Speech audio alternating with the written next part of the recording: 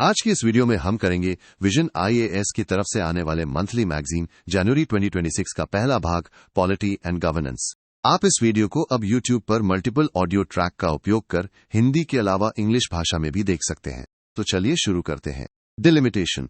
हाल ही में दक्षिण भारत के राज्यों ने इस मुद्दे पर कुछ चिंताएं जाहिर की हैं। उनका मानना है कि अगर लोकसभा की सीटों का बंटवारा सिर्फ जनसंख्या के आधार पर किया गया तो ये उनके साथ नाइंसाफी होगी। साथ ही वे वित्त आयोग द्वारा फंड के बंटवारे को लेकर भी फिक्रमंद हैं। अब सवाल ये उठता है कि आखिर ये परिसीमन है क्या?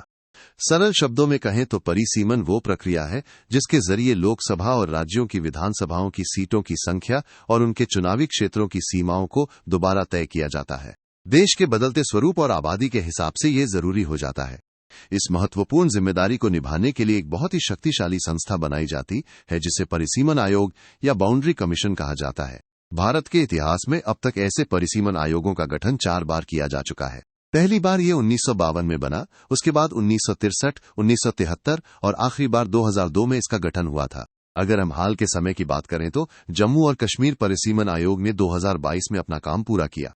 इस प्रक्रिया के तहत केंद्र शासित प्रदेश जम्मू और कश्मीर को 90 विधानसभा क्षेत्रों में बांटा गया, जिसमें से 43 सीटें जम्मू और 47 सीटें कश्मीर के हिस्से में आईं।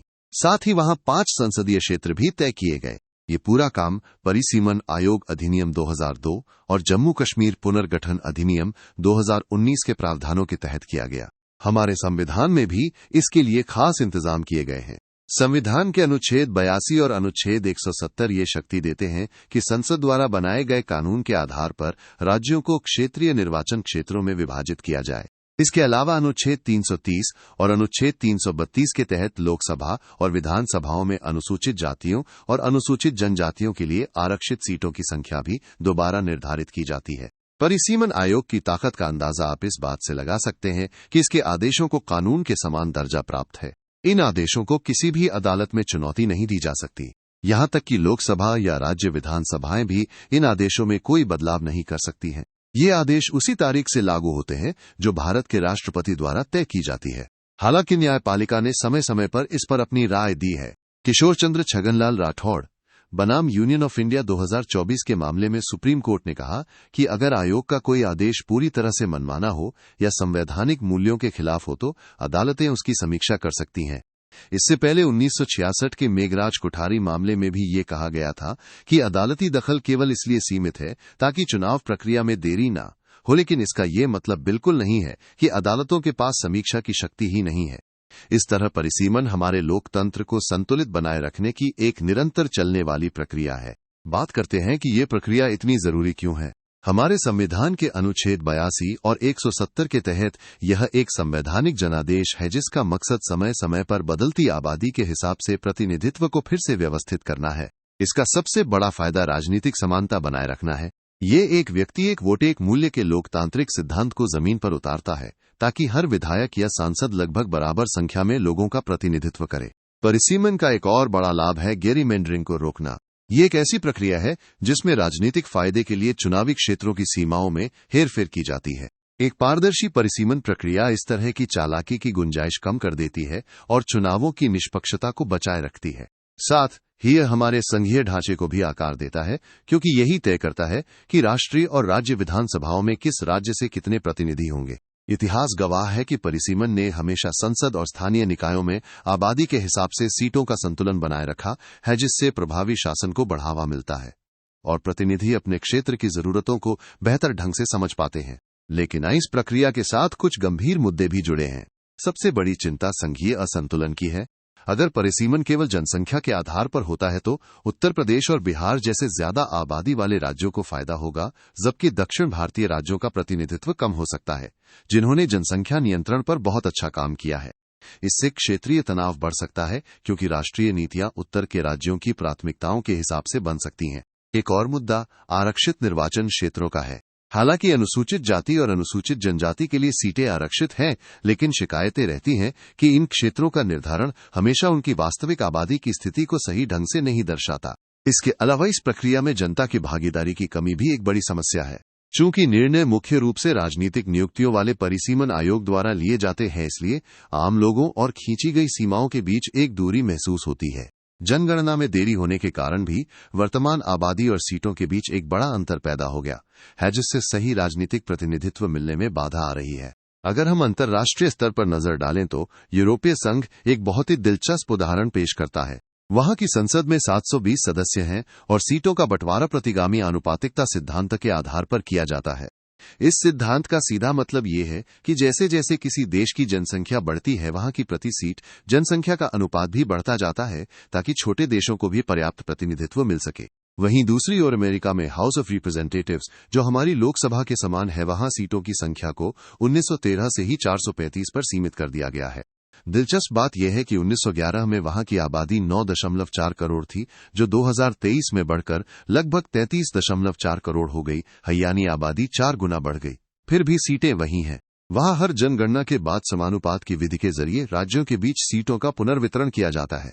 भारत के संदर्भ में भविष्य की राह क्या होनी चाहिए? सबसे पहला सुझाव सीटों के बंटवारे को लेकर है। हमें एक ऐसे फॉर्मूले की जरूरत है जो कुल प्रजनन दर पर आधारित हो। इसमें उन राज्यों को सजा नहीं मिलनी चाहिए जिन्होंने जनसंख्या नियंत्रण में कामयाबी हासिल की है। इसके अलावा पूरी प्रक्रिया को पारदर्शी बनाना होगा। इसमें केवल राजनीतिक नियुक्तियां ही न हों, बल्कि राजनीतिक दलों, नागरिक समाज और आम जनता को भी शामिल किया जाए, ताकि इस पर लोगों का भरोसा बढ़े। एक और जरूरी कदम है नियमित समीक्षा। परिसीमन हर जनगणना के बाद यानी हर 10 साल में होना चाहिए, ताकि बदलती आबादी की सही तस्वीर सामने आती रहे। साथ ही हमें प्रभावी प्रतिनिधित्व सुनिश्चित करना होगा। निर्वाचन क्षेत्रों की सीमाएं तय करते समय प्रशासनिक आसानी और सांस्कृतिक एकता का ध्यान रखना चाहिए, खासकर अनुसूचित जाति और अनुसूचित जनजाति समुदायों के लिए, ताकि मतदाताओं और उनके प्रतिनिधियों के बीच संवाद बना रहे। जहां तक फंड के बंटवारे की बात है, वित्त आयोग को कई पैमानों का संतुलित उपयोग करना चाहिए। जैसे आय की दूरी, जहां कम आय वाले राज्यों को अधिक मदद मिले, और जनसांख्यिकीय प्रदर्शन, जो उन राज्यों को पुरस्कृत करे जिन्होंने प्रजनन दर कम करने में सफलता पाई है। निष्कर्ष के तौर पर हम कह सकते हैं कि भारत को एक ऐसा ढांचा विकसित करना होगा जो लोकतांत्रिक प्रतिनिधित्व और सहकारी संघवाद के बीच संतुलन बनाए। हमें एक पारदर्शी और साक्ष्य आधारित दृष्टिकोण अपनाना होगा, ताकि किसी भी राज्य को उसके प्रगतिशील सामाजिक सुधारों के लिए नुकसान न उठाना पड़े। अगर आपको वीडियो पसंद आ रही है तो अभी इसको लाइक करें। Prevention of corruption act 1988। हाल ही में ये कानून चर्चा में इसलिए आया क्योंकि सुप्रीम कोर्ट ने इसकी एक खास धारा, जिसे धारा 17A कहते हैं, उसकी संवैधानिकता पर एक बटा हुआ फैसला सुनाया है। Centre for public interest litigation बनाम यूनियन ऑफ इंडिया 2026 के मामले में ये फैसला आया। दरअसल इस धारा 17A को साल 2018 के संशोधन के जरिए कानून में जोड़ा गया था। ये धारा कहती है कि अगर किसी लोक सेवक के खिलाफ भ्रष्टाचार की जांच शुरू करनी है तो उससे पहले सरकार से मंजूरी लेना अनिवार्य है। इस मुद्दे पर सुप्रीम कोर्ट के 2 जजों की राय अलग अलग रही। जस्टिस विश्वनाथन का मानना है कि धारा 17A संवैधानिक रूप से वैध है, लेकिन उन्होंने एक शर्त रखी कि ये मंजूरी सरकार के बजाय लोकपाल या राज्य के लोकायुक्त द्वारा तय की जानी चाहिए। दूसरी ओर जस्टिस BV नागरत्ना का मानना है कि ये धारा संविधान के अनुच्छेद 14 का उल्लंघन करती है, क्योंकि ये केवल लोक सेवकों के एक खास वर्ग को सुरक्षा देने की कोशिश करती है, जो समानता के अधिकार के खिलाफ है। अगर हम इतिहास देखें तो 1997 के विनीत नारायण मामले और 2014 के डॉक्टर सुब्रमण्यम स्वामी मामले में भी कोर्ट ने ऐसे प्रावधानों को रद्द कर दिया था, जिनमें वरिष्ठ अधिकारियों के खिलाफ जांच से पहले मंजूरी लेना जरूरी बताया गया था। अब समझते हैं कि भ्रष्टाचार निवारण अधिनियम 1988 असल में है क्या। इसे सरकारी कार्यालयों में भ्रष्टाचार को रोकने के लिए बनाया गया था। ये कानून लोक सेवक की एक विस्तृत परिभाषा देता है। इसमें वो हर व्यक्ति शामिल है जो सरकार या स्थानीय प्राधिकरण की सेवा में है या वहां से वेतन पाता है। इसके अलावा इसमें हर उस जज को भी शामिल किया गया है जो कानूनी रूप से न्याय करने का काम करते हैं। इस कानून के तहत भ्रष्टाचार को बहुत स्पष्ट रूप से समझाया गया है। यदि कोई लोक सेवक अपना आधिकारिक काम करने या न करने के बदले में कानूनी पारिश्रमिक के अलावा किसी भी तरह का लाभ या परितोष स्वीकार करता है या उसकी मांग करता है, तो उसे भ्रष्टाचार माना जाता है। बात करते हैं सजा की। यदि कोई लोक सेवक अपने कर्तव्य के बेईमानी से पालन के लिए कोई अनुचित लाभ या रिश्वत लेता है तो उसे कम से कम 3 साल और अधिकतम 7 साल तक की जेल हो सकती है। साथ ही उस पर जुर्माना भी लगाया जा सकता है। अगर कोई व्यक्ति आदतन अपराधी है, यानी बार बार भ्रष्टाचार करता है, तो उसके लिए सजा और भी सख्त है, कम से कम 5 साल से लेकर 10 साल तक की जेल। जांच कौन कर सकता है, इसके लिए भी कानून में पद तय किए गए हैं। बिना मजिस्ट्रेट के आदेश या वारंट के एक निश्चित रैंक से नीचे का पुलिस अधिकारी जांच या गिरफ्तारी नहीं कर सकता। उदाहरण के लिए दिल्ली विशेष पुलिस स्थापना में इंस्पेक्टर रैंक बड़े महानगरों जैसे मुंबई या अहमदाबाद में सहायक पुलिस आयुक्त और अन्य जगहों पर पुलिस उपाधीक्षक या उससे ऊपर के अधिकारी ही इसकी जांच के लिए अधिकृत हैं। अब एक बड़ा सवाल यह है कि भारत में भ्रष्टाचार इतना फैला हुआ क्यों है? इसके पीछे कई ऐतिहासिक और सामाजिक कारण हैं। आजादी के बाद के समय में लाइसेंस राज जैसी व्यवस्था ने अत्यधिक केंद्रीकृत नियंत्रण पैदा किया, जिससे लाइसेंस और परमिट के लिए रिश्वतखोरी को बढ़ावा मिला। 1980 के दशक के बोफोर्स घोटाले जैसे मामलों ने राजनीति के उच्चतम स्तर पर व्यवस्था की कमजोरियों को उजागर किया था। इसके अलावा राजनीति और नौकरशाही के बीच का साठगांठ भी एक बड़ी वजह है, जहां आपसी मेलजोल से भ्रष्टाचार के नेटवर्क को सुरक्षा दी जाती है। 2010 का आदर्श हाउसिंग घोटाला इसका एक बड़ा उदाहरण है। पूर्व मुख्य आर्थिक सलाहकार प्रोफेसर कौशिक बसु ने एक बहुत ही दिलचस्प शब्द दिया है, भ्रष्टाचार का संस्कृतिकरण। इसका मतलब है कि समाज में अनैतिक व्यवहार को छिपाने के बजाय उसे रुतबे और सामाजिक प्रतिष्ठा से जोड़ दिया गया है, जिससे ये सामान्य बात लगने लगी है। हमारी जांच एजेंसियों जैसे सीबीआई पर सरकारी नियंत्रण होने के कारण उनकी स्वायत्तता कम हो जाती है। साथ ही हमारी न्यायपालिका पर काम का इतना बोझ है कि भ्रष्टाचार के मामले वर्षों तक लटके रहते हैं। केंद्रीय सतर्कता आयोग की रिपोर्ट के अनुसार सीबीआई द्वारा जांच किए गए 7072 मामले अदालतों में लंबित हैं, जिनमें से 379 मामले तो 20 साल से भी ज्यादा पुराने हैं। प्रशासन में गोपनीयता और सूचना के अधिकार जैसे कानूनों का सही से लागू न होना भी पारदर्शिता की कमी पैदा करता है। ट्रांसपेरेंसी इंटरनेशनल की 2025 की रिपोर्ट के अनुसार भारत की रैंकिंग 91 है, लेकिन आज भी भ्रष्टाचार पर रिपोर्टिंग करने वाले पत्रकारों के लिए स्थितियां चुनौतीपूर्ण बनी हुई हैं। चुनाव फंडिंग एक बहुत बड़ा कारण है। चुनावों में होने वाला भारी खर्च और फंडिंग में पारदर्शिता की कमी नेताओं और व्यापारियों के बीच लेन देन के रिश्तों को जन्म देती है। एडीआर की रिपोर्ट बताती है कि 2004 से 2023 के बीच राजनीतिक दलों को मिले चंदे का लगभग 60% हिस्सा अज्ञात स्रोतों से आया था। भ्रष्टाचार पर लगाम लगाने के लिए भारत सरकार ने कई महत्वपूर्ण कानून बनाए हैं, जैसे भगोड़ा आर्थिक अपराधी अधिनियम 2018, जो बेनामी लेन देन, कॉर्पोरेट धोखाधड़ी और टैक्स चोरी कर विदेश भागने वालों पर नकेल कसता है। इसी तरह विसल ब्लोअर संरक्षण अधिनियम 2014 उन साहसी लोगों को सुरक्षा देता है जो सरकारी तंत्र में हो रहे भ्रष्टाचार या शक्ति के दुरुपयोग का खुलासा करते हैं। लोकपाल और लोकायुक्त अधिनियम 2013 एक मील का पत्थर है, क्योंकि ये प्रधानमंत्री तक के खिलाफ भ्रष्टाचार के आरोपों की जांच करने की शक्ति रखता है। अंतर्राष्ट्रीय स्तर पर भी भारत ने 2011 में भ्रष्टाचार के विरुद्ध संयुक्त राष्ट्र सम्मेलन की पुष्टि की है, जो भ्रष्टाचार के खिलाफ एक वैश्विक संधि है। इसके अलावा सूचना का अधिकार अधिनियम 2005 ने नागरिकों को सरकारी कामकाज की जानकारी तक आसान पहुंच देकर पारदर्शिता बढ़ाई है, जबकि केंद्रीय सतर्कता आयोग सार्वजनिक प्रशासन में जवाबदेही तय करने का काम करता है। भविष्य की राह के लिए हमें कुछ बड़े सुधारों की जरूरत है। द्वितीय प्रशासनिक सुधार आयोग ने सिफारिश की है कि राज्यों के भ्रष्टाचार निरोधक ब्यूरो को राज्य सतर्कता आयोग के नियंत्रण में लाया जाना चाहिए। साथ ही आर्थिक अपराध इकाइयों को मजबूत करना और सरकारी कर्मचारियों के लिए एक आचार संहिता विकसित करना अनिवार्य है, ताकि नैतिक व्यवहार को बढ़ावा मिले। सरकारी खरीद को पारदर्शी बनाने के लिए डिजिटल ई प्रोक्योरमेंट और ब्लॉकचेन जैसी तकनीक का उपयोग किया जा सकता है, जिससे फंड की हेराफेरी रोकी जा सके। न्यायिक सुधारों के अंतर्गत विशेष अदालतों का गठन और समयबद्ध सुनवाई बहुत जरूरी है, ताकि भ्रष्टाचारियों को जल्द सजा मिल सके। इसके अलावा राजनीतिक फंडिंग में पारदर्शिता लाने के लिए दान का अनिवार्य खुलासा और खर्च की सीमा तय करना जैसे कदम नेताओं और व्यापारियों के बीच के गलत गठजोड़ को तोड़ सकते हैं। अंत में सीबीआई, सीवीसी और प्रवर्तन निदेशालय जैसी संस्थाओं को और अधिक स्वायत्तता और संसाधन देने होंगे। निष्कर्ष के तौर पर भ्रष्टाचार निवारण अधिनियम की धारा 17A जैसे प्रावधानों पर न्यायिक स्पष्टता और चुनावी फंडिंग में सुधार ही भारत को एक पारदर्शी और समावेशी प्रशासन की ओर ले जा सकते हैं। ये केवल संस्थागत कार्रवाई और समाज की सामूहिक प्रतिबद्धता से ही संभव है। आप इस कोर्सेज टैब से विजन IAS मैगजीन 2025 और 2026 साल की फुल वीडियो हिंदी और इंग्लिश में देख सकते हो। Urban water governance. हाल ही में इंदौर में दूषित नगर निगम के पानी के कारण पैदा हुए स्वास्थ्य संकट ने हमारी शहरी व्यवस्थाओं की पोल खोल दी है और ये दिखाया है कि हमारे शहरों का जल तंत्र कितना संवेदनशील है। इस घटना की गंभीरता को देखते हुए राष्ट्रीय मानवाधिकार आयोग ने खुद इस मामले का संज्ञान लिया है। आयोग ने पाया कि जिस मुख्य पाइपलाइन से इलाके में पीने के पानी की आपूर्ति हो रही थी, वह एक सार्वजनिक शौचालय के नीचे से गुजर रही थी, जिसकी वजह से पानी की गुणवत्ता पूरी तरह खराब हो गई। लैब जांच में पता चला कि इस दूषित पानी में ई कोलाई, साल्मोनेला और विब्रियो कोलेरी जैसे खतरनाक बैक्टीरिया के साथ साथ कई वायरस और फंगस भी मौजूद थे। इन सूक्ष्म जीवों के कारण लोगों को पॉलीमाइक्रोबियल संक्रमण हुआ, जिससे शरीर के कई अंगों ने काम करना बंद कर दिया और सेप्सिस जैसी जानलेवा स्थिति पैदा हो गई। अब समझते हैं कि हमारे देश में पानी की व्यवस्था कैसे काम करती है। संविधान की 7वीं अनुसूची के तहत जल आपूर्ति एक राज्य का विषय है। इसका मतलब है कि पानी की सप्लाई की योजना बनाना, डिजाइन तैयार करना, फंड जुटाना और उसे बनाए रखने की पूरी जिम्मेदारी राज्य सरकारों और शहरी स्थानीय निकायों की होती है। 74वें संवैधानिक संशोधन ने नगर पालिकाओं को जमीन के नियमन से लेकर पानी की आपूर्ति, स्वच्छता और पर्यावरण संरक्षण तक का व्यापक अधिकार दिया है। राष्ट्रीय स्तर पर केंद्रीय आवास और शहरी मामलों के मंत्रालय अमृत और अमृत 2.0 जैसे कार्यक्रमों के जरिए शहरों के जल बुनियादी ढांचे की देखरेख करते हैं।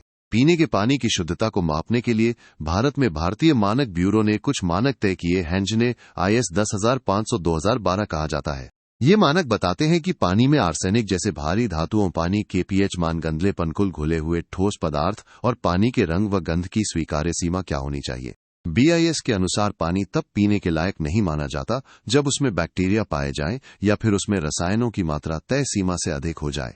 उदाहरण के लिए फ्लोराइड 1.5 मिलीग्राम प्रति लीटर से अधिक नहीं होना चाहिए और TDS 2000 मिलीग्राम प्रति लीटर से ज्यादा नहीं होना चाहिए। शहरी जल शासन का महत्व।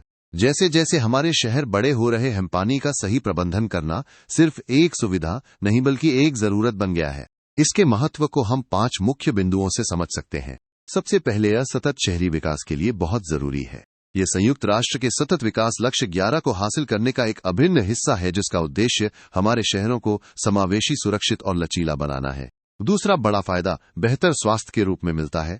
जब पानी का प्रबंधन सही होता है तो टाइफाइड और हेपेटाइटिस ए जैसी पानी से होने वाली बीमारियों में कमी आती है और साफ सफाई का स्तर सुधरता है। इसका तीसरा पहलू जल बुनियादी ढांचे का निर्माण करना है। एक अच्छा शासन तंत्र निवेशकों के लिए जोखिम को कम करता है, जिससे जल क्षेत्र के बड़े प्रोजेक्ट्स में निवेश करना आसान हो जाता है। चौथा और कानूनी रूप से सबसे महत्वपूर्ण बिंदु है जीवन के लिए पानी का अधिकार। हमारे संविधान के अनुच्छेद 21 के तहत जीवन के अधिकार में सुरक्षित पीने के पानी तक पहुंच भी शामिल है और जल शासन इसी अधिकार को सुनिश्चित करता है। ये जल सुरक्षा के लिए अनिवार्य है। बढ़ती आबादी और पानी की किल्लत के इस दौर में एक मजबूत शासन प्रणाली ही ये सुनिश्चित कर सकती है कि शहरी आबादी की बढ़ती मांग के बावजूद हर किसी को भरोसेमंद तरीके से पानी मिलता रहे। हम उन गंभीर चुनौतियों की बात करेंगे जो हमारे शहरों के जल शासन को कमजोर बना रही हैं। सबसे बड़ी समस्या है मांग और आपूर्ति के बीच का बढ़ता अंतर।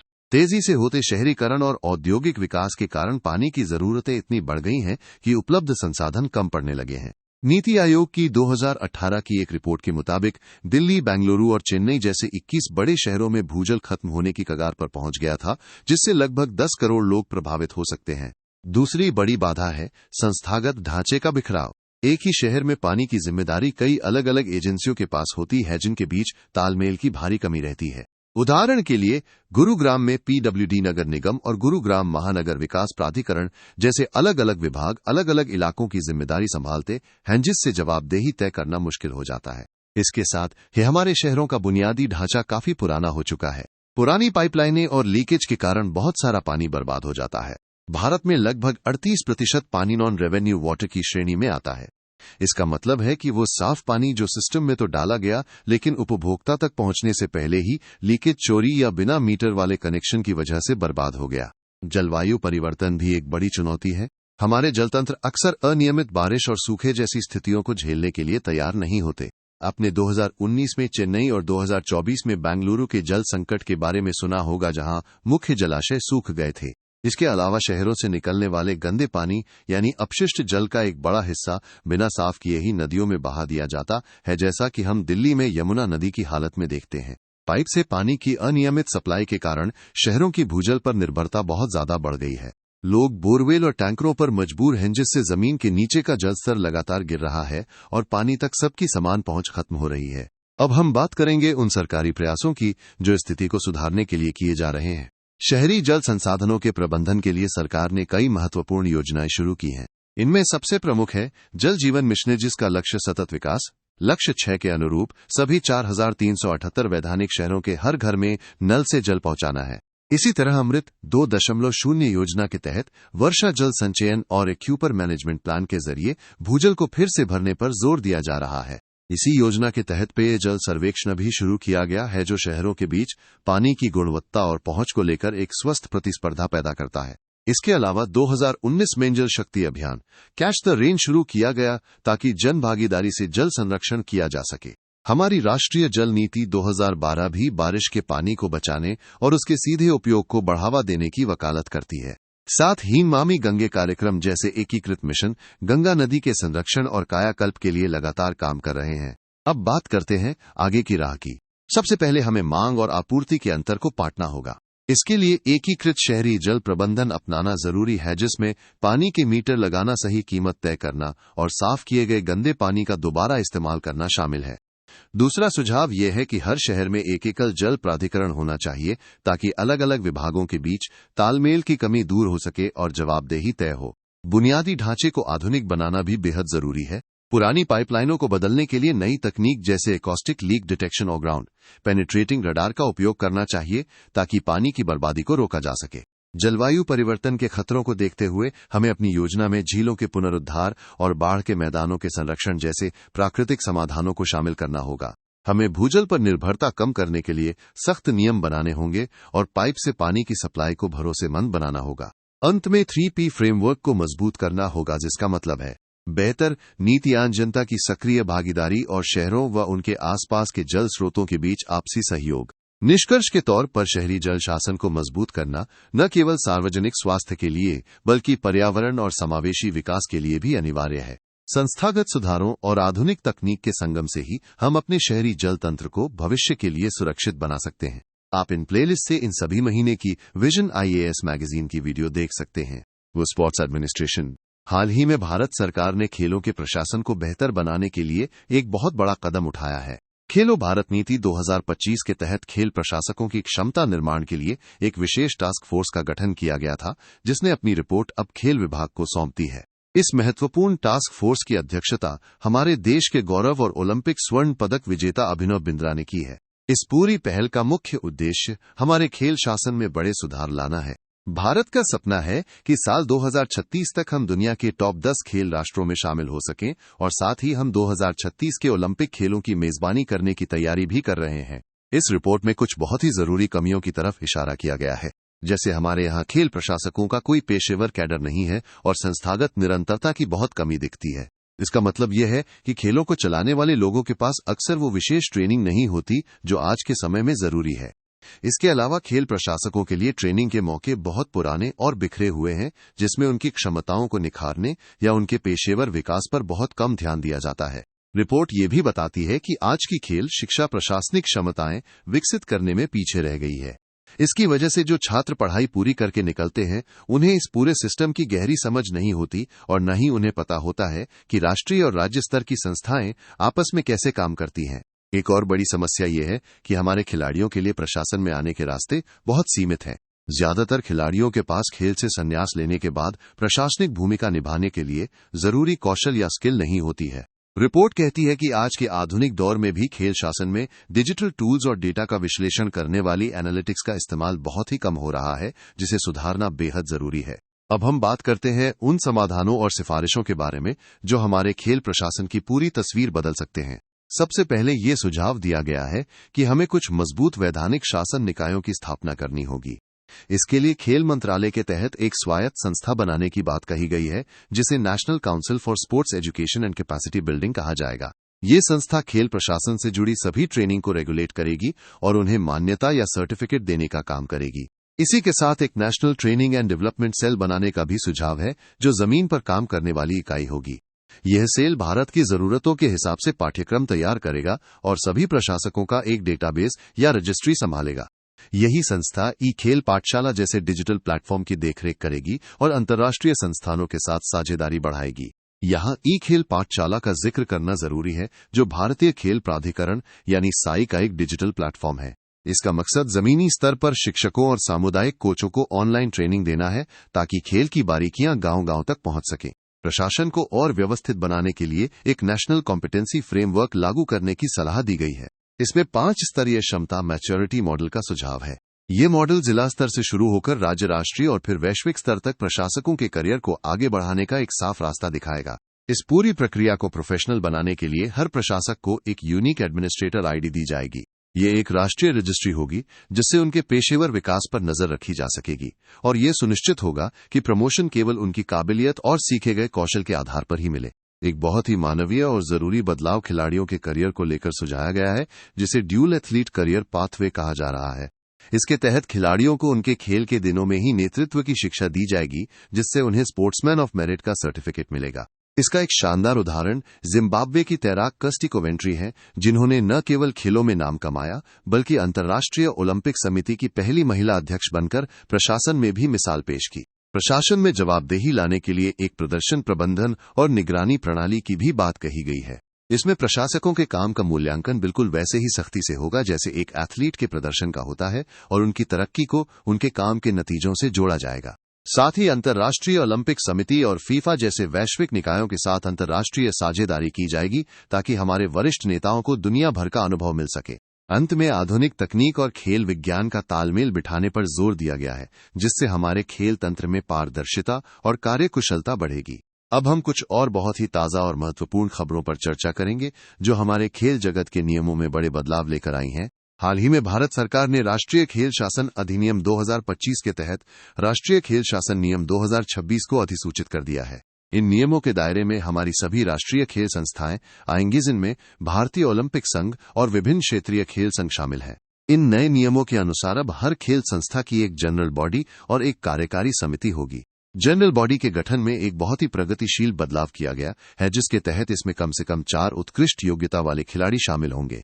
इन खिलाड़ियों की उम्र 25 साल से कम नहीं होनी चाहिए, और सबसे खास बात यह है कि इनमें से 50% महिलाएं होनी अनिवार्य है।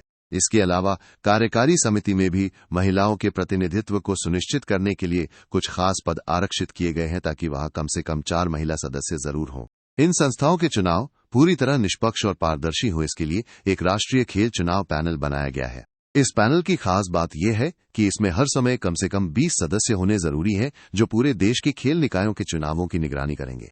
साथ ही नियमों में अयोग्यता के कड़े प्रावधान भी रखे गए हैं। अगर किसी व्यक्ति को अदालत द्वारा दोषी ठहराया गया है और उसे जेल की सजा मिली है, तो वो इन खेल निकायों का हिस्सा नहीं बन पाएगा।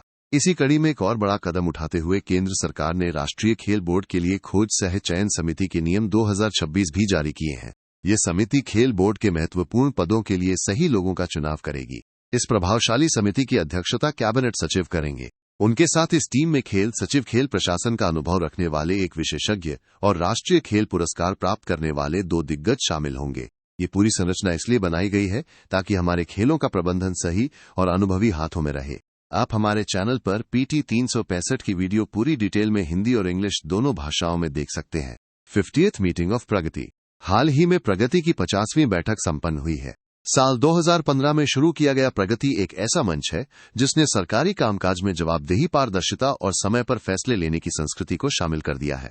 ये एक बहुउद्देशीय और तकनीक से लैस प्लेटफॉर्म है जो सरकार के सभी स्तरों को आपस में जोड़ता है, ताकि शासन की प्रक्रिया आसान हो सके। प्रगति की सबसे खास बात इसकी टीम इंडिया की भावना है। इन बैठकों की अध्यक्षता खुद प्रधानमंत्री करते हैं, और इसमें राज्यों के मुख्य सचिवों और केंद्र के मंत्रालयों के बीच सीधा संवाद होता है। इसके साथ ही यह मंच PM गति, शक्ति और परिवेश जैसे महत्वपूर्ण शासन उपकरणों को भी होस्ट करता है। इसकी सफलता का अंदाजा आप इस बात से लगा सकते हैं कि ऑक्सफोर्ड यूनिवर्सिटी के सैद बिजनेस स्कूल ने इसे एक वैश्विक बेंचमार्क माना है और इसे रियल टाइम प्रोजेक्ट मॉनिटरिंग के लिए सच का इकलौता स्रोत करार दिया है। अब हम प्रगति के उन मुख्य उद्देश्यों के बारे में बात करेंगे जो इसे भारतीय शासन व्यवस्था का एक गेम चेंजर बनाते हैं। इसके 3 सबसे प्रमुख लक्ष्य हैं जो देश के विकास की गति तय करते हैं। पहला बड़ा उद्देश्य है महत्वपूर्ण बुनियादी ढांचा परियोजनाओं को रफ्तार देना। अक्सर बहुत सी बड़ी योजनाएं सरकारी अड़चनों या बॉटलनेक्स की वजह से रुकी रहती हैं। प्रगति मंच ये सुनिश्चित करता है कि ऐसी परियोजनाओं की पहचान की जाए और उनके रास्ते में आने वाली रुकावटों को तुरंत दूर करके उन्हें फास्ट ट्रैक किया जाए। दूसरा महत्वपूर्ण लक्ष्य है प्रमुख कल्याणकारी योजनाओं के नतीजों में सुधार करना। सरकार की कई ऐसी योजनाएं होती हैं जो जनता की भलाई के लिए तो बनाई जाती हैं, लेकिन किन्हीं कारणों से उनका प्रदर्शन उम्मीद के मुताबिक नहीं होता या वे सब ऑप्टिमल रहती हैं। प्रगति के माध्यम से इन योजनाओं की बारीकी से समीक्षा की जाती है ताकि आम आदमी तक इनका पूरा लाभ पहुंच सके। तीसरा और जनता से सीधे तौर पर जुड़ा उद्देश्य है नागरिकों की शिकायतों का निवारण, चाहे वो शिक्षा, स्वास्थ्य या कोई अन्य क्षेत्र हो। प्रगति ये सुनिश्चित करता है कि विभिन्न क्षेत्रों में नागरिकों की जो भी समस्याएं हैं उनका समय पर और प्रभावी समाधान निकाला जाए। इस तरह ये मंच न केवल बड़े प्रोजेक्ट्स बल्कि आम आदमी की छोटी छोटी जरूरतों पर भी नजर रखता है। प्रगति ने हमारे देश में सहकारी संघवाद की एक बेहतरीन मिसाल पेश की है। इसने केंद्र और राज्यों को एक टीम के रूप में काम करने का मौका दिया है, जहां मंत्रालय और विभाग अपनी सीमाओं से बाहर निकलकर मिलकर समस्याओं का समाधान करते हैं। इसकी शुरुआत से लेकर अब तक भारत सरकार के लगभग 500 सचिवों और राज्यों के मुख्य सचिवों ने इन बैठकों में हिस्सा लिया है। सबसे बड़ी उपलब्धि ये है कि परियोजनाओं से जुड़ी करीब 94% समस्याओं को हल कर लिया गया है, जिससे समय की बर्बादी, बढ़ती लागत और आपसी तालमेल की कमियों को दूर किया जा सका है। इस मंच ने उन प्रोजेक्ट्स को भी फिर से जीवित कर दिया है जो सालों से अटके हुए थे। इसका एक बड़ा उदाहरण जम्मू उधमपुर श्रीनगर बारामूला रेल लिंक है, जिसे 1994 में मंजूरी मिली थी, लेकिन प्रगति की वजह से ये साल 2025 में शुरू हो सका। इसी तरह नवी मुंबई इंटरनेशनल एयरपोर्ट और ब्रह्मपुत्र नदी पर बना बोगीबील रेल सह सड़क पुल जैसे बड़े प्रोजेक्ट्स भी इसी सक्रिय शासन की वजह से पूरे हो पाए हैं। सेंसस 2027 भारत की 16वीं जनगणना की प्रक्रिया अब पूरी तरह से तैयार है। इसके पहले चरण को हाउस लिस्टिंग ऑपरेशन कहा जाता है, जो अप्रैल और सितंबर 2026 के बीच सभी राज्यों और केंद्र शासित प्रदेशों में आयोजित किया जाएगा। इसके बाद दूसरा चरण यानी जनसंख्या गणना फरवरी 2027 के लिए निर्धारित किया गया है। यहाँ एक विशेष बात ध्यान रखने वाली है कि लद्दाख जैसे केंद्र शासित प्रदेश और जम्मू कश्मीर, हिमाचल प्रदेश और उत्तराखंड के बर्फबारी वाले इलाकों में जनसंख्या गणना का काम थोड़ा पहले यानी सितंबर 2026 में ही कर लिया जाएगा। ये जनगणना कई मायनों में खास होने वाली है, क्योंकि ये भारत की पहली डिजिटल जनगणना होगी। इसमें डेटा इकट्ठा करने के लिए गणना करने वाले कर्मचारी मुख्य रूप से मोबाइल ऐप्स का इस्तेमाल करेंगे। एक और ऐतिहासिक बदलाव ये है कि इस जनगणना में देशव्यापी जाति गणना को शामिल किया जाएगा।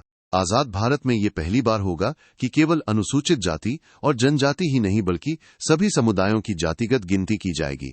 इससे पहले ऐसी व्यापक जाति गणना आखिरी बार साल 1931 में हुई थी। इस डिजिटल बदलाव को आसान बनाने के लिए सरकार ने कई आधुनिक सुविधाएं दी हैं, जैसे कि सेल्फ एन्यूमरेशन पोर्टल, जहां नागरिक खुद सुरक्षित तरीके से अपनी जानकारी भर सकेंगे। प्रशासनिक स्तर पर काम को बेहतर बनाने के लिए जनगणना प्रबंधन और निगरानी प्रणाली यानी CMMS नाम का एक डिजिटल पोर्टल बनाया गया है, जिससे अधिकारी काम की प्रगति को ट्रैक कर सकेंगे।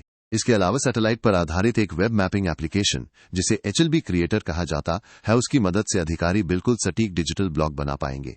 अंत में इस पूरी प्रक्रिया को जनगणना एक सेवा के रूप में देखा जा रहा है।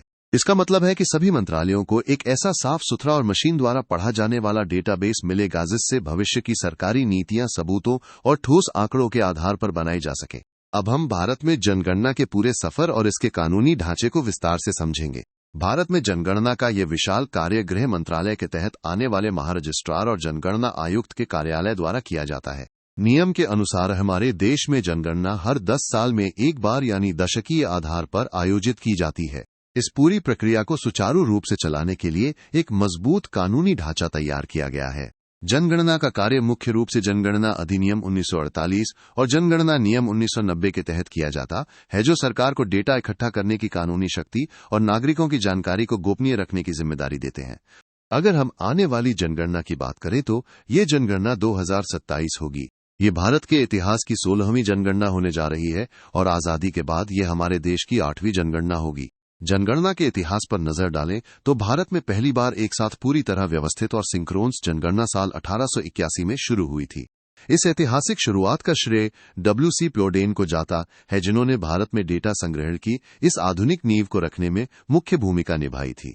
तब से लेकर आज तक जनगणना हमारे देश के विकास की योजनाएं बनाने का सबसे विश्वसनीय आधार रही है। रोमियो जूलियट क्लॉज इन पॉक्सो एक्ट। हाल ही में भारत के सर्वोच्च न्यायालय ने पॉक्सो एक्ट यानी बच्चों को यौन अपराधों से बचाने वाले कानून के दुरुपयोग पर अपनी चिंता व्यक्त की है। अदालत ने केंद्र सरकार से आग्रह किया है कि वे किशोरों के बीच आपसी सहमति से बनने वाले रिश्तों के मामलों में इस विशेष क्लॉज पर विचार करें, ताकि बच्चों की सुरक्षा और व्यक्तिगत स्वतंत्रता के बीच एक सही संतुलन बनाया जा सके। अदालत ने अपने फैसले में इस बात पर जोर दिया है कि अक्सर इस कड़े कानून का गलत इस्तेमाल देखने को मिलता है। कई बार परिवारों द्वारा आपसी सहमति वाले रिश्तों के विरोध में पीड़ित की उम्र को गलत तरीके से पेश किया जाता है, ताकि मामले को पॉक्सो की सख्त धाराओं के तहत लाया जा सके। सर्वोच्च न्यायालय का मानना है कि इस कानून का इस्तेमाल युवाओं के बीच के रिश्तों को दबाने के लिए एक हथियार की तरह किया जा रहा है। इसी समस्या को सुलझाने के लिए रोमियो जूलियट क्लॉज का सुझाव दिया गया है। इसका मुख्य उद्देश्य उन किशोरों को पॉक्सो की कठोर सजा से छूट देना है जो आपसी सहमति से रिश्ते में है और जहां दोनों पक्षों के बीच उम्र का अंतर बहुत कम है। अदालत का यह भी कहना है कि अगर हम रिश्तों की सहमति वाली प्रकृति को पूरी तरह नजरअंदाज कर देते हैं तो इससे निर्दोष लोगों को गलत तरीके से जेल जाना पड़ सकता है, जो उनके भविष्य के लिए बहुत नुकसानदेह है। अब हम पॉक्सो एक्ट 2012 के उस बुनियादी ढांचे को समझेंगे जो बच्चों की सुरक्षा के लिए एक मजबूत कवच की तरह काम करता है। इस कानून का मुख्य उद्देश्य 18 साल से कम उम्र के बच्चों को यौन हमले, उत्पीड़न और पोर्नोग्राफी जैसे गंभीर अपराधों से पूरी सुरक्षा देना है। इस कानून की एक बहुत बड़ी विशेषता यह है कि ये पूरी तरह से लिंग तटस्थ है। इसका मतलब यह है कि ये कानून सभी बच्चों पर समान रूप से लागू होता है, चाहे वो बच्चा लड़का हो या लड़की। साथ ही ये अपराधी के लिंग पर भी ध्यान नहीं देता, बल्कि केवल बच्चे की सुरक्षा को प्राथमिकता देता है।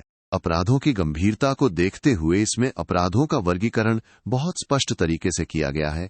ये कानून यौन हमलों को अलग अलग श्रेणियों में बांटता है और गंभीर मामलों के लिए उम्र कैद तक की सख्त सजा का प्रावधान करता है। अंत में बच्चों को त्वरित न्याय दिलाने के लिए विशेष अदालतों की व्यवस्था की गई है। यहाँ इन कैमरा ट्रायल होते हैं ताकि बच्चे की पहचान सुरक्षित रहे और कोशिश की जाती है कि 1 साल के भीतर मामले का निपटारा हो जाए। ये पूरी प्रक्रिया बाल अनुकूल बनाई गई है, जिसमें बच्चे के मुआवजे और पुनर्वास का भी खास ख्याल रखा जाता है। अगर हो सके तो वीडियो को लाइक कर एक अच्छा सा कमेंट जरूर करिए, इससे हमें अच्छी वीडियो बनाने का प्रोत्साहन मिलता है। Land stack.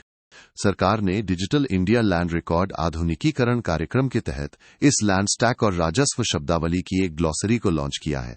ये पहल हमारे देश में जमीन और संपत्ति के रिकॉर्ड रखने के पुराने तरीकों को पूरी तरह से बदलने वाली है। लैंड स्टैक असल में एक एकीकृत GIS आधारित डिजिटल प्लेटफॉर्म है।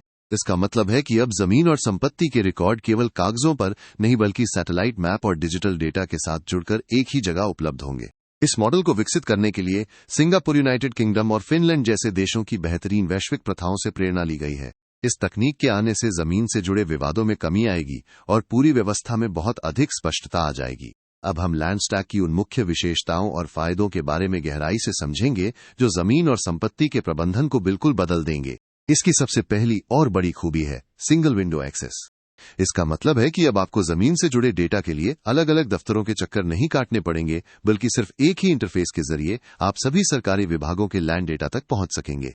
इसका दूसरा बड़ा फायदा सूचित निर्णय लेने में मिलता है। ये प्लेटफॉर्म नागरिकों को वो सारी सटीक जानकारी उपलब्ध कराता है जिसकी मदद से वे संपत्ति खरीदते या बेचते समय सही और समझदारी भरे विकल्प चुन सकें। इसके साथ ही यह जोखिम को कम करने में भी बहुत सहायक है। जब सारी जानकारी पारदर्शी होगी तो अनधिकृत या नियमों का पालन न करने वाली संपत्तियों से जुड़े खतरे अपने आप कम हो जाएंगे, जिससे आम आदमी धोखाधड़ी से बच सकेगा। अंत में यह व्यवस्था बेहतर समन्वय को बढ़ावा देती है। ये अलग अलग सरकारी विभागों के बीच सहयोग और संचार को इतना मजबूत बना देती है कि फाइलों का काम तेजी से होता है और पारदर्शिता बढ़ती है। पंखुड़ी पोर्टल। महिला एवं बाल विकास मंत्रालय ने पंखुड़ी पोर्टल की शुरुआत की है, जो हमारे समाज के कल्याण के लिए एक नई उम्मीद लेकर आया है। पंखुड़ी पोर्टल असल में कॉर्पोरेट सामाजिक उत्तरदायित्व यानी CSR और साझेदारी को बढ़ावा देने वाला एक एकीकृत सिंगल विंडो डिजिटल प्लेटफॉर्म है। इस पोर्टल की सबसे बड़ी खासियत यह है कि ये समाज के अलग अलग हिस्सों को एक साथ लाता है। इसमें आम नागरिक, प्रवासी, भारतीय गैर सरकारी संगठन, बड़ी कंपनियां और सरकारी एजेंसियां सब एक मंच पर जुड़ सकते हैं। ये पोर्टल उन सभी व्यक्तिगत और संस्थागत योगदानों को व्यवस्थित और एकजुट करता है जो पोषण, स्वास्थ्य, प्रारंभिक बचपन की देखभाल और शिक्षा और बाल कल्याण जैसे महत्वपूर्ण क्षेत्रों में किए जाते हैं। इस पूरे मिशन का मुख्य उद्देश्य महिला और बाल विकास की योजनाओं में समन्वय, पारदर्शिता और सभी हितधारकों की भागीदारी को और अधिक मजबूत और ढांचागत बनाना है। ECI net. चुनाव आयोग ने लोकतंत्र और चुनाव प्रबंधन पर आयोजित एक अंतर्राष्ट्रीय सम्मेलन के दौरान ECI नेट नाम का एक नया डिजिटल प्लेटफॉर्म लॉन्च किया है। ये प्लेटफॉर्म चुनावों को और अधिक पारदर्शी और सुव्यवस्थित बनाने की दिशा में एक बड़ा कदम माना जा रहा है। आपको बता दें कि इस प्लेटफॉर्म का इस्तेमाल अचानक से शुरू नहीं किया गया है, बल्कि इसके बीटा वर्जन यानी शुरुआती संस्करण का साल 2025 के बिहार विधानसभा चुनावों के दौरान सफलतापूर्वक पायलट टेस्ट किया गया था। वहां मिली सफलता और अनुभवों के बाद अब इसे पूरी तरह से लागू किया जा रहा है ताकि भविष्य के चुनावों में तकनीक के माध्यम से प्रबंधन को और बेहतर बनाया जा सके। अब हम ECI नेट प्लेटफॉर्म के बारे में विस्तार से समझेंगे, जिसे भारत का डिजिटल चुनावी इकोसिस्टम कहा जा रहा है। सरल शब्दों में कहें तो ये भारतीय चुनाव आयोग का एक एकीकृत डिजिटल ढांचा है। इसकी सबसे बड़ी खासियत यह है कि ये चुनाव से जुड़ी तमाम प्रक्रियाओं का शुरू से अंत तक प्रबंधन केवल एक ही सिंगल यूनिफाइड प्लेटफॉर्म के जरिए करने की सुविधा देता है। अगर हम इसके पैमाने या स्केल की बात करें तो ये दुनिया का सबसे बड़ा सर्विस प्लेटफॉर्म है जो इतने विशाल स्तर पर चुनावी सेवाओं का संचालन करता है। ये तकनीक न केवल प्रशासन के लिए मददगार है, बल्कि आम नागरिकों के लिए भी कई महत्वपूर्ण सेवाएं आसान बना देती है। इस प्लेटफॉर्म के जरिए मतदाता अपना पंजीकरण करवा सकते हैं और चुनावी नामावली या वोटर लिस्ट में अपना नाम खोज सकते हैं। इसके अलावा अगर आपने किसी सेवा के लिए आवेदन किया है तो आप अपने आवेदन की स्थिति को ट्रैक भी कर सकते हैं।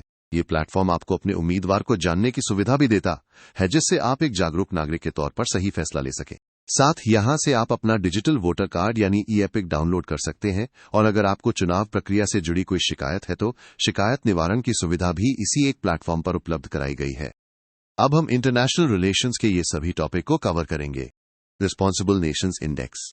हाल ही में वर्ल्ड इंटेलेक्चुअल फाउंडेशन ने नई दिल्ली में इस खास इंडेक्स को लॉन्च किया है। इस सूचकांक को बनाने के पीछे एक बहुत ही गहरी सोच छिपी है, जिसे इसका मूल दर्शन कह सकते हैं। यह इंडेक्स दुनिया का ध्यान शक्ति से हटाकर जिम्मेदारी की ओर ले जाना चाहता है। इसका मानना है कि किसी देश की असली ताकत इसमें नहीं है कि वो कितना शक्तिशाली है, बल्कि इसमें है कि वो अपने लोगों, अपनी धरती और पूरी दुनिया के प्रति कितना जिम्मेदार है। इस महत्वपूर्ण रिपोर्ट को तैयार करने में वर्ल्ड इंटेलेक्चुअल फाउंडेशन के साथ जवाहरलाल नेहरू विश्वविद्यालय और IIM मुंबई जैसे बड़े संस्थानों ने मिलकर काम किया है। इस सूचकांक का दायरा काफी बड़ा है, क्योंकि इसमें दुनिया के 154 देशों का बारीकी से मूल्यांकन किया गया है। अगर हम इसके ढांचे को समझें तो इसमें कुल 58 खास संकेतकों को चुना गया है, जिन्हें 13 उप विषयों और 7 विषयों में बांटा गया है, और अंत में ये सभी मिलकर 3 मुख्य आयाम बनाते हैं। किसी देश की असलियत को 3 मुख्य पैमानों पर परखता है। सबसे पहले हम बात करते हैं आंतरिक जिम्मेदारी की, जिसका सीधा संबंध वहां के नागरिकों की भलाई और शासन से है। इसका मतलब यह है कि क्या उस देश में न्याय और कानून का शासन मौजूद है जहां हर किसी को बराबर का हक मिले। एक जिम्मेदार देश वो है जहां नागरिकों की गरिमा और उनके अधिकारों का सम्मान किया जाता है। इसके साथ ही ये भी देखा जाता है कि समाज के हर वर्ग को साथ लेकर चला जा रहा है, ये नहीं जिसे हम सामाजिक समावेश और समानता कहते हैं।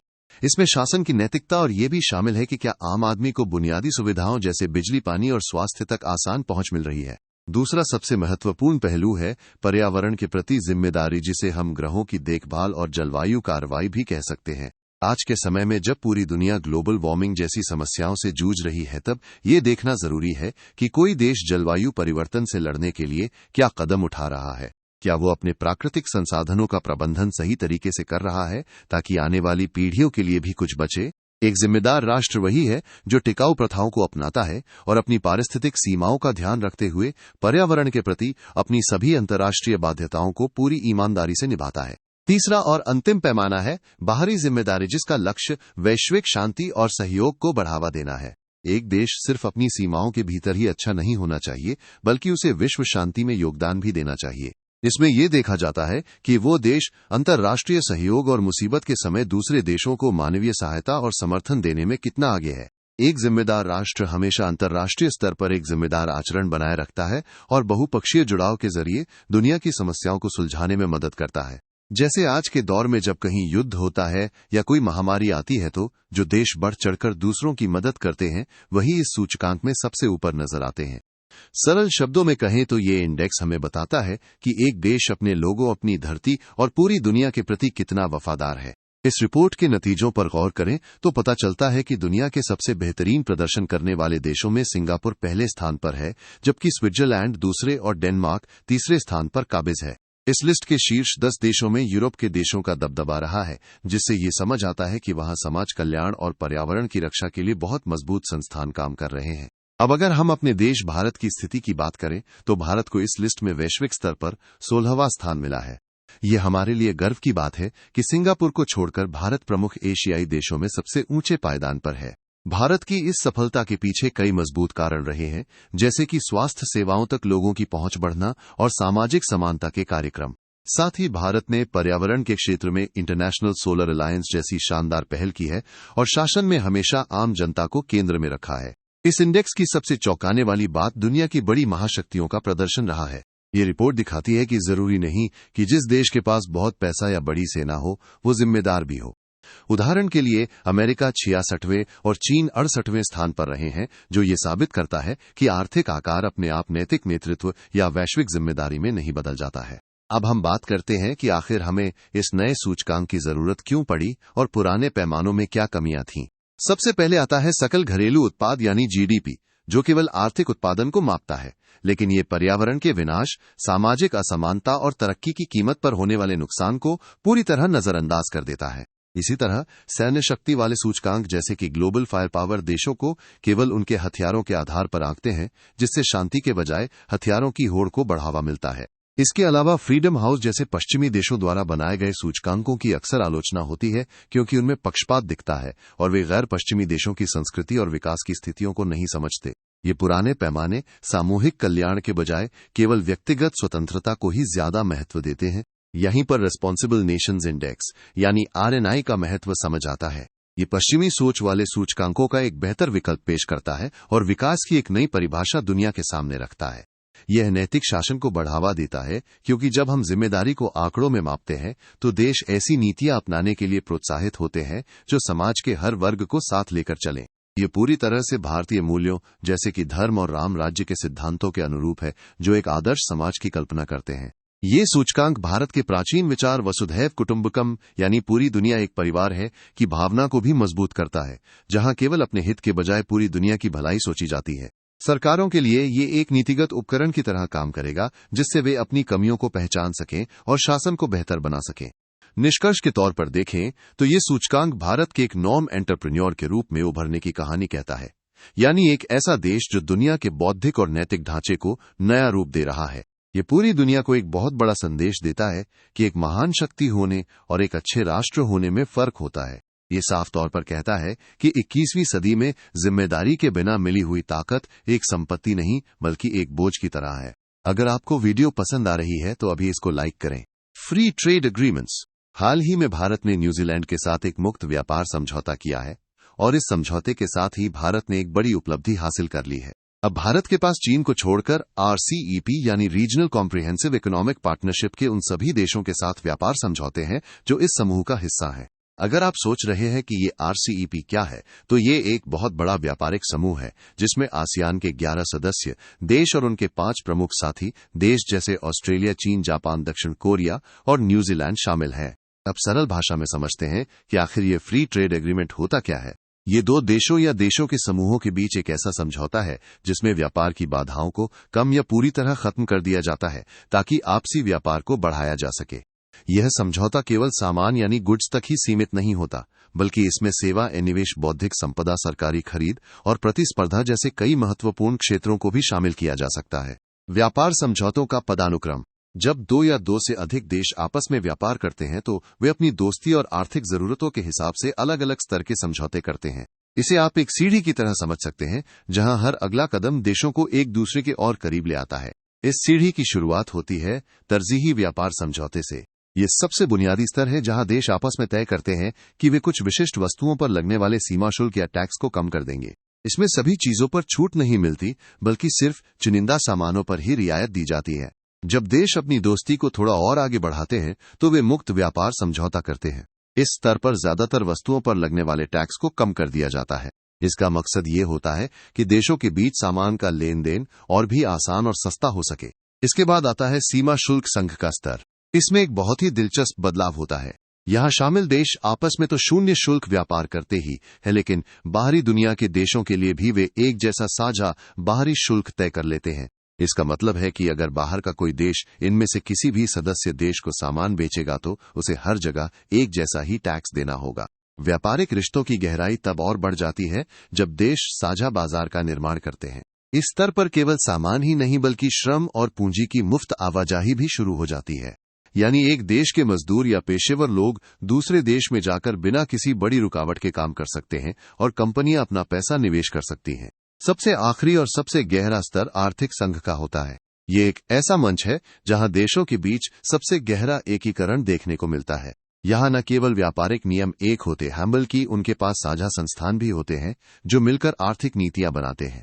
इसका सबसे बड़ा उदाहरण हम यूरोपीय संघ में देख सकते हैं। पिछले कुछ वर्षों में भारत ने वैश्विक अर्थव्यवस्था से जुड़ने के लिए बहुत ही आक्रामक तरीके से द्विपक्षीय समझौतों पर काम किया है ताकि चीन के दबदबे को दरकिनार किया जा सके। इसी कड़ी में साल 2022 में भारत और UAE के बीच एक व्यापक समझौता हुआ जिसे CEPA कहा जाता है, जिसमें डिजिटल व्यापार पर भी जोर दिया गया। उसी साल भारत और ऑस्ट्रेलिया के बीच ECTA समझौता लागू हुआ, जिससे भारत को महत्वपूर्ण कच्चे माल तक सीधी पहुंच मिली। सफर यही नहीं रुका, क्योंकि मार्च 2024 में यूरोपीय मुक्त व्यापार संघ यानी EFTA के साथ समझौता किया गया। इसके बाद दिसंबर 2025 में ओमान के साथ एक समझौता हुआ, जिसके तहत ओमान को भेजे जाने वाले भारत के 99% से अधिक निर्यात पर लगने वाले टैक्स या ड्यूटी को खत्म कर दिया गया। ठीक इसी समय न्यूजीलैंड के साथ भी बातचीत पूरी हुई, जिससे भारत की वो रणनीति सफल हुई जिसमें वो चीन के बिना RCEP के सभी देशों से जुड़ना चाहता था। जुलाई 2025 में भारत और ब्रिटेन के बीच एक बड़ा समझौता हुआ, जिसका लक्ष्य 2030 तक आपसी व्यापार को $112 बिलियन तक पहुंचाना है। और अंत में जनवरी 2026 में भारत ने यूरोपीय संघ के साथ वह समझौता किया जिसे सभी समझौतों की जननी कहा जा रहा है। यह समझौता यूरोपीय संघ को भेजे जाने वाले भारत के लगभग 99% सामानों को बाजार तक पहुंच देता है और साथ ही हमारे पारंपरिक चिकित्सा जैसे आयुष के जानकारों के लिए भी वहां के दरवाजे खोलता है। इन मुक्त व्यापार समझौतों यानी FTA से भारत को होने वाले फायदों की बात करें तो सबसे बड़ा लाभ बाजार तक पहुंच का है। भारत यूरोपीय संघ के सौदे से उम्मीद है कि इस क्षेत्र में भारत के 99% से अधिक निर्यात मूल्य पर टैक्स हट जाएगा और ठीक इसी तरह ओमान के साथ हुए समझौते से वहां के 98.08% उत्पादों पर ड्यूटी फ्री पहुंच मिलेगी। इसका सीधा असर उन क्षेत्रों पर पड़ेगा जहां ज्यादा मजदूरों की जरूरत होती है, जैसे कपड़ा, चमड़ा, रत्नाभूषण और जूते चप्पल। इन सामानों पर ड्यूटी खत्म होने से भारतीय माल विदेशों में सस्ता होगा और हमारी बिक्री बढ़ेगी। केवल सामान ही नहीं, बल्कि ये नए समझौते सेवाओं और पेशेवरों की आवाजाही पर भी बहुत ध्यान देते हैं। ओमान के साथ हुए सौदे में भारतीय पेशेवरों के लंबे समय तक रुकने और प्रमुख सेवा क्षेत्रों में 100% विदेशी निवेश की अनुमति दी गई है। इसके अलावा ऑस्ट्रेलिया और खाड़ी देशों के साथ ये समझौते भारत के विकास के लिए जरूरी ऊर्जा स्रोतों और महत्वपूर्ण खनिजों की सुरक्षा भी सुनिश्चित करते हैं। इन समझौतों का एक बड़ा लक्ष्य विदेशी निवेश को आकर्षित करना भी है। जैसे भारत UK समझौते का लक्ष्य 2030 तक आपसी व्यापार को $100 बिलियन तक पहुंचाना है। खास बात यह है कि ये नए FTA हमारे सूक्ष्म, लघु और मध्यम उद्योगों को वैश्विक अर्थव्यवस्था से जोड़ने पर जोर देते हैं, क्योंकि भारत के कुल निर्यात में इनका हिस्सा 50% है। पेशेवरों के लिए भी रास्ते खुले हैं, जैसे ब्रिटेन के साथ समझौते में सामाजिक सुरक्षा छूट शामिल है और न्यूजीलैंड के साथ समझौते में भारतीय श्रमिकों के लिए वीजा कोटा तय किया गया है। रणनीतिक रूप से देखें तो भारत चाइना +1 की नीति पर चल रहा है, जिससे हम किसी एक देश पर निर्भर रहने के बजाय मित्र राष्ट्रों के साथ मिलकर अपनी आपूर्ति श्रृंखला को मजबूत कर सकें। एक और महत्वपूर्ण कारण विश्व व्यापार संगठन यानी WTO के प्रभाव में आई कमी है। पश्चिमी देशों के दबाव के कारण अब व्यापार वार्ताओं के लिए WTO उतना प्रभावी नहीं रहा, इसलिए देश अब आपस में मिलकर ऐसे नियम बना रहे हैं जो पर्यावरण और श्रम मानकों जैसे विषयों पर ज्यादा स्पष्ट हों। अब सवाल ये उठता है कि क्या अंतर्राष्ट्रीय व्यापार कानूनों के तहत ये समझौते कानूनी रूप से सही है? WTO का आर्टिकल 24 इसकी अनुमति देता है। हालांकि WTO कहता है कि सभी देशों के साथ एक जैसा व्यवहार होना चाहिए, लेकिन ये आर्टिकल FTA को एक अपवाद के रूप में मान्यता देता है, बशर्ते वे अधिकांश व्यापार को कवर करें। जहां WTO के पास सभी के लिए एक जैसा विवाद निपटान तंत्र होता है, वहीं इन समझौतों में झगड़ों को सुलझाने के नियम हर संधि के हिसाब से अलग से तैयार किए जाते हैं। उदाहरण के तौर पर भारत के 2015 के द्विपक्षीय निवेश संधि के ढांचे के अनुसार अगर किसी विदेशी निवेशक का विवाद होता है तो उसे पहले भारत की अदालतों में समाधान ढूंढना होगा। यदि वहां बात नहीं बनती तो वो अंतर्राष्ट्रीय नियमों जैसे अनसिट्रल या अन्य वैश्विक कानूनी मंचों के माध्यम से विवाद सुलझाने का रास्ता अपना सकता है। अब तक हमने समझौतों के फायदों के बारे में बात की, लेकिन सिक्का का दूसरा पहलू देखना भी जरूरी है। भारत के मुक्त व्यापार समझौतों यानी FTA के साथ कुछ बड़ी चिंताएं भी जुड़ी हुई हैं। पिछला अनुभव बताता है कि आसियान, जापान और दक्षिण कोरिया जैसे देशों के साथ समझौते करने के बाद हमारा व्यापार घाटा कम होने के बजाय और बढ़ गया है, यानी हम वहां से सामान मंगा ज्यादा रहे हैं और भेज कम पा रहे हैं। एक और बड़ी समस्या इनका कम इस्तेमाल है। जटिल नियमों और जानकारी की कमी की वजह से केवल 5% से 25% भारतीय निर्यातक ही इन समझौतों का फायदा उठा पा रहे हैं। इसके अलावा भारतीय सामानों को अक्सर गैर टैरिफ बाधाओं का सामना करना पड़ता है, जैसे जापान और यूरोपीय संघ में सेहत और साफ सफाई से जुड़े कड़े नियम हमारे माल को वहां रुकने पर मजबूर कर देते हैं। यूरोपीय संघ का नया कार्बन टैक्स भी भारतीय स्टील और मैन्युफैक्चरिंग निर्यात के लिए एक बड़ा खतरा बना हुआ है। साथ ही ऑटोमोबाइल और डेयरी जैसे संवेदनशील क्षेत्रों को लेकर बातचीत अक्सर अटक जाती है। भारत ने अपने किसानों के हितों की रक्षा के लिए यूरोपीय संघ और न्यूजीलैंड के समझौतों से डेयरी क्षेत्र को बाहर रखा है। हमारे छोटे उद्योगों के पास इन फायदों के बारे में जानकारी का बहुत अभाव है। इन समस्याओं को सुलझाने के लिए सुरजीत भल्ला की अध्यक्षता वाले उच्च स्तरीय सलाहकार समूह ने कुछ शानदार सुझाव दिए हैं। उनका कहना है कि हमें बहुत सोच समझकर अपने व्यापारिक साझेदारों का चुनाव करना चाहिए। और यूरेशिया, मध्य एशिया, अफ्रीका और लैटिन अमेरिका जैसे नए क्षेत्रों में बाजार तलाशना चाहिए। भारत को अगले 5 साल का एक ठोस कार्यक्रम बनाना चाहिए ताकि लंबी अवधि के लिए टिकाऊ समझौते किए जा सके। सलाह दी गई है कि हमें सिर्फ सामान बेचने तक सीमित नहीं रहना चाहिए, बल्कि सेवाओं और निवेश पर भी जोर देना चाहिए। हमें ऐसी संस्थागत व्यवस्था बनाने की जरूरत है जहां कोई भी समझौता फाइनल करने से पहले उद्योग जगत और सभी मंत्रालयों से सलाह ली जाए। सरकार को एक ऐसा डेटाबेस तैयार करना चाहिए जिससे पता चल सके कि किस समझौते का कितना इस्तेमाल हो रहा है। इसके साथ ही एक प्रचार अभियान चलाने की जरूरत है ताकि एमएसएमई क्षेत्र को इन मौकों का पता चल सके। व्यापार घाटे को काबू में रखने के लिए एंटी डंपिंग जैसे सुरक्षा उपायों का इस्तेमाल वैज्ञानिक प्रमाणों के आधार पर करना चाहिए। निष्कर्ष के तौर पर देखें तो भारत का बढ़ता हुआ एफटीए नेटवर्क एक बहुत बड़े रणनीतिक बदलाव का संकेत है। अगर हम अपने घरेलू सुधारों को इन अंतर्राष्ट्रीय समझौतों के साथ तालमेल में ले आएं और अपने छोटे उद्योगों को सशक्त बनाएं तो ये समझौते केवल बाजार तक पहुंचने का रास्ता नहीं, बल्कि भारत की आर्थिक तरक्की और वैश्विक प्रतिस्पर्धा का इंजन बन सकते हैं। आप इस कोर्सेस टैब से विजन आईएएस मैगजीन 2025 और 2026 साल की फुल वीडियो हिंदी और इंग्लिश में देख सकते हो। India EU FTA. अब हम एक ऐसी खबर के बारे में बात कर रहे हैं जिसे व्यापार की दुनिया में सभी समझौतों की जननी यानी मदर ऑफ ऑल डील्स कहा जा रहा है। भारत और यूरोपीय संघ ने अपने मुक्त व्यापार समझौते की बातचीत को सफलतापूर्वक पूरा कर लिया है। ये भारत की रणनीतिक और आर्थिक साझेदारी के इतिहास में एक बहुत बड़ा मील का पत्थर है। इस ऐतिहासिक समझौते की घोषणा भारत में आयोजित 16वें भारत यूरोपीय संघ शिखर सम्मेलन के दौरान की गई। इस नए रिश्ते के साथ ही यूरोपीय संघ अब भारत का 22वां व्यापारिक भागीदार बन गया है, जिसके साथ हमारा मुक्त व्यापार समझौता है। अगर हम इसके इतिहास पर नजर डालें तो इस समझौते की कहानी काफी लंबी रही है। इसकी बातचीत सबसे पहले साल 2007 में शुरू हुई थी, लेकिन कुछ मतभेदों के कारण 2013 में इसे बीच में ही रोक दिया गया था। इसके बाद साल 2022 में इन वार्ताओं को दोबारा जीवित किया गया और अब जाकर ये मुकाम हासिल हुआ है। अभी जो टेक्स्ट या नियम तय किए गए हैं उनका कानूनी रिव्यू किया जाएगा और अलग अलग भाषाओं में अनुवाद किया जाएगा। इसके बाद इसे मंजूरी के लिए यूरोपीय परिषद के पास भेजा जाएगा और यूरोपीय संसद की सहमति ली जाएगी। इन सब प्रक्रियाओं के बाद भारत भी इसे आधिकारिक तौर पर लागू करेगा और तब ये समझौता पूरी तरह से प्रभावी हो जाएगा। इस 16वें शिखर सम्मेलन की एक और खास बात यह रही कि व्यापार के साथ साथ भारत और यूरोपीय संघ के बीच सुरक्षा और रक्षा साझेदारी पर भी हस्ताक्षर किए गए। ये भारत के तेजी से बढ़ते डिफेंस इकोसिस्टम के लिए एक सुनहरा मौका है। आपको बता दें कि जापान और दक्षिण कोरिया के बाद एशिया में भारत तीसरा ऐसा देश है जिसके साथ यूरोपीय संघ ने इस तरह की रक्षा साझेदारी की है। अब हम यूरोपीय संघ यानी ईयू के बारे में थोड़ा विस्तार से जानते हैं कि आखिर ये संगठन है क्या। यूरोपीय संघ एक अनोखा आर्थिक और राजनीतिक संघ है जो एक सिंगल मार्केट के रूप में काम करता है। इसका मतलब ये है कि इसके सदस्य देशों के बीच सामान, सेवा एवं पूंजी और लोग बिना किसी तकनीकी, कानूनी या नौकरशाही बाधा के आसानी से आ जा सकते हैं। इसकी शुरुआत दूसरे विश्व युद्ध के बाद साल 1951 में हुई थी, जब 6 देशों यानी Belgium, France, Germany, Italy, Luxembourg और नीदरलैंड ने मिलकर इसकी नींव रखी थी। आज इसमें कुल 27 सदस्य देश शामिल हैं। आपको याद होगा कि यूनाइटेड किंगडम ने 31 जनवरी 2020 को आधिकारिक तौर पर यूरोपीय संघ छोड़ दिया था, जिसे ब्रेक्सिट कहा गया। यूरोपीय संघ मुख्य रूप से 5 संस्थानों के जरिए चलता है, जिनमें यूरोपीय संसद, यूरोपीय परिषद, यूरोपीय आयोग, कोर्ट ऑफ जस्टिस और कोर्ट ऑफ ऑडिटर्स शामिल हैं। यूरोपीय संघ की कुछ खास विशेषताएं इसे दुनिया के बाकी संगठनों से अलग बनाती हैं, जैसे कि यहाँ हर 5 साल में यूरोपीय संसद के सदस्यों को चुनने के लिए चुनाव होते हैं।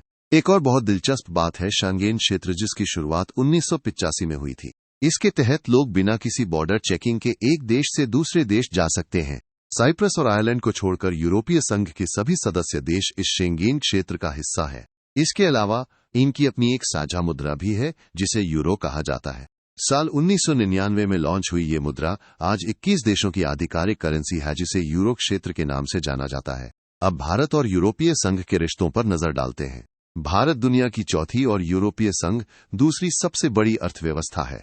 ये दोनों मिलकर दुनिया की कुल जीडीपी का 25% हिस्सा संभालते हैं और वैश्विक व्यापार का 1/3 हिस्सा इन्हीं के पास है।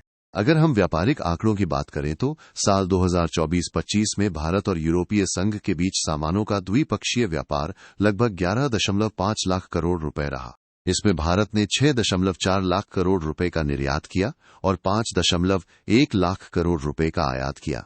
सेवाओं के मामले में भी हमारा व्यापार साल 2024 में 7.2 लाख करोड़ रुपए तक पहुंच गया है, जो हमारे मजबूत आर्थिक संबंधों को दर्शाता है।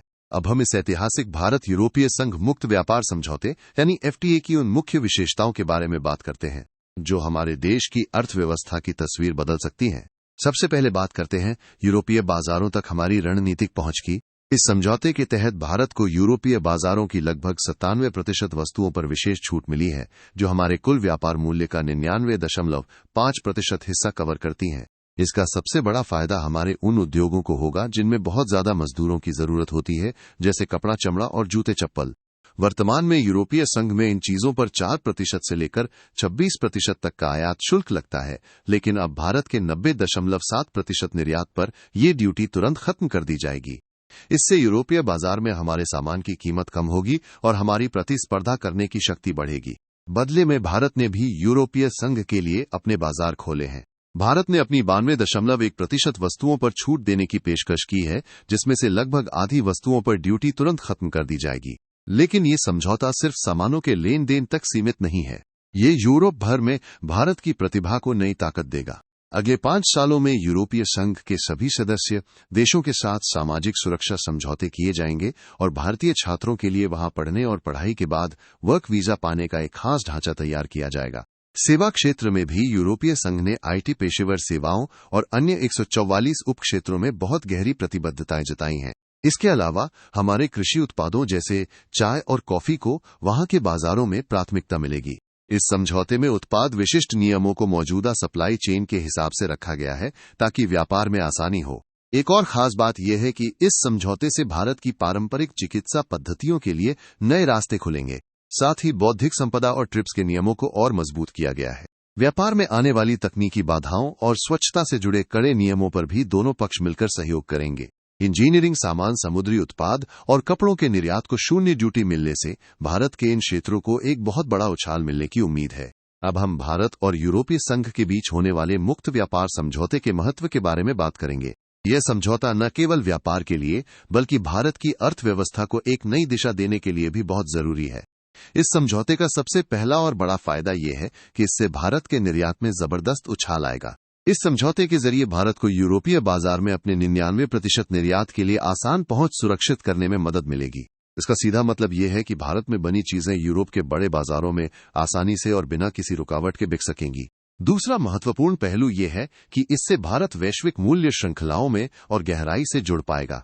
जब हम दुनिया भर की उत्पादन कड़ियों का हिस्सा बनते हैं तो इससे देश में नौकरियों का सृजन होता है और छोटे एवं मध्यम उद्योगों को बढ़ने का शानदार मौका मिलता है। ये हमारे युवाओं के लिए रोजगार के नए द्वार खोलने जैसा है। इसके अलावा यह समझौता साझा वैश्विक चिंताओं को दूर करने के लिए भी बहुत अहम है। आज की बदलती दुनिया में जहां चीन का बढ़ता दबदबा और अमेरिका का एक तरफा रवैया चिंता का विषय है, वहां भारत और यूरोप का हिंद प्रशांत क्षेत्र में सहयोग करना बहुत मायने रखता है। व्यापार के मामले में ये समझौता हमें संरक्षणवाद के खिलाफ सुरक्षा भी प्रदान करता है। आज के अनिश्चित समय में जब अटलांटिक के पार के देशों में आर्थिक उतार चढ़ाव बना रहता है, तब अपने व्यापारिक भागीदारों में विविधता लाना भारत के लिए एक समझदारी भरा कदम है। एक और खास बात यह है कि ये समझौता दोनों पक्षों के साझा हितों का ख्याल रखता है। इसमें दोनों देश अपने राष्ट्रीय हितों की रक्षा करते हैं। उदाहरण के तौर पर यूरोपीय संघ बीफ और चीनी जैसे संवेदनशील क्षेत्रों में टैरिफ उदारीकरण नहीं करेगा कि भारत अपने डेयरी और अनाज क्षेत्रों को पूरी तरह सुरक्षित रखेगा, यानी विकास भी होगा और हमारे किसानों के हितों की रक्षा भी। अंत में यह समझौता स्थायी औद्योगिक परिवर्तन की ओर एक बड़ा कदम है। यूरोपीय संघ भारत में उत्सर्जन कम करने के लिए अगले 2 इयर्स में 500 मिलियन यूरो की सहायता प्रदान करेगा। यह भारत को पर्यावरण के अनुकूल तकनीक अपनाने और एक हरित भविष्य की ओर बढ़ने में बड़ी मदद करेगा।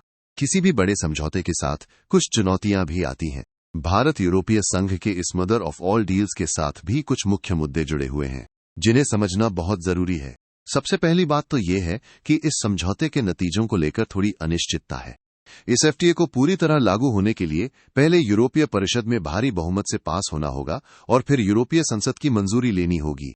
ये प्रक्रिया काफी लंबी और कठिन है और ऐसा माना जा रहा है कि इसके असली असर दिखने में 5 से 10 साल का समय लग सकता है। एक और तकनीकी पेंच है जिसे उत्पत्ति के नियम यानी रूल्स ऑफ ओरिजिन कहा जाता है।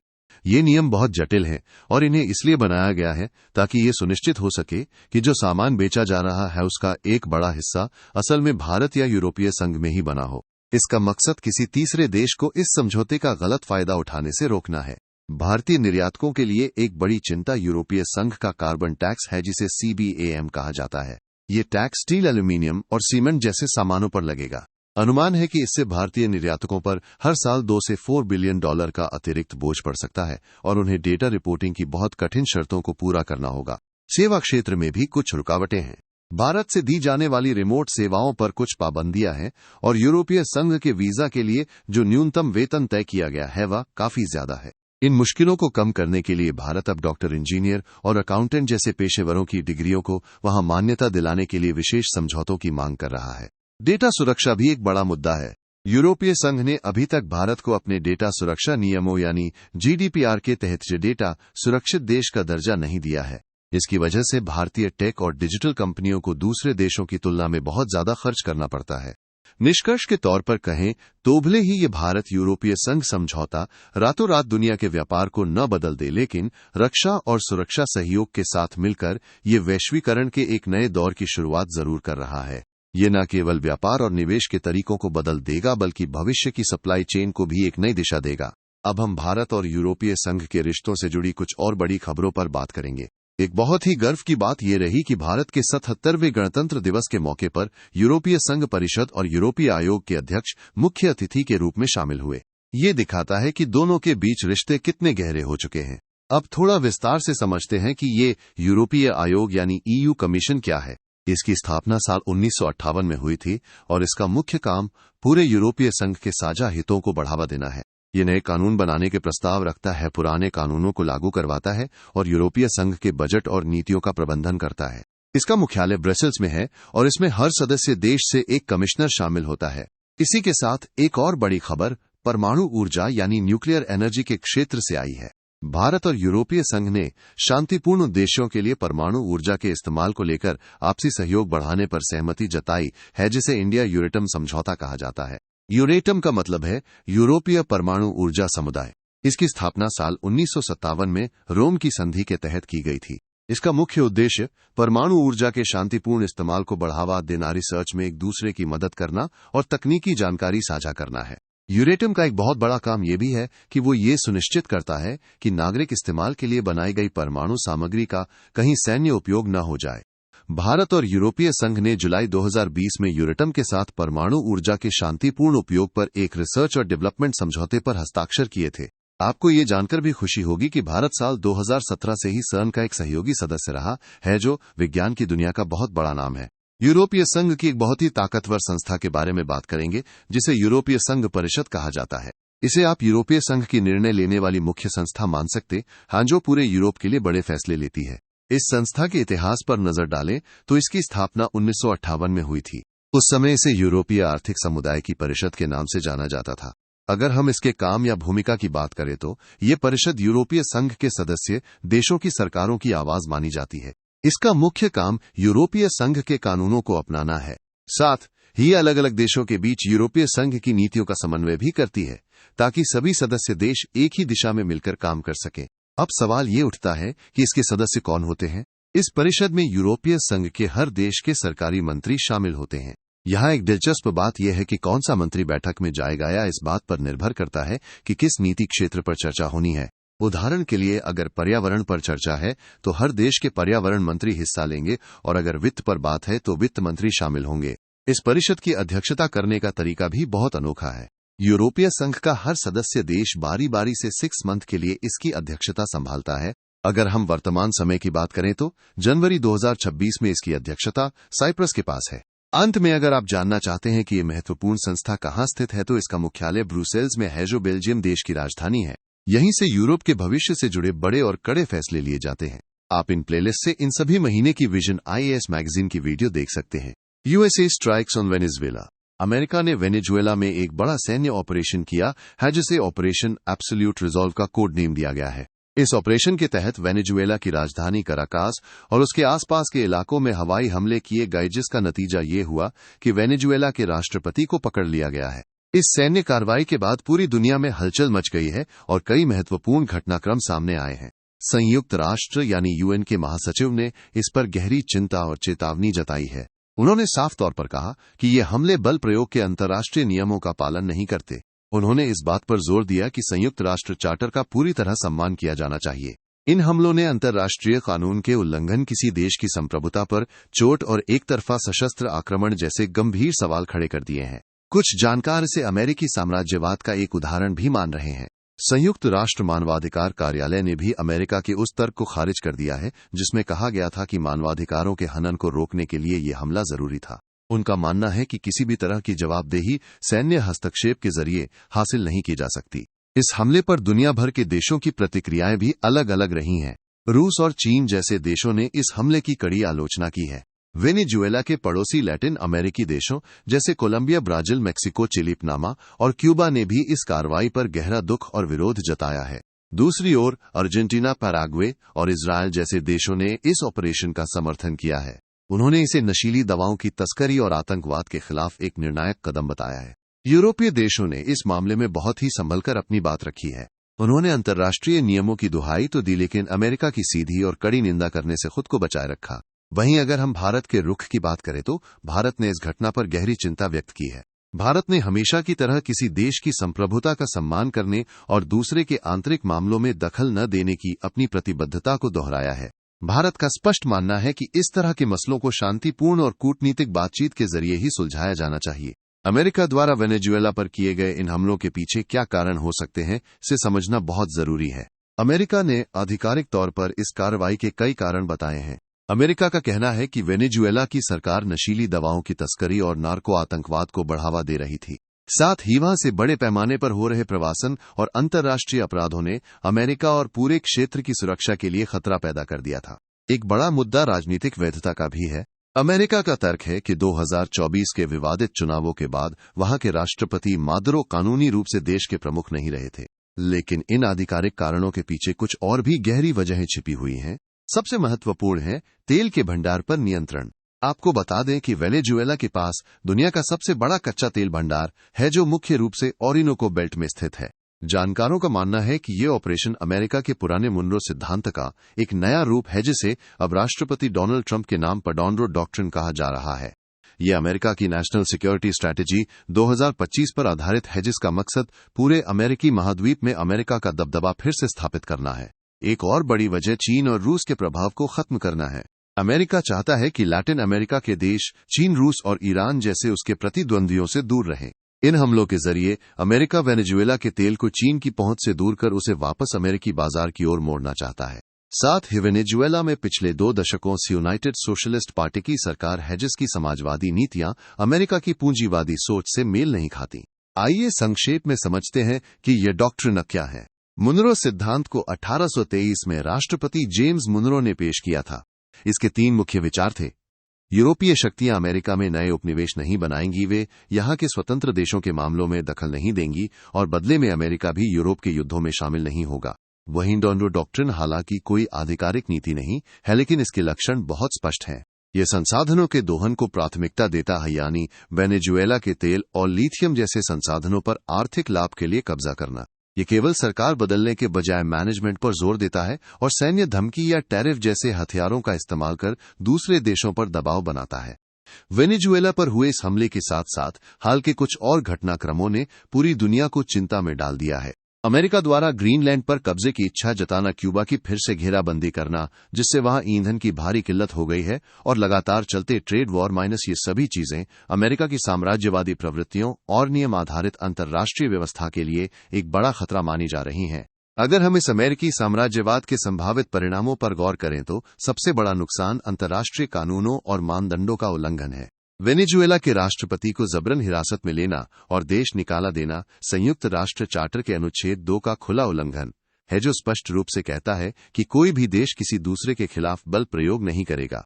इसके अलावा इतिहास गवाह है कि ऐसे हस्तक्षेपों से अस्थिरता पैदा होती है। जैसे 2003 में इराक पर हमले के बाद पूरा पश्चिम एशिया अस्थिर हो गया और ISIS जैसे आतंकी समूहों का उदय हुआ। इससे बहुपक्षवाद भी कमजोर होता है, क्योंकि अमेरिका अक्सर संयुक्त राष्ट्र सुरक्षा परिषद को दरकिनार कर फैसले लेता है। ये पूरी अंतर्राष्ट्रीय बिरादरी के लिए एक चेतावनी है कि शीत युद्ध के बाद जिस स्थिर उदारवादी व्यवस्था की उम्मीद की गई थी, वह अब अमेरिका और रूस दोनों की कार्रवाइयों के कारण खतरे में है।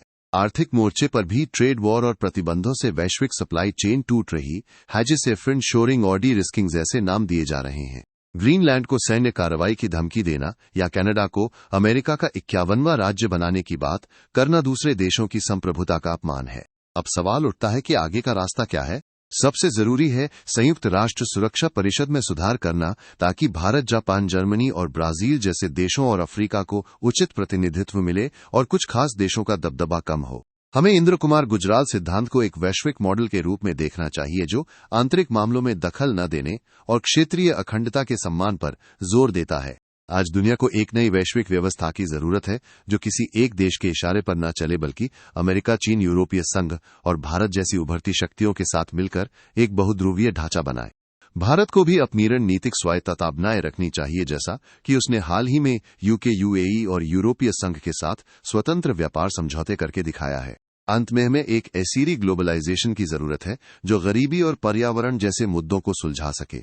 निष्कर्ष के तौर पर भले ही अमेरिका की ये साम्राज्यवादी हरकतें चिंताजनक हैं, लेकिन ये दुनिया को एक साथ आने और एक अधिक संतुलित और नियमाधारित विश्व व्यवस्था बनाने के लिए प्रेरित कर सकती हैं। US claim on the Greenland. हाल ही में अमेरिका ने ग्रीनलैंड पर टैरिफ लगाने की अपनी धमकी को वापस ले लिया है। अमेरिका का कहना है कि उसने और नाटो ने मिलकर भविष्य की व्यवस्था के लिए एक नया ढांचा तैयार कर लिया है। आखिर दुनिया के इस सबसे बड़े द्वीप ग्रीनलैंड का इतना महत्व क्यों है? इसके पीछे कई बड़े कारण हैं। सबसे पहले है इसकी रणनीतिक और सैन्य स्थिति। ग्रीनलैंड उत्तरी अमेरिका, यूरोप और आर्कटिक के बिल्कुल बीच में स्थित है। यह GIU के गैप का हिस्सा है, जो उत्तरी अटलांटिक में पनडुब्बियों की गतिविधियों पर नजर रखने के लिए एक बहुत ही महत्वपूर्ण समुद्री रास्ता है। इसके अलावा ग्रीनलैंड अमेरिका की हवाई रक्षा के लिए भी जरूरी है, क्योंकि यहां पैसिफिक स्पेस बेस स्थित है, जो अमेरिका के शुरुआती चेतावनी रडार नेटवर्क का हिस्सा है। अमेरिका ग्रीनलैंड को अपने प्रस्तावित गोल्डन डोम प्रोजेक्ट के लिए भी बहुत महत्वपूर्ण मानता है, जो अंतरिक्ष आधारित एक मिसाइल डिफेंस सिस्टम है।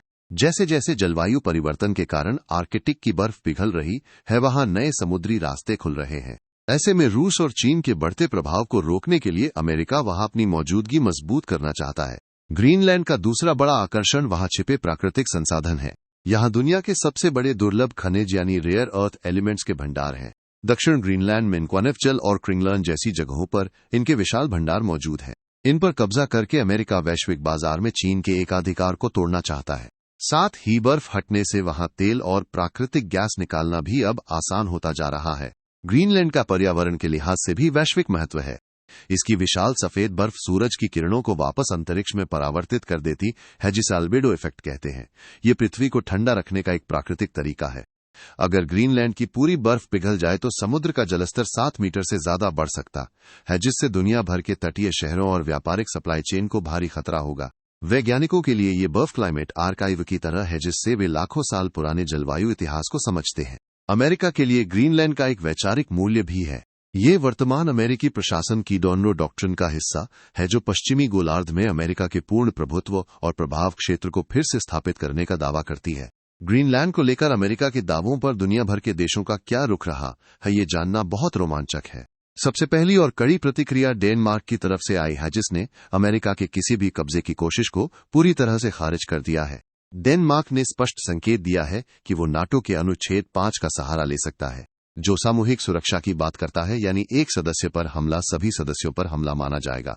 डेनमार्क के प्रधानमंत्री ने 2 टूक शब्दों में कहा है कि ग्रीनलैंड बिकाऊ नहीं है, और चेतावनी दी है कि अगर अमेरिका सैन्य हमला करता है तो ये नाटो और दूसरे विश्व युद्ध के बाद बनी सुरक्षा व्यवस्था का अंत होगा।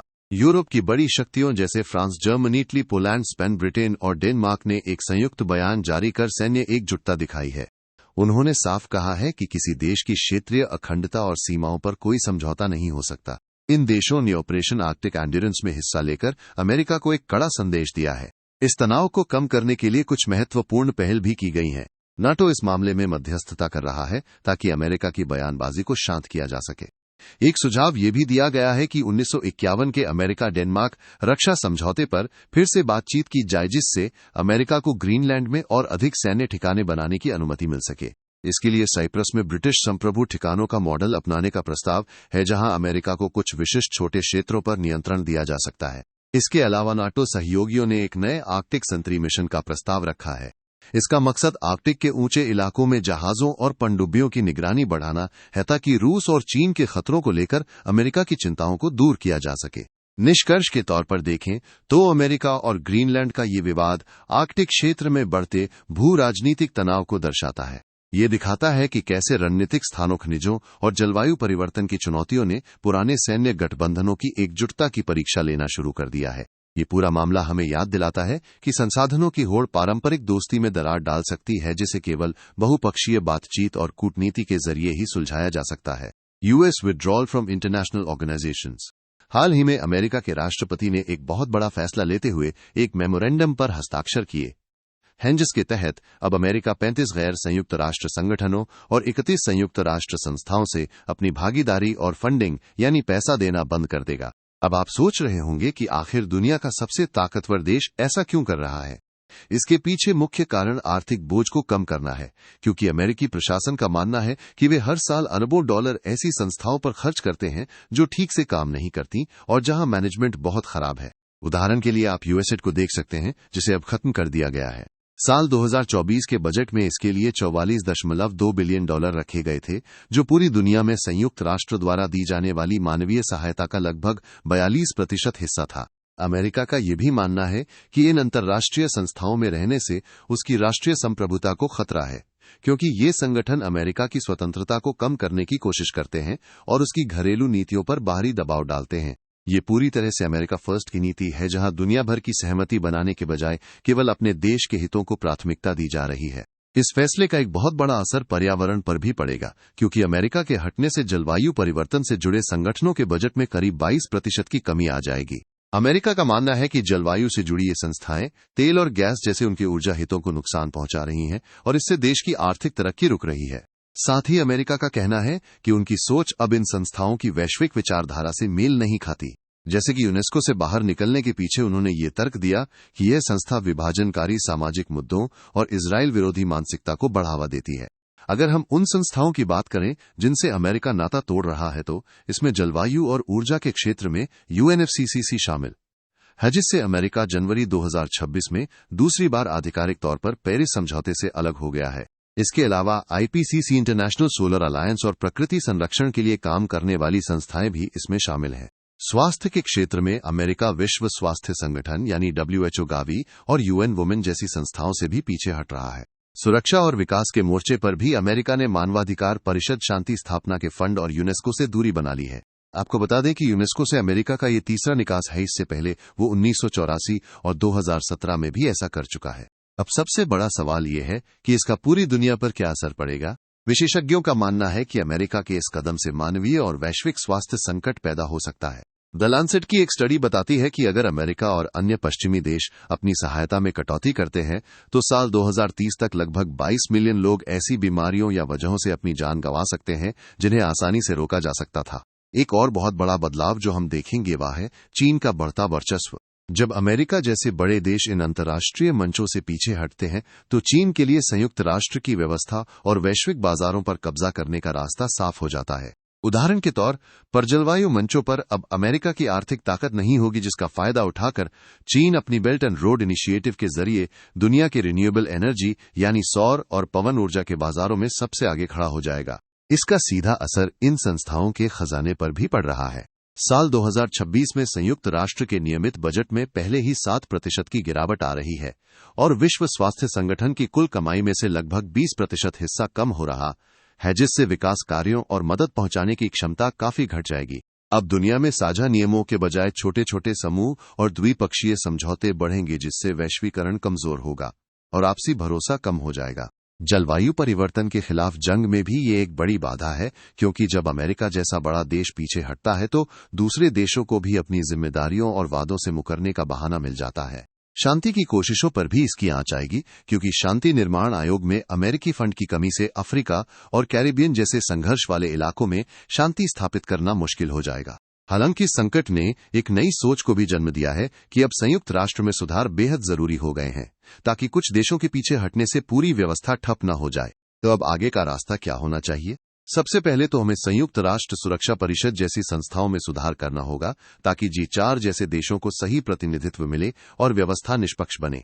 दुनिया को अब आर्थिक आत्मनिर्भरता की ओर बढ़ना होगा और फंडिंग के नए तरीके खोजने होंगे। आज दक्षिण सहयोग को मजबूत करने की जरूरत है, जैसे कि इंटरनेशनल सोलर अलायंस अब संयुक्त राष्ट्र के पारंपरिक ढांचे से बाहर निकलकर $1 ट्रिलियन के सौर ऊर्जा लक्ष्य पर काम कर रहा है। जो देश पूरी तरह से विदेशी मदद पर निर्भर है, उन्हें अब अपना नेशनल रेजिलियंस मैकेनिज्म यानी राष्ट्रीय लचीलापन तंत्र विकसित करना होगा, ताकि स्वास्थ्य और जलवायु जैसी बुनियादी जरूरतें प्रभावित न हो। अब समय आ गया है कि दुनिया केवल एक ताकत के भरोसे न रहकर G20, ब्रिक्स प्लस और SCO जैसे क्षेत्रीय मंचों के जरिए नए नेतृत्व और गठबंधन तैयार करे। निष्कर्ष के तौर पर हम कह सकते हैं कि भले ही अमेरिका के पीछे हटने से अनिश्चितता बढ़ी है, लेकिन ये संकट अंतर्राष्ट्रीय व्यवस्था को सुधारने का एक सुनहरा मौका भी है।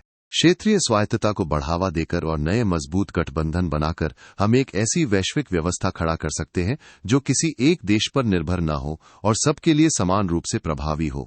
Board of peace for Gaza. Bharat ने वॉशिंगटन DC में आयोजित बोर्ड ऑफ पीस की उद्घाटन बैठक में एक पर्यवेक्षक के तौर पर हिस्सा लिया है। अब ये जानना बहुत जरूरी है कि आखिर ये बोर्ड ऑफ पीस है क्या और ये चर्चा में क्यों है।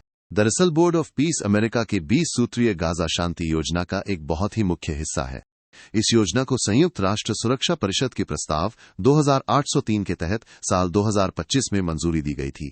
इस योजना के तहत गाजा के प्रशासन के लिए एक राष्ट्रीय समिति और वहां शांति और स्थिरता बनाए रखने के लिए एक अंतर्राष्ट्रीय सुरक्षा बल बनाने की शुरुआत भी की गई है। जानकारों का मानना है कि बोर्ड ऑफ पीस केवल गाजा या मध्य पूर्व तक सीमित नहीं रहेगा, बल्कि ये दुनिया भर के संघर्षों को सुलझाने का एक नया तरीका बन सकता है। ये दुनिया की पुरानी बड़ी संस्थाओं के बजाय कुछ खास देशों और नेताओं के छोटे समूहों द्वारा फैसले लेने की ओर एक बड़ा बदलाव है। शांति बोर्ड। ये बोर्ड असल में गाजा संक्रमणकालीन शासन निकाय के रूप में काम करने के लिए बनाया गया है, ताकि संघर्ष से जूझ रहे इस क्षेत्र में स्थिरता लाई जा सके। अगर हम इसके स्वरूप या प्रकृति को समझें तो यह एक अंतर्राष्ट्रीय संस्था है जिसे एक संक्रमणकालीन शासी प्राधिकरण के तौर पर जिम्मेदारी दी गई है। इसका मुख्य उद्देश्य संघर्ष के दौर से शांति की ओर बढ़ते हुए वहां के प्रशासन को संभालना है, ताकि आम लोगों का जीवन फिर से पटरी पर लौट सके। इस बोर्ड के पास जो अधिकार या जनादेश है वह बहुत व्यापक है। इसका काम NCAG की निगरानी करना और ISF संचालन की देखरेख करना है। यह बोर्ड दुनिया भर से संसाधनों को जुटाने का काम करता है और ये सुनिश्चित करता है कि शासन में जवाबदेही बनी रहे। सबसे बड़ी बात यह है कि यह शांति से विकास की ओर संक्रमण के दौर को सुगम बनाता है। अब बात करते हैं इसके सदस्यता ढांचे की, जो काफी प्रभावशाली है। इस बोर्ड के अध्यक्ष स्वयं अमेरिका के राष्ट्रपति हैं। इसकी कार्यकारी बोर्ड में दुनिया के बड़े नेता शामिल होते हैं, जैसे कि अजय बंगा। इसके अलावा इसमें वैश्विक आमंत्रित सदस्य भी होते हैं, जिनमें भारत, अर्जेंटीना, कनाडा, मिस्र और तुर्की जैसे देश शामिल हैं। इस बोर्ड की सदस्यता की शर्तें भी बहुत स्पष्ट हैं। इसमें सदस्य आमंत्रण के आधार पर जुड़ते हैं। जो देश कोई आर्थिक योगदान नहीं देते उनके लिए 3 ईयर टर्म की सदस्यता तय की गई है। वहीं अगर कोई देश इस बोर्ड की स्थायी सदस्यता चाहता है तो उसे $1 बिलियन का योगदान देना होता है। ये व्यवस्था इसलिए की गई है ताकि गाजा के पुनर्निर्माण के लिए पर्याप्त फंड जुटाया जा सके और दुनिया के बड़े देश इसमें अपनी जिम्मेदारी निभा सकें। अब एक बड़ा सवाल ये उठता है कि क्या बोर्ड ऑफ पीस संयुक्त राष्ट्र का विकल्प बन सकता है? इसके पक्ष में कुछ मजबूत तर्क दिए जा रहे हैं। पहला ये कि ये संस्था काम करने में बहुत कुशल और परिणामों पर आधारित हो सकती है। संयुक्त राष्ट्र में अक्सर सबकी सहमति बनाने के चक्कर में फैसले लेने में बहुत देरी हो जाती है, लेकिन ये बोर्ड तेजी से नतीजे दे सकता है। दूसरा फायदा ये है कि इसमें केवल सरकारी नेता ही नहीं बल्कि निजी क्षेत्र के विशेषज्ञ भी शामिल हैं, जिससे किसी भी समस्या को सुलझाने के लिए एक नया और आधुनिक नजरिया मिलता है। लेकिन इसके विरोध में भी कई चिंताएं जताई जा रही हैं। आलोचकों का कहना है कि ये अंतर्राष्ट्रीय कानूनों और लोकतांत्रिक प्रतिनिधित्व को कमजोर कर सकता है। संयुक्त राष्ट्र महासभा की तरह यहां सभी देशों की बराबरी और जवाबदेही की वैसी व्यवस्था नहीं है। साथ ही इससे देशों की संप्रभुता को भी खतरा हो सकता है, क्योंकि ऐसा लग सकता है कि स्थानीय लोगों की आवाज के बजाय बाहरी लोग वहां के फैसले ले रहे हैं। सबसे बड़ी चिंता इसकी एक्सक्लूसिव प्रकृति को लेकर है। ऐसा माना जा रहा है कि इसकी सदस्यता सीमित और शायद सशुल्क हो सकती है, जिससे विकासशील और गरीब देश यानी ग्लोबल साउथ हाशिए पर चले जाएंगे और दुनिया का संतुलन बिगड़ सकता है। आप हमारे चैनल पर PT 365 की वीडियो पूरी डिटेल में हिंदी और इंग्लिश दोनों भाषाओं में देख सकते हैं। Third path framework for a reformed, inclusive and networked multilateralism. साल 2026 में वर्ल्ड इकोनॉमिक फोरम में दिए गए अपने भाषण में कनाडा के प्रधानमंत्री ने एक नया एजेंडा पेश किया है, जिसे तीसरा रास्ता कहा जा रहा है। यह विचार ऐसे समय में आया है जब अमेरिका और चीन के बीच आपसी खींचतान बढ़ रही है और पुराने अंतर्राष्ट्रीय नियम कमजोर पड़ते जा रहे हैं। इस नए दृष्टिकोण को कार्नी डॉक्ट्रिन भी कहा जाता है। ये तीसरा रास्ता मुख्य रूप से मूल्य आधारित यथार्थवाद पर टिका है। इसका मतलब ये है कि हमें संप्रभुता, क्षेत्रीय अखंडता और मानवाधिकारों जैसे बुनियादी सिद्धांतों की रक्षा तो करनी ही है, लेकिन साथ ही इस सच्चाई को भी स्वीकार करना होगा कि अलग अलग देशों के हित और मूल्य अलग हो सकते हैं। इस विचारधारा की सबसे बड़ी बात यह है कि ये बाहरी मदद के बजाय अपनी घरेलू ताकत बनाने पर जोर देती है। इसके साथ ही इसमें वेरिएबल ज्योमेट्री की नीति अपनाने की बात कही गई है, जिसका अर्थ है कि अलग अलग मुद्दों के लिए अलग अलग देशों के साथ गठबंधन बनाना। उदाहरण के तौर पर हम शेंजन क्षेत्र G7 या क्वाड जैसे समूहों को देख सकते हैं, जो खास उद्देश्यों के लिए बनाए गए हैं। अब सवाल यह है कि ये रास्ता किन के लिए है। ये ढांचा मध्यम शक्तियों के लिए बहुत महत्वपूर्ण है, जिसमें भारत की भूमिका सबसे अहम है। लेकिन आखिर ये मध्यम शक्तियां होती क्या हैं? आमतौर पर दुनिया की बड़ी शक्तियां उन देशों को माना जाता है जिनके पास संयुक्त राष्ट्र सुरक्षा परिषद में स्थायी सीट है, जैसे चीन, फ्रांस, रूस, ब्रिटेन और अमेरिका। ये देश पूरी दुनिया पर अपनी आर्थिक और सैन्य ताकत का दबदबा रखते हैं। दूसरी ओर मध्यम शक्तियां वे देश हैं जो इन बड़ी शक्तियों से तो नीचे हैं और पूरे सिस्टम पर राज नहीं करते, लेकिन उनके पास जबरदस्त कूटनीतिक, आर्थिक और तकनीकी प्रभाव होता है। भारत के अलावा कनाडा, ऑस्ट्रेलिया, जापान, दक्षिण कोरिया, इंडोनेशिया और ब्राजील जैसे देश इसी श्रेणी में आते हैं। ये तीसरा रास्ता इन्हीं देशों को एकजुट होकर महाशक्तियों के दबाव के खिलाफ अपनी बात रखने और एक बेहतर दुनिया बनाने का मौका देता है। मध्यम शक्तियों के बीच सहयोग का महत्व। अक्सर हम दुनिया को बड़े देशों के बीच की खींचतान के रूप में देखते हैं, लेकिन मध्यम शक्तियां यानी वे देश जो न तो बहुत छोटे हैं और न ही महाशक्ति, वे आज के दौर में शांति बनाए रखने के लिए बहुत बड़ी भूमिका निभा रहे हैं। इन मध्यम शक्तियों का सबसे पहला और बड़ा काम है महाशक्तियों की प्रतिद्वंद्विता को जोड़ना। दुनिया में जब बड़े देशों के बीच तनाव बढ़ता है, तब ये मध्यम शक्तियां दोनों प्रतिद्वंद्वी गुटों के साथ अपना जुड़ाव बनाए रखती हैं। इनका मकसद होता है कि देशों के बीच जीरो सम भू राजनीतिक प्रतिस्पर्धा को कम किया जा सके, जहां एक की जीत का मतलब दूसरे की हार न हो, बल्कि बातचीत का रास्ता खुला रहे। दूसरा अहम पहलू है मध्यस्थता और गठबंधन बनाना। अक्सर जब बड़े देशों के बीच झगड़े होते हैं, तो छोटे देश बिना किसी गलती के उनमें पिस जाते हैं। ये मध्यम शक्तियां ऐसे संकटों में बीच बचाव करती हैं ताकि छोटे राज्यों को महाशक्तियों के संघर्षों में संपार्श्विक क्षति होने से बचाया जा सके। ये देश मिलकर एक ऐसा समूह बनाते हैं जो दुनिया में संतुलन बनाए रखने का काम करता है। इसके अलावा ये देश बहुपक्षवाद को पुनर्जीवित और बनाए रखने में भी बहुत महत्वपूर्ण भूमिका निभाते हैं। आज के समय में जब दुनिया के नियम टूट रहे हैं, तब ये मध्यम शक्तियां नियमों पर आधारित सहयोग को बढ़ावा देती हैं। ये देश UN, WTO और WHO जैसी संस्थाओं में सुधार का समर्थन करते हैं ताकि ये संस्थान आज की दुनिया की जरूरतों के हिसाब से सही ढंग से काम कर सकें। अंत में इनके सहयोग के कुछ अन्य बहुत जरूरी फायदे भी हैं। ये देश अपनी संप्रभुता की रक्षा करने और अपनी रणनीतिक स्वायत्तता को बढ़ावा देने पर जोर देते हैं ताकि वे किसी बड़े देश के दबाव में आए बिना अपने फैसले खुद ले सकें। साथ ही मिलकर जलवायु परिवर्तन, महामारी और साइबर खतरों जैसी वैश्विक चुनौतियों का डटकर मुकाबला करते हैं। सरल शब्दों में कहें तो ये मध्यम शक्तियां आज की दुनिया को सुरक्षित और संतुलित रखने वाला एक मजबूत पुल बन गई हैं। Global risk report 2026 focuses on Jio economic confrontation. World economic forum ने अपनी ग्लोबल रिस्क रिपोर्ट 2026 जारी की है, जिसमें भू आर्थिक टकराव को दुनिया के लिए सबसे बड़ा खतरा बताया गया है। इस रिपोर्ट की मुख्य बातों पर गौर करें तो वर्तमान समय से लेकर अगले 2 सालों तक दुनिया के सामने कई बड़े जोखिम हैं। इनमें देशों के बीच आर्थिक खींचतान, सेनाओं के बीच सशस्त्र संघर्ष, मौसम की चरम घटनाएं और समाज में बढ़ता हुआ बंटवारा यानी ध्रुवीकरण सबसे प्रमुख है। लेकिन अगर हम लंबे समय की बात करें यानी साल 2036 तक, तो सबसे बड़े खतरे प्रकृति से जुड़े हैं, जैसे कि मौसम का बहुत ज्यादा बिगड़ना और जैव विविधता का खत्म होना, जिससे हमारा पूरा इकोसिस्टम तबाह हो सकता है। भारत के नजरिए से देखें तो इस रिपोर्ट ने हमारे देश के लिए भी कुछ बड़े खतरों की पहचान की है। भारत के लिए साइबर असुरक्षा, अमीरी और गरीबी के बीच बढ़ती खाई यानी असमानता और सार्वजनिक सेवाओं जैसे शिक्षा, बुनियादी ढांचे और पेंशन की कमी सबसे बड़ी चुनौतियां हैं। अब आपके मन में सवाल आ रहा होगा कि यह भू आर्थिक टकराव आखिर भला क्या है? सरल शब्दों में कहें तो जब बड़ी वैश्विक या क्षेत्रीय ताकतें अपने आर्थिक हथियारों का इस्तेमाल करके दूसरे देशों के साथ व्यापार, तकनीक, सेवाओं या पैसों के लेन देन को रोकने लगती हैं, तो उसे भू आर्थिक टकराव कहते हैं। इसका मकसद खुद को आत्मनिर्भर बनाना और अपने विरोधी देशों को कमजोर करना होता है ताकि दुनिया में अपना दबदबा बनाया जा सके। इस खतरे से बचने के लिए रिपोर्ट में कुछ जरूरी सुझाव भी दिए गए हैं। सबसे पहले तो हमें ऐसे आर्थिक रास्तों को प्राथमिकता देनी चाहिए जिनसे सभी देशों का फायदा हो। साथ ही पुरानी अंतर्राष्ट्रीय संस्थाओं को फिर से मजबूत करना होगा और स्थानीय स्तर पर खुद को इतना सक्षम बनाना होगा कि हम किसी भी संकट का सामना कर सकें। भू आर्थिक टकराव सरल शब्दों में कहें तो ये तब होता है जब देश अपनी ताकत दिखाने के लिए मिसाइलों या सेना का नहीं बल्कि अर्थव्यवस्था और व्यापार का इस्तेमाल एक हथियार की तरह करने लगते हैं। सबसे पहले हम उन हथियारों या साधनों को समझते हैं जिनका उपयोग इस टकराव में किया जाता है। इनमें प्रतिबंध लगाना सबसे आम है, जहां एक देश दूसरे के साथ व्यापार बंद कर देता है। इसके अलावा व्यापार नियंत्रण, निवेश पर प्रतिबंध और अपनी कंपनियों को सब्सिडी देना भी शामिल है। कभी कभी देश सरकारी सहायता का सहारा लेते हैं या फिर अपनी मुद्रा की वैल्यू में बदलाव करके दूसरे देश की अर्थव्यवस्था को नुकसान पहुंचाने की कोशिश करते हैं। अगर हम हाल के उदाहरणों पर नजर डालें तो ये टकराव हमें साफ दिखाई देता है, जैसे कि अमेरिका द्वारा भारी टैरिफ या सीमा शुल्क लगाना जिससे दूसरे देशों का सामान वहां महंगा हो जाए। दूसरी तरफ चीन द्वारा महत्वपूर्ण खनिजों के निर्यात पर प्रतिबंध लगाना भी इसी का एक हिस्सा है। आज के समय में मोबाइल और चिप बनाने के लिए ये खनिज बहुत जरूरी हैं, इसलिए ऐसे प्रतिबंध पूरी दुनिया की तकनीक को प्रभावित करते हैं। लेकिन इस आर्थिक युद्ध के संभावित परिणाम बहुत डरावने हो सकते हैं। सबसे पहले तो इससे बहुपक्षवाद का शरण होता है, यानी देशों का मिलजुल कर काम करने का भरोसा कम हो जाता है।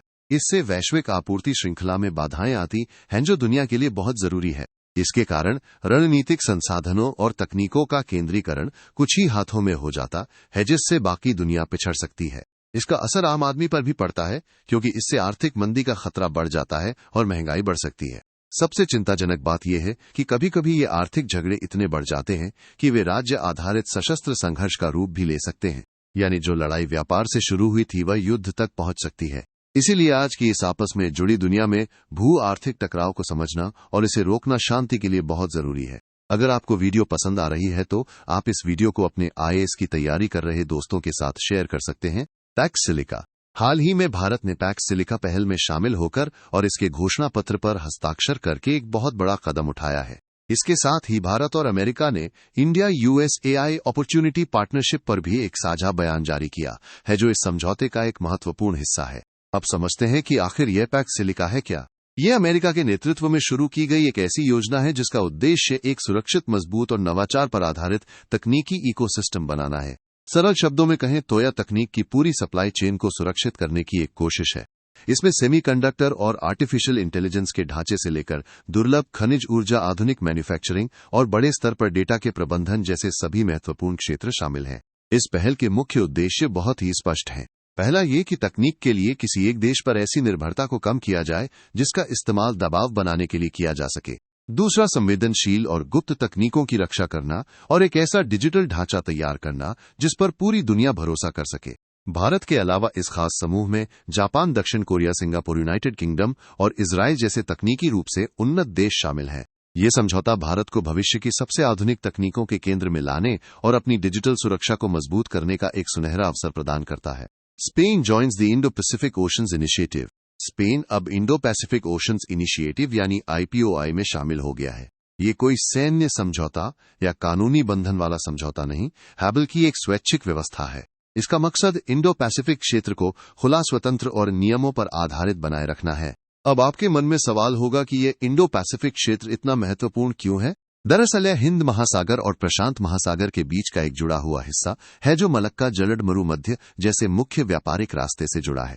ये क्षेत्र दुनिया की आधी से ज्यादा आबादी का घर है और वैश्विक अर्थव्यवस्था का लगभग 2/3 हिस्सा यहीं से आता है।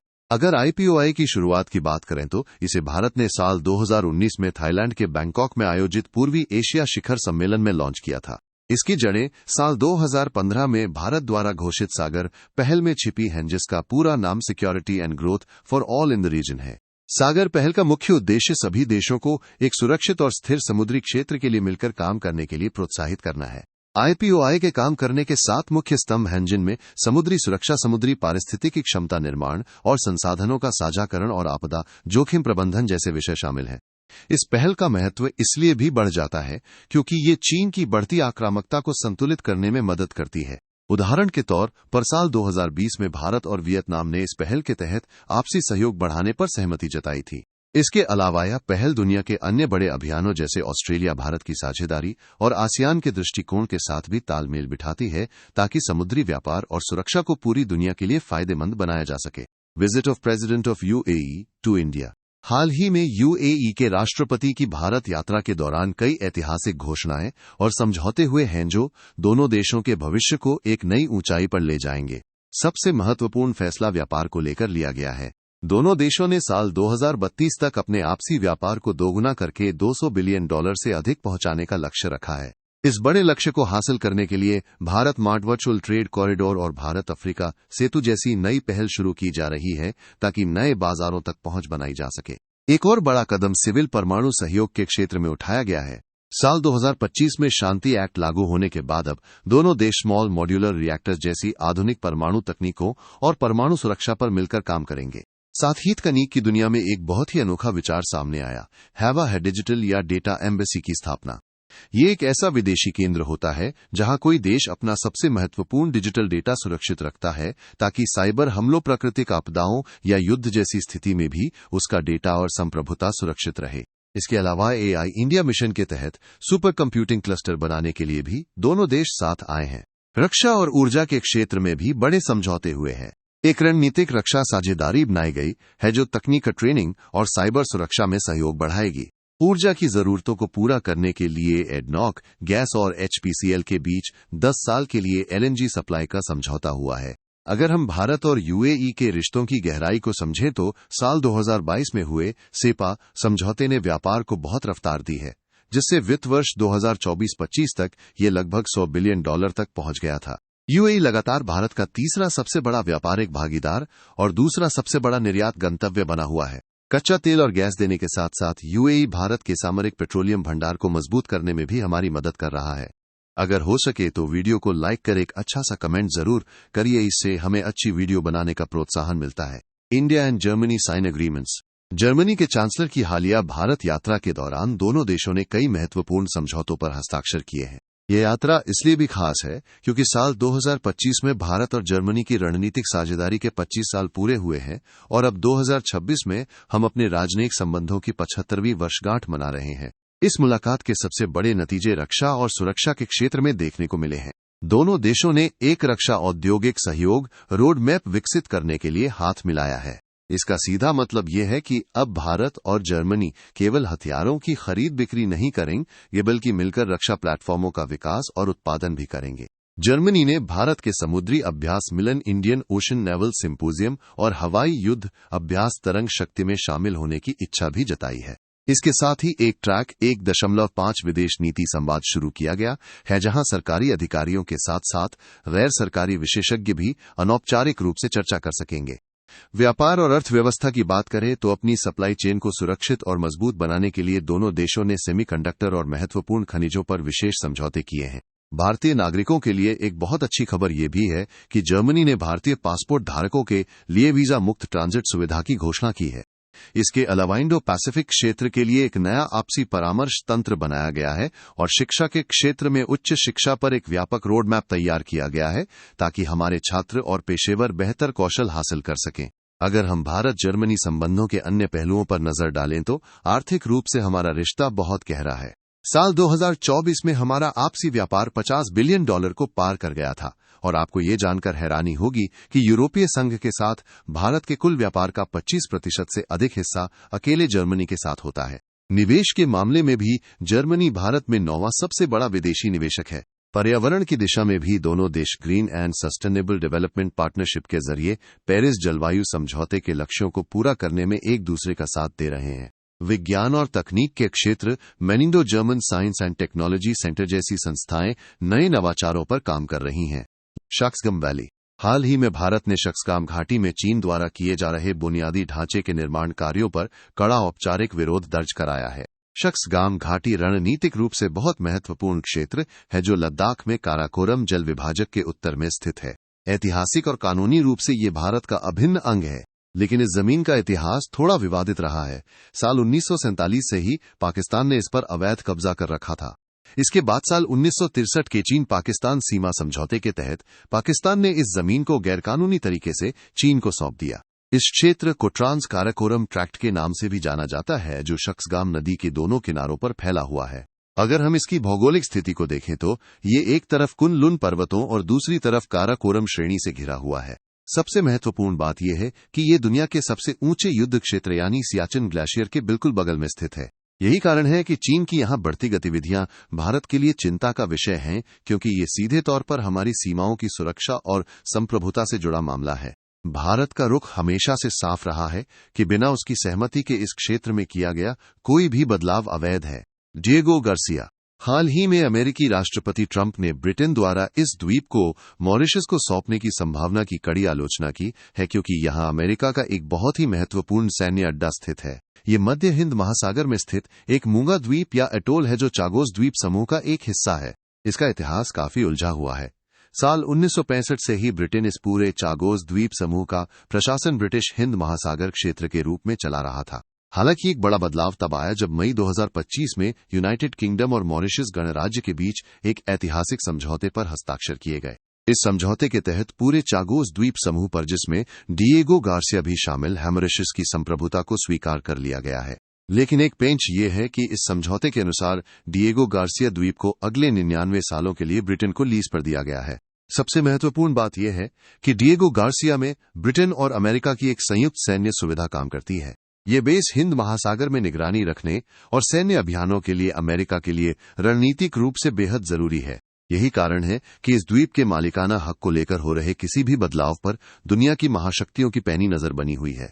Weimar triangle. भारत के विदेश मंत्री ने पहली बार वेमार ट्रायंगल के साथ भारत की भागीदारी दर्ज कराई है। अब आप सोच रहे होंगे कि आखिर ये वेमार ट्रायंगल क्या है और भारत के लिए ये क्यों महत्वपूर्ण है।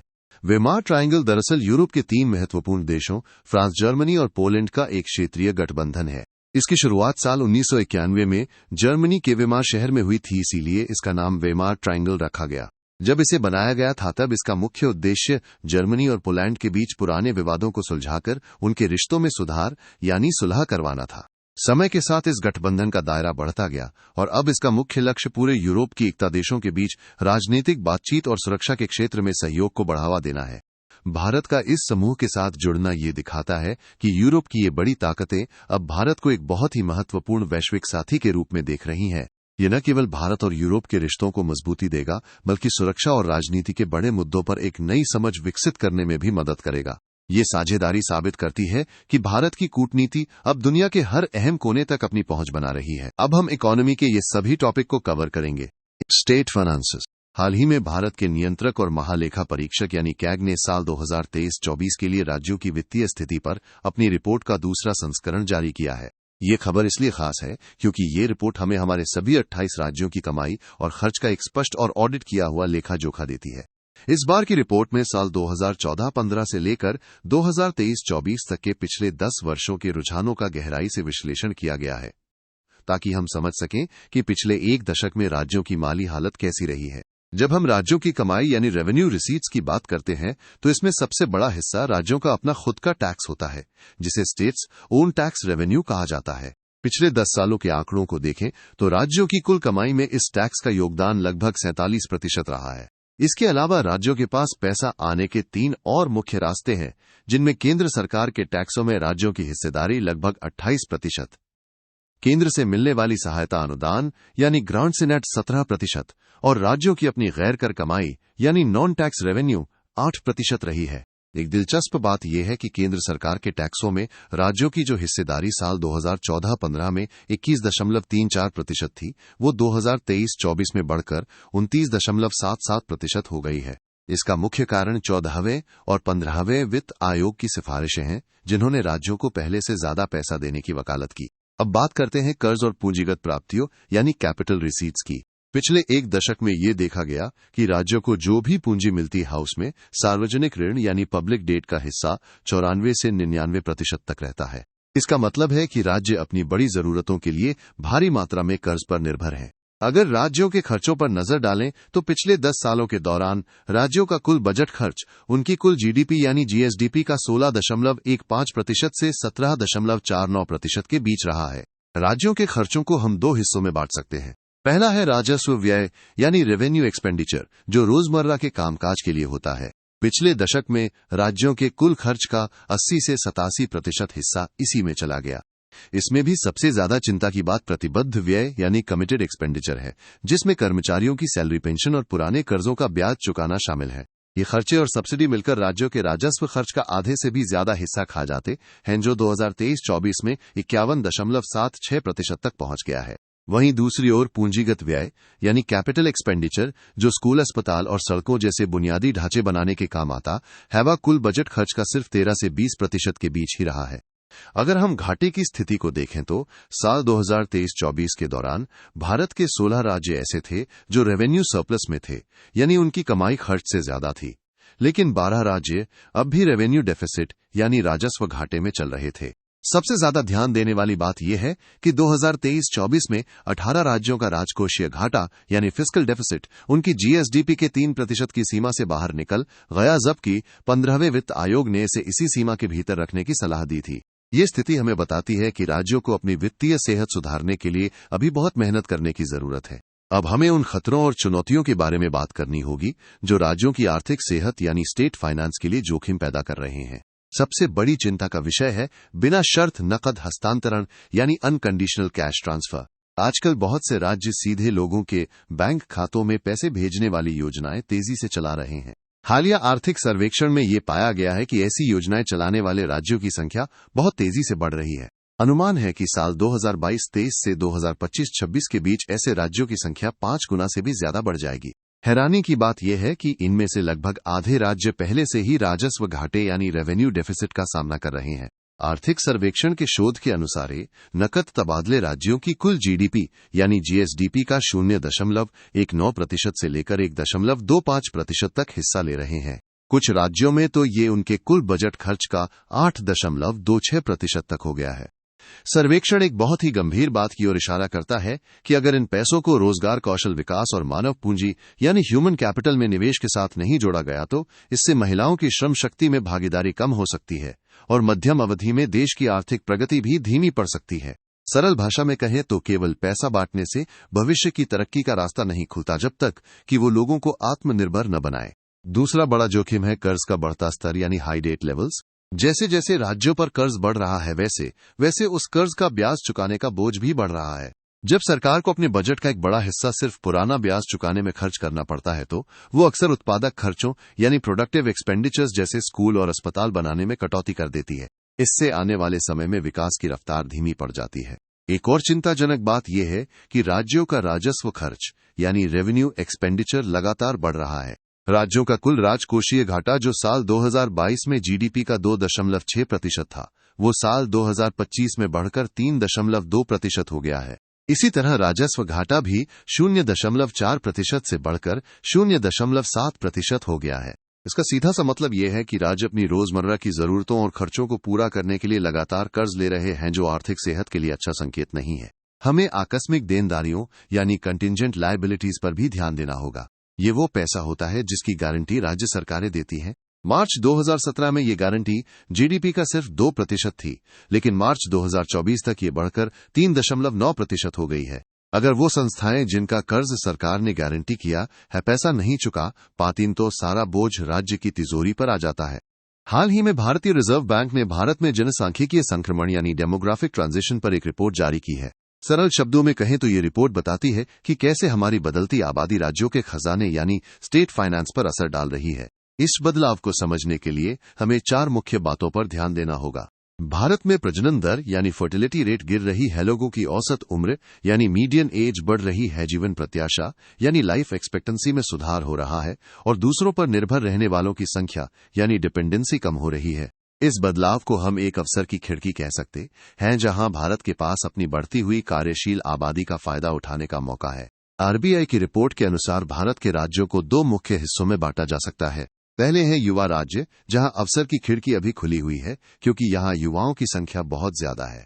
दूसरे हैं बूढ़े होते राज्य, जहां ये अवसर धीरे धीरे कम हो रहा है क्योंकि वहां की आबादी में बुजुर्गों की संख्या बढ़ रही है और काम करने वालों की संख्या घट रही है।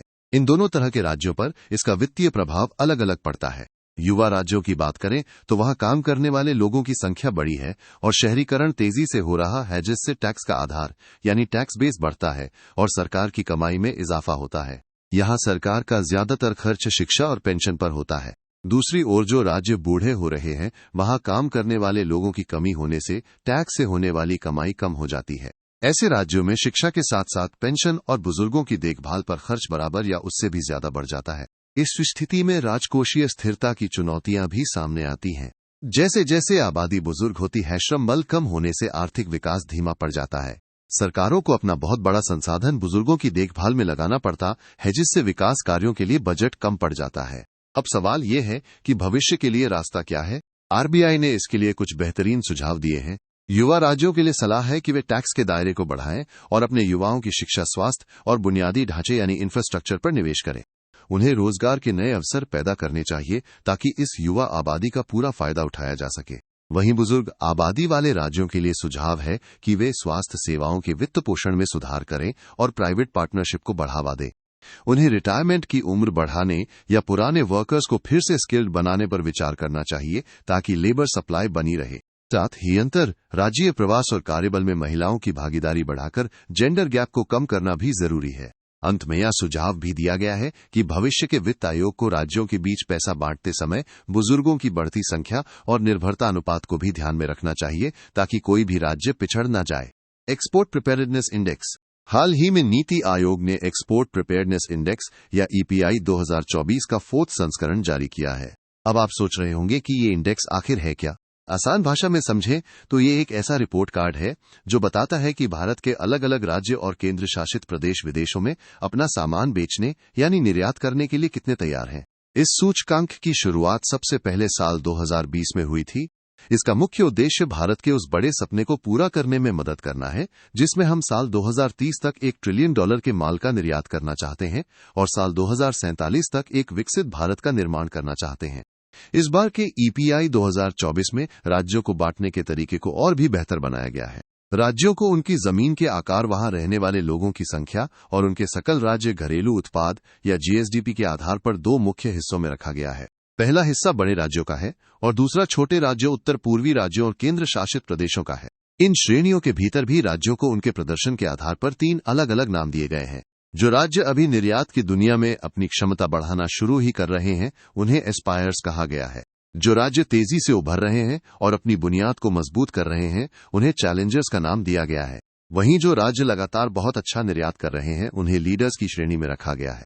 अगर हम ईपीआई 2024 के मुख्य निष्कर्षों की बात करें तो बड़े राज्यों में महाराष्ट्र, तमिलनाडु, गुजरात, उत्तर प्रदेश और आंध्र प्रदेश ने सबसे बेहतरीन प्रदर्शन किया है।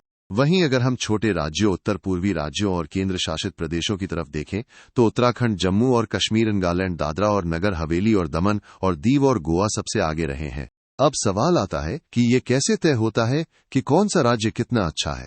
इसके लिए 4 मुख्य आधार या पिलर्स बनाए गए हैं। पहला आधार है निर्यात का बुनियादी ढांचा, जिसे 20% महत्व दिया गया है। इसमें यह देखा जाता है कि राज्य में बिजली, पानी, बंदरगाह और परिवहन की सुविधा कैसी है ताकि सामान समय पर और कम खर्च में पहुंच सके। इसका एक बेहतरीन उदाहरण महाराष्ट्र है, जहां जवाहरलाल नेहरू पोर्ट ट्रस्ट या जेएनपीटी है, जो भारत का सबसे बड़ा कंटेनर पोर्ट है। देश का 50% से अधिक व्यापार का सामान यहीं से जाता है। दूसरा सबसे बड़ा आधार है व्यापार का माहौल, जिसे सबसे ज्यादा 40% का महत्व दिया गया है। इसमें यह परखा जाता है कि क्या राज्य में उद्योगों के लिए विशेष क्षेत्र और नए प्रयोगों के लिए हब हैं या नहीं, ताकि व्यापार आसानी से बढ़ सके। जैसे गुजरात की साल 2020 की औद्योगिक नीति और 2022 से 2027 तक की आईटी नीति व्यापार को आसान बनाने और कौशल विकास पर बहुत जोर देती हैं। तीसरा आधार है नीतियां और प्रशासन, जिसका महत्व 20% है। इसमें देखा जाता है कि राज्य सरकार निर्यातकों की मदद के लिए कैसी नीतियां बना रही है और उन्हें कितनी अच्छी तरह लागू कर रही है। उत्तर प्रदेश की एक जिला एक उत्पाद या ओडीओपी योजना इसका बहुत अच्छा उदाहरण है, जिसने स्थानीय कारीगरों के सामान को विदेशों तक पहुंचाने में बहुत मदद की है। आखिरी आधार है निर्यात का प्रदर्शन और इसे भी 20% महत्व दिया गया है। ये जांचता है कि राज्य ने असल में कितना सामान भेजा, उसकी कीमत क्या थी और उसमें कितनी विविधता थी। जैसे कर्नाटक का उदाहरण लें तो वो रक्षा, एरोस्पेस और इलेक्ट्रॉनिक्स जैसे ऊंचे मूल्य वाले क्षेत्रों में बहुत शानदार काम कर रहा है, जो उसके बेहतरीन निर्यात का सबसे बड़ा कारण है। इन सभी बातों को मिलाकर ही ये इंडेक्स तैयार होता है ताकि हर राज्य अपनी कमियों को पहचान कर आगे बढ़ सके। लेकिन हमारे देश के निर्यात क्षेत्र के सामने अभी भी कई बड़ी चुनौतियां खड़ी हैं। सबसे पहली चुनौती रसद और संपर्क यानी लॉजिस्टिक्स और कनेक्टिविटी की है। उदाहरण के लिए अगर हम तेलंगाना की बात करें तो वो चारों तरफ से जमीन से घिरा हुआ राज्य है। उसे अपना सामान समुद्र के रास्ते बाहर भेजने के लिए कृष्णापट्टनम और विशाखापट्टनम जैसे दूर के बंदरगाहों पर निर्भर रहना पड़ता है, जो वहां से 600 से 700 किलोमीटर दूर हैं। इतनी दूर सामान भेजने से न केवल खर्च बढ़ता है बल्कि समय भी ज्यादा लगता है, जिससे सड़क और रेल नेटवर्क पर भारी दबाव पड़ता है। दूसरी बड़ी समस्या कीमतों में उतार चढ़ाव यानी प्राइस वोलाटिलिटी की है। इसे हम गुजरात के उदाहरण से समझ सकते हैं। गुजरात से होने वाले निर्यात में आधे से ज्यादा हिस्सा पेट्रोलियम और पेट्रोकेमिकल उत्पादों का होता है। इसलिए जब भी दुनिया भर में तेल की कीमतें ऊपर नीचे होती हैं या पर्यावरण से जुड़ी नीतियों में बदलाव होता है तो इसका सीधा और बहुत गहरा असर गुजरात के व्यापार पर पड़ता है। तीसरी चुनौती बढ़ती हुई प्रतिस्पर्धा यानी कंपटीशन है। आज वियतनाम जैसे देश बहुत कम लागत में सामान बनाने के केंद्र यानी लो कॉस्ट मैन्युफैक्चरिंग हब बन गए हैं। इस वजह से पंजाब जैसे राज्यों को बहुत चिंता हो रही है, क्योंकि वहां के पुराने और पारंपरिक उद्योग जैसे कपड़ा और कृषि प्रसंस्करण यानी टेक्सटाइल्स और एग्रो प्रोसेसिंग को इन बाहरी देशों से कड़ी टक्कर मिल रही है। इसके अलावा भू राजनीतिक तनाव यानी जियोपॉलिटिकल टेंशन्स भी एक बहुत बड़ा खतरा है। अगर हम हरियाणा का उदाहरण लें तो उसका ज्यादातर व्यापार सिर्फ कुछ गिने चुने बाजारों जैसे अमेरिका, संयुक्त अरब अमीरात और यूरोप पर बहुत ज्यादा निर्भर है। ऐसे में अगर दुनिया के देशों के बीच कोई विवाद होता है या व्यापार की नीतियां बदलती हैं तो हरियाणा के निर्यात को बाहरी झटकों का सामना करना पड़ता है। अगली चुनौती गुणवत्ता और प्रमाणन यानी क्वालिटी और सर्टिफिकेशन की है। उत्तर प्रदेश जैसे बड़े राज्य में परीक्षण प्रयोगशालाओं यानी national accreditation board for testing and calibration laboratories का नेटवर्क बहुत फैला हुआ नहीं है। इस कमी के कारण वहां के उत्पादों को वैश्विक खाद्य सुरक्षा मानकों पर खरा उतरने में बहुत मुश्किल होती है। एक और महत्वपूर्ण चुनौती कोल्ड चेन की कमी यानी कोल्ड चेन डेफिसिट्स है। दादरा और नगर हवेली और दमन और दीव जैसे क्षेत्रों में तापमान को नियंत्रित रखने वाले गोदामों और परिवहन की भारी कमी है। इस वजह से ये इलाके जल्दी खराब होने वाले सामान, समुद्री उत्पाद और दवाइयों यानी फार्मास्यूटिकल्स का निर्यात नहीं कर पाते, क्योंकि इनके लिए शुरुआत से अंत तक एक सुरक्षित कोल्ड चेन की सख्त जरूरत होती है। इन सभी चुनौतियों को देखते हुए भारत सरकार ने देश के निर्यात परिदृश्य यानी एक्सपोर्ट लैंडस्केप को मजबूत करने के लिए कई अहम कदम उठाए हैं। इनमें सबसे प्रमुख है निर्यात संवर्धन मिशन यानी एक्सपोर्ट प्रमोशन मिशन या ईपीएम। ये साल 2025 में शुरू की गई एक बहुत ही खास पहल है, जिसका मकसद भारत के निर्यात को दुनिया भर में और ज्यादा प्रतिस्पर्धी बनाना है।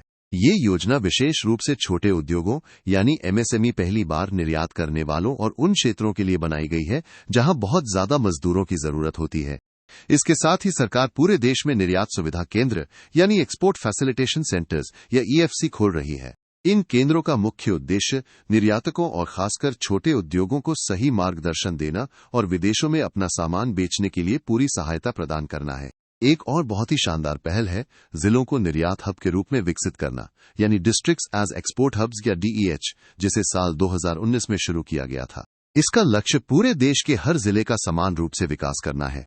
इसके तहत हर जिले के खास उत्पादों की पहचान की जाती है, उनकी ब्रांडिंग की जाती है और उन्हें देश के साथ साथ अंतर्राष्ट्रीय बाजारों में भी बेचने के लिए प्रोत्साहित किया जाता है। इसके अलावा राष्ट्रीय रसद नीति यानी नेशनल लॉजिस्टिक्स पॉलिसी या एनएलपी और पीएम गति शक्ति योजनाएं भी काम कर रही हैं। इनका उद्देश्य व्यापार में लगने वाले लॉजिस्टिक्स खर्च को कम करना और भौगोलिक सूचना प्रणाली यानी जियोग्राफिक इंफॉर्मेशन सिस्टम के माध्यम से परिवहन के अलग अलग साधनों की कनेक्टिविटी को एक साथ बेहतर तरीके से जोड़ना है। आपको ये जानकर भी बहुत खुशी होगी कि हमारे केंद्रीय बजट 2026-27 में एक बहुत बड़ी घोषणा की गई है। सरकार ने कुरियर के जरिए होने वाले निर्यात पर जो 10 लाख रुपए प्रति खेप यानी पर कंसाइनमेंट की सीमा लगा रखी थी, उसे पूरी तरह से हटा दिया है। इस फैसले से छोटे व्यवसायों, कारीगरों और नए स्टार्टअप्स को ई कॉमर्स के जरिए पूरी दुनिया के बाजारों तक पहुंचने में बहुत आसानी होगी। इन सारी बातों का निष्कर्ष यही निकलता है कि भारत को अब एक ऐसी रणनीति अपनानी होगी जो राज्यों के नेतृत्व और मजबूत बुनियादी ढांचे पर आधारित हो। इसके साथ ही भारत यूरोपीय मुक्त व्यापार संघ यानी यूरोपियन फ्री ट्रेड एसोसिएशन और संयुक्त अरब अमीरात जैसे क्षेत्रों के साथ मिलकर काम कर रहा है। इससे हमारे व्यापार में विविधता आएगी और सामान की आपूर्ति की श्रृंखला यानी सप्लाई चेन्स भी मजबूत होंगी, ताकि हमारा देश दुनिया के बाजार में पूरी मजबूती के साथ खड़ा हो सके। Public private partnership. हाल ही में वित्त मंत्रालय के आर्थिक कार्य विभाग ने देश में बुनियादी ढांचे यानी इंफ्रास्ट्रक्चर के विकास को और भी बेहतर बनाने के लिए अगले 3 सालों के लिए एक पीपीपी प्रोजेक्ट पाइपलाइन तैयार की है। ये खबर इसलिए बहुत बड़ी है क्योंकि हमारे केंद्रीय बजट 2026-27 में 12.2 लाख करोड़ रुपए के सार्वजनिक पूंजीगत व्यय यानी पब्लिक केपेक्स की घोषणा की गई है। अगर हम पिछले सालों पर नजर डालें तो सरकार का ये निवेश साल 2014-15 में केवल 2 लाख करोड़ रुपए था, जो साल 2025-26 के बजट अनुमानों में बढ़कर 11.2 लाख करोड़ रुपए तक पहुंच गया है। अब आप सोच रहे होंगे कि इस प्रोजेक्ट पाइपलाइन का फायदा क्या है। दरअसल यह एक व्यवस्थित ढांचा यानी फ्रेमवर्क प्रदान करता है जिससे निवेशकों और डेवलपर्स को आने वाले प्रोजेक्ट्स की जानकारी पहले से मिल जाती है। इससे वे बेहतर योजना बना पाते हैं और सोच समझकर निवेश के फैसले ले सकते हैं। इस पूरी पाइपलाइन में केंद्र सरकार के मंत्रालयों और राज्यों के कुल मिलाकर 852 प्रोजेक्ट्स शामिल हैं, जिनकी कुल लागत 17 लाख करोड़ रुपए से भी अधिक है। लेकिन असल में पीपीपी होता क्या है, इसे एक आसान उदाहरण से समझते हैं। जब सरकार और कोई निजी कंपनी मिलकर जनता के लिए कोई बड़ी सुविधा जैसे सड़क, पुल या अस्पताल बनाने का समझौता करते हैं तो उसे पीपीपी कहते हैं। इसमें एक कॉन्ट्रैक्ट होता है जिसमें साफ लिखा होता है कि सरकार की क्या जिम्मेदारी होगी और प्राइवेट कंपनी का क्या काम होगा। भारत में पीपीपी के रुझान बहुत ही उत्साहजनक रहे हैं। वर्ल्ड बैंक की एक रिपोर्ट के अनुसार बुनियादी ढांचे में निजी निवेश के मामले में भारत दुनिया के शीर्ष 5 देशों में शामिल है। दक्षिण एशिया की बात करें तो भारत इस क्षेत्र का सबसे बड़ा खिलाड़ी है, जहां पूरे क्षेत्र के कुल निजी निवेश का 90% से भी अधिक हिस्सा अकेले भारत में आता है। आंकड़ों की बात करें तो साल 2014-15 से दिसंबर 2025 तक पीपीपी अप्रेजल कमेटी ने 5.6 लाख करोड़ रुपए की कुल लागत वाले 129 प्रोजेक्ट्स को अपनी मंजूरी दी है। अक्सर आपने सुना होगा कि कोई हाईवे या एयरपोर्ट पीपीपी मॉडल पर बना है, तो चलिए आज बहुत ही सरल भाषा में समझते हैं कि इसकी मुख्य विशेषताएं क्या होती हैं। सबसे पहली बात यह है कि पीपीपी का मुख्य उद्देश्य सार्वजनिक लाभ के लिए सार्वजनिक संपत्ति या सेवा का प्रावधान करना होता है। इसका मतलब है कि इसके तहत केवल उन्हीं सुविधाओं या सेवाओं को शामिल किया जाता है जिन्हें आमतौर पर सरकार अपनी संप्रभु जिम्मेदारी के रूप में जनता को प्रदान करती है, जैसे कि सड़कें, बिजली या पानी की व्यवस्था। दूसरी बड़ी विशेषता है निजी भागीदार द्वारा निवेश और प्रबंधन। इस मॉडल में सरकार निजी क्षेत्र की कार्यकुशलता और पैसे का उपयोग करती है, यानी प्रोजेक्ट के लिए पैसा जुटाना और उसे बेहतर तरीके से चलाना निजी कंपनी की जिम्मेदारी होती है, ताकि सेवाएं ज्यादा बेहतर और प्रोफेशनल तरीके से लोगों तक पहुंच सकें। पीपीपी प्रोजेक्ट हमेशा एक निश्चित समय अवधि के लिए होते हैं।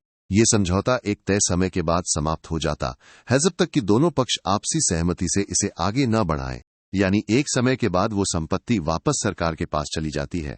एक और बहुत जरूरी पहलू है जोखिमों का बंटवारा। हर पीपीपी समझौते में ये पहले से ही तय कर लिया जाता है कि प्रोजेक्ट से जुड़े अलग अलग जोखिमों को सरकार और निजी कंपनी के बीच कैसे बांटा जाएगा। इससे किसी एक पक्ष पर सारा बोझ नहीं पड़ता। इसमें भुगतान का तरीका भी बहुत दिलचस्प होता है, जिसे प्रदर्शन से जुड़े भुगतान कहा जाता है। यहाँ निजी कंपनी को पैसा केवल संपत्ति बना देने के लिए नहीं मिलता, बल्कि इस बात पर निर्भर करता है कि उनकी सेवा की गुणवत्ता कैसी है और वे कितनी कुशलता से सेवा दे रहे हैं। अंत में यह मॉडल प्रदर्शन मानकों के अनुरूप काम करने पर जोर देता है। ये निजी कंपनियों को नई तकनीक और इनोवेशन का इस्तेमाल करने के लिए प्रोत्साहित करता है, ताकि काम में ज्यादा से ज्यादा दक्षता और एफिशिएंसी आ सके। अब हम बात करेंगे पीपीपी के उन अलग अलग तरीकों या मॉडल्स के बारे में जिनका इस्तेमाल निवेश के लिए किया जाता है। इन्हें समझना बहुत आसान है, क्योंकि हर मॉडल का नाम ही उसका काम बता देता है। सबसे पहले आता है बिल्ड, ऑपरेट एंड ट्रांसफर यानी बीओटी मॉडल। इसमें प्राइवेट कंपनी प्रोजेक्ट को डिजाइन करती है, उसे बनाती है और एक तय समय तक उसे चलाती है। जब उसका समय पूरा हो जाता है तो वो उसे वापस सरकार को सौंप देती है।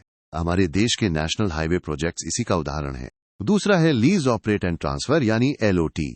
इसमें सरकार अपनी पहले से बनी हुई कोई सुविधा प्राइवेट सेक्टर को एक समझौते के तहत चलाने के लिए दे देती है और कॉन्ट्रैक्ट खत्म होने पर उसे वापस ले लेती है। इसके बाद आता है बूट मॉडल। इसमें प्राइवेट पार्टनर अपनी लागत वसूलने तक उस प्रोजेक्ट का मालिक बना रहता है और उसे चलाता है, फिर उसे सरकार को ट्रांसफर कर देता है। एक और लोकप्रिय मॉडल है ईपीसी। इसमें सरकार अपनी जरूरतें बताती है और ठेकेदार उसकी पूरी डिजाइनिंग से लेकर सामान जुटाने और निर्माण तक का सारा काम करके सरकार को एक तैयार प्रोजेक्ट सौंप देता है। अंत में आता है हाइब्रिड एन्युइटी मॉडल यानी एचएएम। ये ईपीसी 40% और बीओटी 60% का मिला जुला रूप है, जहां सरकार प्रोजेक्ट की कुल लागत का 40% हिस्सा देती है और बाकी 60% का इंतजाम डेवलपर को करना होता है। अब सवाल ये है कि बुनियादी ढांचे के विकास में पीपीपी मॉडल इतना जरूरी क्यों है? इसका सबसे बड़ा कारण है निजी क्षेत्र की कार्यक्षमता। प्राइवेट कंपनियां प्रतियोगिता के माहौल में काम करती हैं, इसलिए वे डिजाइन और निर्माण के काम को ज्यादा बेहतर तरीके से करती हैं।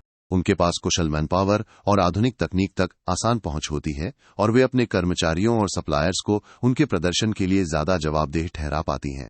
एक और खास बात यह है कि पीपीपी में प्रोजेक्ट की जीवन चक्र लागत पर ध्यान दिया जाता है। चूंकि प्राइवेट पार्टनर को ही उस प्रोजेक्ट को लंबे समय तक चलाना और उसका रखरखाव करना है, इसलिए वो उसे शुरू से ही इतना मजबूत बनाता है कि आगे चलकर मेंटेनेंस का खर्चा कम आए। इससे पारदर्शिता और जवाबदेही भी बढ़ती है। साधारण सरकारी कामों में सरकार ही निगरानी करती है और वही काम करती है जिससे खुद पर सवाल उठाना मुश्किल हो जाता है। लेकिन पीपीपी में दोनों पक्ष एक दूसरे पर नजर रखते हैं। इसके अलावा पीपीपी के जरिए सरकार को निजी क्षेत्र के पैसे का लाभ मिलता है। इससे सरकार पर कर्ज का बोझ कम होता है और वो उस पैसे को सामाजिक क्षेत्रों जैसे शिक्षा और स्वास्थ्य में निवेश कर पाती है। साथ ही ये व्यापार को आसान बनाने में भी मदद करता है। भारत का लक्ष्य पीपीपी सुधारों के जरिए अपने लॉजिस्टिक्स खर्च को 10% से भी कम करना है, क्योंकि विकसित देशों में ये खर्च सिर्फ 8 से 9% के आसपास होता है। अगर हम इसे कम कर पाए तो हमारा सामान दुनिया भर में और भी सस्ता और प्रतिस्पर्धी हो जाएगा।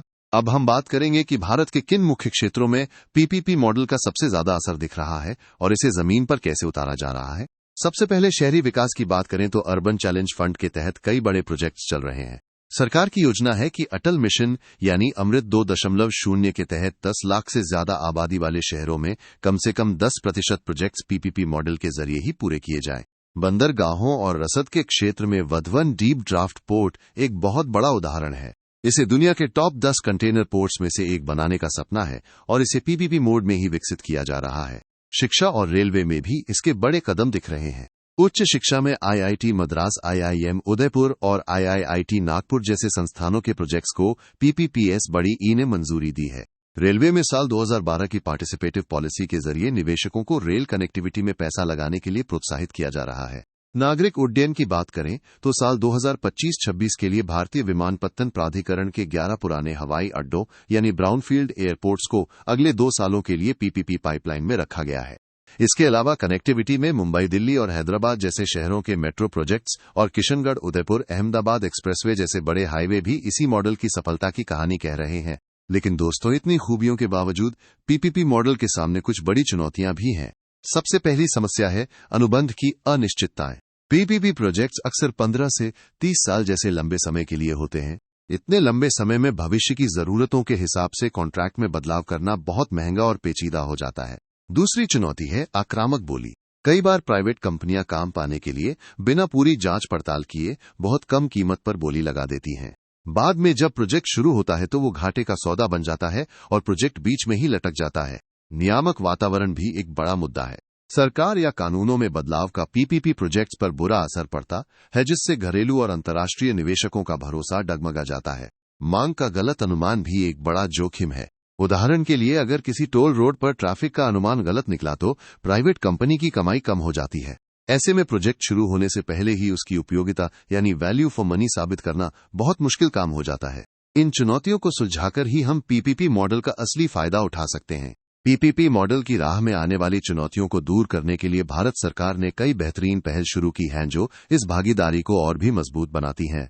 सबसे पहले बात करते हैं पीपीपी अप्रेजल कमेटी की। यह एक शीर्ष संस्था है जिसका काम केंद्र सरकार के पीपीपी प्रोजेक्ट्स की बारीकी से जांच करना और उन्हें मंजूरी की सिफारिश करना है। इसकी अध्यक्षता आर्थिक कार्य विभाग के सचिव करते हैं। एक और बहुत ही क्रांतिकारी योजना है व्यवहार्यता अंतर वित्त पोषण यानी विएबिलिटी गैप फंडिंग या वीजीएफ। यह उन प्रोजेक्ट्स को आर्थिक मदद देती है जो समाज के लिए तो बहुत जरूरी है, लेकिन जिनमें कमाई कम होने के कारण प्राइवेट कंपनियां हिचकिचाती हैं। आर्थिक क्षेत्र के प्रोजेक्ट्स को उनकी लागत का 40% तक और सामाजिक क्षेत्र के प्रोजेक्ट्स को लागत का 80% तक अनुदान दिया जा सकता है। प्रोजेक्ट्स को निवेश के लायक बनाने के लिए साल 2022 में India infrastructure project development fund को अधिसूचित किया गया था। इसका काम ट्रांजैक्शन एडवाइजर्स को फंड देना है ताकि केंद्र और राज्यों के पास बैंक से कर्ज लेने लायक अच्छे प्रोजेक्ट्स की एक लंबी लाइन तैयार रहे। इसके साथ ही सरकार मानकीकरण और संस्थागत क्षमता निर्माण पर भी जोर दे रही है। इसके लिए जोखिम बंटवारे और प्रोजेक्ट लागू करने के तरीकों पर रेफरेंस गाइड और टूल किट्स तैयार किए गए हैं। राज्यों और केंद्र शासित प्रदेशों की तैयारी को जांचने के लिए नेशनल इंफ्रास्ट्रक्चर इनेबलमेंट इंडेक्स भी बनाया गया है। बजट 2026-27 में तो एक इंफ्रास्ट्रक्चर रिस्क गारंटी फंड का भी प्रस्ताव रखा गया है ताकि प्राइवेट डेवलपर्स का भरोसा और बढ़ सके।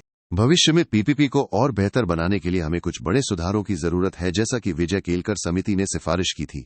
सबसे पहले उन क्षेत्रों के लिए स्वतंत्र नियामक होने चाहिए जहां पीपीपी मॉडल अपनाया जा रहा है। जोखिमों का बंटवारा एक ही नियम सब पर लागू करने के बजाय हर सेक्टर और प्रोजेक्ट की जरूरत के हिसाब से होना चाहिए। एक बहुत ही मानवीय और महत्वपूर्ण सुझाव ये है कि हमें अपने नजरिए में बदलाव लाना होगा। सरकार और प्राइवेट पार्टनर को इसे सिर्फ एक लेन देन के बजाय एक रिश्ते की तरह देखना चाहिए। चूंकि ये कॉन्ट्रैक्ट 20 से 30 साल लंबे होते हैं, इसलिए उनमें थोड़ा दो और लोकाभाव और अनिश्चितताओं के हिसाब से तालमेल बिठाने की गुंजाइश होनी चाहिए। अंत में हमें एक स्थिर नीति व्यवस्था और स्पष्ट रेगुलेटरी ढांचे की जरूरत है। साथ ही सभी हितधारकों जैसे बैंक, वित्तीय संस्थान और सरकारी एजेंसियों को ट्रेनिंग देने के लिए एक राष्ट्रीय स्तर की संस्था होनी चाहिए। अगर हम इन सुधारों को सही ढंग से लागू करते हैं तो भारत का इंफ्रास्ट्रक्चर दुनिया के लिए एक मिसाल बन सकता है। Vision of consumer price index. हाल ही में सांख्यिकी और कार्यक्रम कार्यान्वयन मंत्रालय ने उपभोक्ता मूल्य सूचकांक यानी सीपीआई का नया आधार वर्ष 2024 जारी किया है। ये खबर हमारे लिए समझना इसलिए जरूरी है क्योंकि इसी के आधार पर तय होता है कि देश में महंगाई कितनी बढ़ी है। अगर हम जनवरी 2026 के आंकड़ों को देखें तो नए आधार वर्ष 2024 के अनुसार पूरे भारत की महंगाई दर 2.75% रही है। इसमें गांवों के लिए ये दर 2.73% और शहरों के लिए 2.77% दर्ज की गई है। वहीं अगर खाने पीने की चीजों की बात करें तो खाद्य मुद्रास्फीति 2.13% रही है और घर के खर्चों से जुड़ी हाउसिंग इन्फ्लेशन 2.05% रही है। अब सवाल आता है कि आखिर ये उपभोक्ता मूल्य सूचकांक है क्या? सरल शब्दों में कहें तो एक आम परिवार अपनी जरूरतों के लिए जो सामान और सेवाएं बाजार से खरीदता है, उनकी कीमतों में समय के साथ होने वाले बदलाव को सीपीआई मापता है। इस इंडेक्स में हर चीज को एक खास वजन यानी वेट दिया जाता है जो ये बताता है कि एक औसत उपभोक्ता अपने कुल खर्च का कितना हिस्सा उस चीज पर खर्च करता है। भारत में मंत्रालय साल 2011 से ग्रामीण, शहरी और संयुक्त सीपीआई जारी कर रहा है। इसमें सीपीआई कंबाइंड को ही मुख्य महंगाई दर माना जाता है। आधार वर्ष वो साल होता है जिसे तुलना के लिए एक संदर्भ बिंदु माना जाता है और इसका सूचकांक 100 तय किया जाता है। ये इसलिए महत्वपूर्ण है क्योंकि इसी से हमें पता चलता है कि कीमतें कितनी बढ़ी या घटी हैं। सीपीआई की गणना के लिए लास्पेयर इंडेक्स फॉर्मूला का इस्तेमाल किया जाता है। इसमें 3 मुख्य चीजें देखी जाती हैं। आधार वर्ष की औसत कीमतें घरेलू उपभोक्ता व्यय सर्वेक्षण से मिले आंकड़ों के आधार पर तय किया गया वजन और वर्तमान महीने की कीमतें जो फील्ड अधिकारियों द्वारा हर महीने इकट्ठा की जाती हैं। अब आप सोच रहे होंगे कि इस आधार वर्ष को बदलने की जरूरत क्यों पड़ी? इसका सबसे बड़ा कारण हमारी अर्थव्यवस्था में आए बदलाव हैं। साल 2012 के बाद से लोगों के खर्च करने के तरीके, उनकी कमाई के स्तर और शहरीकरण में बहुत बदलाव आया है। आज हम सेवाओं पर ज्यादा खर्च करते हैं। साथ ही तकनीक और बाजार के बदलते स्वरूप जैसे ई कॉमर्स के बढ़ते चलन और गांव शहर के बीच मिटती दूरियों की वजह से महंगाई मापने के पुराने तरीके को अपडेट करना जरूरी हो गया था। इसके अलावा हमारी मौद्रिक नीति के बेहतर संचालन के लिए भी ये जरूरी है। रिजर्व बैंक ऑफ इंडिया महंगाई को 4% के दायरे में रखने के लिए इसी सीपीआई के आंकड़ों पर भरोसा करता है। अगर आंकड़े सटीक होंगे तो आरबीआई सही फैसले ले पाएगा। साथ ही अंतर्राष्ट्रीय स्तर पर तुलना करने के लिए भी ये जरूरी है क्योंकि दुनिया के कई देश हर 3 से 5 साल में अपना सीपीआई बास्केट बदलते रहते हैं। इस बदलाव से भारत की आर्थिक रिपोर्ट की साख और भी मजबूत होगी। सीपीआई यानी कंज्यूमर प्राइस इंडेक्स।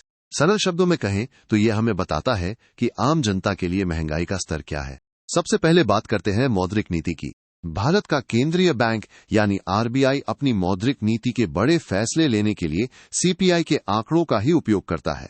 इसके जरिए आरबीआई बाजार में कीमतों की स्थिरता पर नजर रखता है और ये तय करता है कि ब्याज दरों को कब घटाना या बढ़ाना है ताकि महंगाई काबू में रहे। इसके अलावा सीपीआई सरकार के नीतिगत हस्तक्षेप में भी बड़ी भूमिका निभाता है। केंद्र सरकार द्वारा विभिन्न सामाजिक क्षेत्र की कल्याणकारी योजनाओं को डिजाइन करने और उन्हें सही ढंग से लागू करने के लिए इन आंकड़ों का सहारा लिया जाता है। इससे सरकार को ये समझने में मदद मिलती है कि समाज के किस वर्ग को कितनी मदद की जरूरत है। राष्ट्रीय खातों की बात करें तो सीपीआई एक डिफ्लेटर के रूप में काम करता है। ये नॉमिनल जीडीपी को वास्तविक जीडीपी में बदलने में मदद करता है। इसका फायदा ये है कि हम महंगाई के असर को हटाकर देश की वास्तविक आर्थिक विकास दर को सही माप पाते हैं। सीपीआई का सीधा असर हमारी कमाई और टैक्स पर भी पड़ता है, जिसे वेतन और अनुबंध अनुक्रमण कहा जाता है। बढ़ती महंगाई के हिसाब से सरकारी कर्मचारियों के वेतन को संशोधित करने, टैक्स स्लैब या ब्रैकेट को अपडेट करने और सामाजिक सुरक्षा भुगतानों को एडजस्ट करने के लिए इसका उपयोग होता है। यहां तक कि व्यापारिक अनुबंधों या कॉन्ट्रैक्ट्स में भी महंगाई के हिसाब से दरों को बढ़ाने के लिए सीपीआई का ही सहारा लिया जाता है। हम बात करेंगे उन बड़े बदलावों की जो नई सीपीआई 2024 में किए गए हैं और ये पुराने सीपीआई 2012 से कितनी अलग है। इन बदलावों को समझना इसलिए जरूरी है क्योंकि ये दिखाते हैं कि पिछले 12 सालों में हमारा जीवन कितना बदल गया है। सबसे पहला और बड़ा बदलाव तो आधार वर्ष का ही है, जो अब 2012 से बदलकर 2024 कर दिया गया है। अगर हम इस बास्केट में शामिल सामानों और सेवाओं की बात करें तो अब इनकी संख्या बढ़कर 358 हो गई है, जबकि पहले ये केवल 299 थी। इसमें वस्तुओं की संख्या 259 से बढ़ाकर 308 और सेवाओं की संख्या 40 से बढ़ाकर 50 कर दी गई है। वस्तुओं की सूची में हुए बदलाव बहुत ही दिलचस्प हैं। अब इसमें उन चीजों को शामिल किया गया है जो आज हमारी जिंदगी का हिस्सा हैं, जैसे कि ग्रामीण आवास, ऑनलाइन स्ट्रीमिंग सेवाएं, डेयरी उत्पाद, pen drive, external hard disk, babysitter और जिम का सामान। वहीं दूसरी तरफ उन चीजों को हटा दिया गया है जिनका चलन अब खत्म हो चुका है, जैसे VCR, DVD player, radio tape recorder और पुराने कैसेट। ये बदलाव साफ दिखाता है कि हम डिजिटल इंडिया की ओर बढ़ चुके हैं। एक और तकनीकी बदलाव इसके वर्गीकरण में हुआ है। अब अंतर्राष्ट्रीय मानकों यानी यूनाइटेड नेशंस के COI/COP 2018 सिस्टम के आधार पर इसे 12 विभागों में बांटा गया है, जो पहले सिर्फ 6 समूहों में था। डेटा इकट्ठा करने का तरीका भी अब आधुनिक हो गया है। पहले कागज पेन का इस्तेमाल होता था, लेकिन अब टैबलेट के जरिए कंप्यूटर की मदद से इंटरव्यू लिया जाता है। महंगाई के आंकड़ों में एक बड़ी कमी ये थी कि पहले ग्रामीण क्षेत्रों के किराए को शामिल नहीं किया जाता था, लेकिन 2024 के इंडेक्स में पहली बार ग्रामीण आवास सूचकांक को भी जोड़ा गया है। इसके अलावा एक बहुत ही महत्वपूर्ण बदलाव भोजन और पेय पदार्थ के वजन में हुआ है। पहले इस पर सबसे ज्यादा 45.86% वजन दिया जाता था, जिसे अब घटाकर 36.75% कर दिया गया है। हाउसिंग इंडेक्स बनाने के तरीके को भी सुधारा गया है। अब इसमें सिर्फ किराया ही नहीं बल्कि घर का रख रखाव, मरम्मत, सुरक्षा और पानी की आपूर्ति जैसे खर्चों को भी जोड़कर एक औसत निकाला जाता है। ये सभी बदलाव CPI 2024 को आज के दौर के हिसाब से ज्यादा सटीक और विश्वसनीय बनाते हैं। CPI 2024 में कुछ और भी बारीकियां जोड़ी गई हैं जो इसे आज के दौर के हिसाब से बहुत सटीक बनाती हैं। एक बड़ा फैसला ये लिया गया है कि सरकारी आवास और मालिकों द्वारा दिए गए मकानों को हाउसिंग इंडेक्स से बाहर रखा जाएगा। ऐसा इसलिए किया गया है ताकि बाजार की असली कीमतों में कोई भ्रम या विसंगति न पैदा हो और हमें आम जनता द्वारा चुकाए जाने वाले वास्तविक किराए का पता चल सके। आजकल हम में से बहुत से लोग घर बैठे सामान मंगाते हैं, इसलिए सरकार ने भी डेटा जुटाने के अपने पारंपरिक तरीकों में बदलाव किया है। अब 25 लाख से ज्यादा आबादी वाले 12 बड़े शहरों में ई-कॉमर्स की कीमतों को भी एक अतिरिक्त बाजार के रूप में शामिल किया गया है। इतना ही नहीं, हवाई जहाज के टिकट और OTT सब्सक्रिप्शन जैसे खर्चों के आंकड़े सीधे ऑनलाइन स्रोतों से लिए जा रहे हैं। साथ ही रेल किराया, डाक खर्च और ईंधन की कीमतों के लिए प्रशासनिक आंकड़ों का इस्तेमाल किया जा रहा है ताकि जानकारी बिल्कुल सटीक और सरकारी रिकॉर्ड के अनुसार हो। अब आपके मन में ये सवाल आ सकता है कि अगर हम नए आधार वर्ष पर चले जाएंगे तो पुराने आंकड़ों से तुलना कैसे होगी? इसके लिए सरकार ने एक लिंकिंग फैक्टर तैयार किया है। ये एक ऐसा जरिया है जो पुरानी सीरीज और नई सीरीज को आपस में जोड़ता है। इसके लिए साल 2025 को एक ओवरलैपिंग पीरियड माना गया है, क्योंकि इस दौरान हमारे पास पुराने और नए दोनों आधार वर्षों के सूचकांक उपलब्ध हैं। इससे शोधकर्ताओं और अर्थशास्त्रियों को पिछले कई सालों की महंगाई के रुझानों का विश्लेषण करने में आसानी होगी। निष्कर्ष के तौर पर हम कह सकते हैं कि सांख्यिकी मंत्रालय अब हर 3 से 5 साल में आधार वर्ष को बदलने की योजना बना रहा है ताकि ये हमेशा प्रासंगिक बना रहे। ये नया और संशोधित CPI न केवल पारदर्शी और वैज्ञानिक रूप से मजबूत है, बल्कि ये बदलते भारत की बदलती आदतों का एक सच्चा आईना भी है। ये वैश्विक मानकों के अनुरूप है और हमारी अर्थव्यवस्था को बेहतर दिशा देने में एक मील का पत्थर साबित होगा। स्टार्टअप इंडिया हाल ही में 16 जनवरी 2026 को नेशनल स्टार्टअप डे मनाया गया, जो स्टार्टअप इंडिया पहल के पूरे 10 साल पूरे होने का प्रतीक है। इस सफर की शुरुआत 16 जनवरी 2016 को हुई थी और साल 2022 में इस दिन को आधिकारिक तौर पर नेशनल स्टार्टअप डे घोषित कर दिया गया। लेकिन क्या आप जानते हैं कि कानून की नजर में एक स्टार्टअप किसे कहते हैं? इसके लिए कुछ खास शर्तें हैं। सबसे पहले वह भारत में एक private limited company, partnership firm या LLP के रूप में रजिस्टर्ड होना चाहिए। दूसरी शर्त यह है कि उसे बने हुए 10 साल से ज्यादा समय नहीं हुआ हो। तीसरी बात यह कि उसका सालाना टर्नओवर किसी भी साल 200 करोड़ रुपए से ऊपर नहीं गया हो। सबसे जरूरी बात यह है कि वो कुछ नया कर रहा हो या उसके पास ऐसा बिजनेस मॉडल हो जिससे बड़े पैमाने पर रोजगार और संपत्ति पैदा हो सके। ध्यान रहे, किसी पुराने बिजनेस को तोड़कर बनाया गया नया हिस्सा स्टार्टअप नहीं माना जाता। स्टार्टअप इंडिया पहल के तहत सरकार कई तरह की वित्तीय सहायता दे रही है। इसमें 10,000 करोड़ रुपए का फंड ऑफ फंड्स है, जिसे सिड भी संभालता है। ये फंड सीधे स्टार्टअप में पैसा नहीं लगाता, बल्कि उन फंड्स की मदद करता है जो आगे चलकर स्टार्टअप्स में निवेश करते हैं। शुरुआती दौर के लिए startup India seed fund scheme है, जो प्रोटोटाइप बनाने और बाजार में कदम रखने में मदद करती है। साथ ही क्रेडिट गारंटी स्कीम के जरिए स्टार्टअप्स को बिना किसी गारंटी के लोन मिल सकता है। सरकार ने इसके लिए कई डिजिटल प्लेटफॉर्म भी बनाए हैं। स्टार्टअप इंडिया हब एक ऐसा मंच है जो निवेश कमेंटर्स और नए उद्यमियों को एक साथ जोड़ता है। मार्क पोर्टल के जरिए स्टार्टअप्स अनुभवी जानकारों से रणनीतिक सलाह ले सकते हैं। इसके अलावा इन्वेस्टर कनेक्ट पोर्टल स्टार्टअप्स को वेंचर कैपिटल फंड से जोड़ने का काम करता है। राज्यों के बीच स्वस्थ प्रतिस्पर्धा बढ़ाने के लिए एक स्टेट स्टार्टअप रैंकिंग फ्रेमवर्क भी बनाया गया है ताकि हर राज्य स्टार्टअप्स के लिए अच्छी नीतियां बनाए। सिर्फ पैसा ही नहीं, सरकार एक पूरा इकोसिस्टम तैयार कर रही है। अटल इनोवेशन मिशन के तहत स्कूलों में मेटल टिंकरिंग लैब्स बनाई गई हैं ताकि बचपन से ही बच्चों में कुछ नया करने की सोच पैदा हो। विज्ञान और प्रौद्योगिकी विभाग की निधि योजना ज्ञान आधारित आइडिया को स्टार्टअप में बदलने में मदद करती है। वहीं इलेक्ट्रॉनिक्स और आईटी मंत्रालय MEITY स्टार्टअप हब और टाइड 2.0 जैसी योजनाओं के जरिए AI और IoT जैसी आधुनिक तकनीक पर काम करने वाले स्टार्टअप्स को बढ़ावा दे रहा है। आज भारत दुनिया का तीसरा सबसे बड़ा स्टार्टअप इकोसिस्टम बन चुका है और ये सफर अभी तो बस शुरू हुआ है। लेकिन अब ये समझना जरूरी है कि ये स्टार्टअप्स हमारी अर्थव्यवस्था के लिए इतने महत्वपूर्ण क्यों हैं। सबसे बड़ा योगदान है रोजगार पैदा करना। स्टार्टअप्स भारत की युवा शक्ति यानी डेमोग्राफिक डिविडेंड का इस्तेमाल करके तकनीक, मैन्युफैक्चरिंग और सर्विस सेक्टर में लाखों नौकरियां पैदा कर रहे हैं।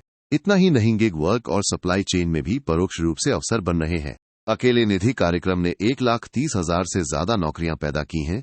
इसके अलावा स्टार्टअप्स शहर और गांव के बीच की खाई को भी पाट रहे हैं।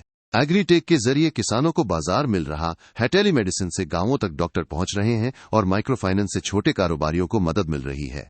आजकल के स्टार्टअप सिर्फ पुराने काम नहीं कर रहे बल्कि वे आधुनिक तकनीक जैसे डीप टेक को भी अपना रहे हैं। वे बड़ी कंपनियों के साथ मिलकर नई तकनीक का वैश्विक बाजारों में प्रसार कर रहे हैं। डिजिटल इंफ्रास्ट्रक्चर और क्लीन मोबिलिटी जैसे क्षेत्रों में ये स्टार्टअप्स एक इकोनॉमिक मल्टीप्लायर की तरह काम कर रहे हैं। यही वजह है कि 2030 तक भारत को $7.3 ट्रिलियन की अर्थव्यवस्था बनाने के सपने में स्टार्टअप्स को सबसे मुख्य चालक माना जा रहा है। लेकिन दोस्तों, इस चमक धमक के पीछे कुछ गंभीर चिंताएं भी हैं जिन्हें नजरअंदाज नहीं किया जा सकता। सबसे बड़ी बाधा है हमारा जोखिम से डरने वाला नजरिया। हमारे समाज में आज भी असफलता को सीखने के अवसर के बजाय एक कलंक की तरह देखा जाता है। ज्यादातर परिवार आज भी सरकारी या बड़ी कॉरपोरेट नौकरियों को ही प्राथमिकता देते हैं। वित्तीय मोर्चे पर भी चुनौतियां कम नहीं हैं। शुरुआती दौर के स्टार्टअप्स को फंड जुटाने में बहुत पसीना बहाना पड़ता है क्योंकि निवेशक केवल उन्हीं कंपनियों में पैसा लगाना चाहते हैं जो पहले से सफल दिख रही हों। कई स्टार्टअप सिर्फ इसलिए बंद हो जाते हैं क्योंकि वे अपना पैसा बहुत तेजी से खर्च कर देते हैं, जिसे बर्न रेट कहा जाता है, और उतनी कमाई नहीं हो पाती। नियामक और नौकरशाही की अड़चनें भी एक बड़ी समस्या हैं। भारत में बिजनेस शुरू करने से कहीं ज्यादा मुश्किल उसे बंद करना है। टैक्स से जुड़ी उलझनें जैसे कि विवादित एंजल टैक्स और भुगतान में देरी स्टार्टअप्स की नकदी की स्थिति को बिगाड़ देती हैं। इसके अलावा टैलेंट की कमी और उन्हें रोक कर रखना भी एक चुनौती है क्योंकि बड़ी कंपनियां ज्यादा स्थिरता और पैसा ऑफर करती हैं। बाजार की स्थिति भी काफी कठिन है। भारतीय ग्राहक कीमत को लेकर बहुत संवेदनशील होता है। वह नई सेवाओं के लिए ज्यादा पैसे देने को जल्दी तैयार नहीं होता। साथ ही भारत की भाषाई और सांस्कृतिक विविधता के कारण एक ही प्रोडक्ट को पूरे देश में फैलाना मुश्किल हो जाता है। सबसे बड़ी कमी है इंडस्ट्री और शिक्षण संस्थानों के बीच तालमेल की कमी, जिससे छात्रों के पास वो प्रैक्टिकल हुनर नहीं होता जिसकी स्टार्टअप्स को जरूरत है। निष्कर्ष के तौर पर स्टार्टअप इंडिया के दूसरे दशक में हमारा ध्यान केवल संख्या बढ़ाने पर नहीं बल्कि टिकाऊ विकास और मजबूत इनोवेशन पर होना चाहिए। हमें डीप टेक रिसर्च को बढ़ावा देना होगा, नियमों को आसान बनाना होगा और समाज में उद्यमिता की सोच को हर कोने तक पहुंचाना होगा। अगर सरकार की सही नीतियां, निजी क्षेत्र की भागीदारी और समाज का साथ मिले तो भारत का स्टार्टअप आंदोलन देश के आर्थिक बदलाव और तकनीकी नेतृत्व की सबसे मजबूत नींव साबित होगा। अब हम बात करेंगे एक बहुत ही खास और आधुनिक विषय पर जिसे डीप टेक स्टार्टअप कहा जाता है। हाल ही में भारत सरकार ने एक बड़ा फैसला लेते हुए डीप टेक स्टार्टअप्स के लिए 3 साल के अस्तित्व की अनिवार्य शर्त को हटा दिया है। अब ये स्टार्टअप्स वैज्ञानिक और औद्योगिक अनुसंधान विभाग के औद्योगिक R&D संवर्धन कार्यक्रम के तहत बिना किसी देरी के वित्तीय सहायता और मान्यता प्राप्त कर सकते हैं। अब आपके मन में सवाल होगा कि आखिर ये डीप टेक स्टार्टअप से अलग कैसे होते हैं। दरअसल डीप टेक स्टार्टअप वो होता है जो विज्ञान या इंजीनियरिंग के क्षेत्र में बिल्कुल नए ज्ञान और आधुनिक खोजों पर काम कर रहा हो। इनकी सबसे बड़ी पहचान इनका अनुसंधान और विकास यानी R&D पर होने वाला भारी खर्च है। ये स्टार्टअप्स केवल बने बनाए मॉडल पर काम नहीं करते बल्कि नई बौद्धिक संपदा यानी इंटेलेक्चुअल प्रॉपर्टी पैदा करते हैं और उसे बाजार में उतारने की कोशिश करते हैं। डीप टेक के रास्ते में चुनौतियां भी बड़ी होती हैं। इनमें विकास का समय बहुत लंबा होता है, निवेश की जरूरत बहुत ज्यादा होती है और तकनीकी रूप से सफलता की अनिश्चितता भी बनी रहती है। इन्हीं खासियतों को देखते हुए सरकार ने इनके लिए नियमों में ढील दी है। एक सामान्य स्टार्टअप के मुकाबले डीप टेक स्टार्टअप को अब रजिस्ट्रेशन की तारीख से 20 साल तक स्टार्टअप माना जाएगा और इनके लिए सालाना टर्नओवर की सीमा भी बढ़ाकर 300 करोड़ रुपए कर दी गई है। भारत में डीप टेक इकोसिस्टम को बढ़ावा देने के लिए कई अन्य कदम भी उठाए गए हैं। साल 2023 में राष्ट्रीय डीप टेक स्टार्टअप नीति का मसौदा तैयार किया गया ताकि इस क्षेत्र की बाधाओं को दूर किया जा सके। उत्तर पूर्वी राज्यों के लिएनेक्टर जैसी संस्थाएं आधुनिक तकनीक को बढ़ावा दे रही हैं। साथ ही आरडीआई योजना के जरिए रणनीतिक रूप से महत्वपूर्ण तकनीकों को हासिल करने और एक खास deep tech fund of funds बनाने पर जोर दिया जा रहा है। अंतर्राष्ट्रीय स्तर पर भी भारत और इजरायल के बीच साल 2021 में शुरू किया गया Indo Israel deep tech mission इस दिशा में एक मील का पत्थर है। यह साफ है कि आने वाला समय इन्हीं गहरी और शोध आधारित तकनीकों का है जो भारत को एक तकनीकी महाशक्ति बनाएंगी। Gig workers. हाल ही में ये खबर चर्चा में रही है क्योंकि बड़ी डिलीवरी कंपनियों ने अपनी 10 मिनट डिलीवरी सर्विस की समय सीमा को हटाने का फैसला किया है ताकि सड़कों पर काम करने वाले युवाओं पर दबाव कम हो सके। अब सवाल ये उठता है कि ये गिग वर्कर्स आखिर होते कौन हैं? भारत में पहली बार सोशल सिक्योरिटी कोड 2020 में इनके बारे में विस्तार से बताया गया है। सरल शब्दों में कहें तो गिग वर्कर वो व्यक्ति है जो किसी पारंपरिक मालिक और कर्मचारी के रिश्ते से बाहर रहकर काम करता है और पैसे कमाता है। इसका मतलब है कि वे किसी कंपनी के फुल टाइम कर्मचारी नहीं होते, बल्कि अपनी मर्जी और जरूरत के हिसाब से काम चुनते हैं। इसी के साथ एक और शब्द आता है प्लेटफॉर्म वर्कर्स। ये वो लोग हैं जो किसी ऑनलाइन प्लेटफॉर्म का इस्तेमाल करके अपनी सेवाएं लोगों तक पहुंचाते हैं। उदाहरण के तौर पर जब कोई संगठन या व्यक्ति किसी ऑनलाइन ऐप के जरिए अपनी किसी समस्या का समाधान ढूंढता है या सेवा प्राप्त करता है, तो उस ऐप से जुड़े काम करने वाले लोग प्लेटफॉर्म वर्कर कहलाते हैं। महत्वपूर्ण बात यह है कि सोशल सिक्योरिटी कोड 2020 अब सरकार को ये शक्ति देता है कि वो इन असंगठित क्षेत्र के कामगारों गिग वर्कर्स और प्लेटफॉर्म वर्कर्स के लिए सामाजिक सुरक्षा योजनाओं का निर्माण करे। इससे पहले इन लोगों को सिर्फ अनौपचारिक या असंगठित क्षेत्र का हिस्सा माना जाता था और इन्हें payment of wages act 1936, minimum wages act 1948 या पीएफ और ईएसआई जैसे कानूनों के तहत कोई खास पहचान या सुरक्षा नहीं मिलती थी। आज के समय में गिग वर्क के बढ़ने के पीछे कुछ बड़े कारण हैं। डिजिटल क्रांति और श्रम बाजार में हो रहे बदलावों ने इन नौकरियों को जन्म दिया है। आज की गिग इकोनॉमी में डिलीवरी राइड शेयरिंग और फ्रीलांसिंग जैसे काम शामिल हैं, जो अब धीरे धीरे हमारे आर्थिक तंत्र का एक मजबूत हिस्सा बनते जा रहे हैं। अगर हम आंकड़ों की बात करें तो इकोनॉमिक सर्वे 2025-26 के अनुसार भारत के कुल कार्यबल में गिग वर्कर्स की हिस्सेदारी 2% से भी ज्यादा हो चुकी है। साल FY21 में इनकी संख्या 77 लाख थी, जो FY25 तक बढ़कर 120 लाख पहुंच गई है। इस 55% की भारी वृद्धि का मुख्य कारण भारत के 80 करोड़ लोगों के पास स्मार्टफोन की पहुंच और हर महीने होने वाले 15 बिलियन UPI ट्रांजैक्शन है, जिन्होंने डिजिटल सेवाओं को घर घर पहुंचा दिया है। भविष्य की ओर देखें तो नीति आयोग का अनुमान है कि साल 2029-30 तक ये वर्कफोर्स बढ़कर 2.35 करोड़ हो जाएगी। गिग इकोनॉमी के फायदे केवल पैसे कमाने तक सीमित नहीं हैं, बल्कि इसके कई गहरे आयाम हैं। सबसे बड़ी खूबी है लचीलापन यानी फ्लेक्सिबिलिटी। यहाँ काम करने वाले लोगों को अपने समय के अनुसार काम करने की आजादी मिलती है। वे रिमोट तरीके से टास्क आधारित या मांग के अनुसार काम चुन सकते हैं, जिससे उन्हें अपने निजी जीवन और काम के बीच संतुलन बनाने में मदद मिलती है। इसके साथ ही यह क्षेत्र आय के विविध अवसर प्रदान करता है। एक वर्कर एक ही समय में अलग अलग तरह की कमाई वाली गतिविधियों में शामिल हो सकता है। इससे न केवल उनकी आमदनी बढ़ती है, बल्कि आर्थिक मजबूती भी आती है, क्योंकि वे किसी एक ही नौकरी पर निर्भर नहीं रहते। गिग वर्क का एक और बड़ा फायदा है वैश्विक बाजार तक पहुंच। उबर, एयरबीएनबी और अमेजन जैसे प्लेटफॉर्म्स दुनिया भर के क्लाइंट्स और वर्कर्स को एक साथ जोड़ते हैं। इसका मतलब है कि एक छोटे शहर में बैठा व्यक्ति भी दुनिया के किसी भी कोने में अपनी सेवा दे सकता है। यहाँ काम करने से कौशल विकास भी होता है। चूंकि इस सेक्टर में तकनीक का बहुत उपयोग होता है, इसलिए वर्कर्स को डिजिटल स्किल्स और टास्क मैनेजमेंट जैसी तकनीकी जानकारी के साथ साथ बातचीत करने और समस्याओं को सुलझाने जैसे सॉफ्ट स्किल्स सीखने का भी मौका मिलता है। गिग इकोनॉमी सूक्ष्म उद्यमिता को भी बढ़ावा देती है। यह आम लोगों को अपने हुनर, अपनी संपत्ति या अपने खाली समय से पैसा कमाने का मौका देती है। सबसे अच्छी बात यह है कि इसमें किसी बिजनेस को शुरू करने के लिए लगने वाली भारी शुरुआती लागत की जरूरत नहीं होती। अंत में यह महिला रोजगार के लिए एक वरदान साबित हो रहा है। कई प्लेटफॉर्म्स महिलाओं को घर बैठे या लचीले समय में काम करने के अवसर देते हैं। उदाहरण के तौर पर अर्बन कंपनी जैसी संस्थाएं महिलाओं को घर पर आधारित सेवाएं देने का मंच प्रदान करती हैं, जिससे वे आर्थिक रूप से स्वतंत्र बन रही हैं। इस उभरते हुए क्षेत्र में काम करने वाले इन लोगों को कई गंभीर चुनौतियों का सामना करना पड़ता है, जिन्हें समझना हमारे लिए बहुत जरूरी है। सबसे पहली बड़ी समस्या है एल्गोरिथम की असमानता। सरल भाषा में कहें तो इन प्लेटफॉर्म्स के पीछे जो कंप्यूटर प्रोग्राम या एल्गोरिथम काम करते हैं, वही तय करते हैं कि किसे कितना काम मिलेगा, किसकी परफॉर्मेंस कैसी है और किसे कितनी मजदूरी मिलेगी। यहाँ दिक्कत यह है कि कंपनियों के पास तो वर्कर्स की सारी जानकारी होती है, लेकिन वर्कर्स को ये कभी पता नहीं चलता कि ये एल्गोरिथम उनके लिए काम कैसे कर रहा है, जिससे सूचनाओं का एक बड़ा अंतर पैदा हो जाता है। दूसरी बड़ी चुनौती आय और नौकरी की अनिश्चितता है। ये पूरा काम बाजार की मांग पर टिका होता है। इकोनॉमिक सर्वे 2025-26 के आंकड़े बताते हैं कि लगभग 40% गिग वर्कर्स महीने में 15,000 रुपए से भी कम कमा पाते हैं। इसके साथ ही उन्हें बैंकिंग सुविधाओं और लोन मिलने में भी बहुत मुश्किल आती है, क्योंकि उनके पास कोई पक्का वित्तीय रिकॉर्ड नहीं होता, जिसे वित्तीय समावेशन की कमी कहा जाता है। इसके अलावा इन वर्कर्स के पास अपनी बात मनवाने या सामूहिक सौदेबाजी की शक्ति नहीं होती। चूंकि ये एक नया क्षेत्र है और इसमें मालिक और कर्मचारी का कोई पारंपरिक रिश्ता नहीं होता, इसलिए ये लोग यूनियन बनाकर अपनी मांगों के लिए दबाव नहीं डाल पाते, जैसा कि फैक्ट्रियों या दफ्तरों में होता है। एक और डर नई तकनीक से जुड़ा है। जैसे जैसे आर्टिफिशियल इंटेलिजेंस और मशीन लर्निंग जैसी तकनीकें बढ़ रही हैं, वर्कर्स को डर सता रहा है कि उनकी नौकरियां खत्म हो सकती हैं। साथ ही इनमें कौशल विकास के मौकों की भी बहुत कमी है।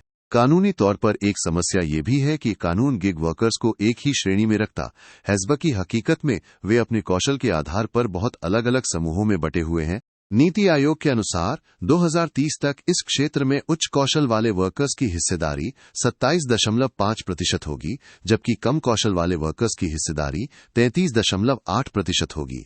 इन सबको एक ही तराजू में तौलना सही वर्गीकरण नहीं है। इन सब के साथ साथ नियमित समय के कारण मानसिक और शारीरिक स्वास्थ्य पर बुरा असर पड़ता है, और महिलाओं के लिए डिजिटल साक्षरता की कमी और वेतन में अंतर जैसी मुश्किलें भी बनी हुई हैं। अगर हम पूरी दुनिया पर नजर डालें तो कई देश इन समस्याओं को सुलझाने की कोशिश कर रहे हैं।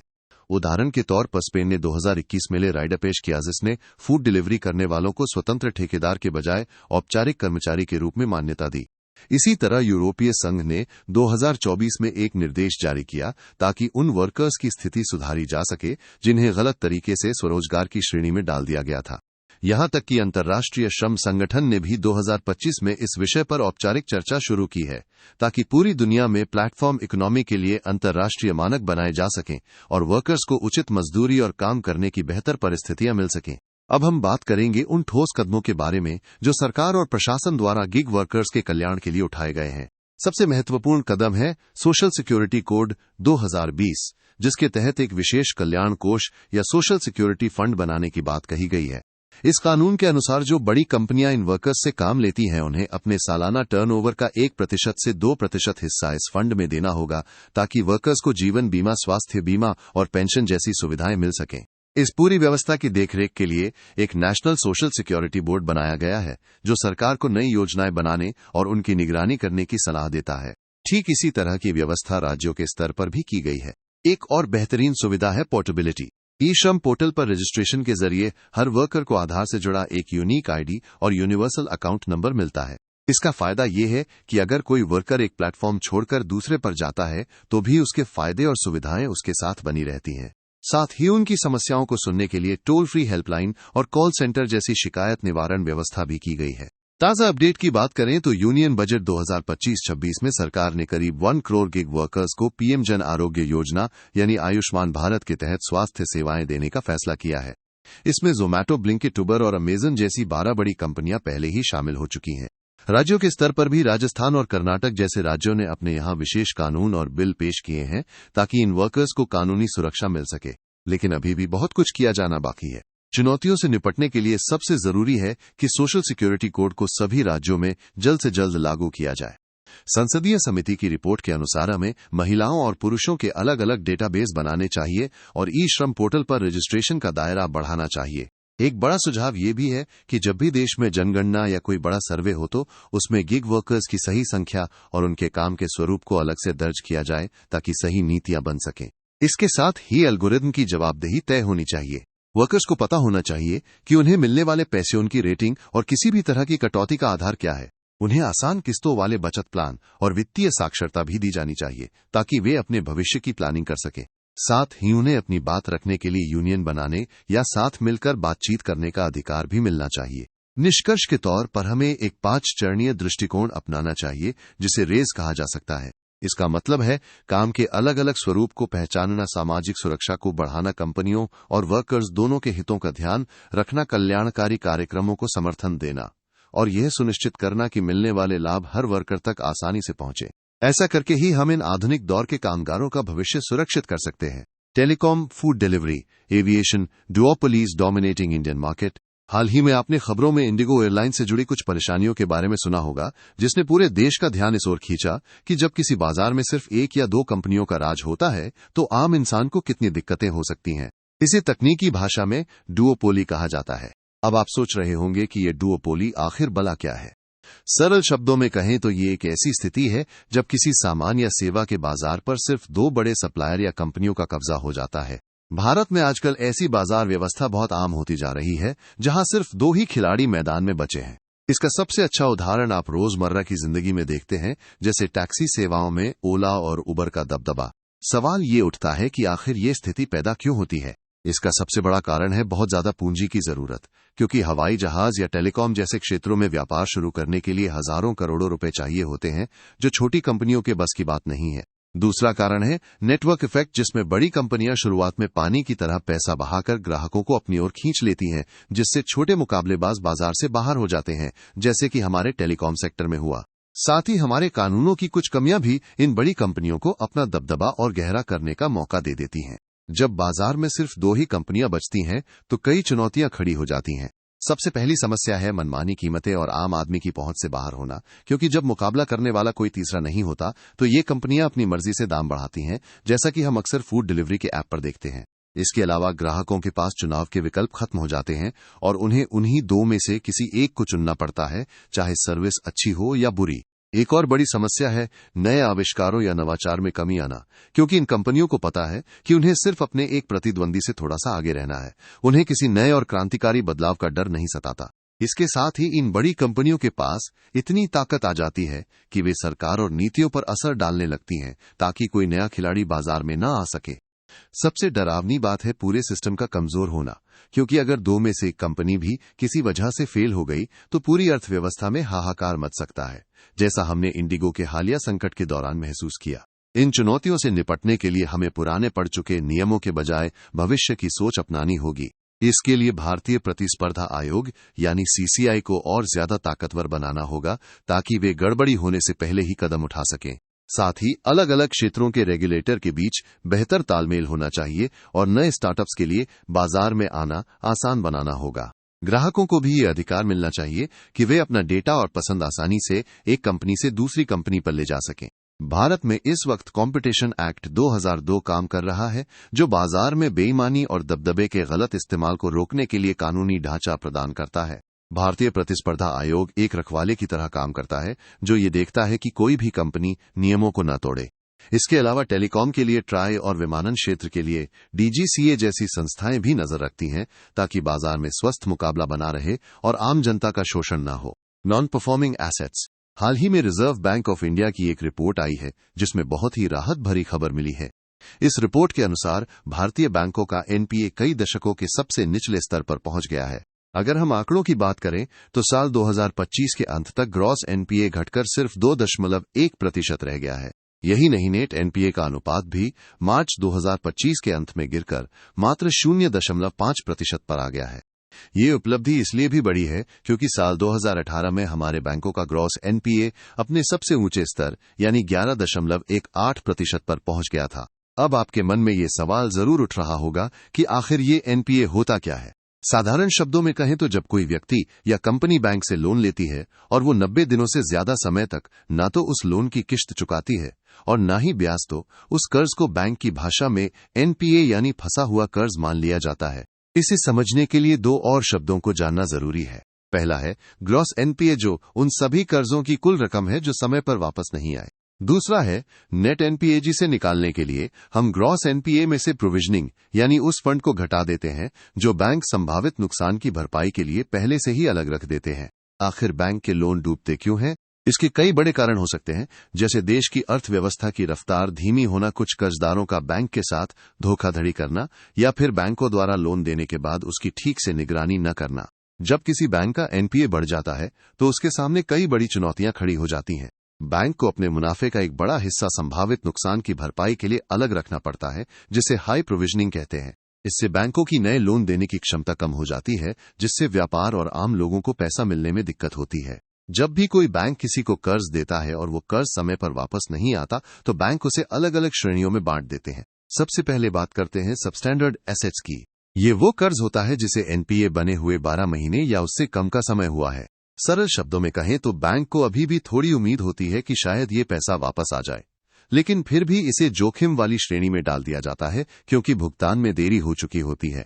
इसके बाद आता है डाउटफुल एसेट्स का चरण। जैसा कि इसके नाम से ही पता चलता है, इसमें बैंक को बहुत ज्यादा संदेह होने लगता है। जब कोई कर्ज 12 महीने से ज्यादा समय तक सबस्टैंडर्ड एसेट्स की कैटेगरी में बना रहता है तो उसे डाउटफुल मान लिया जाता है। यहां बैंक को यह लगने लगता है कि अब इस पैसे की पूरी वसूली होना बहुत मुश्किल है। अंत में आती है सबसे गंभीर श्रेणी, जिसे लॉस एसेट्स कहा जाता है। ये वो स्थिति है जहां बैंक खुद या उनके आंतरिक और बाहरी ऑडिटर्स या फिर भारतीय रिजर्व बैंक ये मान लेते हैं कि अब ये पैसा डूब चुका है और इसकी वसूली की कोई उम्मीद नहीं बची है। हालांकि तकनीकी रूप से इसे अभी तक पूरी तरह से खातों से हटाया नहीं गया होता है, यानी इसे राइट ऑफ नहीं किया गया होता है, लेकिन इसकी वैल्यू अब बैंक के लिए 0 के बराबर होती है। इन फंसे हुए कर्जों को कम करने के लिए पिछले कुछ सालों में सरकार और रिजर्व बैंक ने कई महत्वपूर्ण कदम उठाए हैं। इसमें सबसे प्रमुख है इंसॉल्वेंसी एंड बैंक्रप्सी कोड 2016, जिसने कर्ज में फंसी कंपनियों के समाधान के लिए एक समय सीमा तय की और लेनदारों को अपनी रकम वापस पाने का एक मजबूत रास्ता दिया।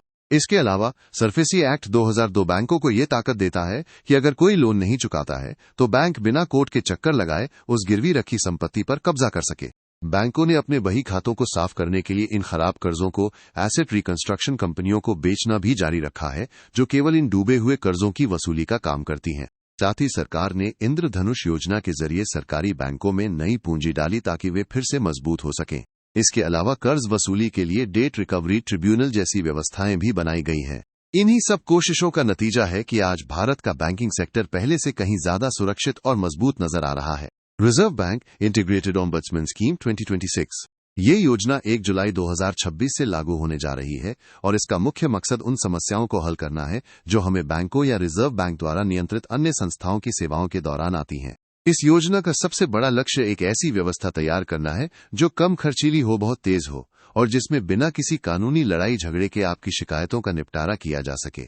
इसे एक वैकल्पिक समाधान के रूप में देखा जा रहा है ताकि ग्राहकों को अदालतों के चक्कर न लगाने पड़े।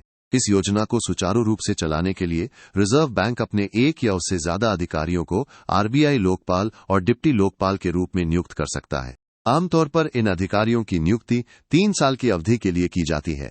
शिकायतों को संभालने के लिए रिजर्व बैंक एक centralised receipt and processing centre यानी एक केंद्रीय शिकायत केंद्र भी स्थापित करेगा, जहां देश भर से आने वाली शिकायतों को प्राप्त किया जाएगा और उन पर कार्रवाई की जाएगी।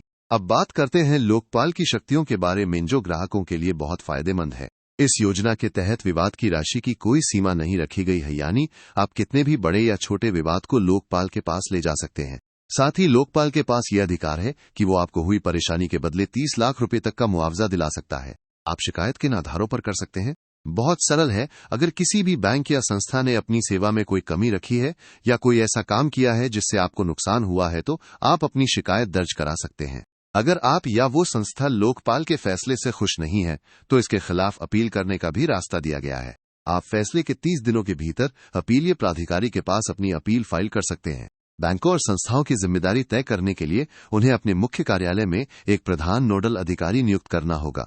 इस अधिकारी का काम यह होगा कि वो शिकायत के संबंध में बैंक की तरफ से सारी जरूरी जानकारी लोकपाल को उपलब्ध कराए ताकि आपकी समस्या का जल्द से जल्द समाधान हो सके। अब कल्पना कीजिए कि अगर बैंक के साथ आपका कोई विवाद हो जाए और बैंक आपकी बात न सुने तो आप कहां जाएंगे? इसी समस्या के समाधान के लिए रिजर्व बैंक ऑफ इंडिया ने आरबीआई इंटीग्रेटेड ओम्बड्समैन स्कीम 2026 तैयार की है। ये एक ऐसी व्यवस्था है जो ग्राहकों की शिकायतों को सुनने और सुलझाने का काम करती है। आइए जानते हैं कि इस योजना के दायरे में कौन कौन सी संस्थाएं आती हैं जिन्हें हम रेगुलेटेड एंटिटीज कहते हैं। सबसे पहले इसमें सभी बैंकिंग इंस्टीट्यूशंस शामिल हैं। इसका मतलब है कि अगर आपका खाता किसी भी कमर्शियल बैंक में है या आप गांव के रीजनल रूरल बैंक का उपयोग करते हैं तो आप इस योजना का लाभ ले सकते हैं।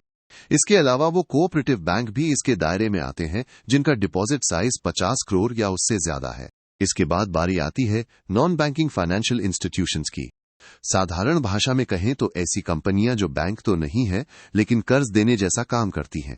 हालांकि आपको ये ध्यान रखना होगा कि इस योजना से कुछ खास संस्थाओं को बाहर रखा गया है, यानी उन पर ये नियम लागू नहीं होता।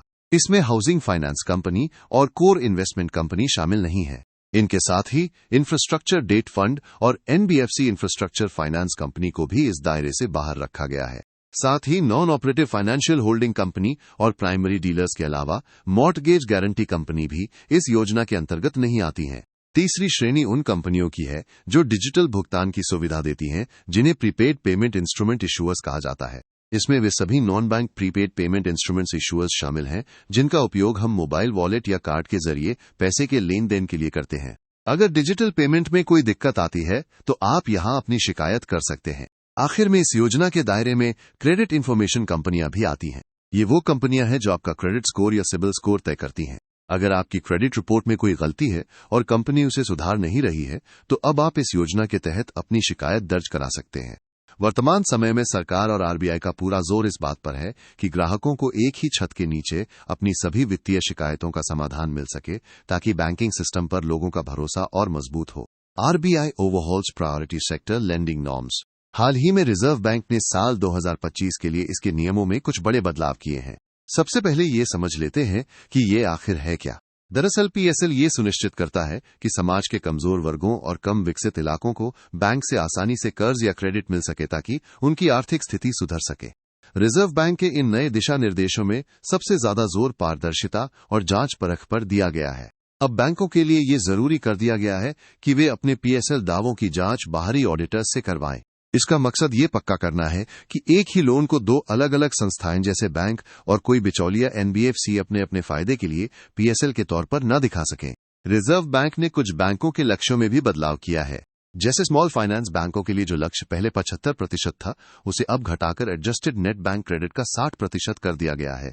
इसके साथ ही अब बैंक अगर नेशनल कोऑपरेटिव डेवलपमेंट कॉर्पोरेशन को पैसा देते हैं ताकि वो आगे सहकारी समितियों को लोन बांट सके, तो इसे भी अब आधिकारिक तौर पर पीएसएल माना जाएगा। नियमों को थोड़ा और लचीला बनाने के लिए बैंकों को अब को लेंडिंग यानी किसी और वित्तीय संस्था के साथ मिलकर लोन बांटने की इजाजत भी दी गई है। साथ ही खेती और छोटे उद्योगों यानी एमएसएमई को सामान विदेश भेजने के लिए दिए जाने वाले एक्सपोर्ट क्रेडिट को भी अब पीएसएल के दायरे में रखा गया है। अगर हम अलग अलग बैंकों के लिए तय किए गए लक्ष्यों की बात करें तो हमारे देश के बड़े घरेलू बैंकों और 20 से ज्यादा ब्रांच वाले विदेशी बैंकों के लिए ये उनके कुल कर्ज का 40% तय किया गया है। वहीं जिन विदेशी बैंकों की 20 से कम शाखाएं हैं, उनके लिए भी लक्ष्य 40% ही है, लेकिन उन्हें इसमें छूट दी गई है कि वे 32% हिस्सा एक्सपोर्ट क्रेडिट के तौर पर दे सकते हैं। सबसे खास बात रीजनल रूरल बैंकों के लिए हैज ने अपने कुल कर्ज का 75% हिस्सा प्राथमिकता वाले क्षेत्रों को ही देना होता है। हालांकि अब इनके लिए एक नई सीमा तय की गई है कि वे मध्यम उद्योगों, सामाजिक बुनियादी ढांचे और रिन्यूएबल एनर्जी जैसे क्षेत्रों में अपने कुल कर्ज का अधिकतम 15% ही दे सकते हैं। ये बदलाव इसलिए किए गए हैं ताकि बैंकों का पैसा सही मायने में उन लोगों तक पहुंचे जिन्हें इसकी सबसे ज्यादा जरूरत है। Star labelling. हाल ही में ब्यूरो ऑफ एनर्जी एफिशिएंसी यानी बीईई ने स्टार रेटिंग के नए और संशोधित नियम लागू किए हैं। बीईई एक सरकारी संस्था है जिसे ऊर्जा संरक्षण अधिनियम 2001 के तहत बनाया गया था, ताकि हमारे देश में बिजली की बचत को बढ़ावा दिया जा सके। ये स्टार रेटिंग असल में बीईई के स्टैंडर्ड्स एंड लेबलिंग प्रोग्राम का एक बहुत ही महत्वपूर्ण हिस्सा है। इसका सीधा सा उद्देश्य यह है कि जब आप बाजार में कोई बिजली का उपकरण खरीदने जाएं तो आपको पहले से पता हो कि वो उपकरण कितनी बिजली बचाएगा। ये रेटिंग आपको एक समझदार फैसला लेने में मदद करती है, क्योंकि जितने ज्यादा सितारे या स्टार होंगे वह उपकरण उतनी ही कम बिजली खर्च करेगा और आपके बिजली के बिल के पैसे बचाएगा। इस योजना के तहत कुछ उपकरणों के लिए ये स्टार रेटिंग लेना अनिवार्य कर दिया गया है, यानी कि छत के पंखे, बिजली के गीजर, ट्यूबलाइट और रंगीन टेलीविजन जैसे सामान बिना इस रेटिंग के बाजार में नहीं बेचे जा सकते। कंपनियां इन पर रेटिंग देने के लिए मजबूर हैं ताकि ग्राहक को सही जानकारी मिले। वहीं कुछ उपकरण ऐसे भी हैं जिनके लिए अभी ये रेटिंग स्वैच्छिक है, यानी कंपनी की मर्जी है कि वो रेटिंग लेना चाहती है या नहीं। इसमें सामान्य औद्योगिक मोटर कंप्यूटर और माइक्रोवेव ओवन जैसी चीजें शामिल हैं। तो अगली बार जब भी आप कोई नया उपकरण खरीदें तो उन चमकते हुए सितारों को जरूर देखें, क्योंकि वे न केवल बिजली बचाते हैं बल्कि पर्यावरण की रक्षा में भी आपका छोटा सा योगदान सुनिश्चित करते हैं। OECD finalises agreement on global minimum tax. हाल ही में OECD और G20 के देशों ने मिलकर ग्लोबल मिनिमम टैक्स को लागू करने के लिए एक समझौते को अंतिम रूप दिया है। इसे समझने के लिए हमें पहले ये जानना होगा कि बड़ी बड़ी कंपनियां टैक्स बचाने के लिए क्या खेल खेलती हैं। अक्सर बहुराष्ट्रीय कंपनियां या मल्टीनेशनल एंटरप्राइजेज ऐसी जगहों पर अपना मुनाफा दिखाती हैं जहां टैक्स बहुत कम या बिल्कुल जीरो होता है। इसे तकनीकी भाषा में base erosion and profit shifting या संक्षेप में बेप्स कहा जाता है। कंपनियां इसके लिए ब्याज या रॉयल्टी जैसे खर्चों का सहारा लेकर अपना मुनाफा उन देशों में ट्रांसफर कर देती हैं जहां उन्हें टैक्स न देना पड़े। इसी चालाकी को रोकने के लिए ग्लोबल मिनिमम टैक्स का विचार लाया गया है। इसका मुख्य उद्देश्य यह सुनिश्चित करना है कि बड़ी कंपनियां दुनिया के किसी भी कोने में काम करें, उन्हें कम से कम एक तय सीमा तक टैक्स तो देना ही पड़े। इससे देशों के बीच कॉरपोरेट टैक्स घटाने की जो अंधी दौड़ लगी थी वह खत्म होगी और कंपनियों के लिए टैक्स चोरी के रास्ते बंद हो जाएंगे। ये पूरा ढांचा ग्लोब मॉडल रूल्स पर आधारित है। इस नए ग्लोबल मिनिमम टैक्स पैकेज में 5 मुख्य बातें शामिल की गई हैं। पहली है सरलीकरण, जिससे इन बड़ी कंपनियों और टैक्स अधिकारियों के लिए नियमों का पालन करना आसान हो जाए।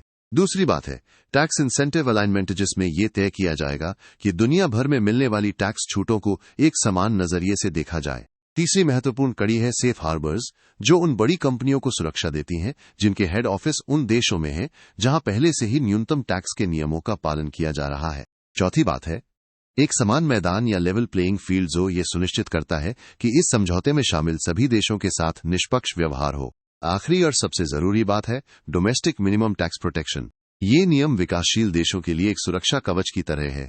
ये उन देशों को अधिकार देता है कि वे अपने स्थानीय टैक्स आधार को बचाने के लिए खुद का न्यूनतम टॉपअप टैक्स लगा सकें।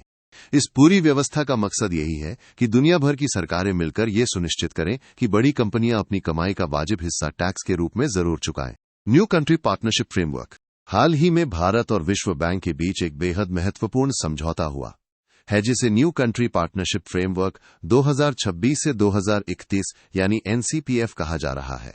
इस समझौते के तहत भारत को 8 से 10 बिलियन डॉलर की भारी भरकम राशि की सहायता मिलने वाली है। यह साझेदारी मुख्य रूप से निजी क्षेत्र के जरिए नौकरियों के नए अवसर पैदा करने पर जोर देती है। इसके लिए लोगों के कौशल को सुधारने, छोटे और मध्यम उद्योगों के सामने आने वाली बाधाओं को कम करने और खासकर युवाओं और महिलाओं के लिए तरक्की के नए रास्ते खोलने पर काम किया जाएगा। इस पूरे फ्रेमवर्क के 4 मुख्य लक्ष्य या रणनीतिक परिणाम तय किए गए हैं। पहला है ग्रामीण समृद्धि और मजबूती को बढ़ावा देना। इसके लिए कोशिश ये होगी कि गांव के लोगों की आमदनी सिर्फ खेती पर ही निर्भर न रहे, बल्कि वे अन्य जरियों से भी अपनी कमाई बढ़ा सकें। दूसरा बड़ा लक्ष्य है शहरी परिवर्तन में मदद करना। ये इसलिए बहुत जरूरी है क्योंकि अनुमान लगाया गया है कि साल 2050 तक भारत की शहरी आबादी दोगुनी होकर 800 मिलियन तक पहुंच जाएगी और इतने बड़े बदलाव के लिए हमारे शहरों को तैयार करना बहुत आवश्यक है। तीसरा उद्देश्य है लोगों में निवेश करना। इसका मतलब है कि देश के नागरिकों के स्वास्थ्य, शिक्षा और कौशल को बेहतर बनाने के लिए विशेष ध्यान और संसाधन दिए जाएंगे ताकि हमारी आने वाली पीढ़ी और भी सक्षम बन सके। आखिरी और बहुत ही अहम लक्ष्य है ऊर्जा सुरक्षा, बुनियादी ढांचे और जलवायु के प्रति मजबूती को बढ़ाना। इसमें सौर और पवन ऊर्जा जैसे अक्षय ऊर्जा के स्रोतों, बिजली से चलने वाली गाड़ियों यानी ई-मोबिलिटी और भविष्य के ईंधन ग्रीन हाइड्रोजन पर सबसे ज्यादा ध्यान दिया जाएगा। ये साझेदारी आने वाले सालों में भारत को एक आधुनिक और सशक्त देश बनाने में मील का पत्थर साबित होगी। Reports in news. सबसे पहले बात करते हैं ग्लोबल इकोनॉमिक प्रोस्पेक्ट्स रिपोर्ट की, जिसे विश्व बैंक जारी करता है। ये रिपोर्ट साल में 2 बार जनवरी और जून में आती है, जो पूरी दुनिया की तरक्की का अंदाजा लगाती है। भारत के लिए इसमें बहुत अच्छी खबर है। विश्व बैंक ने भारत की विकास दर का अनुमान पिछले साल के 6.3% से बढ़ाकर अब 2025-26 के लिए 7.2% कर दिया है। इसके पीछे कई बड़े कारण हैं, जैसे कि हमारे देश में सामानों की मजबूत मांग, लोगों द्वारा जमकर की जा रही खरीदारी, टैक्स के नियमों में सुधार और गांवों में रहने वाले परिवारों की कमाई में बढ़ोतरी। हालांकि इसी रिपोर्ट में कुछ चिंताजनक बातें भी हैं, जैसे कि वैश्विक व्यापार की रफ्तार जो 2025 में 3.4% थी, वो 2026 में घटकर 2.2% रहने का अनुमान है। साथ ही विकासशील देशों पर कर्ज का बोझ पिछले 55 सालों के सबसे ऊंचे स्तर पर पहुंच गया है, जो उनकी कुल जीडीपी का लगभग 70% है। दूसरी महत्वपूर्ण रिपोर्ट है एम्प्लॉयमेंट एंड सोशल ट्रेंड्स 2026, जिसे अंतर्राष्ट्रीय श्रम संगठन ने जारी किया है। ये रिपोर्ट बताती है कि नौकरियों की गुणवत्ता में सुधार की रफ्तार अब थम सी गई है।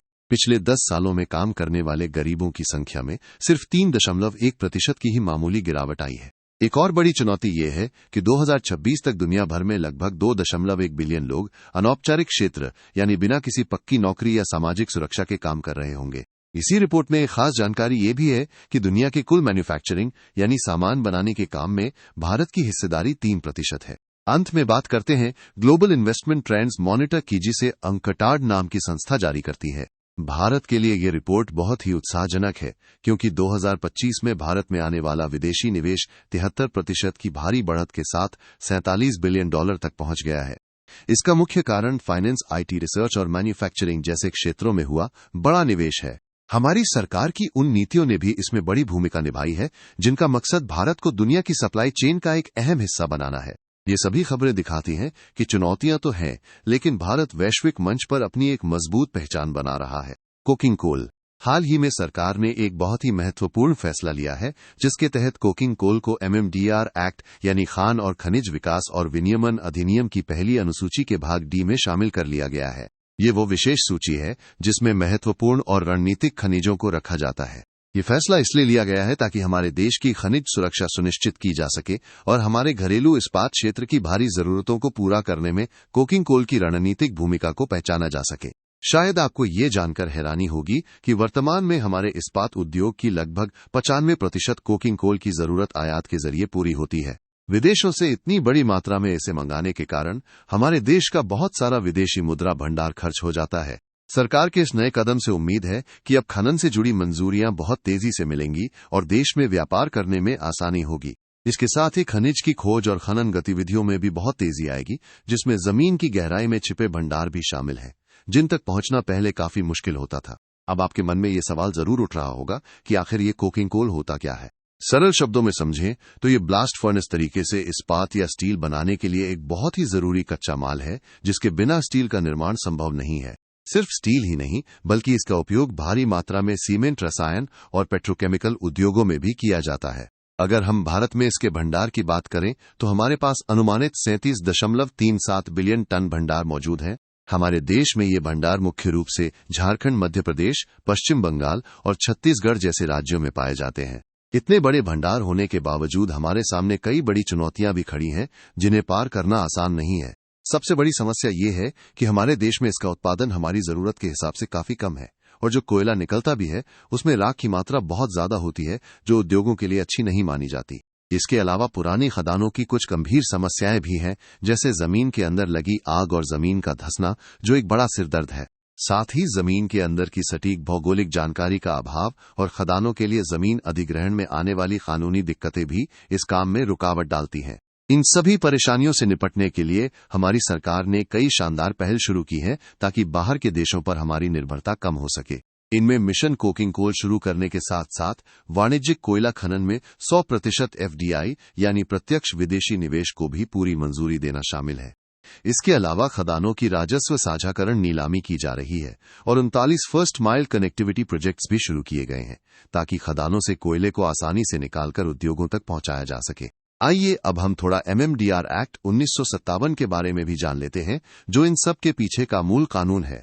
ये कानून सीधे तौर पर हमारी केंद्र सरकार को ये अधिकार और शक्ति देता है कि वो खदानों को नियंत्रित करने और देश के खनिज संसाधनों के विकास से जुड़े नियम कानून बना सके। इसी कानून के तहत जिला स्तर पर जिला खनिज फाउंडेशन या DMF की स्थापना की गई है, जिसका मुख्य काम खनन गतिविधियों से प्रभावित होने वाले आम लोगों और उन इलाकों की भलाई के लिए काम करना है। इसके साथ ही अवैध खनन को सख्ती से रोकने और नई खदानों की खोज को बढ़ावा देने के लिए राष्ट्रीय खनिज अन्वेषण ट्रस्ट या NMET भी बनाया गया है। आपको ये भी बता दूं कि हाल ही में 2023 में इस कानून में कुछ बहुत ही जरूरी बदलाव किए गए थे, जो इस क्षेत्र में क्रांति ला सकते हैं। इसके तहत 12 परमाणु खनिजों की सूची में से 6 खनिजों को आम उपयोग के लिए हटा दिया गया। साथ ही महत्वपूर्ण खनिजों की नीलामी करने का विशेष और सीधा अधिकार केंद्र सरकार को दे दिया गया। सबसे खास बात यह रही कि जमीन की अधिक गहराई में मौजूद महत्वपूर्ण खनिजों की खोज करने के लिए एक नए प्रकार के एक्सप्लोरेशन लाइसेंस की शुरुआत भी की गई है, ताकि निजी कंपनियां भी इस खोज में सरकार का साथ दे सकें। सिल्वर। हाल ही में ग्लोबल ट्रेड रिसर्च इनिशिएटिव या GTRI नाम की एक संस्था ने एक बहुत ही महत्वपूर्ण बात कही है।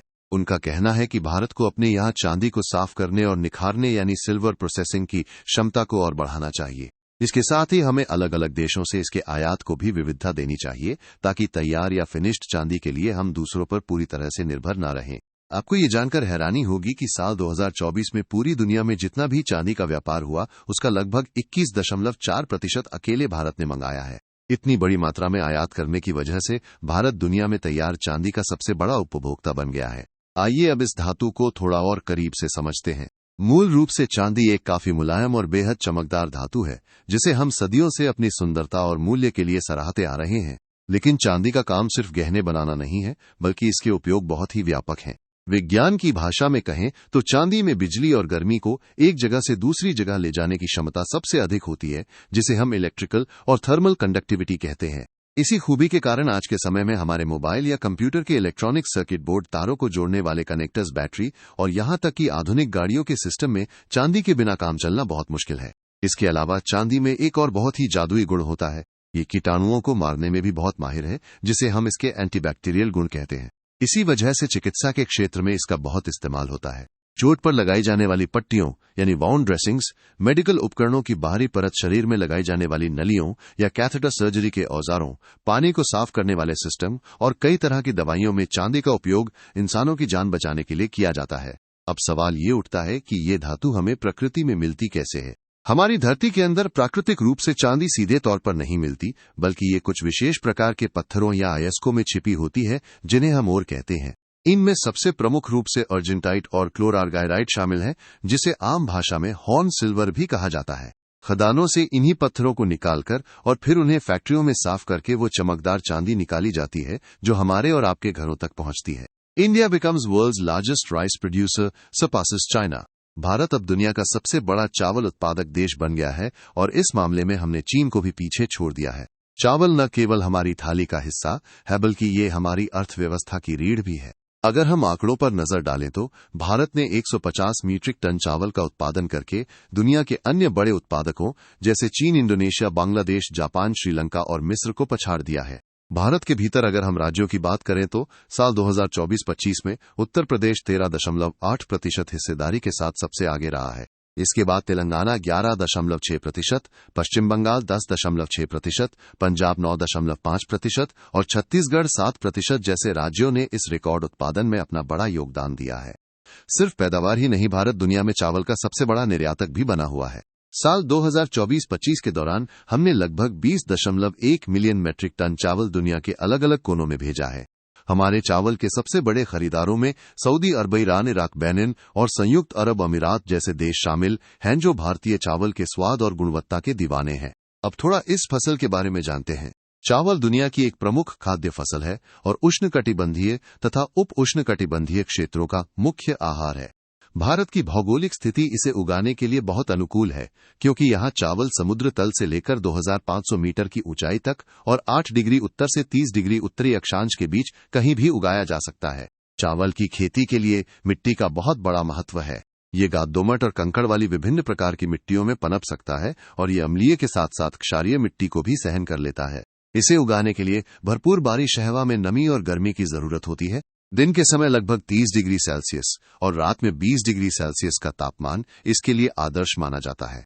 धान असल में एक अर्ध जलीय पौधा है, जिसे अपने बढ़ने के समय के लगभग 3/4 हिस्से में 10 से 15 सेंटीमीटर खड़े पानी की जरूरत होती है। ये उन मिट्टियों में सबसे अच्छा उगता है जिनके नीचे की परत अभेद्य हो और जिसका पीएच मान 5.5 से 6.5 के बीच हो।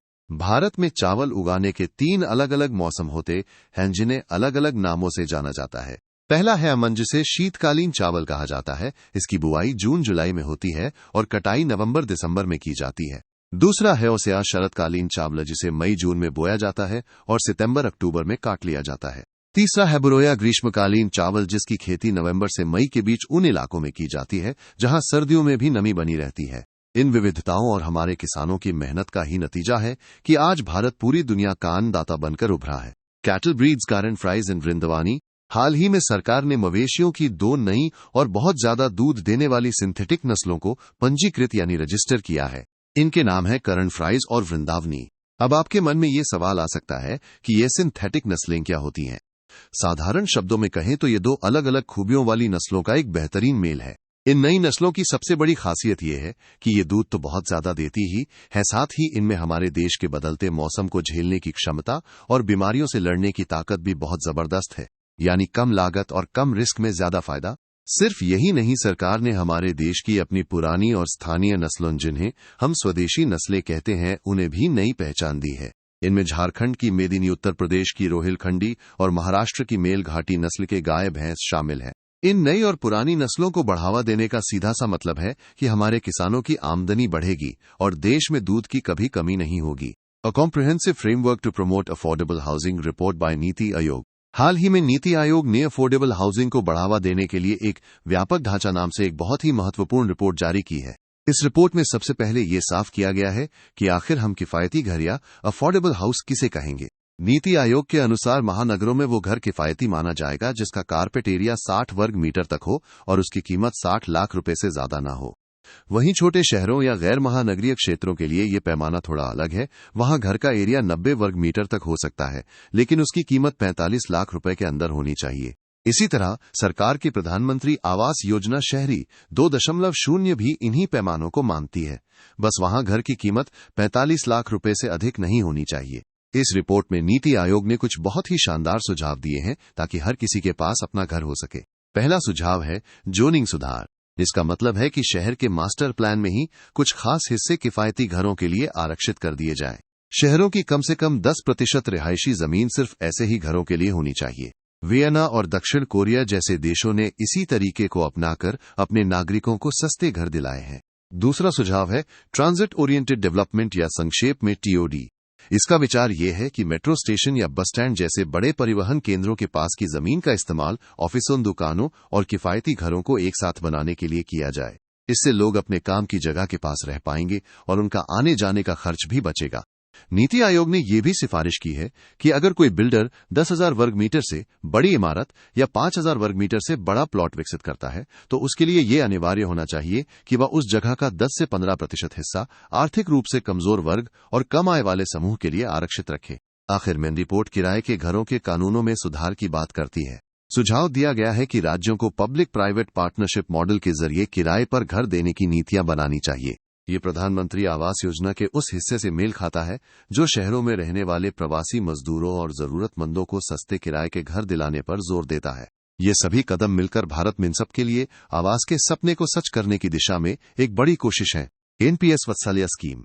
हाल ही में पेंशन फंड नियामक और विकास प्राधिकरण ने साल 2025 के लिए इस योजना के नए दिशा निर्देश यानी गाइडलाइंस जारी की हैं। ये योजना सीधे तौर पर केंद्र सरकार के केंद्रीय वित्त मंत्रालय के तहत आती है और इसकी पूरी देखरेख का जिम्मा पेंशन फंड नियामक और विकास प्राधिकरण को सौंपा गया है, जो हमारे देश में पेंशन से जुड़े सभी कामों का रेगुलेटर है।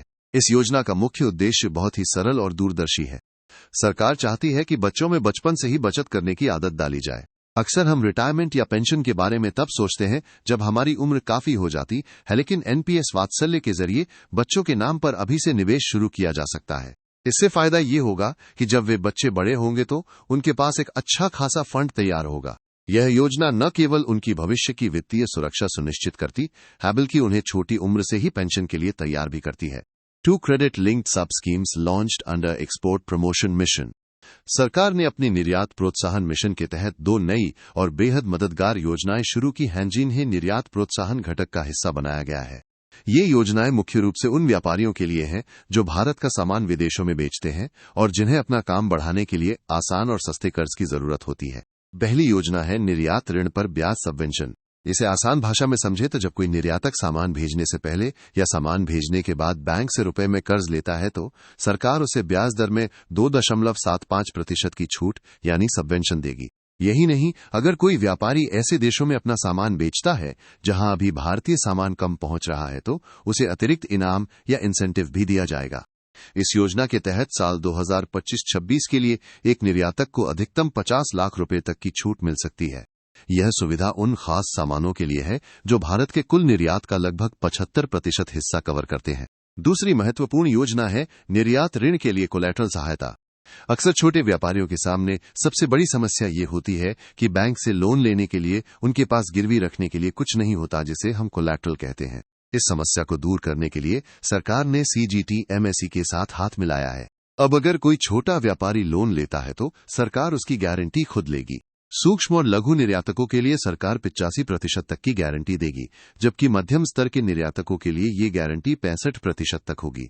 इसका मतलब है कि अगर निर्यातक पैसा नहीं चुका पाता तो उसका काफी हिस्सा सरकार भरेगी, जिससे बैंकों के लिए लोन देना आसान हो जाएगा। एक वित्तीय वर्ष में एक निर्यातक के लिए इसकी अधिकतम सीमा 10 करोड़ रुपए तय की गई है। इन दोनों योजनाओं का मकसद सिर्फ एक ही है, भारत के छोटे और मध्यम उद्योगों को पंख देना, ताकि वे पूरी दुनिया के बाजारों में अपनी पहचान बना सकें। India's defence industry. हाल ही में हमारे रक्षा मंत्री ने सरकार के उस मजबूत इरादे को फिर से दोहराया है जिसमें भारत को रक्षा निर्माण के मामले में आत्मनिर्भर बनाने का लक्ष्य रखा गया है। सरकार चाहती है कि हमारा देश रक्षा उपकरणों के उत्पादन का एक वैश्विक केंद्र बनकर उभरे ताकि हम अपनी जरूरतों के लिए दूसरों पर निर्भर न रहें। अगर हम भारत के रक्षा निर्माण इकोसिस्टम पर नजर डालें तो आंकड़े वाकई हैरान करने वाले हैं। साल 2014 में हमारे देश में रक्षा उत्पादन लगभग 46,425 करोड़ रुपए का था, जो अब वित्त वर्ष 2025 में बढ़कर लगभग 1.51 लाख करोड़ रुपए के रिकॉर्ड स्तर तक पहुंच गया है।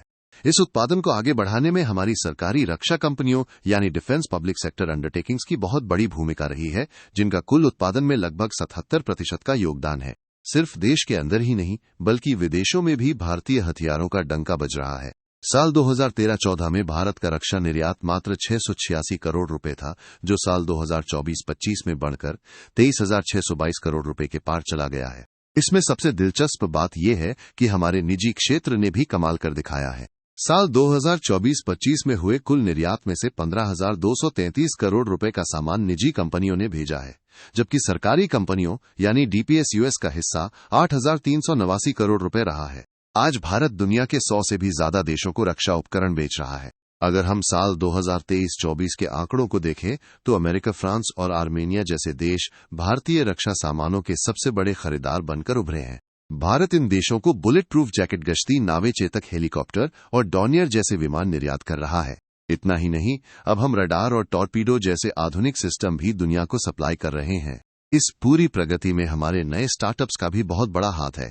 मिलिट्री टेक्नोलॉजी से जुड़े स्टार्टअप्स को मिलने वाली फंडिंग में जबरदस्त उछाल आया है। साल 2016 में जहां इन स्टार्टअप्स को सिर्फ 27 करोड़ रुपए मिलते थे, वहीं साल 2025 में ये राशि 61 गुना बढ़कर 1653 करोड़ रुपए तक पहुंच गई है। अगर हम अब तक के कुल निवेश की बात करें तो ये आंकड़ा 5,248 करोड़ रुपए तक पहुंच चुका है, जो दिखाता है कि भारत अब तकनीक के मामले में भी दुनिया को टक्कर देने के लिए तैयार है। अब हम आत्मनिर्भर भारत के एक बहुत ही महत्वपूर्ण पहलू की बात करते हैं, जिसे स्वदेशी रक्षा उत्पादन कहा जाता है।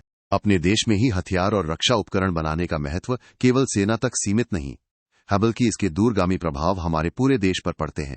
सबसे पहले बात करते हैं सामरिक स्वायत्तता की। जब हम खुद के हथियार बनाते हैं तो विदेशी आपूर्तिकर्ताओं पर हमारी निर्भरता कम हो जाती है। ये युद्ध अंतर्राष्ट्रीय प्रतिबंधों या आपसी तनाव के समय बहुत काम आता है, क्योंकि हमें हथियारों की निर्बाध आपूर्ति सुनिश्चित रहती है। इससे हमारी विदेश नीति में फैसले लेने की ताकत भी बढ़ती है, क्योंकि हम किसी दूसरे देश के दबाव में नहीं आते। इसका आर्थिक महत्व भी बहुत बड़ा है।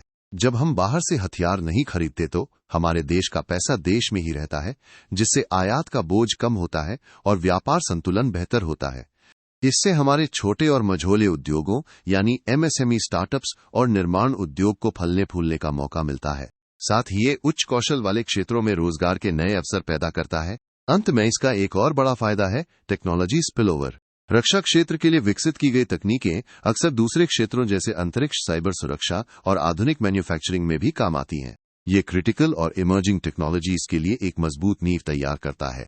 इससे विश्वविद्यालयों और उद्योगों में रिसर्च एंड डेवलपमेंट का एक बेहतरीन माहौल बनता है, जो आने वाले समय में नए नवाचारों को जन्म देता है। भारत में रक्षा निर्माण को बढ़ावा देने के लिए सरकार ने कई महत्वपूर्ण कदम उठाए हैं, जिन्हें समझना बहुत जरूरी है। सरकार ने उत्तर प्रदेश और तमिलनाडु में 2 समर्पित रक्षा औद्योगिक गलियारे स्थापित किए हैं।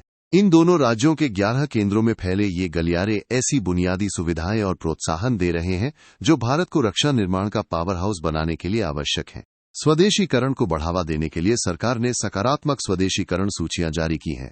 इन सूचियों का मुख्य उद्देश्य रक्षा सामानों के आयात को सीमित करना और देश के भीतर ही उनके निर्माण को प्रोत्साहित करना है। इस पहल के तहत अब भारत में ही तोपें, असॉल्ट राइफलें, युद्धपोत सोनार सिस्टम, परिवहन विमान और हल्के लड़ाकू हेलीकॉप्टर तैयार किए जा रहे हैं। इसके अलावा रडार पहिए वाले बख्तरबंद प्लेटफॉर्म, रॉकेट बम और बख्तरबंद कमांड पोस्ट वाहन जैसे आधुनिक उपकरण भी अब भारत में ही बन रहे हैं। नवाचार को बढ़ावा देने के लिए अप्रैल 2018 में आईडेक्स यानी इनोवेशन फॉर डिफेंस एक्सीलेंस की शुरुआत की गई थी। इस पहल ने रक्षा और अंतरिक्ष क्षेत्र में नई तकनीक विकसित करने के लिए एक बहुत ही जीवंत माहौल तैयार किया है। आईडेक्स के माध्यम से सूक्ष्म, लघु और मध्यम उद्यमों, स्टार्टअप्स, व्यक्तिगत इनोवेटर्स और शिक्षण संस्थानों को अत्याधुनिक तकनीक विकसित करने के लिए 1.5 करोड़ रुपए तक का अनुदान दिया जा रहा है। सरकार ने विदेशी निवेश के नियमों को भी काफी उदार बनाया है। अब रक्षा क्षेत्र में ऑटोमेटिक रूट के जरिए 74% तक विदेशी प्रत्यक्ष निवेश की अनुमति है और सरकारी अनुमति के साथ इसे 100% तक भी ले जाया जा सकता है। अगर हम आंकड़ों की बात करें तो अप्रैल 2000 से अब तक रक्षा उद्योगों में कुल 5,516.16 करोड़ रुपए का विदेशी निवेश आ चुका है। रक्षा उपकरणों की जांच के लिए सरकार ने रक्षा परीक्षण अवसंरचना योजना शुरू की है। इस योजना का लक्ष्य एरोस्पेस और रक्षा क्षेत्र में 8 नए ग्रीनफील्ड परीक्षण और प्रमाणन केंद्र स्थापित करने के लिए वित्तीय सहायता देना है, ताकि स्वदेशी उपकरणों की गुणवत्ता सुनिश्चित की जा सके। इसी कड़ी में आत्मनिर्भरता को बढ़ावा देने के लिए टेक्नोलॉजी डेवलपमेंट फंड भी बनाया गया है, जो मेक इन इंडिया अभियान का एक अहम हिस्सा है। भारत को रक्षा क्षेत्र में आत्मनिर्भर बनाने की राह में कुछ बड़ी चुनौतियां भी हैं, जिन्हें समझना बहुत जरूरी है। सबसे पहली बड़ी रुकावट सीमित वित्तीय संसाधन है, क्योंकि सरकार के पास विकास की अन्य प्राथमिकताएं भी होती हैं और बजट का एक बड़ा हिस्सा नियमित खर्चों में चला जाता है। अगर हम आंकड़ों को देखें तो रक्षा मंत्रालय को मिलने वाले कुल बजट का केवल 27.95% हिस्सा ही पूंजीगत व्यय यानी नए हथियार और तकनीक खरीदने के लिए आवंटित किया जाता है, जो आधुनिकीकरण की रफ्तार को थोड़ा धीमा कर देता है। एक और बड़ी चुनौती तकनीकी नवाचार की कमी है। हालांकि भारत अब साइबर इलेक्ट्रॉनिक युद्ध, अंतरिक्ष और ड्रोन जैसी तकनीकों को प्राथमिकता दे रहा है, लेकिन इन आधुनिक क्षेत्रों के लिए मिलने वाला बजट पारंपरिक हथियारों के मुकाबले अभी भी काफी कम है। यही कारण है कि आज भी हम कई महत्वपूर्ण तकनीकों के लिए विदेशी सप्लायर्स पर निर्भर हैं। विमानों के इंजन, प्रोपल्शन मॉड्यूल, आधुनिक सेंसर और विशेष धातुओं जैसे सामानों के लिए हमें आज भी बाहरी मदद लेनी पड़ती है। भारत में रक्षा अनुसंधान और विकास का ढांचा भी थोड़ा बिखरा हुआ है, जिसे हम रक्षा नवाचार परिदृश्य का विखंडन कह सकते हैं। हालांकि सरकार ने डीआरडीओ, शिक्षण संस्थानों और उद्योगों के बीच सहयोग के कई मंच बनाए हैं, लेकिन व्यवहार में ये सहयोग केवल कुछ खास प्रोजेक्ट्स तक ही सीमित रह जाता है। पश्चिमी देशों के विपरीत भारत में रिसर्च का ज्यादातर काम सरकारी और सार्वजनिक क्षेत्र की संस्थाओं के हाथ में है, जबकि विदेशों में निजी क्षेत्र इसमें बढ़ चढ़कर हिस्सा लेता है। इसके अलावा हमारे पास इनपुट इनेबलर्स यानी रक्षा उत्पादन के लिए जरूरी सहायक संसाधनों की भी कमी है। एक उन्नत रक्षा उद्योग के लिए भरोसेमंद पूंजी निवेश, सटीक मशीनिंग और टूलिंग, आधुनिक टेस्टिंग लैब और सुरक्षित डिजिटल नेटवर्क की आवश्यकता होती है, जो अभी पूरी तरह विकसित नहीं हुए हैं। साथ ही कौशल की कमी भी एक बड़ी समस्या है। भारत हर साल बड़ी संख्या में इंजीनियर और साइंस ग्रेजुएट तो तैयार करता है, लेकिन रक्षा जैसे जटिल क्षेत्र में काम करने के लिए उनकी योग्यता को लेकर अक्सर चिंताएं बनी रहती हैं। निष्कर्ष के तौर पर देखें तो रक्षा क्षेत्र में आत्मनिर्भरता की इस मुहिम ने न केवल उत्पादन के आंकड़ों को बढ़ाया है, बल्कि सप्लायर्स के आधार को भी बड़ा किया है। इससे रक्षा उत्पादन को लेकर देश की राजनीतिक सोच और जनता की जागरूकता में भी सकारात्मक बदलाव आया है। अगर भारत सरकारी और निजी क्षेत्र के तालमेल को और गहरा करे, आधुनिक तकनीकों को प्राथमिकता दे और हथियारों के निर्यात को कूटनीति के एक हथियार की तरह इस्तेमाल करे, तो वो एक बड़े आयातक से बदलकर दुनिया का एक भरोसेमंद डिफेंस हब बन सकता है। ऐसा करने से न केवल हमारी राष्ट्रीय सुरक्षा मजबूत होगी, बल्कि ये भारत के औद्योगिक आधुनिकीकरण और आर्थिक मजबूती के लिए भी एक बड़ा इंजन साबित होगा। आप हमारे चैनल पर PT 365 की वीडियो पूरी डिटेल में हिंदी और इंग्लिश दोनों भाषाओं में देख सकते हैं। Quantum technologies in arm forces. हाल ही में हमारे चीफ ऑफ डिफेंस स्टाफ ने एक बहुत ही महत्वपूर्ण दस्तावेज जारी किया है, जिसका नाम है military quantum mission policy framework. यह एक तरह का रोड मैप है, जो ये बताता है कि हमारी सेनाओं में इस उन्नत तकनीक को कैसे लागू किया जाएगा। इस फ्रेमवर्क का मुख्य विजन हमारी तीनों सेनाओं, थल सेना, नौसेना और वायुसेना के बीच तालमेल और एकीकरण लाना है। इसका उद्देश्य ये है कि भविष्य के युद्ध क्षेत्रों में भारत का तकनीकी दबदबा बना रहे और हम तकनीक आधारित युद्ध के लिए पूरी तरह तैयार रहें। इस मिशन की एक खास बात यह है कि इसमें सिविल मिलिट्री फ्यूजन पर जोर दिया गया है। इसका मतलब है कि सामान्य नागरिक अनुसंधान और सैन्य जरूरतों के बीच गहरा तालमेल होगा। ये पूरी योजना हमारे नेशनल क्वांटम मिशन के साथ जुड़ी हुई है, ताकि देश के वैज्ञानिकों द्वारा की गई रिसर्च का सीधा फायदा हमारी सेना को मिल सके।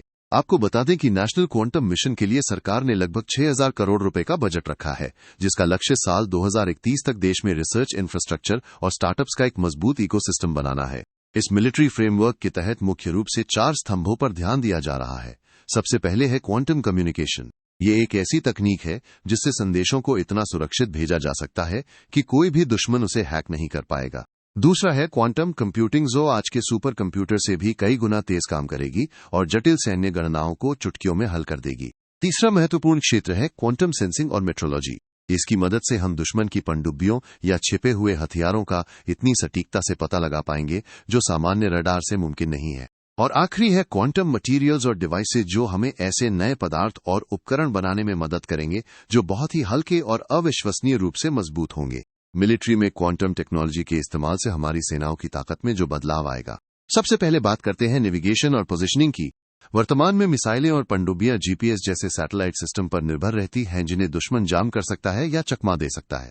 लेकिन क्वांटम तकनीक में अति शीतल परमाणुओं का इस्तेमाल करके ऐसी सटीक नेविगेशन प्रणाली बनाई जाती है जिसे किसी बाहरी सिग्नल की जरूरत नहीं होती, जिससे ये पूरी तरह सुरक्षित हो जाती है। इसी तरह सेंसिंग और मेट्रोलॉजी के क्षेत्र में क्वांटम मैग्नेटोमीटर और ग्रेविमीटर का उपयोग किया जाता है।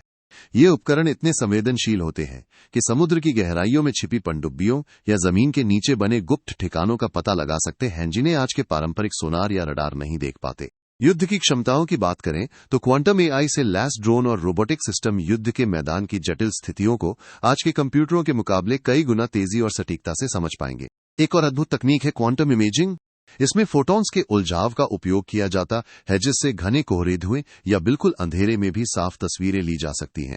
ये उन थर्मल कैमरों से कहीं बेहतर है जो खराब मौसम में काम करना बंद कर देते हैं। सुरक्षित संचार के लिए क्वांटम की डिस्ट्रीब्यूशन एक ऐसी चाबी तैयार करती है जिसे हैक करना सैद्धांतिक रूप से नामुमकिन है। आज के एन्क्रिप्शन विधियों को आधुनिक कंप्यूटर तोड़ सकते हैं, लेकिन क्वांटम संचार में अगर कोई संदेश को छेड़ने की कोशिश भी करेगा तो भेजने वाले को तुरंत पता चल जाएगा। रक्षा उपकरणों के निर्माण में क्वांटम मटेरियल्स का बड़ा योगदान होगा। ये ऐसे पदार्थ हैं जो बहुत मजबूत होते हैं और जरूरत पड़ने पर अपना रंग या रूप बदल सकते हैं, जिससे छलावरण करना आसान हो जाता है। साथ ही चिप इंस्पेक्शन के जरिए क्वांटम सेंसर माइक्रोचिप्स में छिपे हुए तकनीकी खतरों या डिफेक्ट्स को बिना उन्हें तोड़े या नुकसान पहुंचाए पहचान सकते हैं, जो सुरक्षा के लिहाज से बहुत जरूरी है। अंत में लॉजिस्टिक्स ऑप्टिमाइजेशन में क्वांटम एल्गोरिदम का इस्तेमाल सेना की रसद और सप्लाई चेन को मैनेज करने के लिए किया जाता है। ये हजारों जटिल रास्तों और बाधाओं को कुछ ही सेकंड में हल कर देता है, जिसमें आज के सुपर कंप्यूटर भी संघर्ष करते हैं। निष्कर्ष के तौर पर भारत की क्वांटम सुरक्षा रणनीति को तकनीकी निगरानी, घरेलू नवाचार और वैश्विक साझेदारी को साथ लेकर चलना होगा। एक सक्रिय और बहुआयामी दृष्टिकोण ही यह सुनिश्चित करेगा कि क्वांटम युग में हमारी राष्ट्रीय सुरक्षा अटूट और लचीली बनी रहे। आप इस कोर्सेज टैब से विजन आईएएस मैगजीन 2025 और 2026 साल की फुल वीडियो हिंदी और इंग्लिश में देख सकते हो। प्रलय मिसाइल्स। हाल ही में रक्षा अनुसंधान और विकास संगठन यानी डीआरडीओ ने ओडिशा के तट से 2 प्रलय मिसाइलों का सफल परीक्षण किया है, जो हमारी सीमाओं की सुरक्षा के लिए एक बड़ा कदम है। प्रलय मिसाइल की सबसे बड़ी खासियत यह है कि ये पूरी तरह से स्वदेशी है, यानी इसे भारत में ही डिजाइन और विकसित किया गया है। ये एक कम दूरी की सतह से सतह पर मार करने वाली क्वासी बैलिस्टिक मिसाइल है। क्वासी बैलिस्टिक का मतलब है कि ये मिसाइल हवा में अपना रास्ता बदल सकती है, जिससे दुश्मन के लिए इसे ट्रैक करना या हवा में मार गिराना लगभग नामुमकिन हो जाता है। इस मिसाइल को डीआरडीओ ने विशेष रूप से भारतीय सशस्त्र बलों की जरूरतों को ध्यान में रखकर तैयार किया है। अगर हम इसकी मारक क्षमता की बात करें तो इसकी रेंज 150 से 500 किलोमीटर तक है। ध्रुव एनजी हेलीकॉप्टर्स। हाल ही में बेंगलुरु में इस हेलीकॉप्टर ने अपनी पहली सफल उड़ान पूरी की है, जो हमारे देश के विमानन क्षेत्र के लिए एक गर्व का क्षण है। ये हेलीकॉप्टर असल में हिंदुस्तान एरोनॉटिक्स लिमिटेड द्वारा बनाए गए मशहूर एएलएच ध्रुव प्लेटफॉर्म पर आधारित है। एएलएच ध्रुव पूरी तरह से भारत में विकसित एक ऐसा हेलीकॉप्टर है जिसमें 2 इंजन लगे होते हैं और ये कई तरह के काम करने में सक्षम है। अब आप सोच रहे होंगे कि इस नए ध्रुव एनजी में खास क्या है। दरअसल यह ध्रुव हेलीकॉप्टर का एक नया और आधुनिक नागरिक संस्करण है। इसमें आज के जमाने के हिसाब से बहुत ही उन्नत इलेक्ट्रॉनिक्स और कंट्रोल सिस्टम लगाए गए हैं, जिन्हें तकनीकी भाषा में मॉडर्न एवियोनिक्स कहा जाता है। इस हेलीकॉप्टर को कई महत्वपूर्ण कामों के लिए डिजाइन किया गया है। यह न केवल लोगों और सामान को एक जगह से दूसरी जगह ले जाने के काम आएगा, बल्कि आपातकालीन समय में एयर एम्बुलेंस की तरह भी इस्तेमाल किया जा सकेगा। इसके अलावा आपदा राहत कार्यों, पर्यटन और अन्य जरूरी उपयोगों के लिए भी ये एक बेहतरीन विकल्प साबित होगा। सूर्यास्त्र। हाल ही में भारतीय सेना ने एक निजी रक्षा निर्माता कंपनी NIBE लिमिटेड के साथ 293 करोड़ रुपए का एक बड़ा समझौता किया है। ये प्रोजेक्ट इजराइल के सहयोग से तैयार किया गया है और इसके तहत सेना को आधुनिक लंबी दूरी के रॉकेट लॉन्चर सिस्टम सूर्यास्त्र की सप्लाई की जाएगी। सूर्यास्त्र की सबसे खास बात यह है कि यह भारत का पहला पूरी तरह से स्वदेशी यानी made in India universal multi calibre rocket launcher है। इसका मतलब यह है कि ये एक ऐसा अकेला सिस्टम है जो अलग अलग साइज और मारक क्षमता वाले कई प्रकार के रॉकेट दागने में सक्षम है। ये जमीन से जमीन पर सटीक हमला करने के लिए डिजाइन किया गया है और इसकी मारक क्षमता 300 किलोमीटर तक फैली हुई है। अगर हम इसकी खूबियों की बात करें तो ये सिस्टम एक ही समय में अलग अलग दूरी पर स्थित कई लक्ष्यों पर एक साथ हमला कर सकता है। इसकी सटीकता इतनी जबरदस्त है कि ये अपने निशाने से 5 मीटर से भी कम के अंतर पर वार करता है, यानी दुश्मन का बचना लगभग नामुमकिन है। इसके अलावा सूर्यास्त्र में एक और आधुनिक तकनीक जुड़ी है। ये 100 किलोमीटर की दूरी तक लॉइटरिंग म्यूनिशन भी फायर कर सकता है। लॉइटरिंग म्यूनिशन एक तरह के आत्मघाती ड्रोन होते हैं जो आसमान में घूमकर दुश्मन का इंतजार करते हैं और सही मौका मिलते ही उस पर गिरकर उसे तबाह कर देते हैं। आप इन प्लेलिस्ट से इन सभी महीने की विजन IAS मैगजीन की वीडियो देख सकते हैं। M हाल ही में DRDO ने पूरी तरह से भारत में विकसित इस तीसरी पीढ़ी की man portable anti tank guided missile का एक चलते हुए लक्ष्य के खिलाफ सफल परीक्षण किया है। इस मिसाइल के नाम में ही इसकी खासियत छिपी है। मैन पोर्टेबल का मतलब है कि इसे सैनिक अपने कंधे पर रखकर कहीं भी ले जा सकते हैं और वहीं से इसे लॉन्च कर सकते हैं। इसे मुख्य रूप से दुश्मन के भारी टैंकों और बख्तरबंद गाड़ियों को तबाह करने के लिए डिजाइन किया गया है। इस मिसाइल को इतना सटीक और घातक बनाने के लिए इसमें कई आधुनिक स्वदेशी तकनीकों का इस्तेमाल किया गया है। इसमें एक इमेजिंग इंफ्रारेड होमिंग सीकर लगा होता है जो दुश्मन के टैंक की गर्मी को पहचानकर उसका पीछा करता है। इसके साथ ही इसमें एक पूरी तरह से इलेक्ट्रिक कंट्रोल एक्चुएशन सिस्टम और एक आधुनिक फायर कंट्रोल सिस्टम लगा है जो ये सुनिश्चित करता है कि मिसाइल अपने निशाने से बिल्कुल न चुके। सरल शब्दों में कहें तो एक बार निशाना साधने के बाद ये मिसाइल खुद ब खुद दुश्मन को ढूंढकर उसे खत्म कर देती है। Long range antiship hypersonic missile. हाल ही में भारत के 77वें गणतंत्र दिवस की परेड के दौरान DRDO ने इस मिसाइल का प्रदर्शन किया है जो हमारी समुद्री सीमाओं की सुरक्षा के लिए एक गेम चेंजर साबित होने वाली है। ये भारत की पहली लंबी दूरी की हाइपरसोनिक ग्लाइड मिसाइल है। इसे विशेष रूप से भारतीय नौसेना की तटीय सुरक्षा यानी कोस्टल बैटरी की जरूरतों को पूरा करने के लिए बनाया गया है। इसकी मारक क्षमता बहुत ही जबरदस्त है क्योंकि ये लगभग 1500 किलोमीटर की दूरी तक जाकर दुश्मन के ठिकानों पर हमला कर सकती है। यह मिसाइल न केवल स्थिर लक्ष्यों बल्कि समुद्र में चलते हुए जहाजों को भी पूरी सटीकता से निशाना बनाने में सक्षम है। इस मिसाइल की सबसे बड़ी खासियत इसकी रफ्तार और तकनीक है। यह अपनी उड़ान के दौरान मैक 10 की अधिकतम रफ्तार पकड़ सकती है और औसत रूप से मैक 5 की गति बनाए रखती है। इसका मतलब है कि ये ध्वनि की गति से 5 से 10 गुना ज्यादा तेज चलती है। यह एक क्वासी बैलिस्टिक रास्ता अपनाती है और हवा में स्कीपिंग मैन्यूवर करती है, यानी ये पानी पर पत्थर उछलने की तरह हवा की परतों पर उछलते हुए आगे बढ़ती है जिससे दुश्मन इसे ट्रैक न कर पाए। इसे उड़ाने के लिए 2 चरणों वाले ठोस प्रणोदन तंत्र का इस्तेमाल किया गया है। जब इसका दूसरा इंजन जलकर बंद हो जाता है तब ये मिसाइल बिना किसी पावर के हवा में ग्लाइड करती है और जरूरत के अनुसार मुड़ते हुए अपने लक्ष्य की ओर बढ़ती है। सुरक्षा के लिहाज से इसमें स्टील्थ खूबी भी है। ये बहुत कम ऊंचाई पर और इतनी तेज रफ्तार से उड़ती है कि दुश्मन के रडार इसे आसानी से पकड़ नहीं पाते। सरल शब्दों में कहें तो जब तक दुश्मन को इसके आने का पता चलेगा तब तक ये अपना काम तमाम कर चुकी होगी। C-295 transport aircraft. भारत का पहला मेड इन इंडिया C-295 विमान सितंबर 2026 से पहले बनकर तैयार हो जाएगा। ये खबर इसलिए भी खास है क्योंकि इसे वडोदरा में एयरबस और टाटा की संयुक्त असेंबली लाइन में बनाया जा रहा है जो भारत में निजी क्षेत्र द्वारा सैन्य विमान बनाने का पहला बड़ा उदाहरण है। अगर हम C-295 विमान की खूबियों की बात करें तो यह मध्यम दूरी का एक बहुत ही भरोसेमंद मालवाहक विमान है। इसमें 2 इंजन लगे होते हैं जिन्हें टर्बोप्रॉप कहा जाता है। ये एक सामरिक परिवहन विमान है जिसका मतलब है कि इसे युद्ध की स्थितियों में सैनिकों और भारी सामान को एक जगह से दूसरी जगह ले जाने के लिए खास तौर पर डिजाइन किया गया है। इस विमान की कार्य क्षमता वाकई कमाल की है। ये एक बार उड़ान भरने के बाद लगातार 11 घंटे तक हवा में रह सकता है जिसे तकनीकी भाषा में इसकी फ्लाइट एंड्योरेंस कहा जाता है, यानी ये लंबी दूरी के मिशन को बिना रुके पूरा कर सकता है। इसकी एक और सबसे बड़ी खूबी है इसका शॉर्ट टेक ऑफ और लैंडिंग फीचर। इसका सीधा सा मतलब यह है कि इसे उड़ने या उतरने के लिए बहुत लंबे रनवे की जरूरत नहीं पड़ती। ये ऊबड़ खाबड़ रास्तों या छोटी हवाई पट्टियों पर भी आसानी से उतर सकता है जो इसे भारत के पहाड़ी और दुर्गम सीमावर्ती इलाकों के लिए बेहद उपयोगी बनाता है। सरल शब्दों में कहें तो ये विमान हमारी सेना की रसद और पहुंच को एक नई ऊंचाई पर ले जाएगा। अब हम एनवायरमेंट के ये सभी टॉपिक को कवर करेंगे। Solid waste management rules 2026। हाल ही में केंद्रीय पर्यावरण, वन और जलवायु परिवर्तन मंत्रालय ने ठोस अपशिष्ट प्रबंधन नियम 2026 लागू करने की घोषणा की है। ये नए नियम पुराने 2016 के नियमों की जगह लेंगे और इन्हें पर्यावरण संरक्षण अधिनियम 1986 के तहत बनाया गया है। ये नियम 1 अप्रैल 2026 से पूरी तरह प्रभावी हो जाएंगे। इन नियमों का मुख्य मकसद कचरे को सिर्फ फेंकना नहीं बल्कि उसे फिर से इस्तेमाल में लाना है, जिसे हम सर्कुलर इकोनॉमी और विस्तारित उत्पादक उत्तरदायित्व के सिद्धांतों का मेल कह सकते हैं।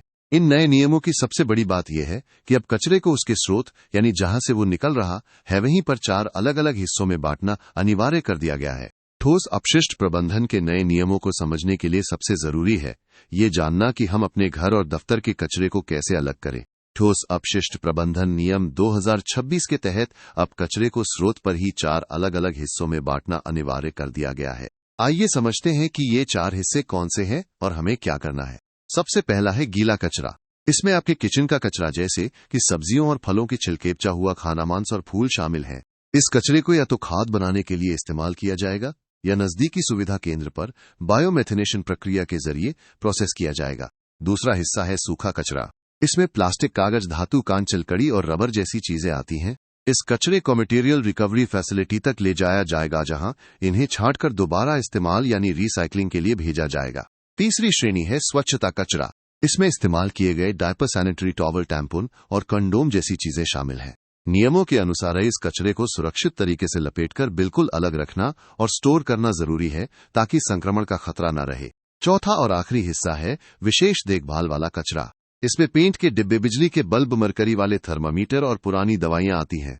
इस कचरे को केवल अधिकृत एजेंसियों द्वारा इकट्ठा किया जाएगा या आपको इन्हें सरकार द्वारा निर्धारित विशेष संग्रह केंद्रों पर जमा करना होगा। कचरे को स्रोत पर अलग करने का ये तरीका न केवल रिसाइकलिंग को प्रभावी बनाता है बल्कि लैंडफिल यानी कचरे के ढेरों के बोझ को भी कम करता है। अगर हम आज से ही अपने घर पर कचरे को इन 4 हिस्सों में बांटना शुरू कर दें तो हम अपने पर्यावरण की सुरक्षा में बहुत बड़ा योगदान दे सकते हैं। इसके साथ ही बल्क वेस्ट जनरेटर्स की एक नई परिभाषा तय की गई है। इसमें सरकारी विभाग, स्थानीय निकाय और बड़ी आवासीय सोसाइटियां शामिल हैं। इन संस्थाओं की ये जिम्मेदारी होगी कि वे कचरे का सही तरीके से संग्रहण, परिवहन और प्रसंस्करण सुनिश्चित करें। नियम ये भी कहते हैं कि अगर मुमकिन हो तो गीले कचरे को उसी जगह पर प्रोसेस किया जाए, वरना उन्हें एक खास सर्टिफिकेट लेना होगा जो ये सुनिश्चित करेगा कि वे अपने द्वारा पैदा किए गए कचरे के प्रति जवाबदेह है। पूरे देश में कचरे की निगरानी के लिए एक केंद्रीकृत ऑनलाइन पोर्टल बनाया जाएगा।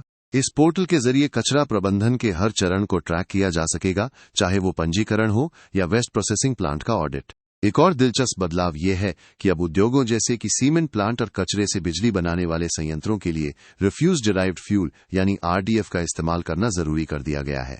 यह ईंधन दरअसल उस कचरे से बनता है जिसे रिसाइकल नहीं किया जा सकता, जैसे कि प्लास्टिक या कपड़ा, लेकिन जिसकी जलने की क्षमता बहुत अधिक होती है। जमीन में कचरा दबाने यानी लैंडफिल को लेकर भी सरकार बहुत सख्त हो गई है। अब लैंडफिल का सालाना ऑडिट किया जाएगा और पुराने कचरे के ढेरों का बायोमाइनिंग के जरिए समाधान निकाला जाएगा। लैंडफिल में अब केवल वही कचरा जाएगा जिसे न तो रिसाइकल किया जा सकता है और न ही जिससे ऊर्जा बनाई जा सकती है। पहाड़ी इलाकों और द्वीपों के लिए भी खास प्रावधान किए गए हैं। वहां के स्थानीय निकाय अब पर्यटकों से यूजर फीस वसूल सकते हैं और कचरा प्रबंधन की क्षमता के हिसाब से पर्यटकों की संख्या को नियंत्रित भी कर सकते हैं। अंत में अगर कोई इन नियमों का पालन नहीं करता है तो प्रदूषक भुगतान के सिद्धांत पर उन पर भारी पर्यावरणीय मुआवजा लगाया जाएगा। इन सुधारों का उद्देश्य भारत को कचरा मुक्त और पर्यावरण के अनुकूल बनाना है। लेकिन ये जानना भी बहुत जरूरी है कि भारत में ठोस अपशिष्ट प्रबंधन के सामने असल चुनौतियां क्या हैं। सबसे बड़ी समस्या कचरे की बढ़ती मात्रा है। तेजी से बढ़ते शहरीकरण, जनसंख्या वृद्धि और हमारी बदलती जीवन शैली के कारण कचरा लगातार बढ़ रहा है। अनुमान है कि 2030 तक हमारे देश का कुल कचरा बढ़कर 165 मिलियन टन और 2050 तक 436 मिलियन टन तक पहुंच सकता है। इतने बड़े स्तर पर कचरे को संभालना मुश्किल इसलिए भी है क्योंकि हमारे काम करने के तरीके में कमियां हैं। अलग अलग विभागों के बीच तालमेल की कमी है और लोग आज भी घर पर कचरा अलग अलग नहीं करते, जिससे इसे इकट्ठा करने और प्रोसेस करने की पूरी व्यवस्था बिगड़ जाती है। आंकड़ों की बात करें तो केवल 60 से 70% कचरा ही इकट्ठा हो पाता है और उसमें से भी मात्र 15 से 20% ही प्रोसेस हो पाता है। इसके अलावा हमारे पास बुनियादी ढांचे की भी भारी कमी है। कचरा प्रोसेस करने वाली मशीनें और उनकी निगरानी करने वाली सुविधाएं पर्याप्त नहीं है। नगर पालिकाओं के पास बड़े प्रोजेक्ट्स के लिए पैसों की कमी रहती है। नतीजा ये है कि केवल लगभग 39% कचरे को ही वैज्ञानिक तरीके से प्रोसेस किया जा रहा है, बाकी कचरा खुले मैदानों में फेंक दिया जाता है। तकनीकी स्तर पर भी हम अभी पीछे हैं क्योंकि कचरे से संसाधन बनाने वाली रिसर्च और हुनरमंद लोगों की कमी है। साथ ही नियमों को सख्ती से लागू करने और कचरे की ट्रैकिंग करने में भी बहुत ढिलाई बरती जाती है। कचरा प्रबंधन से जुड़ी कंपनियों के लिए ये बिजनेस आर्थिक रूप से बहुत फायदेमंद नहीं रहता क्योंकि रिसाइकिल किए गए सामान का बाजार अभी उतना विकसित नहीं है। इन सब के ऊपर जनता में कचरे को अलग अलग रखने के प्रति जागरूकता की कमी और पुराने कचरे के पहाड़ों का बढ़ना एक गंभीर चिंता है। अगर हम कानूनी ढांचे की बात करें तो भारत में कचरे को संभालने के लिए कई नियम पहले से मौजूद हैं। इनमें ठोस अपशिष्ट प्रबंधन नियम 2016, प्लास्टिक कचरा नियम 2016 और ई वेस्ट नियम 2022 प्रमुख हैं। निर्माण से निकलने वाले मलबे के लिए भी नियम है और जल्द ही यानी 1 अप्रैल 2026 से नए निर्माण और विध्वंस अपशिष्ट प्रबंधन नियम 2025 भी लागू होने वाले हैं। अस्पतालों के कचरे के लिए भी बायोमेडिकल वेस्ट नियम 2016 काम कर रहे हैं। सरकार ने इन चुनौतियों से निपटने के लिए कई बड़ी पहल भी शुरू की हैं। जैसे स्वच्छ भारत मिशन 2.0 का लक्ष्य है कि 2026 तक सभी शहरों को कचरा मुक्त बनाया जाए। इसी तरह dump site remediation accelerator programme चलाया जा रहा है, जिसका लक्ष्य अक्टूबर 2026 तक सभी डंप साइट्स को खत्म कर लक्ष्य जीरो डंप साइट हासिल करना है। आपको जानकर खुशी होगी कि अब तक पुराने कचरे का 62% हिस्सा प्रोसेस किया जा चुका है। इसके साथ ही सिटीज 2.0 जैसे प्रोग्राम शहरों को जलवायु के अनुकूल बनाने और कचरे के सही इस्तेमाल में मदद कर रहे हैं। खेती और पशुओं के कचरे को बायोगैस और खाद में बदलने के लिए गोवर्धन योजना भी बहुत अच्छा काम कर रही है। अगर हम सब मिलकर इन नियमों और योजनाओं का साथ दें तो हम अपने पर्यावरण को सच में बचा सकते हैं। सबसे जरूरी सवाल यह है कि आगे का रास्ता क्या है। भविष्य में कचरा प्रबंधन को बेहतर बनाने के लिए हमें अपने नियामक ढांचे को और मजबूत करना होगा। उदाहरण के लिए, जब भी कोई नई इमारत बनाने की अनुमति दी जाए तो उसके मलबे के प्रबंधन की योजना को पहले ही बिल्डिंग अप्रूवल से जोड़ देना चाहिए। साथ ही तकनीक का इस्तेमाल करके निगरानी प्रणाली को और भी बेहतर बनाना होगा। हमें बुनियादी ढांचे की क्षमता बढ़ाने पर भी जोर देना होगा। हर शहर में छोटे छोटे विकेंद्रीकृत प्रोसेसिंग प्लांट और मटीरियल रिकवरी फैसिलिटी बनाने की जरूरत है, जहां कचरे को छांटकर काम की चीजें निकाली जा सकें। इसके अलावा वैज्ञानिक तरीके से बनाए गए सैनिटरी लैंडफिल और कचरे से बिजली बनाने वाले प्लांटों में निवेश करना समय की मांग है। आज के दौर में तकनीक और नवाचार बहुत बड़ी भूमिका निभा सकते हैं। जीपीएस और RFID की मदद से कचरा ले जाने वाले वाहनों को ट्रैक किया जा सकता है। भविष्य में हमें AI यानी आर्टिफिशियल इंटेलिजेंस वाली मशीनों की जरूरत होगी जो कचरे को खुद छांट सकें। साथ ही कचरे को दोबारा इस्तेमाल करने के लिए रिसर्च एंड डेवलपमेंट को बढ़ावा देना होगा। संस्थागत तालमेल भी बहुत जरूरी है। नगर निकायों में कचरा प्रबंधन के लिए अलग से सेल और विभागों के बीच समितियां बननी चाहिए।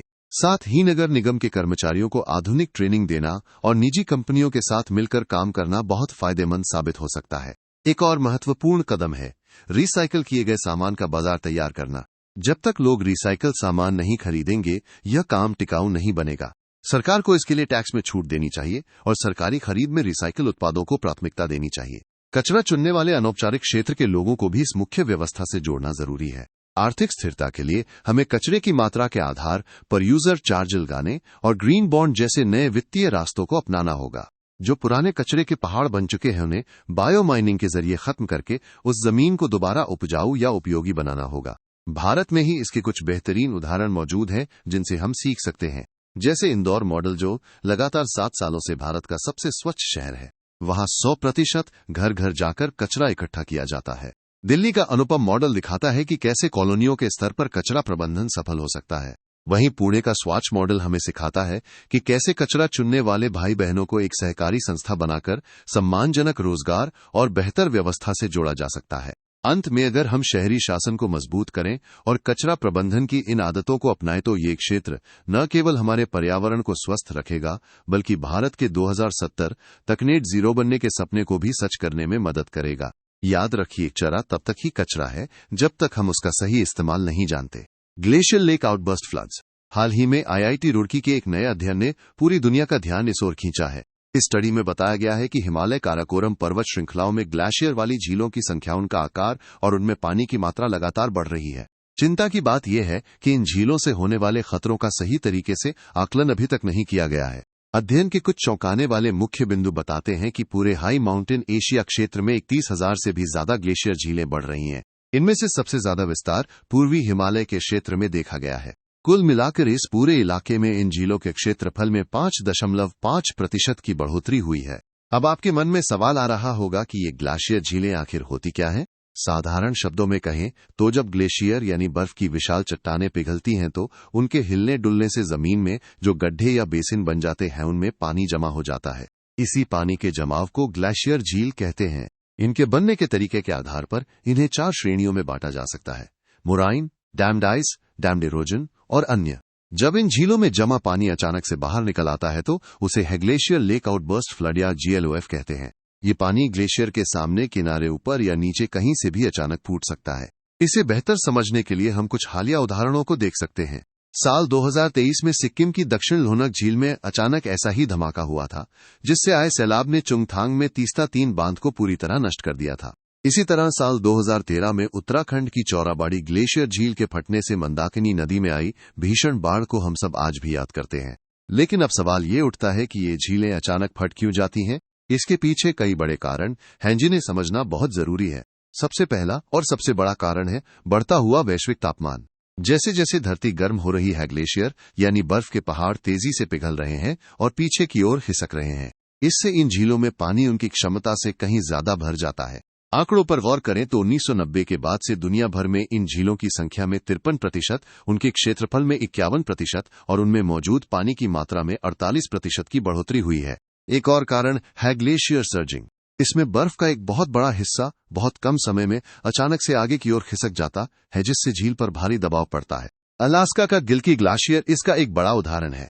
इसके अलावा इन झीलों को रोकने वाली दीवारें अक्सर मिट्टी, मलबे और बर्फ के ढीले टुकड़ों से बनी होती हैं, जिन्हें मोराइन कहा जाता है। जब इन दीवारों में अंदरूनी कटाव होता है या पानी का दबाव बहुत बढ़ जाता है तो ये संरचनात्मक रूप से कमजोर होकर टूट जाती हैं। सिक्किम की दक्षिण लोहनक झील का हादसा इसी वजह से हुआ था। कभी कभी पहाड़ों से अचानक गिरने वाले हिमस्खलन यानी एवलांच या भूस्खलन जब सीधे झील में गिरते हैं तो वे पानी की एक बहुत बड़ी और तेज लहर पैदा करते हैं। इसे विस्थापन लहर कहते हैं, जो झील की प्राकृतिक दीवार को तोड़ देती है।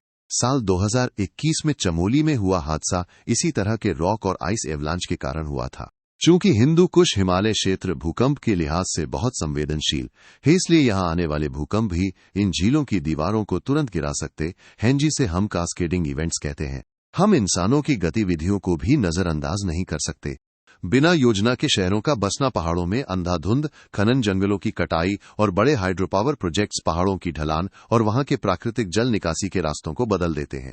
साथ ही हमारे द्वारा फैलाई जा रही ग्रीन हाउस गैसें गर्मी बढ़ाकर इस पूरे खतरे को और भी गंभीर बना रही हैं।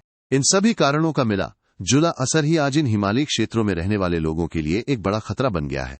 जब हम ग्लेशियर झील फटने जैसी गंभीर आपदाओं को रोकने की बात करते हैं तो इसके प्रबंधन में हमारे सामने कई बड़ी चुनौतियां आती हैं। आइए समझते हैं कि वे रुकावटें क्या हैं। सबसे बड़ी चुनौती भौगोलिक है। हिमालय का इलाका बहुत ही दुर्गम और कठिन है, जहां पहुंचना हर किसी के बस की बात नहीं है। वहां का मौसम पल पल बदलता रहता है और जमीन के अंदर होने वाली हलचल इन पहाड़ों को बहुत अस्थिर बना देती है। दूसरी बड़ी रुकावट तकनीकी कमियां हैं। हमारे पास आज भी ऐसी अत्याधुनिक तकनीक की कमी है जो दूर दराज के इलाकों में जमीन की संरचना में होने वाले बदलावों की लगातार और सटीक निगरानी कर सके। खासतौर पर उन झीलों पर नजर रखना मुश्किल होता है जो बहुत ही ऊंचे और एकांत इलाकों में स्थित है। इसके बाद आती हैं मानव जनित चुनौतियां। पहाड़ों में बिना किसी ठोस योजना के बहुत तेजी से बुनियादी ढांचे का विकास किया जा रहा है। जब ऐसी जगहों पर आपदा आती है तो ये अनियोजित निर्माण नुकसान को कई गुना बढ़ा देता है। साथ ही आम जनता में इन खतरों को लेकर जागरूकता की कमी भी एक बड़ी समस्या है। जलवायु परिवर्तन इस पूरे खतरे को और भी गंभीर बना रहा है। ग्लोबल वार्मिंग और बढ़ता प्रदूषण सीधे तौर पर ग्लेशियरों के पिघलने की गति को तेज कर रहे हैं, जिससे नई ग्लेशियर झीलों का निर्माण हो रहा है और पुरानी झीलों का आकार खतरनाक स्तर तक बढ़ रहा है। इन चुनौतियों को समझे बिना हम एक सुरक्षित भविष्य की कल्पना नहीं कर सकते। अब जब हम समझ चुके हैं कि ग्लेशियर झीलें कितनी खतरनाक हो सकती हैं, तो ये जानना भी बहुत जरूरी है कि इनसे बचने के उपाय क्या हैं। भारत में सरकार और वैज्ञानिक संस्थान मिलकर इस दिशा में कई महत्वपूर्ण कदम उठा रहे हैं। सबसे पहले बात करते हैं राष्ट्रीय ग्लेशियर लेक आउटबर्स्ट फ्लड जोखिम न्यूनीकरण परियोजना की। इस प्रोजेक्ट का मुख्य लक्ष्य अरुणाचल प्रदेश, हिमाचल प्रदेश, सिक्किम और उत्तराखंड जैसे संवेदनशील राज्यों में GLOF के खतरे को कम करना है। इसके लिए इसरो के सैटेलाइट डेटा की मदद ली जा रही है ताकि पूरे हिमालय क्षेत्र का हजार्ड मैपिंग किया जा सके। केंद्रीय जल आयोग वर्तमान में 900 से अधिक ग्लेशियर झीलों की निगरानी कर रहा है और उन्होंने इन झीलों के जोखिम को मापने के लिए एक विशेष इंडेक्स भी तैयार किया है। इसी तरह IIT गुवाहाटी के शोधकर्ताओं ने एक ऐसी पद्धति विकसित की है जो भविष्य में बनने वाली झीलों की भविष्यवाणी कर सकती है, जिससे पूर्वी हिमालय में 493 उच्च जोखिम वाले स्थानों की पहचान की गई है। बचाव का एक और आधुनिक तरीका अर्ली वार्निंग सिस्टम है। इसमें झीलों के पास ऐसे सेंसर लगाए जाते हैं जो पानी के स्तर में अचानक बदलाव को भांप लेते हैं और नीचे बसे गांवों में सायरन बजाकर लोगों को सतर्क कर देते हैं। उदाहरण के तौर पर सिक्किम में 2 ऑटोमेटिक वेदर स्टेशन इसी मकसद से लगाए गए हैं। तकनीकी रूप से झीलों के पानी को पाइपों के जरिए बाहर निकालकर या कृत्रिम रास्ते बनाकर भी जल स्तर को नियंत्रित किया जाता है। अगर हम वैश्विक स्तर की बात करें तो चूंकि ग्लेशियर झीलें अक्सर सीमाओं के पार फैली होती है, इसलिए देशों के बीच डेटा साझा करना बहुत जरूरी है। सेंडाई फ्रेमवर्क जैसी अंतर्राष्ट्रीय संधियां इसी आपसी सहयोग को बढ़ावा देती हैं। साथ ही ICIMOD जैसी संस्थाएं भी इन झीलों की निगरानी में लगी हैं। कई देशों जैसे भूटान और एंडीज पर्वतमाला में स्थानीय लोगों को फर्स्ट रिस्पॉन्डर्स के रूप में प्रशिक्षित किया गया है, ताकि वे खतरे के शुरुआती संकेतों को पहचान सकें। भविष्य की राह के लिए राष्ट्रीय आपदा प्रबंधन प्राधिकरण के 2020 के दिशा निर्देश बहुत महत्वपूर्ण हैं। सबसे पहले हमें रिमोट सेंसिंग तकनीक का उपयोग करके संवेदनशील झीलों को प्राथमिकता देनी होगी। दूसरा, महत्वपूर्ण झीलों पर जल स्तर रिकॉर्डर और भूकंपीय निगरानी उपकरण लगाने होंगे। तीसरा, खतरनाक क्षेत्रों में घर बनाने या विकास कार्य करने के लिए कड़े लैंड यूज जोनिंग नियम बनाने होंगे। और अंत में इंजीनियरिंग के जरिए पानी की नियंत्रित निकासी सुनिश्चित करनी होगी। निष्कर्ष के तौर पर यह बहुत जरूरी है कि हम वैज्ञानिक अनुसंधान के जरिए इन आपदाओं के कारणों को गहराई से समझें। जब हम विज्ञान, मजबूत सरकारी तंत्र और जागरूक समुदायों को एक साथ जोड़ेंगे तभी हम इन प्राकृतिक आपदाओं के प्रभाव को कम कर पाएंगे और पहाड़ों में रहने वाले जीवन को सुरक्षित कर सकेंगे। UN high seas treaty comes into force.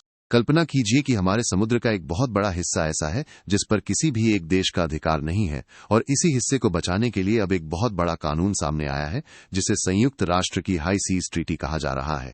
आधिकारिक तौर पर इसे राष्ट्रीय क्षेत्राधिकार से परे समुद्री जैव विविधता यानी BBNJ समझौते के नाम से जाना जाता है। ये एक कानूनी रूप से बाध्यकारी संधि है जो उन समुद्री क्षेत्रों को कवर करती है जो किसी देश की समुद्री सीमा से बाहर हैं, जिन्हें हम हाई सीज और अंतर्राष्ट्रीय समुद्री तल कहते हैं। ये क्षेत्र असल में पूरी दुनिया के साझा महासागर हैं, जहां नेविगेशन, विमानों की उड़ान, समुद्र के नीचे केबल बिछाने और पाइपलाइन डालने जैसे कामों के लिए हर किसी को आने जाने की अनुमति है। आपको जानकर हैरानी होगी कि हमारे महासागर की सतह का 2/3 से भी ज्यादा हिस्सा इसी श्रेणी में आता है, जिसका मतलब है कि पृथ्वी का एक विशाल हिस्सा अब तक किसी ठोस सुरक्षा नियम के दायरे में नहीं था। इस BBNJ समझौते की कहानी साल 2023 में शुरू हुई, जब संयुक्त राष्ट्र के तत्वावधान में आयोजित एक अंतर सरकारी सम्मेलन में इसे अपनाया गया। यह संधि असल में समुद्र के कानून पर संयुक्त राष्ट्र सम्मेलन यानी अनक्लोज के तहत तीसरा कार्यान्वयन समझौता है। इससे पहले 1994 और 1995 में भी इसी तरह के समझौते लाए गए थे, जो मछली पालन और समुद्री संसाधनों से जुड़े थे। इस नए समझौते का मुख्य उद्देश्य ये सुनिश्चित करना है कि जो समुद्री क्षेत्र किसी देश की सीमा में नहीं आते, वहां की जैविक विविधता का संरक्षण किया जाए और उनका उपयोग इस तरह हो कि वे भविष्य के लिए बचे रहें। ये समझौता मुख्य रूप से 4 बड़े मुद्दों पर काम करता है। पहला है समुद्री आनुवंशिक संसाधन, ताकि समुद्र की गहराई में मिलने वाले जीवों से जो भी लाभ हो से सभी देशों के बीच निष्पक्ष और न्यायसंगत तरीके से साझा किया जा सके। दूसरा मुद्दा है क्षेत्र आधारित प्रबंधन उपकरण, जिसके जरिए समुद्र के भीतर सुरक्षित क्षेत्र बनाए जाएंगे ताकि वहां की प्रकृति को नुकसान न पहुंचे। तीसरा महत्वपूर्ण बिंदु है पर्यावरणीय प्रभाव मूल्यांकन, जिसका मतलब है कि समुद्र में कोई भी बड़ा काम करने से पहले यह जांचना होगा कि उसका पर्यावरण पर क्या असर पड़ेगा। और चौथा है क्षमता निर्माण और समुद्री तकनीक का हस्तांतरण, ताकि गरीब और विकासशील देश भी नई तकनीकों का लाभ उठा सकें। इस पूरी व्यवस्था को सुचारू रूप से चलाने के लिए एक फंडिंग मैकेनिज्म भी बनाया गया है और साथ ही कई संस्थागत इंतजाम किए गए हैं, जैसे कि कॉन्फ्रेंस ऑफ द पार्टीज और एक सचिवालय जो इन नियमों की निगरानी करेंगे। अगर इसकी वर्तमान स्थिति की बात करें तो अब तक 83 देशों ने इस संधि की पुष्टि कर दी है। भारत के संदर्भ में देखें तो भारत ने इस समझौते पर हस्ताक्षर तो कर दिए हैं, लेकिन अभी इसकी पुष्टि करना बाकी है। ये कदम पूरी दुनिया के नीले समंदर को आने वाली पीढ़ियों के लिए सुरक्षित रखने की दिशा में एक बहुत बड़ी उम्मीद है। इरेना। हाल ही में अबू धाबी में अंतर्राष्ट्रीय अक्षय ऊर्जा एजेंसी यानी इरेना की 16वीं सभा का आयोजन हुआ। इस महत्वपूर्ण बैठक में इरेना की मध्यम अवधि की रणनीति 2023-2027 के मूल्यांकन और भविष्य के कार्यक्रम को मंजूरी दी गई है। इस सभा से ठीक पहले इरेना और अंतर्राष्ट्रीय श्रम संगठन यानी ILO ने मिलकर एक बेहद दिलचस्प रिपोर्ट जारी की है, जिसका नाम है renewable energy and jobs annual review 2025। ये रिपोर्ट हमें बताती है कि अक्षय ऊर्जा का क्षेत्र न केवल पर्यावरण बचा रहा है, बल्कि रोजगार के नए अवसर भी पैदा कर रहा है। साल 2024 के आंकड़ों के अनुसार दुनिया भर में अक्षय ऊर्जा के क्षेत्र में काम करने वाले लोगों की संख्या बढ़कर 16.6 मिलियन तक पहुंच गई है। इसमें सबसे ज्यादा नौकरियां सौर ऊर्जा क्षेत्र में पैदा हुई हैं और इस पूरे बाजार में चीन का सबसे ज्यादा दबदबा है। अगर हम अपने देश भारत की बात करें तो रिपोर्ट के नतीजे काफी गर्व महसूस कराने वाले हैं। भारत में अक्षय ऊर्जा के क्षेत्र में कुल 1.3 मिलियन नौकरियां हैं, जो पूरी दुनिया की कुल नौकरियों का लगभग 7.7% हिस्सा है। सौर ऊर्जा और पनबिजली क्षेत्र में नौकरियां देने के मामले में भारत चीन के बाद दुनिया में दूसरे नंबर पर है। वहीं तरल जैव ईंधन और पवन ऊर्जा के क्षेत्र में भारत दुनिया भर में चौथे स्थान पर अपनी मजबूती बनाए हुए है। सिर्फ नौकरियां ही नहीं, भारत सौर उपकरणों के निर्माण यानी मैन्युफैक्चरिंग में भी तेजी से आगे बढ़ रहा है। पूरी दुनिया में सोलर पीवी मॉड्यूल बनाने में भारत की हिस्सेदारी 4.8% है। अगर हम भारत के भीतर झांकें तो गुजरात मॉड्यूल बनाने की क्षमता के मामले में 42% हिस्सेदारी के साथ सबसे आगे है और इसके बाद 11% क्षमता के साथ तमिलनाडु का नंबर आता है। ये आंकड़े साफ दिखाते हैं कि भारत हरित ऊर्जा के मामले में दुनिया का एक बड़ा केंद्र बनता जा रहा है। इरेना, जिसे हम अंतर्राष्ट्रीय अक्षय ऊर्जा एजेंसी के नाम से भी जानते हैं, ये एक अंतर सरकारी संगठन है जो दुनिया के तमाम देशों को अक्षय ऊर्जा अपनाने में मदद करता है। इसका मुख्य मकसद टिकाऊ विकास ऊर्जा तक सबकी पहुंच और जलवायु परिवर्तन से निपटने के लिए ठोस कदम उठाना है। अगर हम इसकी शुरुआत यानी उत्पत्ति की बात करें तो इसकी नींव साल 2009 में रखी गई थी, जबकि आधिकारिक तौर पर इसके नियम या कानून साल 2010 में लागू हुए। इसकी सदस्यता बहुत बड़ी है, जिसमें 170 से भी ज्यादा देश और यूरोपीय संघ शामिल है। गर्व की बात यह है कि भारत इस संस्था का एक संस्थापक सदस्य है। इसका मुख्यालय संयुक्त अरब अमीरात के अबू धाबी में स्थित है। इसके मुख्य कार्यों पर नजर डालें तो ये संगठन अक्षय ऊर्जा को बढ़ावा देने के साथ साथ देशों को नीतिगत सलाह देता है, उनकी क्षमताओं को निखारने में मदद करता है और तकनीकी सहायता भी प्रदान करता है। इसके अलावा इरेना को एक बहुत बड़ी जिम्मेदारी दी गई है। ये COP28 में अपनाए गए UAE आम सहमति के लक्ष्यों की प्रगति पर नजर रखने वाला आधिकारिक संरक्षक भी है। अंत में यह संस्था दुनिया को ऊर्जा के क्षेत्र में हो रहे बदलावों से अवगत कराने के लिए एक बहुत ही महत्वपूर्ण रिपोर्ट भी जारी करती है, जिसका नाम है वर्ल्ड एनर्जी ट्रांजिशन आउटलुक। सरल शब्दों में कहें तो इरेना वो जरिया है जो दुनिया को पेट्रोल और कोयले जैसे प्रदूषण फैलाने वाले ईंधन से हटाकर सूरज और हवा जैसी प्राकृतिक ऊर्जा की ओर ले जा रहा है। Carbon border adjustment mechanism. हाल ही में यूरोपियन यूनियन ने दुनिया का पहला कार्बन टैक्स लागू किया है, जिसे कार्बन बॉर्डर एडजस्टमेंट मैकेनिज्म यानी CBAM के नाम से जाना जाता है। इस नए नियम की शुरुआत 1 जनवरी 2026 से हो चुकी है।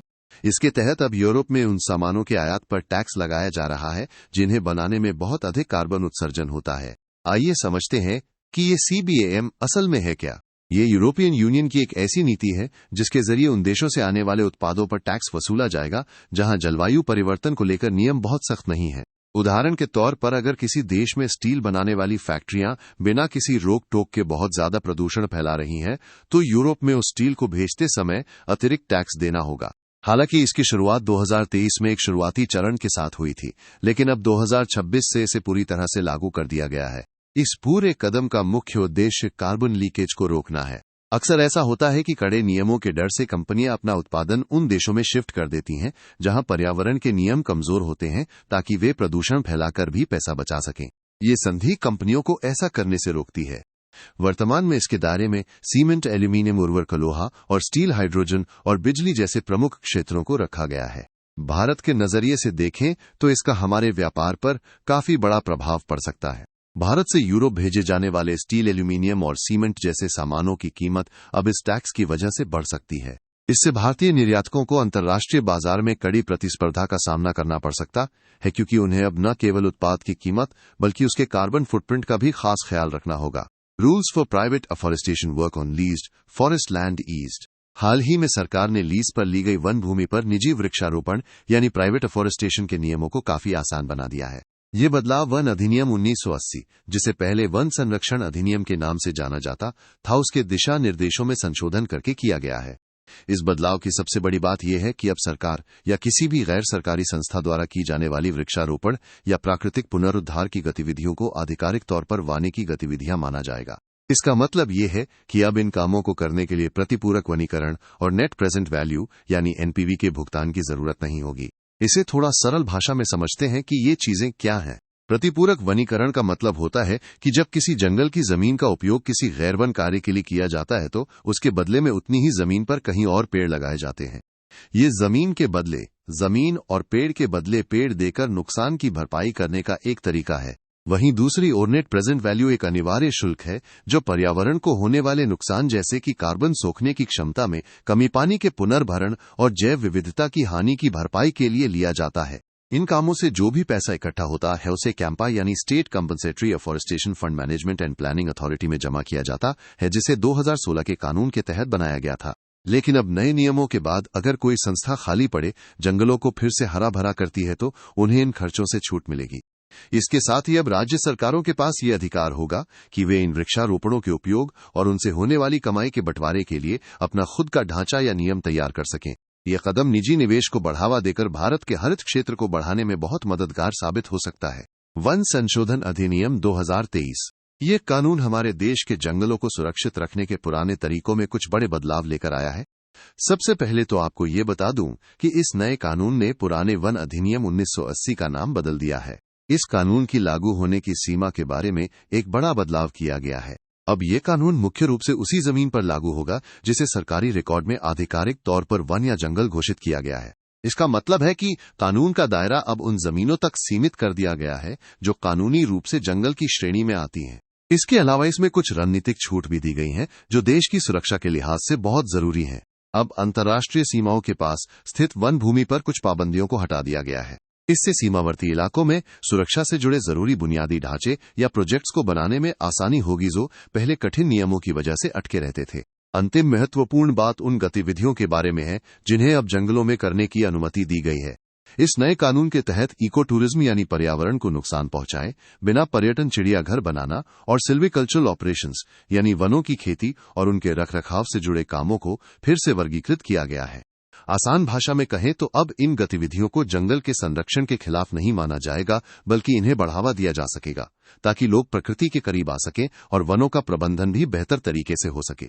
ये कानून विकास और पर्यावरण के बीच एक संतुलन बनाने की कोशिश करता है। Government launches digital climate atlas marking 15 years of NICRA. हाल ही में सरकार ने डिजिटल क्लाइमेट एटलस लॉन्च किया है जिसका नाम Atlas of climate adaptation in Indian agriculture यानी आकासा इंडिया। इस डिजिटल प्लेटफॉर्म का मकसद किसानों को जलवायु की चुनौतियों से निपटने और भविष्य की बेहतर योजना बनाने में मदद करना है। इसे ICAR के नेतृत्व वाले राष्ट्रीय कृषि अनुसंधान और विस्तार प्रणाली ने Borlaug institute for south Asia और सिमिट के साथ मिलकर विकसित किया है। यह एटलस किसी खास जगह के हिसाब से डेटा पर आधारित ऐसी योजनाएं बनाने में मदद करेगा जिससे हमारी खेती को जलवायु अनुकूल बनाया जा सके। आकासा इंडिया से मिलने वाली जानकारियों से सरकारी एजेंसियों को ये समझने में आसानी होगी कि जलवायु जोखिमों को कम करने के लिए भविष्य में निवेश की जरूरत कहाँ है और खेती को बचाने के लिए किन अवसरों को बड़े स्तर पर ले जाया जा सकता है। ये लॉन्चिंग निकरा यानी national innovation in climate resilient agriculture के 15 साल पूरे होने के मौके पर की गई है। निकरा को भारतीय कृषि अनुसंधान परिषद द्वारा साल 2011 में शुरू किया गया था। इसका मुख्य उद्देश्य भारतीय खेती को जलवायु परिवर्तन के प्रति मजबूत बनाना और ऐसी तकनीकों का किसानों के खेतों पर प्रदर्शन करना है जो मौसम के उतार चढ़ाव को झेल सकें। अब आप सोच रहे होंगे कि आखिर ये जलवायु अनुकूल कृषि क्या होती है। सरल शब्दों में कहें तो इसका मतलब खेती के उन तरीकों को अपनाना है जो जलवायु के झटकों को सह सकें और नुकसान होने पर बहुत जल्दी रिकवर कर सकें। इसकी जरूरत आज हमें इसलिए है क्योंकि जलवायु परिवर्तन की वजह से फसलों की पैदावार में 4.5 से 9.0% तक की गिरावट आ सकती है, जिससे हर साल हमारे देश की GDP को लगभग 1.5% का नुकसान हो सकता है। भारत जैसे देश में जहां लगभग 57% ग्रामीण परिवार अपनी आय के लिए खेती पर निर्भर हैं, वहां उनकी रोजी रोटी बचाना बेहद जरूरी है। इसके अलावा भारत के कुल बोए गए क्षेत्र का 51% हिस्सा आज भी वर्षा आधारित है, यानी वहां सिंचाई के लिए सिर्फ बारिश पर निर्भर रहना पड़ता है।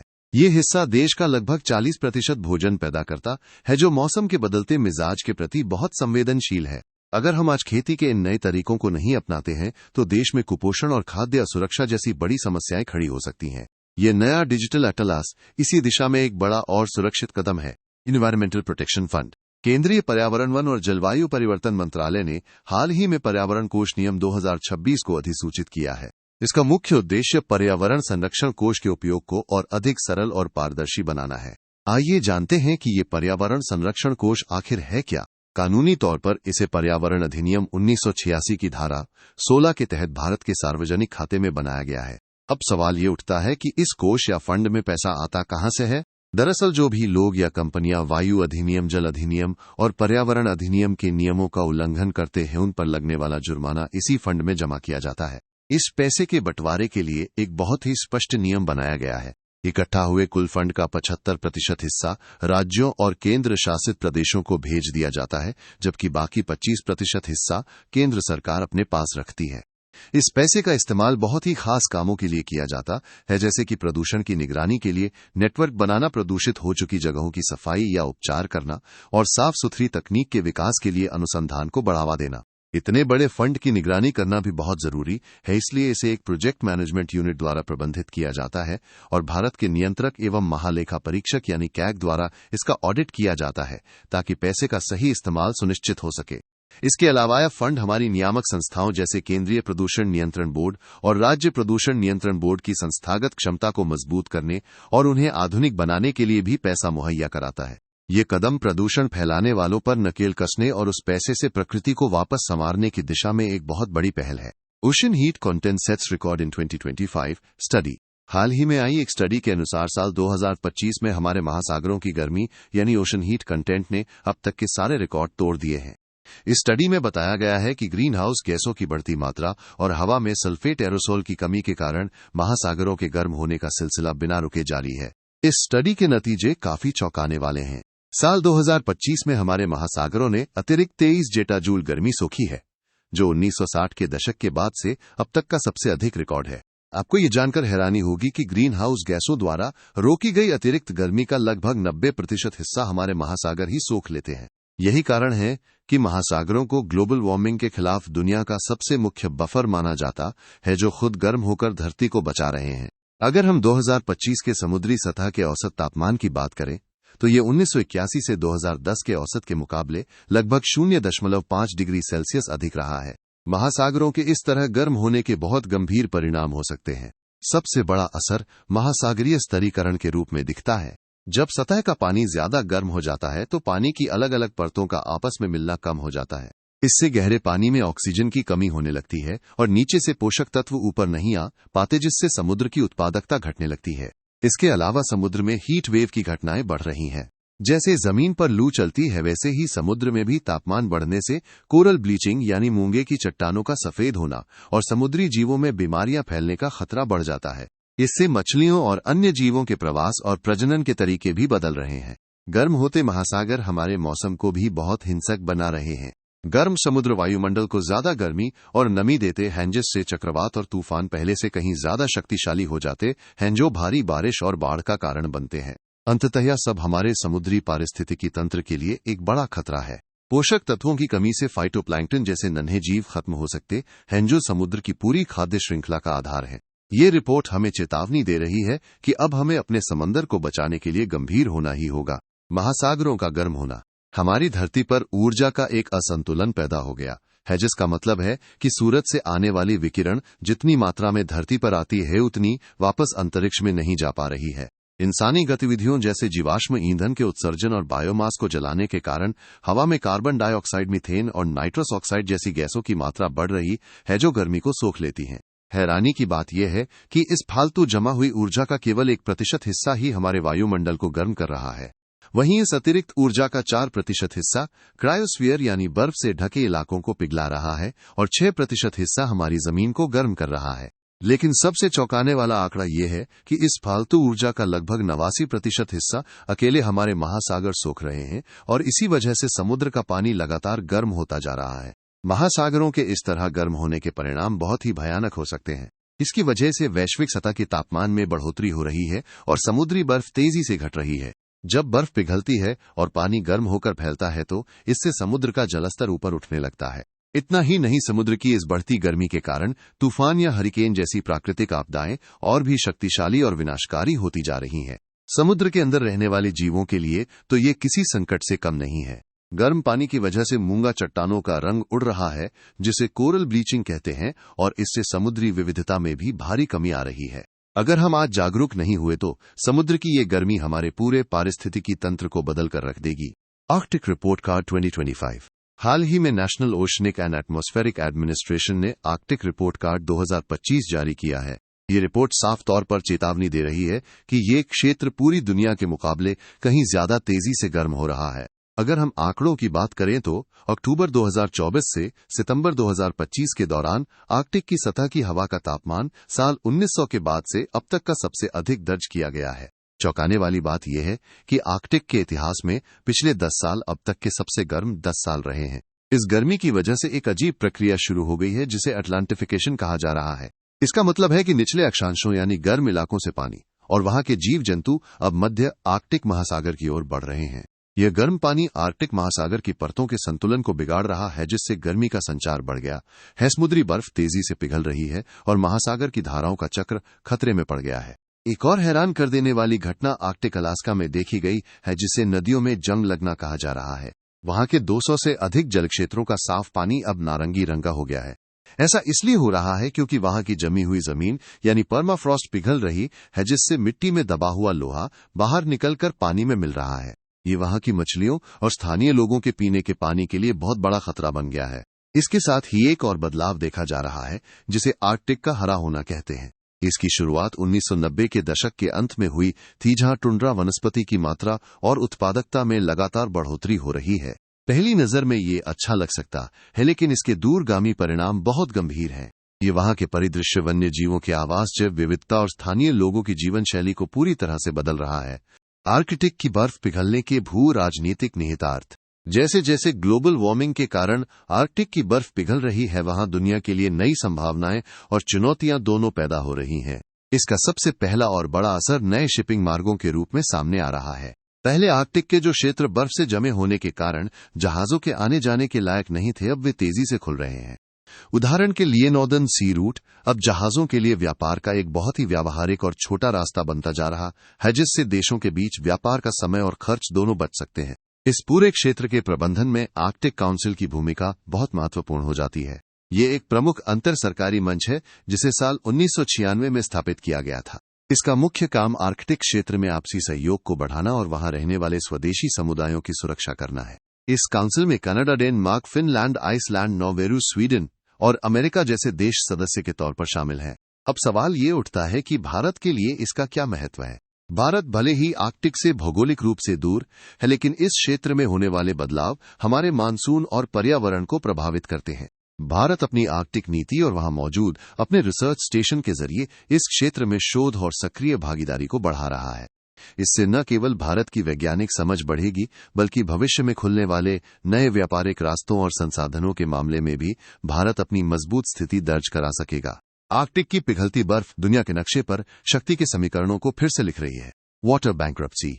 संयुक्त राष्ट्र विश्वविद्यालय के जल, पर्यावरण और स्वास्थ्य संस्थान की एक हालिया रिपोर्ट ने चेतावनी दी है कि हमारी धरती अब वैश्विक जल दिवालियापन के युग में प्रवेश कर चुकी है। अब आप सोच रहे होंगे कि ये जल दिवालियापन आखिर क्या बला है। सरल शब्दों में कहें तो ये पानी के संकट के बाद की एक ऐसी स्थायी स्थिति है जिसमें हम अपनी नदियों और जमीन के नीचे मौजूद पानी का इस्तेमाल उसकी दोबारा भरने की क्षमता से कहीं ज्यादा कर चुके हैं।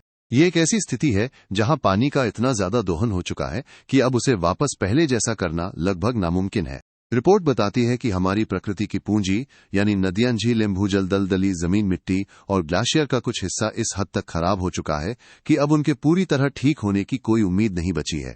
इसे बेहतर तरीके से समझने के लिए हमें जल तनाव और जल संकट के बीच का अंतर जानना होगा। जल तनाव तब होता है जब पानी की मांग बढ़ जाती है, लेकिन इसे सुधारना संभव होता है। जल संकट वो स्थिति है जब अचानक कोई झटका लगने से पानी की व्यवस्था बिगड़ जाती है, जिसे आपातकालीन उपायों से ठीक किया जा सकता है। लेकिन जल दिवालियापन इन सबसे ऊपर है, जहां नुकसान इतना गहरा होता है कि सामान्य सुधार काम नहीं आते। आखिर हम इस स्थिति तक पहुंचे कैसे? इसके पीछे कुछ बड़े कारण हैं। पहला है धीरे धीरे होने वाली कमी। हम दशकों से सतह और जमीन के नीचे के पानी का इतना अधिक इस्तेमाल कर रहे हैं कि इसकी गुणवत्ता और भंडारण क्षमता खत्म होती जा रही है और हमने शुरुआती चेतावनियों को नजरअंदाज कर दिया। दूसरा कारण है बुनियादी ढांचे का जरूरत से ज्यादा विस्तार। बड़े बांधों और पानी को एक जगह से दूसरी जगह भेजने की तकनीकों ने हमें अपनी प्राकृतिक सीमा से बाहर जाकर पानी खर्च करने की आदत डाल दी। तीसरा बड़ा कारण है पारिस्थितिक विनाश। हमने अपनी दलदली जमीनों, जंगलों और मिट्टी को इस तरह बदला या नष्ट किया कि थोड़े समय के लिए तो फायदा हुआ, लेकिन लंबे समय में पानी को सोखने, साफ करने और जमा करने की प्राकृतिक क्षमता खत्म हो गई। और आखिर में जलवायु परिवर्तन ने इस आग में घी डालने का काम किया है। बदलते मौसम ने पानी की सप्लाई को कम और अनिश्चित बना दिया है, जिससे पहले से ही दबाव में चल रहा हमारा जल तंत्र अब पूरी तरह टूटने की कगार पर पहुंच गया है। जल दिवालियापन। जैसे बैंक में पैसे खत्म होने पर कोई दिवालिया हो जाता है, वैसे ही अगर हम अपनी पानी की कमाई से ज्यादा उसका खर्च करने लगे तो उसे वाटर बैंक्रप्सी कहा जाता है। इसे समझने के लिए हमें अपनी पानी की संपत्ति को एक बैंक खाते की तरह देखना होगा। हमारी पानी की सप्लाई या आय के अलग अलग स्रोत होते हैं। सबसे पहले आते हैं सतही जल तंत्र, जैसे नदियां, झीलें, आर्द्र भूमि और बर्फ के पहाड़। ये हमारे चेकिंग अकाउंट की तरह हैं, जिन्हें हम रोजमर्रा के कामों के लिए इस्तेमाल करते हैं। इसके बाद आते हैं एक्विफर्स, यानी जमीन के नीचे मौजूद पानी के स्रोत, मिट्टी की नमी और ग्लेशियर। ग्लेशियर पानी के भंडार को नवीनीकृत करते हैं और धीरे धीरे पिघला हुआ पानी छोड़ते हैं। ये सब हमारे सेविंग्स अकाउंट की तरह हैं, जो मुश्किल समय में काम आते हैं। अब बात करते हैं पानी के उपयोग या खर्च की। हमारा समाज कई जगहों पर पानी का भारी खर्च करता है। नगर पालिका और सामाजिक कार्यों में पानी का उपयोग सार्वजनिक स्वास्थ्य, सुरक्षा और आजीविका की रक्षा के लिए किया जाता है। कृषि और खाद्य क्षेत्र में सिंचाई और खाद्य उत्पादन के लिए सबसे ज्यादा पानी खर्च होता है, ताकि खाद्य सुरक्षा बनी रहे। इसके अलावा औद्योगिक और आर्थिक गतिविधियों और ऊर्जा उत्पादन के लिए भी भारी मात्रा में पानी की जरूरत होती है। जब पानी की आय हमारे खर्चों से कम हो जाती है तो दिवालियापन की स्थिति पैदा हो जाती है। सबसे डरावनी बात यह है कि इस स्थिति में कई बार नुकसान अपरिवर्तनीय हो जाता है, जिसका मतलब है कि हमारी प्राकृतिक पूंजी को ऐसी क्षति पहुंचती है जिसकी भरपाई कभी नहीं की जा सकती। Expansion of GHG emissions cut regime under carbon credit trading scheme. केंद्रीय पर्यावरण, वन और जलवायु परिवर्तन मंत्रालय ने हाल ही में ग्रीन हाउस गैस उत्सर्जन तीव्रता लक्ष्य संशोधन नियम 2025 को अधिसूचित किया है। ये नए नियम पर्यावरण अधिनियम 1986 के तहत लाए गए हैं, जिनका मकसद कार्बन क्रेडिट ट्रेडिंग स्कीम के दायरे को और बढ़ाना है। इस नए बदलाव की सबसे बड़ी बात इसका विस्तार है। सरकार ने अब 4 नए क्षेत्रों को इस सूची में जोड़ दिया है, जिन्हें अनिवार्य रूप से ग्रीन हाउस गैसों के उत्सर्जन में कटौती करनी होगी। ये नए क्षेत्र हैं पेट्रोलियम, रिफाइनरी, पेट्रोकेमिकल्स, कपड़ा उद्योग और सेकेंडरी एल्यूमीनियम। इससे पहले केवल एल्यूमीनियम, सीमेंट, क्लोर, अल्कली और पल्प एंड पेपर जैसे उद्योगों पर ही ये नियम लागू थे। आइए समझते हैं कि यह काम कैसे करेगा। इन नए नियमों के तहत कुल 208 विशिष्ट औद्योगिक इकाइयों को ये आदेश दिया गया है कि वे अपने उत्पाद की हर इकाई पर होने वाले उत्सर्जन यानी एमिशन इंटेंसिटी को कम करें। ये प्रक्रिया अनुपालन वर्ष 2025-26 से शुरू हो जाएगी। सरकार ने लक्ष्य भी तय कर दिए हैं, जिसके अनुसार इन उद्योगों को साल 2026-27 तक अपने उत्सर्जन में 3% से 7% तक की कमी लानी होगी, और इसके लिए आधार वर्ष 2023-24 को माना गया है। नियमों का पालन सुनिश्चित करने के लिए एक सख्त अनुपालन तंत्र भी बनाया गया है। अगर कोई औद्योगिक इकाई अपने तय लक्ष्य को पूरा करने में विफल रहती है तो उसे उस कमी को पूरा करने के लिए बाजार से कार्बन क्रेडिट सर्टिफिकेट खरीदने होंगे, और अगर कोई कंपनी ऐसा करने में भी फेल हो जाती है तो उसे पर्यावरणीय मुआवजा देना होगा, जो कि कार्बन क्रेडिट की औसत ट्रेडिंग कीमत से 2 गुना जुर्माना होगा। ये कदम भारत के लिए बहुत महत्वपूर्ण है, क्योंकि ये हमारे राष्ट्रीय स्तर पर निर्धारित योगदान के लक्ष्यों से जुड़ा है। भारत ने संकल्प लिया है कि वो 2030 तक अपनी GDP की उत्सर्जन तीव्रता को 45% तक कम करेगा और 2070 तक नेट जीरो का लक्ष्य हासिल करेगा। ये नई योजना हमारे उद्योगों को आधुनिक और प्रदूषण मुक्त बनाने की ओर एक ठोस कदम है। कार्बन क्रेडिट ट्रेडिंग स्कीम या संक्षेप में CCTS। इसकी पूरी प्रक्रिया एक बहुत ही व्यवस्थित तरीके से काम करती है। इसकी शुरुआत अधिसूचना के साथ हुई, जब केंद्रीय ऊर्जा मंत्रालय ने ऊर्जा संरक्षण अधिनियम 2001 के तहत CCTS को अधिसूचित किया। इसके साथ ही भारतीय कार्बन बाजार के लिए एक संस्थागत ढांचा तैयार किया गया, जिसे ICM फाउंडेशन कहा जाता है। इस पूरी योजना को सुचारू रूप से चलाने के लिए ब्यूरो ऑफ एनर्जी एफिशिएंसी यानी BEE को एडमिनिस्ट्रेटर के रूप में नियुक्त किया गया है। वहीं केंद्रीय विद्युत नियामक आयोग या CERC को रेगुलेटर बनाया गया है, जो नियमों की देखरेख करता है। इसके रिकॉर्ड को संभालने के लिए grid controller of India limited को रजिस्ट्री के रूप में स्थापित किया गया है। अब समझते हैं कि ये काम कैसे करता है। इसमें एक अनुपालन तंत्र होता है, जिसके तहत कुछ खास संस्थाओं के लिए ग्रीन हाउस गैसों के उत्सर्जन के लक्ष्य तय किए जाते हैं। जो संस्थाएं इन लक्ष्यों से ज्यादा कार्बन कम करती हैं, वे अपना फायदा कमा सकती हैं। वहीं दूसरी तरफ एक ऑफसेट मैकेनिज्म भी होता है, जहां वे संस्थाएं जिन पर कोई कानूनी बंधन नहीं है, वे स्वेच्छा से पर्यावरण बचाने वाले प्रोजेक्ट्स को पंजीकृत करा सकती हैं। सबसे महत्वपूर्ण बात यह है कि ये पूरी योजना कैप एंड ट्रेड मॉडल पर आधारित है। इसका सीधा सा मतलब यह है कि प्रदूषण फैलाने की एक अधिकतम सीमा या कैप तय कर दी जाती है। अगर कोई कंपनी उस सीमा से कम प्रदूषण करती है तो वो अपने बचे हुए हिस्से को उन कंपनियों को बेच सकती है या ट्रेड कर सकती है जो सीमा से बाहर प्रदूषण कर रही हैं। इस तरह बाजार के जरिए उत्सर्जन को कम करने का एक बड़ा लक्ष्य हासिल किया जाता है, जिससे धरती को बचाने की मुहिम को एक नई ताकत मिलती है। Secondary pollutants. हाल ही में centre for research on energy and clean air यानी CREE के एक विश्लेषण में एक चौंकाने वाली बात सामने आई है। इस रिपोर्ट के अनुसार दिल्ली के सालाना PM 2.5 प्रदूषण का कम से कम 1/3 हिस्सा द्वितीयक प्रदूषकों के कारण होता है, जिनमें सबसे प्रमुख अमोनियम सल्फेट है। अब आप सोच रहे होंगे कि ये द्वितीयक प्रदूषक आखिर होते क्या है। आमतौर पर हम जानते हैं कि गाड़ियों या पावर प्लांट से जो धुआं सीधे निकलता है वह प्रदूषण फैलाता है, लेकिन द्वितीयक प्रदूषक किसी स्रोत से सीधे नहीं निकलते। इसके बजाय तब बनते हैं जब प्राथमिक प्रदूषक हवा में मौजूद अन्य अणुओं के साथ रासायनिक प्रतिक्रिया करते हैं और एक नया प्रदूषक बना लेते हैं। इसके मुख्य उदाहरण अमोनियम सल्फेट, ओजोन और नाइट्रोजन ऑक्साइड आदि हैं। इसे और भी सरल तरीके से समझने के लिए हमें प्राथमिक प्रदूषकों को जानना होगा। ये वे प्रदूषक हैं जो किसी स्रोत से सीधे पर्यावरण में छोड़े जाते हैं, जैसे चिमनी से निकलता धुआं। जब ये प्राथमिक प्रदूषक हवा में जाकर आपस में मिलते हैं तो द्वितीयक प्रदूषक जन्म लेते हैं। उदाहरण के तौर पर अमोनियम सल्फेट के बनने की प्रक्रिया को देखिए। सबसे पहले सल्फर डाइऑक्साइड गैस हवा में ऑक्सीकृत होकर सल्फेट बनाती है। फिर ये सल्फेट हवा में मौजूद अमोनिया के साथ प्रतिक्रिया करता है और अमोनियम सल्फेट बन जाता है। ये प्रक्रिया इतनी सूक्ष्म और जटिल है कि इसे खुली आंखों से नहीं देखा जा सकता, लेकिन ये हमारे फेफड़ों पर बहुत बुरा असर डालती है। दिल्ली जैसे शहरों में प्रदूषण की समस्या को पूरी तरह सुलझाने के लिए अब इन छिपे हुए द्वितीयक प्रदूषकों पर ध्यान देना बहुत जरूरी हो गया है।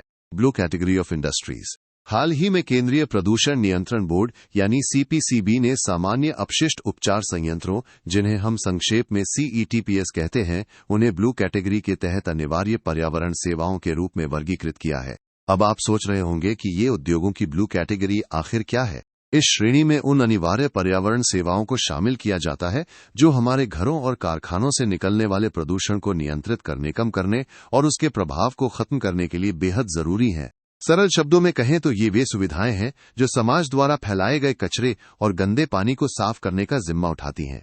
इसके कुछ मुख्य उदाहरणों में सीवेज ट्रीटमेंट प्लांट यानी एसटीपीएस, कचरे से बिजली बनाने वाले प्लांट, बायोमाइनिंग और खाद बनाने वाली कंपोस्टिंग यूनिट शामिल है। ये सभी इकाइयां प्रदूषण को फैलने से रोकने में सबसे महत्वपूर्ण भूमिका निभाती हैं। उद्योगों का ये वर्गीकरण करने के लिए सीपीसीबी ने एक खास तरीका अपनाया है जिसे प्रदूषण सूचकांक आधारित स्कोरिंग पद्धति कहा जाता है। ये पद्धति एहतियाती सिद्धांत पर आधारित है, जिसका मतलब है कि नुकसान होने से पहले ही सावधानी बरतना। ये सूचकांक मुख्य रूप से 3 बातों का मूल्यांकन करता है: जल प्रदूषण की संभावना, वायु प्रदूषण और कचरा पैदा करने की क्षमता। इस स्कोर के आधार पर ही तय किया जाता है कि कौन सा उद्योग किस श्रेणी में आएगा, और ब्लू कैटेगरी के इन उद्योगों को अब उनकी अनिवार्य सेवाओं के कारण एक विशेष पहचान दी गई है। आईसीजीएस समुद्र प्रताप।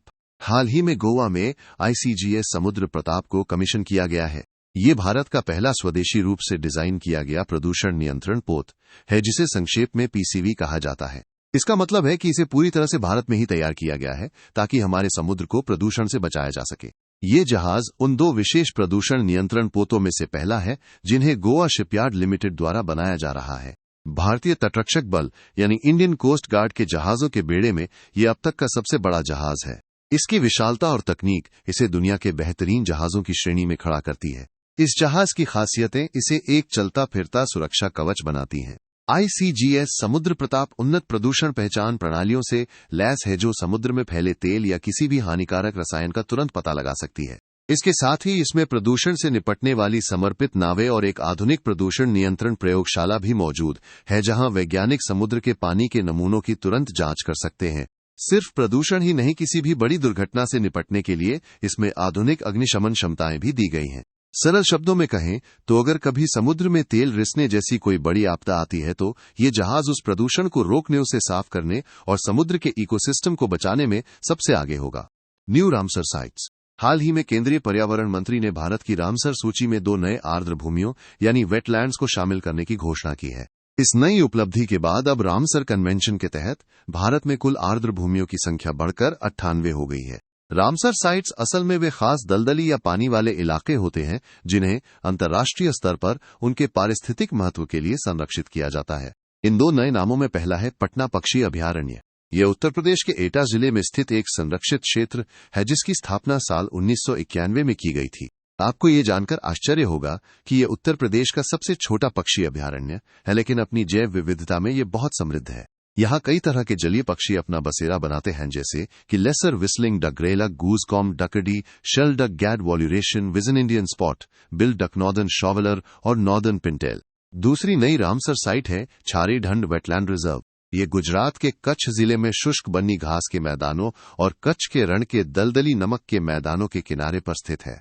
कच्ची भाषा में झारी का मतलब होता है नमकीन और ढंड का अर्थ है उथली आर्द्र भूमि। यह स्थान कई लुप्त प्राय प्रजातियों का घर है जिनमें Dalmatian pelican, oriental daughter black नेक स्टॉक और इंडियन स्किमर जैसे दुर्लभ पक्षी शामिल हैं। इस क्षेत्र की एक और रहस्यमयी और दिलचस्प बात यह है कि यह चिरबत्तिया घोस्ट लाइट्स के लिए भी मशहूर है। बन्नी घास के मैदानों में अंधेरी रातों में एक अनजाना चमकने वाला प्रकाश दिखाई देता है जिसे विज्ञान अब तक पूरी तरह नहीं समझा पाया है। इन क्षेत्रों को रामसर साइट का दर्जा मिलना इनके संरक्षण और पर्यटन के लिए एक बहुत बड़ा कदम है जो हमारी आने वाली पीढ़ियों के लिए इन खूबसूरत पक्षियों और उनके घरों को सुरक्षित रखेगा। Kaziranga national park. हाल ही में प्रधानमंत्री जी ने काजीरंगा एलिवेटेड कॉरिडोर प्रोजेक्ट का उद्घाटन किया है। ये एक बहुत ही खास प्रोजेक्ट है जिसे इसलिए बनाया गया है ताकि काजीरंगा नेशनल पार्क के भीतर और आसपास वन्यजीव सुरक्षित तरीके से आ जा सके और सड़क हादसों का शिकार न हो। अगर हम काजीरंगा नेशनल पार्क की स्थिति की बात करें तो ये असम राज्य में ब्रह्मपुत्र नदी और कार्बी हिल्स, जिन्हें मिकिर हिल्स भी कहा जाता है, उनके बीच में बसा हुआ है। इस पार्क का महत्व इतना ज्यादा है कि इसे केवल नेशनल पार्क ही नहीं बल्कि टाइगर रिजर्व और महत्वपूर्ण पक्षी क्षेत्र का दर्जा भी प्राप्त है। इतना ही नहीं, साल 1985 में यूनेस्को ने इसे विश्व धरोहर स्थल घोषित किया था। काजीरंगा की एक और खास बात यह है कि ये प्रवासी पक्षियों के लिए एक बहुत ही जरूरी पड़ाव है। ऐसा इसलिए है क्योंकि ये ऑस्ट्रेलेशिया और इंडो एशियन फ्लाईवे के संगम पर स्थित है जहां दुनिया के अलग अलग कोनों से पक्षी उड़कर आते हैं। जैव विविधता के मामले में ये पार्क वाकई बेमिसाल है। यहाँ बाघ, हाथी, दलदली हिरण और जंगली भैंसे जैसे जानवर बड़ी संख्या में पाए जाते हैं। लेकिन सबसे बड़ी पहचान जो काजीरंगा को पूरी दुनिया में दिलाती है वह है भारतीय एक सींग वाला गैंडा। पूरी दुनिया में इन गैंडों की सबसे बड़ी आबादी इसी पार्क में रहती है। ये नया कॉरिडोर प्रोजेक्ट इन बेजुबान जानवरों को एक सुरक्षित गलियारा देगा ताकि वे अपनी प्राकृतिक मस्ती में बिना किसी डर के घूम सकें। Kumbhalgarh wildlife sanctuary. हाल ही में केंद्रीय पर्यावरण, वन और जलवायु परिवर्तन मंत्रालय ने एक महत्वपूर्ण अधिसूचना जारी की है जिसके तहत कुंभलगढ़ वन्यजीव अभयारण्य को इको सेंसिटिव जोन यानी ESZ घोषित कर दिया गया है। अब आप सोच रहे होंगे कि ये इको सेंसिटिव जोन आखिर होता क्या है। सरल शब्दों में कहें तो ESZ को केंद्र सरकार द्वारा पर्यावरण अधिनियम 1986 के तहत अधिसूचित किया जाता है। ये एक तरह का ट्रांजिशन जोन या बफर जोन होता है जो बहुत अधिक सुरक्षा वाले क्षेत्रों और कम सुरक्षा वाले क्षेत्रों के बीच एक सुरक्षा कवच का काम करता है। इसका मकसद इंसानी गतिविधियों और जंगली जानवरों के घर के बीच एक सुरक्षित संतुलन बनाना है। आमतौर पर किसी भी अभयारण्य के चारों ओर 10 किलोमीटर तक के इलाके को इको सेंसिटिव जोन घोषित किया जाता है, लेकिन यह दूरी हर जगह के हिसाब से अलग अलग भी हो सकती है, जैसा कि उस क्षेत्र की अधिसूचना में तय किया गया हो। Hope Island and Coringa wildlife sanctuary. हाल ही में आंध्र प्रदेश सरकार ने एक बड़ा फैसला लिया है जिसके तहत होप आइलैंड पर एक सैटेलाइट लॉन्चिंग फैसिलिटी विकसित की जाएगी। ये कदम सरकार के महत्वाकांक्षी स्पेस सिटी प्रोजेक्ट का एक हिस्सा है।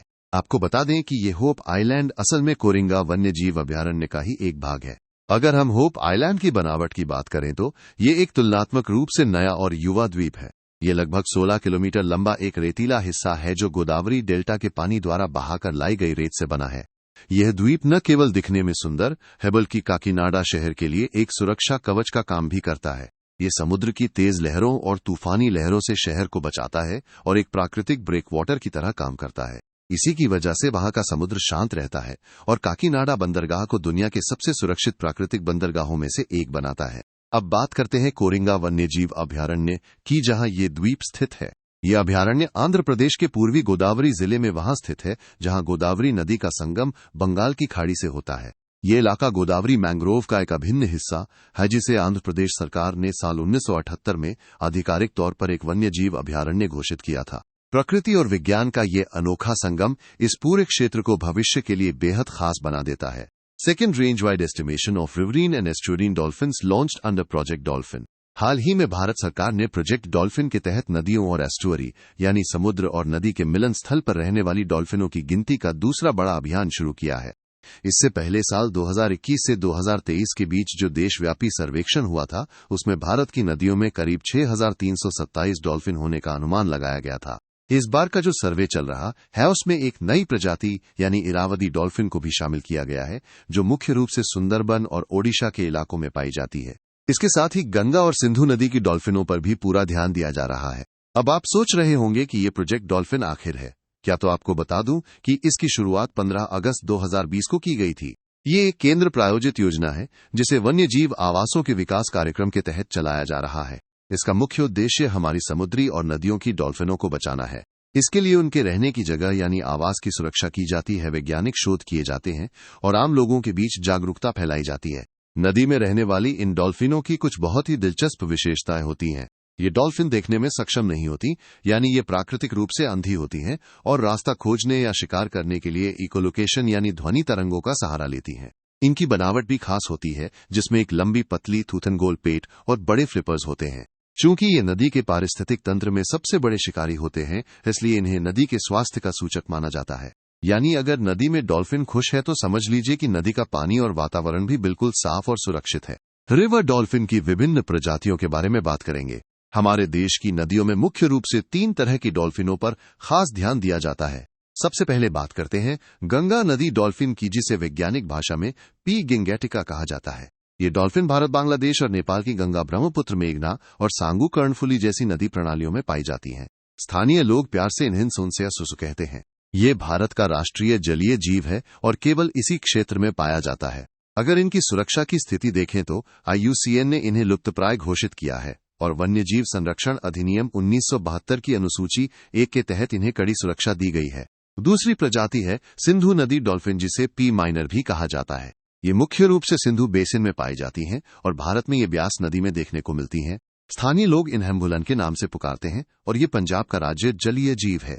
गंगा डॉल्फिन की तरह ही इन्हें भी IUCN द्वारा लुप्तप्राय माना गया है और इन्हें भी वन्यजीव संरक्षण अधिनियम 1972 की अनुसूची 1 के तहत उच्च स्तर की सुरक्षा प्राप्त है। अब बात करते हैं एक और खास प्रजाति की, जिसे इरावदी डॉल्फिन कहा जाता है और इसका वैज्ञानिक नाम ओरकेला ब्रेविरोस्ट्रिस है। ये डॉल्फिन पूरे दक्षिण पूर्व एशिया के समुद्री खारे पानी और मीठे पानी के वातावरण में पाई जाती हैं। इनकी सबसे दिलचस्प बात यह है कि ये काफी धीमी गति से तैरती हैं और इनमें पानी की फुहारें छोड़ने या पानी थूकने का एक अनोखा व्यवहार देखा जाता है। सुरक्षा की दृष्टि से IUCN ने इन्हें भी लुप्तप्राय श्रेणी में रखा है। इन सभी डॉल्फिनों को बचाना हमारे जल तंत्र की शुद्धता बनाए रखने के लिए बहुत जरूरी है, क्योंकि ये हमारी नदियों की सेहत का आईना होती हैं।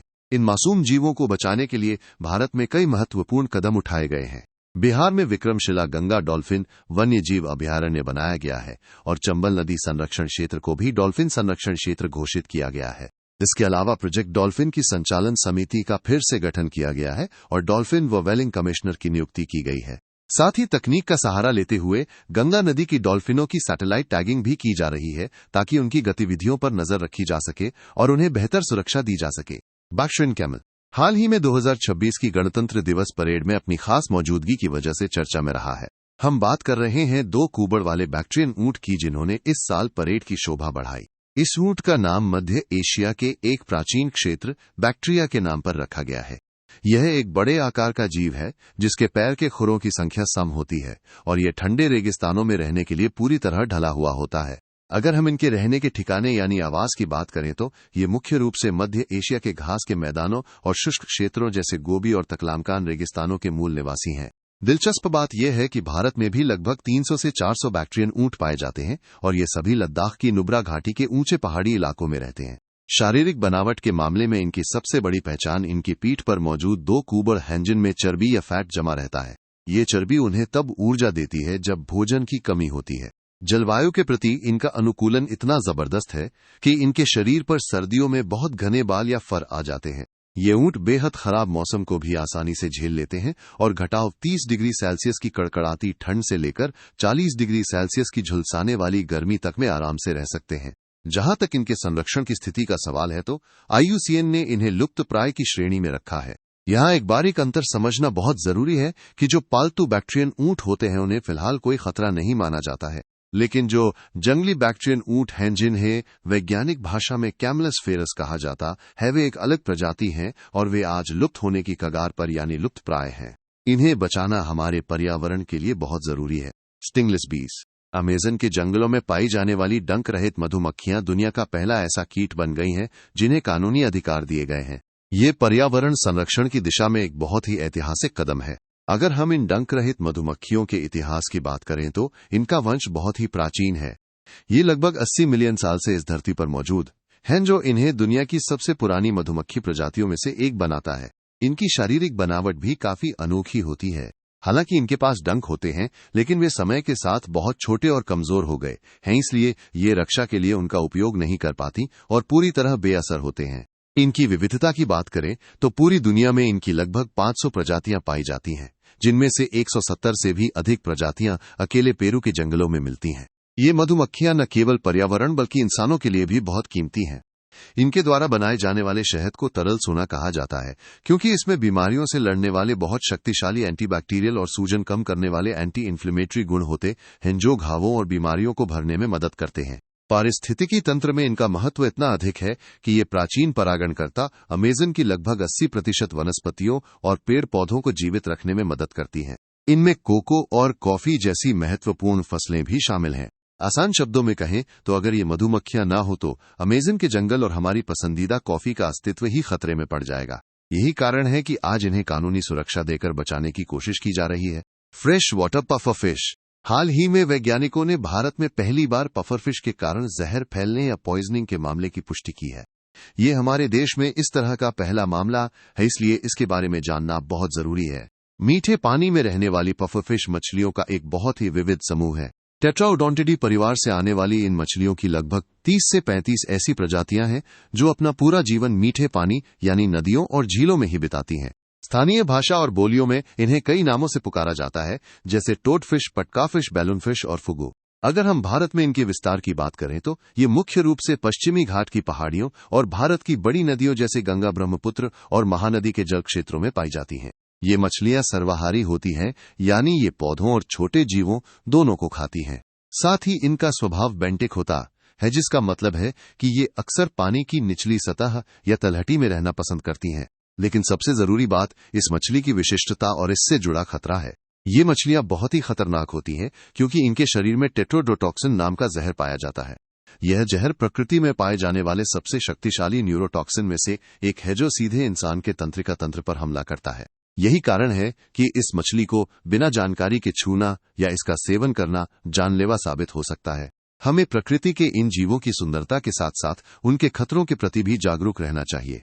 Mycorrhizal networks. हाल ही में एक अमेरिकी जीव विज्ञानी को उनके माइकोराइजल नेटवर्क पर किए गए अद्भुत काम के लिए टाइलर पुरस्कार से सम्मानित किया गया है। आपको बता दूं कि इस टाइलर पुरस्कार को पर्यावरण का नोबेल भी कहा जाता है, जो इसकी अहमियत को दर्शाता है। अब समझते हैं कि ये माइकोराइजल नेटवर्क आखिर क्या बला है। सरल शब्दों में कहें तो ये जमीन के नीचे फैला हुआ फंगस या कवक का एक जाल है। इस नेटवर्क में माइकोराइजल कवक अपने बारीक धागों, जिन्हें हाइफी कहते हैं, उनके जरिए बहुत सारे पौधों की जड़ों को आपस में जोड़ देते हैं।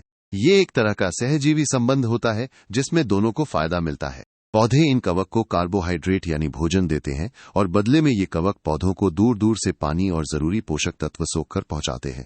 जंगल के इस पारिस्थितिकी तंत्र में कवक के इस भूमिगत जाल को वुड वाइड वेब के नाम से भी जाना जाता है, जैसे इंटरनेट का वर्ल्ड वाइड वेब होता है। ये जाल पेड़ों को आपस में बातचीत करने और एक दूसरे की मदद करने में सहायता करता है। पर्यावरण को बचाने में भी इनकी भूमिका बहुत बड़ी है। ये नेटवर्क हर साल लगभग 13 बिलियन टन कार्बन डाइऑक्साइड को हवा से खींचकर मिट्टी के अंदर जमा करने के लिए जिम्मेदार होते हैं। इस तरह ये नन्हे कवक ग्लोबल वार्मिंग से लड़ने में हमारे सबसे बड़े और गुप्त साथी की तरह काम कर रहे हैं। बायोबिटुमेन। भारत दुनिया का पहला ऐसा देश बन गया है जिसने सड़क निर्माण के लिए व्यावसायिक स्तर पर बायोबिटुमेन का उत्पादन शुरू कर दिया है। ये हमारे बुनियादी ढांचे और पर्यावरण दोनों के लिए एक बहुत बड़ी उपलब्धि है। अब आप सोच रहे होंगे कि ये बायोबिटुमेन आखिर है क्या। दरअसल यह बिटुमेन का एक वैकल्पिक रूप है जिसे जैविक तत्वों से बनाया जाता है। इसे तैयार करने के लिए खेती के कचरे यानी कृषि अवशेष, लिग्निन, बायोचार और बायो ऑयल जैसी चीजों का इस्तेमाल किया जाता है। अगर हम सामान्य बिटुमेन की बात करें, जिसे हम बोलचाल की भाषा में डामर भी कहते हैं, तो वो कच्चे तेल के शोधन से निकलने वाला एक काला पदार्थ है जो अपनी चिपकाने वाली खूबी के लिए जाना जाता है। बायो बिटुमेन के इस्तेमाल से हमें कई बड़े फायदे होने वाले हैं। सबसे पहली बात तो ये कि इससे कच्चे तेल के आयात पर हमारी निर्भरता कम होगी, जिससे देश का पैसा बचेगा। साथ ही यह पराली जलाने की गंभीर समस्या का भी एक बेहतरीन समाधान है, क्योंकि अब उसी पराली का उपयोग सड़क बनाने में हो सकेगा। इससे हमारी बायो इकोनॉमी को भी बहुत बढ़ावा मिलेगा। इसका इस्तेमाल हम 2 तरीकों से कर सकते हैं। इसे या तो सामान्य बिटुमेन के साथ एक अतिरिक्त पदार्थ के तौर पर मिलाया जा सकता है, या फिर सड़क बनाने वाले मिश्रण में बिटुमेन की मात्रा को कम करने के लिए इसके विकल्प के रूप में इस्तेमाल किया जा सकता है। उपयोग की बात करें तो ये सड़कों की लेयर बिछाने यानी पेविंग के काम आता है, और साथ ही ये वाटरप्रूफिंग यानी छतों या संरचनाओं को पानी से सुरक्षित रखने में भी बहुत कारगर है। इस तकनीक के जरिए भारत अब कचरे से सोना यानी कूड़े कचरे से मजबूत सड़कें बनाने की दिशा में आगे बढ़ चुका है। Bio materials. ये मटेरियल्स हमारे पर्यावरण के लिए बहुत बड़े वरदान साबित हो रहे हैं, क्योंकि ये पारंपरिक पेट्रोलियम आधारित उत्पादों का एक टिकाऊ और सुरक्षित विकल्प प्रदान करते हैं। सरल शब्दों में कहें तो जो चीजें हम आज प्लास्टिक या तेल से बनी सामग्री से तैयार करते हैं, उन्हें अब प्राकृतिक तरीकों से बनाया जा सकता है। अगर हम बायो मटेरियल्स को समझें तो ये ऐसी सामग्रियां होती हैं जो पूरी तरह से या आंशिक रूप से जैविक स्रोतों से प्राप्त की जाती हैं। इसके अलावा इन्हें जैविक प्रक्रियाओं के जरिए भी बनाया जा सकता है, यानी ये प्रकृति की गोद से निकलते हैं और इस्तेमाल के बाद प्रकृति में ही आसानी से मिल जाते हैं, जिससे प्रदूषण का खतरा बहुत कम हो जाता है। इन बायो मटेरियल्स के उपयोग इतने व्यापक हैं कि ये हमारे जीवन के हर क्षेत्र में बदलाव ला रहे हैं। बायो इंजीनियरिंग और बायो मेडिसिन में इनका इस्तेमाल शरीर के अंगों को सहारा देने या दवाइयां पहुंचाने के लिए किया जाता है। इसके अलावा सामान की पैकिंग में प्लास्टिक की जगह इनका उपयोग हो रहा है ताकि कचरा कम हो। खेती या कृषि के क्षेत्र में, स्वास्थ्य देखभाल में और यहां तक कि कपड़े बनाने यानी टेक्सटाइल में भी अब इन बायो मटेरियल्स का इस्तेमाल खूब बढ़ रहा है। कुल मिलाकर यह तकनीक हमें एक ऐसी दुनिया की ओर ले जा रही है जहां प्रगति और पर्यावरण दोनों साथ साथ चल सकें। मुख्य रूप से बायो मटेरियल्स का वर्गीकरण 3 हिस्सों में किया जाता है, जो हमें यह समझने में मदद करते हैं कि ये हमारे पुराने सामानों से कितने मिलते जुलते हैं या कितने अलग हैं। सबसे पहले आते हैं ड्रॉप इन बायो मटेरियल्स। ये सामग्रियां रासायनिक रूप से बिल्कुल वैसी ही होती हैं जैसे कि पुराने पेट्रोलियम आधारित उत्पाद। इनकी सबसे बड़ी खूबी यह है कि इन्हें बनाने के लिए हमें फैक्ट्रियों की मशीनों को बदलने की जरूरत नहीं पड़ती। मौजूदा विनिर्माण प्रणालियों में ही आसानी से इस्तेमाल किया जा सकता है। इसका एक बेहतरीन उदाहरण बायो पीईटी है। इसके बाद दूसरी श्रेणी है ड्रॉप आउट बायो मटेरियल्स। ये पारंपरिक सामग्रियों से रासायनिक रूप से अलग होते हैं। चूंकि इनकी बनावट अलग होती है, इसलिए इन्हें बनाने के लिए नई तरह की प्रोसेसिंग या इनके निस्तारण के लिए अपडेटेड सिस्टम की जरूरत होती है। जैसे कि पीएलएजीज का इस्तेमाल आजकल बहुत बढ़ रहा है, लेकिन इसे संभालने के तरीके पुराने प्लास्टिक से अलग हैं। तीसरी और सबसे रोमांचक श्रेणी है नॉवल बायो मटेरियल्स। ये सामग्रियां कुछ ऐसे अनोखे गुण प्रदान करती हैं जो हमें पारंपरिक सामग्रियों में कभी नहीं मिलते। इनमें खुद को ठीक करने की क्षमता यानी सेल्फ हीलिंग कैपेबिलिटी होती है। साथ ही इनका इस्तेमाल बायोएक्टिव इम्प्लांट्स बनाने में किया जाता है, जो शरीर के अंदर जाकर बहुत ही सक्रिय और सुरक्षित तरीके से काम करते हैं।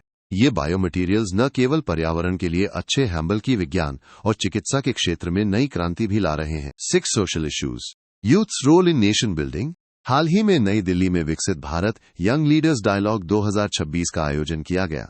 इस खास मौके पर हमारे प्रधानमंत्री ने इस बात पर जोर दिया कि अगर हमें साल 2047 तक भारत को एक विकसित राष्ट्र बनाना है, तो इसमें युवा नेतृत्व की भूमिका सबसे ज्यादा जरूरी होगी। ये कार्यक्रम इसलिए भी विशेष था क्योंकि यहाँ प्रधानमंत्री ने खुद युवा नेताओं से सीधा संवाद किया। ये मंच युवाओं को भारत के विकास के एजेंडे में सीधे शामिल होने का मौका देता है। दिलचस्प बात यह है कि ये आयोजन 12 जनवरी को राष्ट्रीय युवा दिवस के अवसर पर हुआ, जो स्वामी विवेकानंद जी की जयंती का दिन है। अब सवाल ये उठता है कि राष्ट्र निर्माण में युवाओं का इतना बड़ा रोल क्यों है? इसका सबसे बड़ा कारण है आर्थिक विकास। भारत के पास इस समय जनसांख्यिकीय लाभांश की ताकत है। इसका मतलब है कि भारत की आबादी की संरचना हमारे पक्ष में है। जहां जापान और इटली जैसे देश जनसांख्यिकीय शीत यानी बूढ़ी होती आबादी की समस्या से जूझ रहे हैं, वहीं भारत के पास युवाओं की एक बड़ी फौज है। आंकड़े बताते हैं कि भारत की 50% आबादी 25 साल से कम उम्र की है और 65% आबादी 35 साल से कम की है। यही युवा आज नवाचार के इंजन बने हुए हैं। आज भारत दुनिया का तीसरा सबसे बड़ा स्टार्टअप हब बन चुका है और हम उभरती हुई तकनीकों में दुनिया का नेतृत्व कर रहे हैं। उदाहरण के तौर पर स्काईरूट और अग्निकुल कॉस्मोस जैसे अंतरिक्ष स्टार्टअप्स को देखिए, जिन्हें युवा ही चला रहे हैं।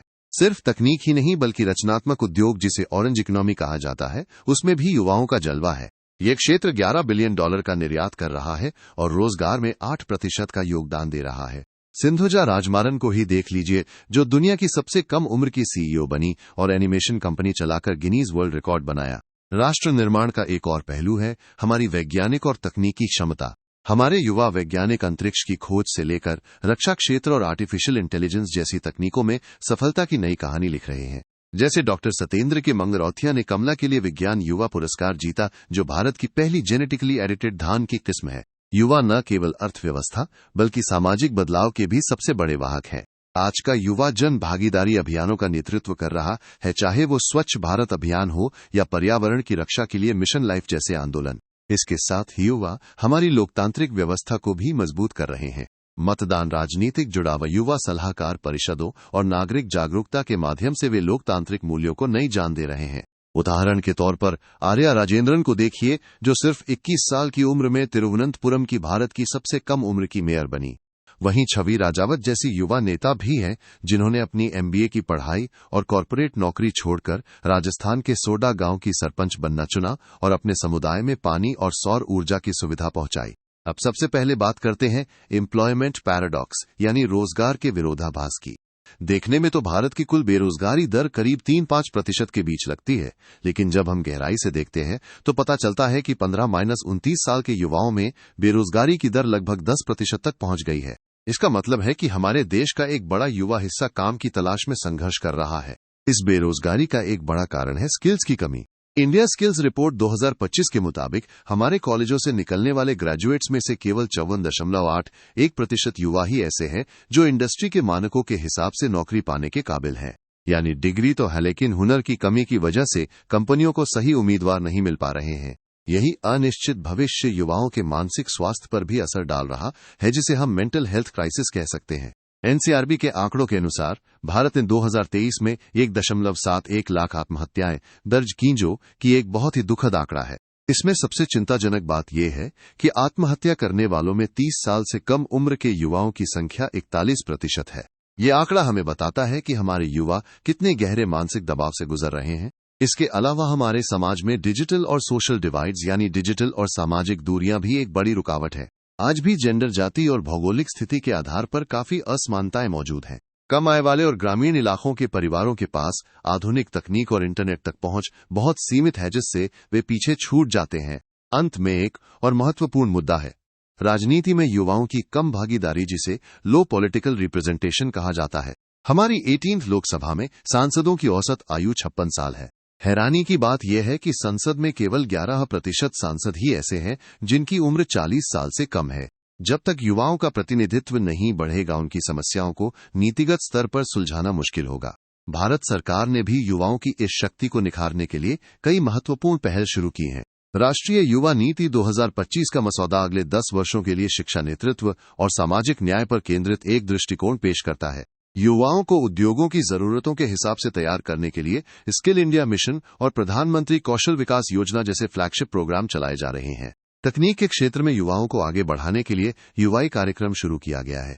ये इलेक्ट्रॉनिक्स और आईटी मंत्रालय की एक पहल है जो कक्षा 8 से 12 तक के छात्रों को 8 अलग अलग क्षेत्रों में एआई समाधान तैयार करने के लिए सशक्त बनाती है।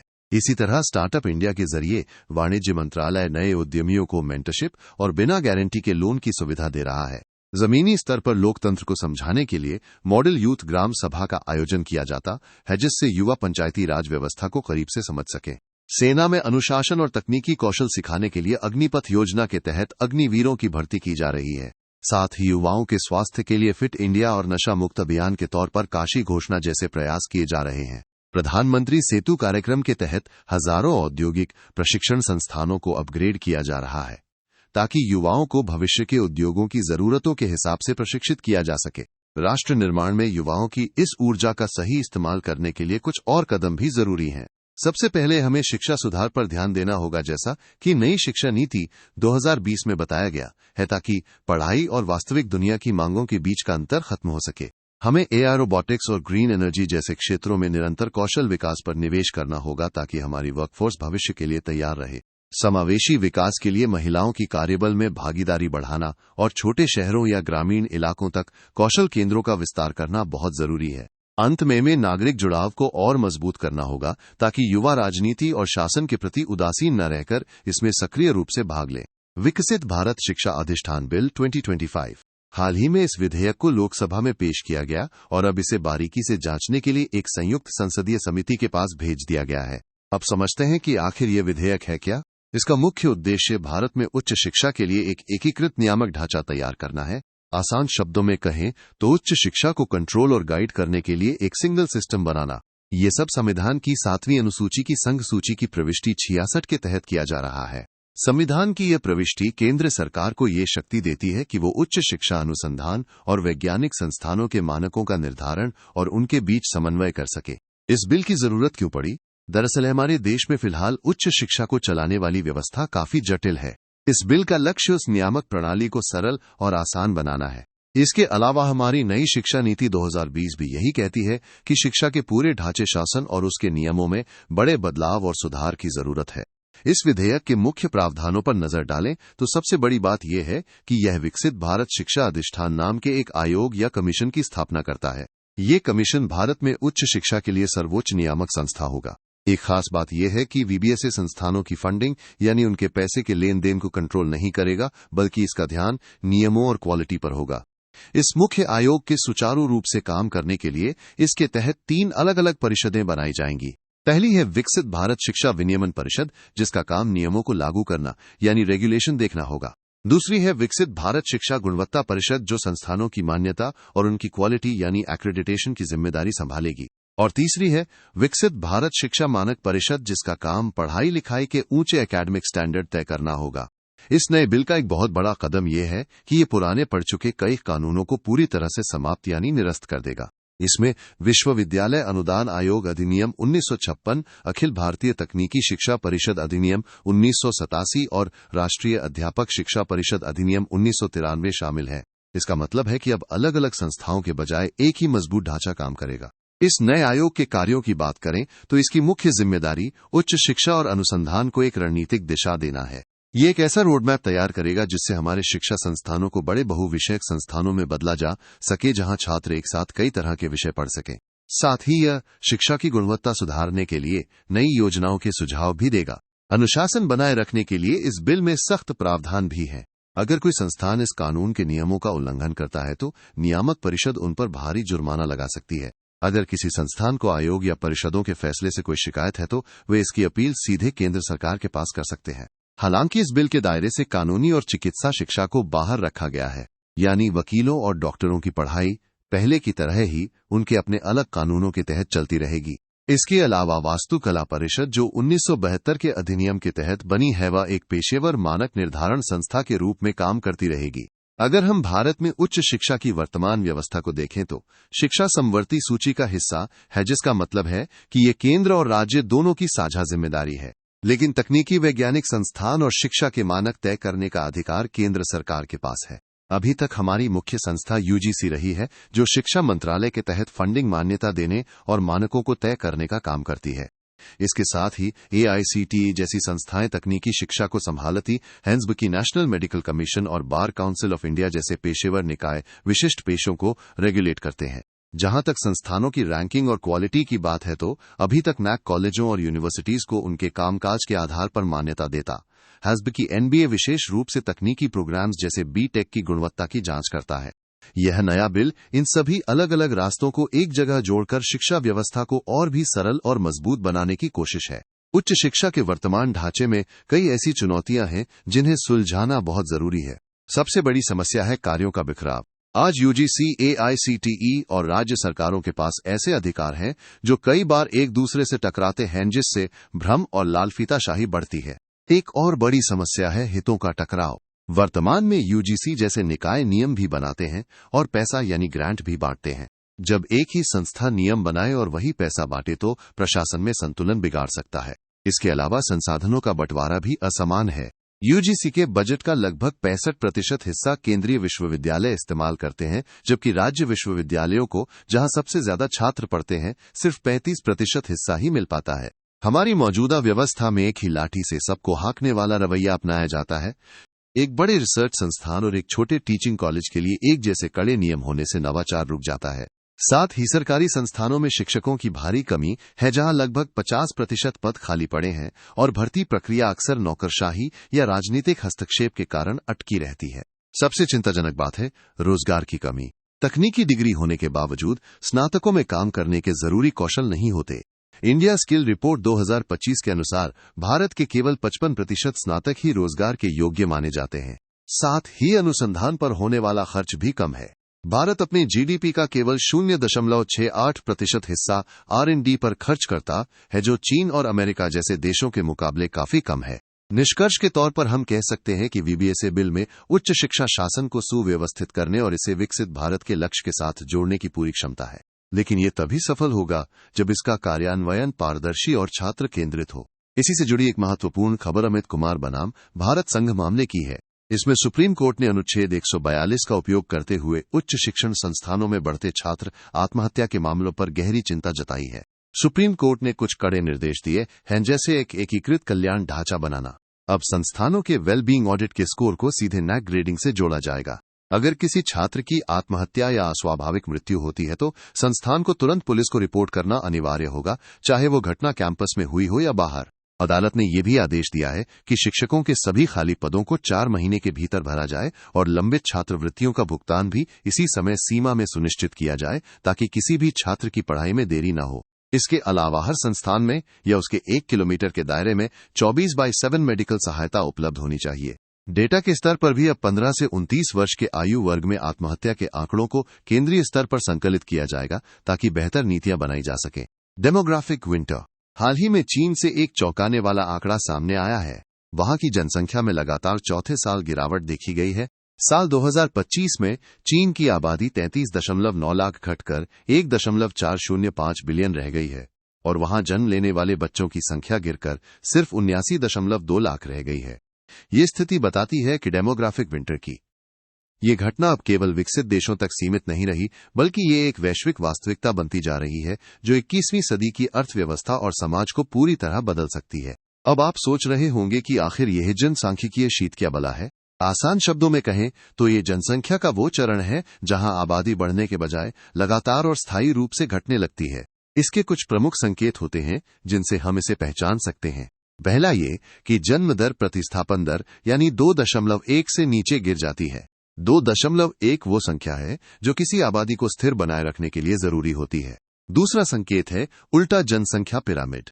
इसमें युवाओं की संख्या कम होती जाती है, जिससे पिरामिड का आधार संकरा हो जाता है और बुजुर्गों की संख्या बढ़ने से इसका ऊपरी हिस्सा चौड़ा हो जाता है। आखिर ऐसा क्यों हो रहा है?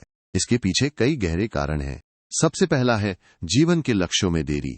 लोग अपने करियर की महत्वाकांक्षाओं और आर्थिक दबावों के कारण शादी और माता पिता बनने के फैसले को टाल रहे हैं। दूसरा बड़ा कारण है शहरीकरण। शहरों में रहने की जगह कम और महंगी है, जिससे बड़े परिवारों का पालन पोषण करना मुश्किल और खर्चीला हो गया है। इसके अलावा समाज और संस्कृति में भी बड़े बदलाव आए हैं।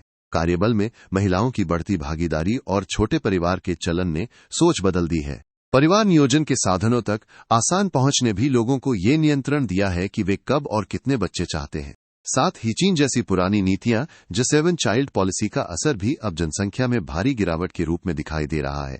अब हम चर्चा करेंगे जिसे डेमोग्राफिक विंटर कहा जाता है। सरल शब्दों में कहें तो ये एक ऐसी स्थिति है जहां किसी देश की जनसंख्या कम होने लगती है क्योंकि वहां जन्म दर बहुत गिर जाती है। इस समस्या से निपटने के लिए कई समाधान अपनाए जा रहे हैं, जिन्हें डेमोग्राफिक विंटर सॉल्यूशंस कहा जाता है। सबसे पहला और प्रमुख समाधान है प्रोनेटलिस्ट पॉलिसीज। इसका सीधा सा मतलब है ऐसी सरकारी नीतियां जो लोगों को बच्चे पैदा करने के लिए प्रोत्साहित करें। इसके लिए सरकारें आर्थिक प्रोत्साहन देती हैं, जैसे कि माता पिता को नकद सहायता देना। साथ ही पैरेंटल लीव्स यानी माता पिता को काम से सवैतनिक छुट्टियां दी जाती हैं, ताकि वे अपने बच्चों की देखभाल बेहतर तरीके से कर सके और देश में जन्म दर को बढ़ावा मिल सके। दूसरा बड़ा कदम है इकोनॉमिक स्ट्रक्चरल रिफॉर्म्स यानी आर्थिक ढांचे में सुधार। आज के समय में जीवन यापन की बढ़ती लागत एक बहुत बड़ी चुनौती बन गई है, जिसकी वजह से युवा परिवार शुरू करने से कतराते हैं। सरकारें अब ऐसे आर्थिक सुधार कर रही हैं जिससे महंगाई कम हो और घर चलाना आसान हो सके, ताकि एक परिवार बनाना आम लोगों के लिए व्यावहारिक और मुमकिन हो सके। इसके बाद आता है ग्लोबल माइग्रेशन गवर्नेंस। दुनिया के कई हिस्सों में लोग एक जगह से दूसरी जगह पलायन करते हैं। अगर देश मिलकर सहयोगी प्रवासन नीतियां विकसित करें तो इससे उन देशों को बहुत मदद मिल सकती है जहां काम करने वाले लोगों की कमी हो गई है।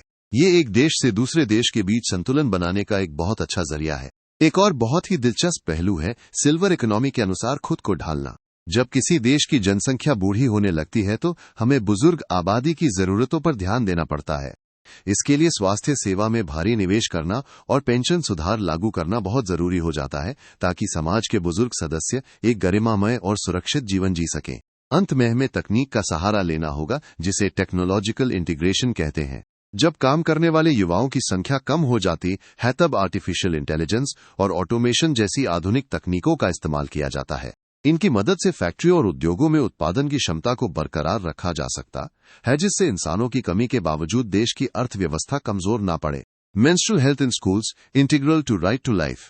हाल ही में सुप्रीम कोर्ट ने एक बहुत ही ऐतिहासिक और मानवीय फैसला सुनाया है।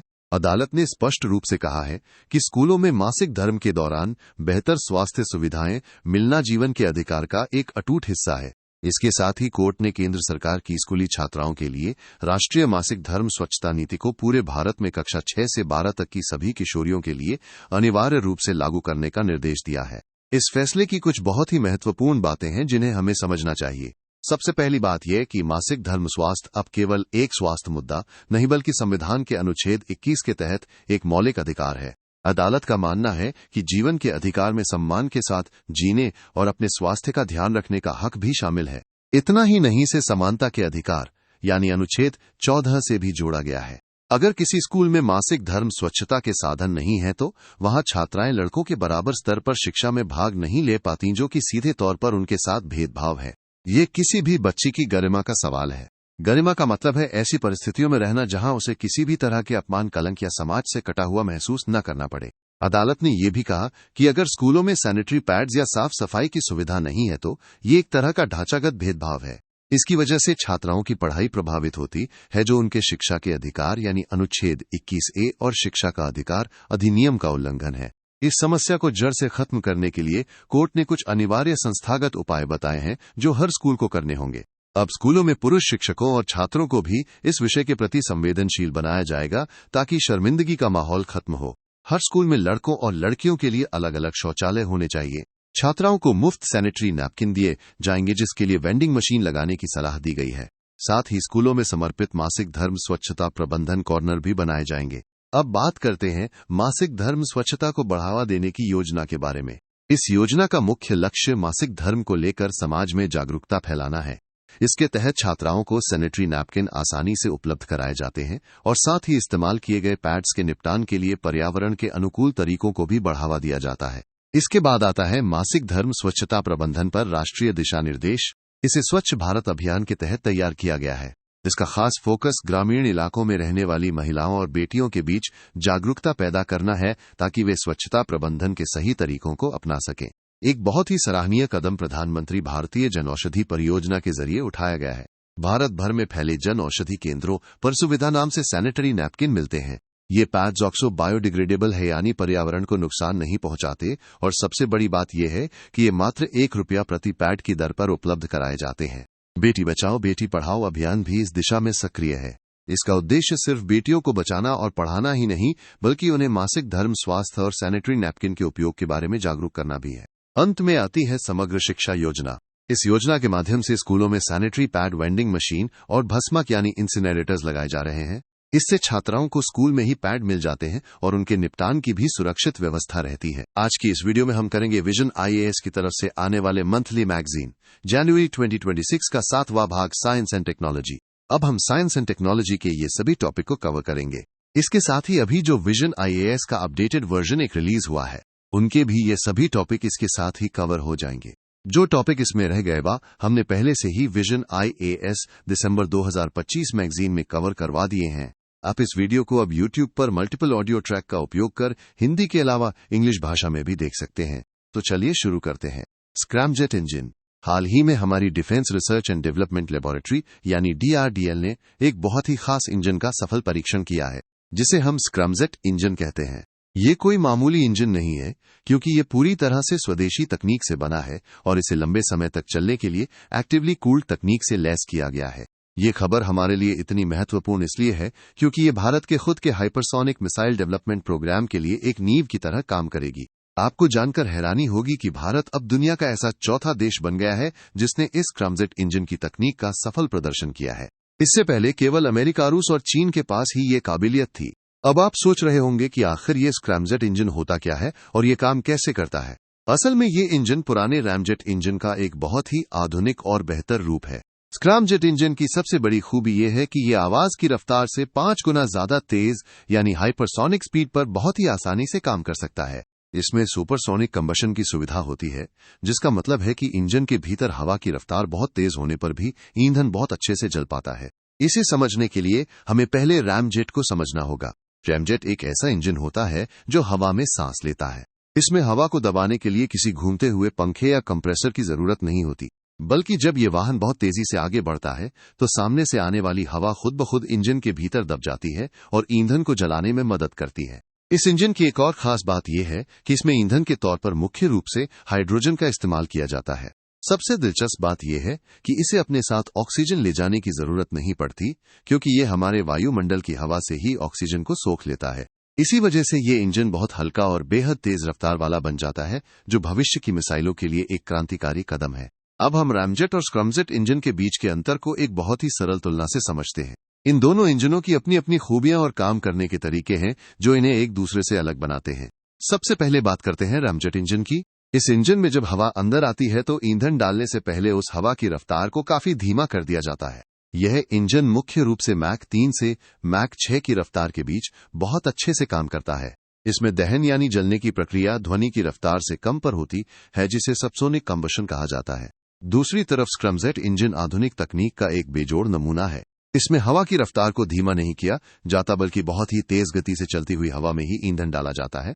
ये इंजन मैक 6 से भी ज्यादा की अविश्वसनीय रफ्तार पर चलने के लिए डिजाइन किया गया है।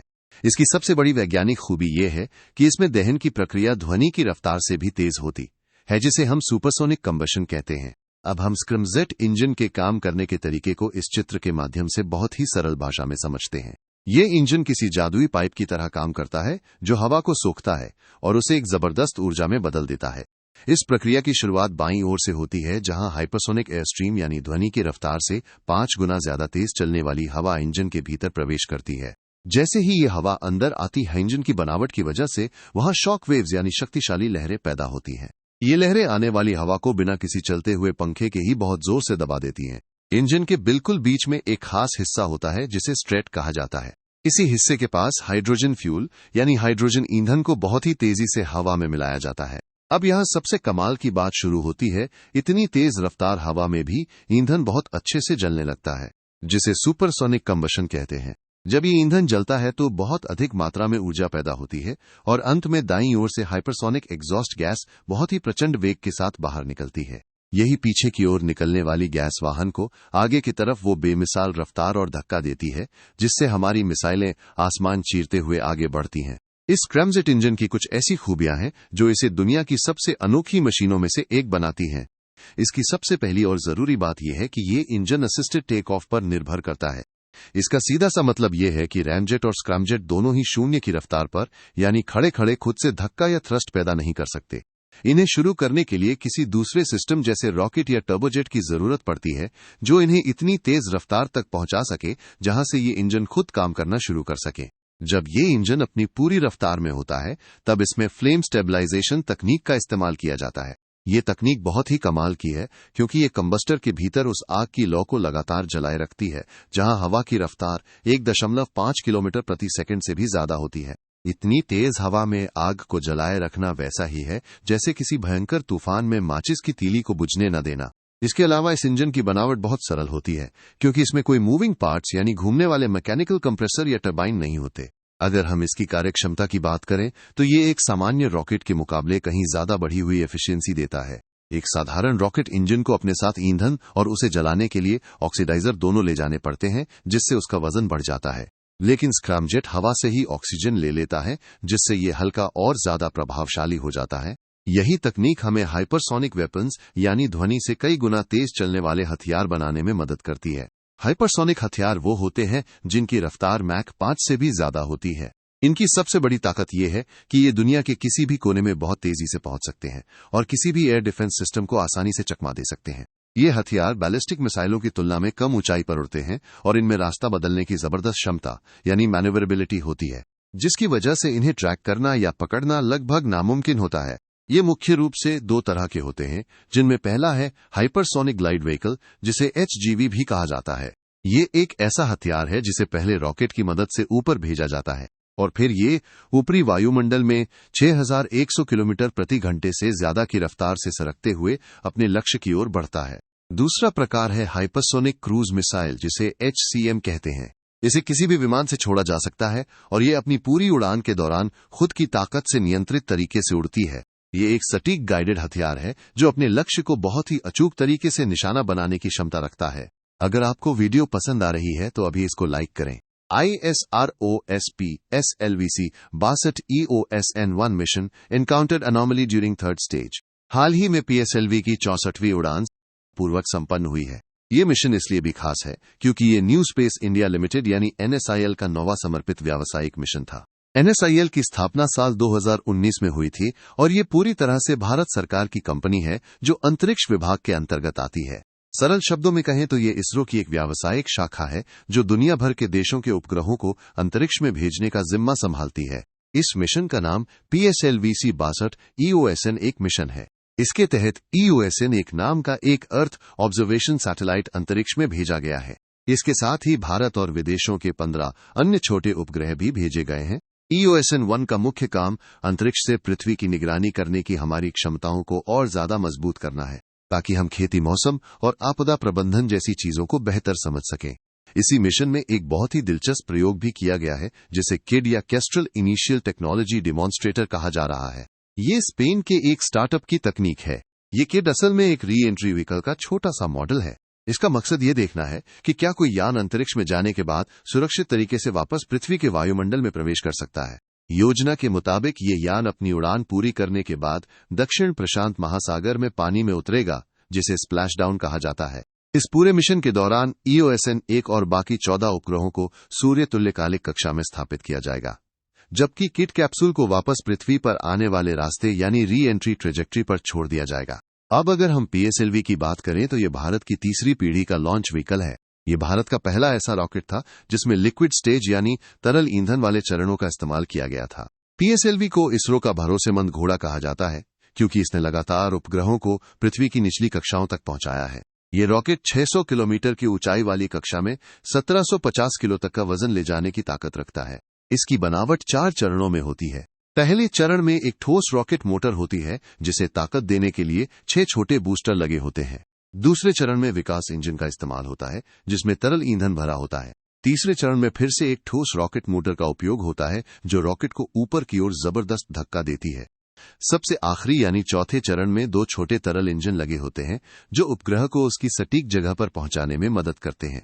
PSLV के नाम चंद्रयान 1, मंगलयान और आदित्य L1 जैसे बड़े मिशन दर्ज हैं। साल 2017 में तो इसने एक ही बार में 104 उपग्रह लॉन्च करके विश्व रिकॉर्ड भी बनाया था। India's first private earth observation satellite constellation. हाल ही में पिक्सल के नेतृत्व वाले एक कंसोर्टियम यानी कंपनियों के समूह ने इन स्पेस के साथ एक ऐतिहासिक समझौता किया है। इस समझौते का मकसद भारत का पहला निजी अर्थ ऑब्जर्वेशन सैटेलाइट कॉन्स्टलेशन बनाना, उसे डिजाइन करना और चलाना है। इस समूह में पिक्सल के साथ पियरसाइट स्पेसश्योर एनालिटिक्स इंडिया और ध्रुव स्पेस जैसी काबिल कंपनियां शामिल हैं। यहां इन स्पेस भारत की वह मुख्य संस्था है जो अंतरिक्ष के कामों में प्राइवेट कंपनियों को मंजूरी देती है और उन्हें आगे बढ़ने में मदद करती है। इस प्रोजेक्ट की सबसे बड़ी खासियत यह है कि इसे PPP मॉडल यानी पब्लिक प्राइवेट पार्टनरशिप के तहत पूरा किया जा रहा है। इसका सीधा मतलब यह है कि सरकार और प्राइवेट कंपनियां हाथ मिलाकर काम करेंगी। ये प्रोजेक्ट पृथ्वी की निगरानी का एक पूरा का पूरा इकोसिस्टम तैयार करेगा। इसमें सैटेलाइट को अंतरिक्ष में भेजने से लेकर उनसे मिलने वाले डेटा का बारीकी से विश्लेषण करने तक का सारा काम एक ही कड़ी में जुड़ा होगा, जिसे जियोस्पेशियल एनालिटिक्स कहा जाता है। इस कॉन्स्टलेशन यानी उपग्रहों के समूह में कुल 12 सैटेलाइट शामिल होंगे। ये सैटेलाइट्स बहुत ही आधुनिक तकनीकों से लैस होंगे जिनमें high resolution, optical multi spectral synthetic aperture radar और हाइपरस्पेक्ट्रल इमेजिंग शामिल है।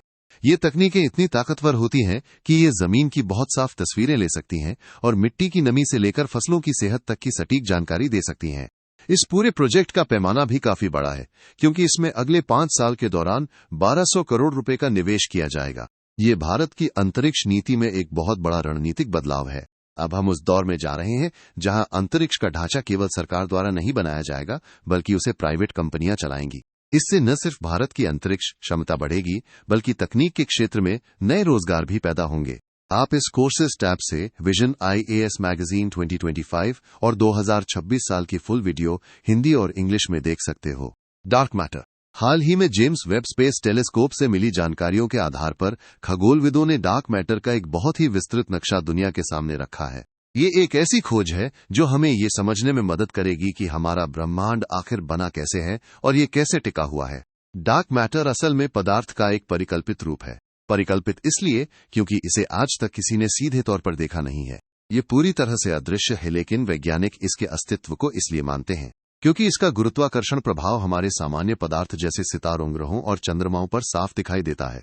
आप इसे एक अदृश्य गोंद की तरह समझ सकते हैं जिसने पूरी आकाशगंगा को आपस में बांध कर रखा है। इसकी सबसे अनोखी बात यह है कि डार्क मैटर न तो प्रकाश को छोड़ता है, उसे सोखता है और न ही उसे परावर्तित करता है। यही कारण है कि ये हमारे सामान्य टेलीस्कोप से दिखाई नहीं देता। ये सामान्य पदार्थ के साथ भी शायद ही कभी कोई प्रतिक्रिया करता है जिससे इसे पकड़ना और भी मुश्किल हो जाता है। अगर हम पूरे ब्रह्मांड की संरचना को देखें तो ये जानकर आपको बहुत हैरानी होगी कि हम जो कुछ भी देख सकते हैं, जैसे धरती, सूरज और तारे, वो पूरे ब्रह्मांड का केवल 5% ही है जिसे हम सामान्य या दृश्य पदार्थ कहते हैं। ब्रह्मांड का बहुत बड़ा हिस्सा यानी 27% डार्क मैटर है और बाकी का 68% डार्क एनर्जी है। डार्क एनर्जी वो रहस्यमयी ताकत है जो ब्रह्मांड को बहुत तेजी से फैला रही है। अब हम ब्रह्मांड के इतिहास की उन गहराइयों को समझने की कोशिश करते हैं जिन्हें जेम्स वेब स्पेस टेलीस्कोप यानी JWST हमारे सामने ला रहा है। इस महान सफर की शुरुआत साल 2021 में हुई थी जब इसे लॉन्च किया गया था। इसका सबसे पहला और बड़ा मकसद ये पता लगाना है कि सितारों और ग्रहों की प्रणालियां आखिर कैसे बनती हैं।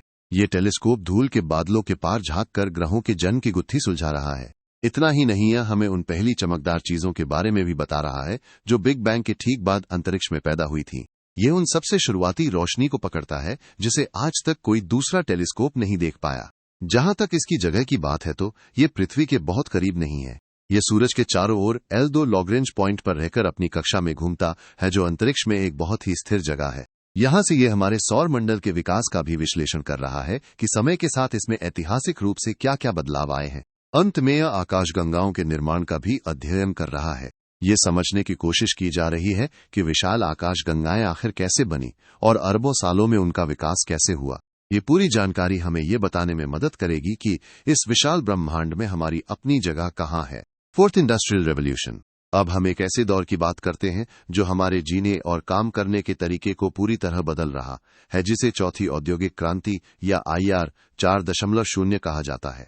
हाल ही में वर्ल्ड इकोनॉमिक फोरम ने दुनिया भर में 5 नए केंद्र खोलने की घोषणा की है, जिनमें से एक केंद्र भारत के आंध्र प्रदेश में बनाया जाएगा। आपको बता दें कि मुंबई और तेलंगाना के बाद ये भारत में इस तरह का तीसरा केंद्र होगा जो तकनीक के क्षेत्र में हमारी बढ़ती ताकत को दर्शाता है। इस शब्द की शुरुआत साल 2016 में वर्ल्ड इकोनॉमिक फोरम के संस्थापक क्लाउस श्वाब ने की थी। IR 4.0 आज के उस युग को बताता है जहां डिजिटल, भौतिक और जैविक तकनीकें एक साथ मिल रही हैं। इसमें artificial intelligence, robotics, internet of things और क्वांटम कंप्यूटिंग जैसी चीजें शामिल हैं।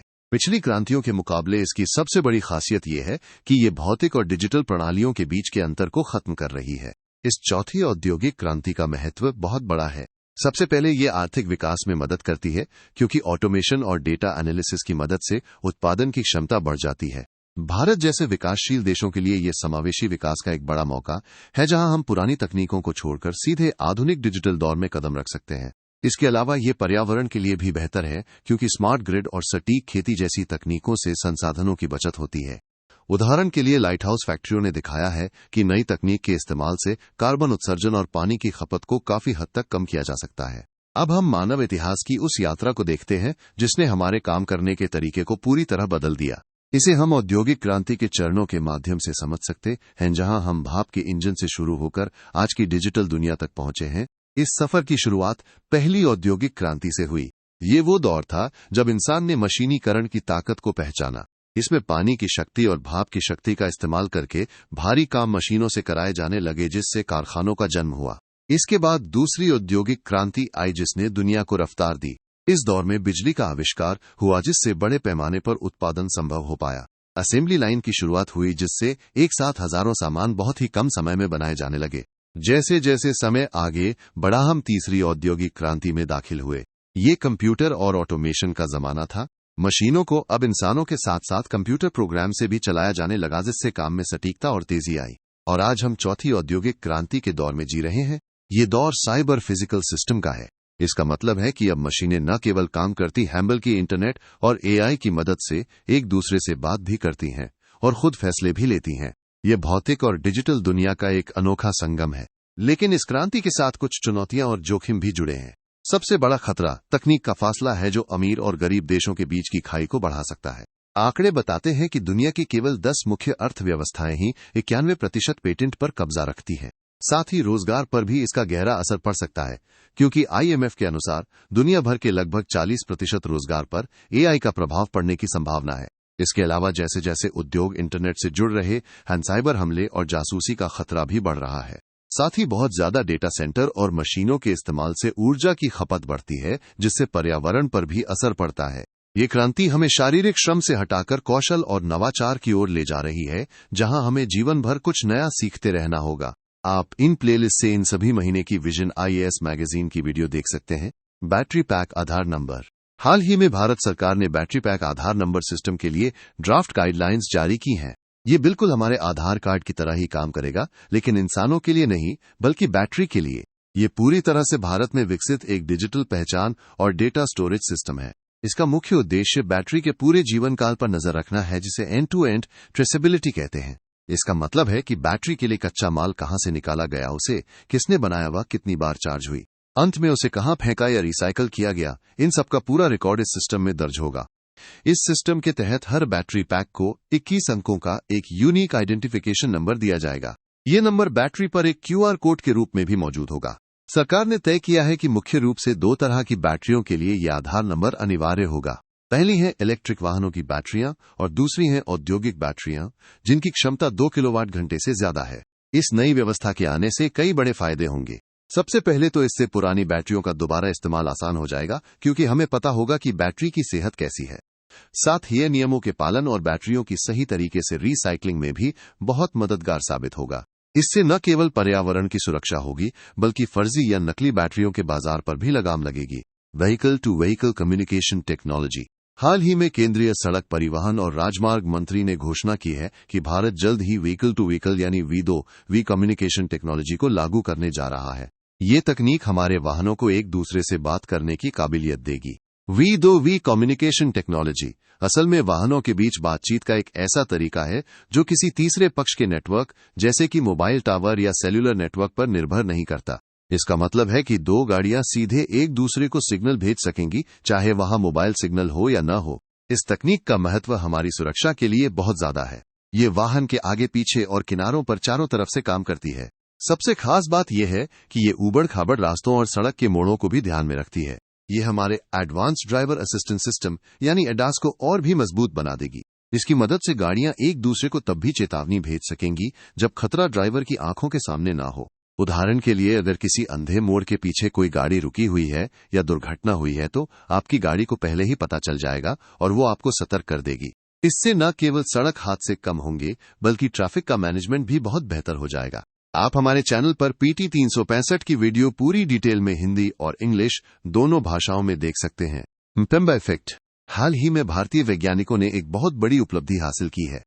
उन्होंने पहली बार एक सुपर कंप्यूटर संचालित सिमुलेशन विकसित किया है, जो इस मेम्बा इफेक्ट को बारीकी से समझने और उसे कैप्चर करने में मदद करता है। मेम्बा इफेक्ट का सीधा सा मतलब यह है कि कुछ खास परिस्थितियों में गर्म पदार्थ ठंडे पदार्थ की तुलना में ज्यादा तेजी से जम सकते हैं। उदाहरण के तौर पर, अगर आप एक कटोरे में गर्म पानी रखें और दूसरे में सामान्य या ठंडा पानी, तो कई बार गर्म पानी पहले बर्फ बन जाता है।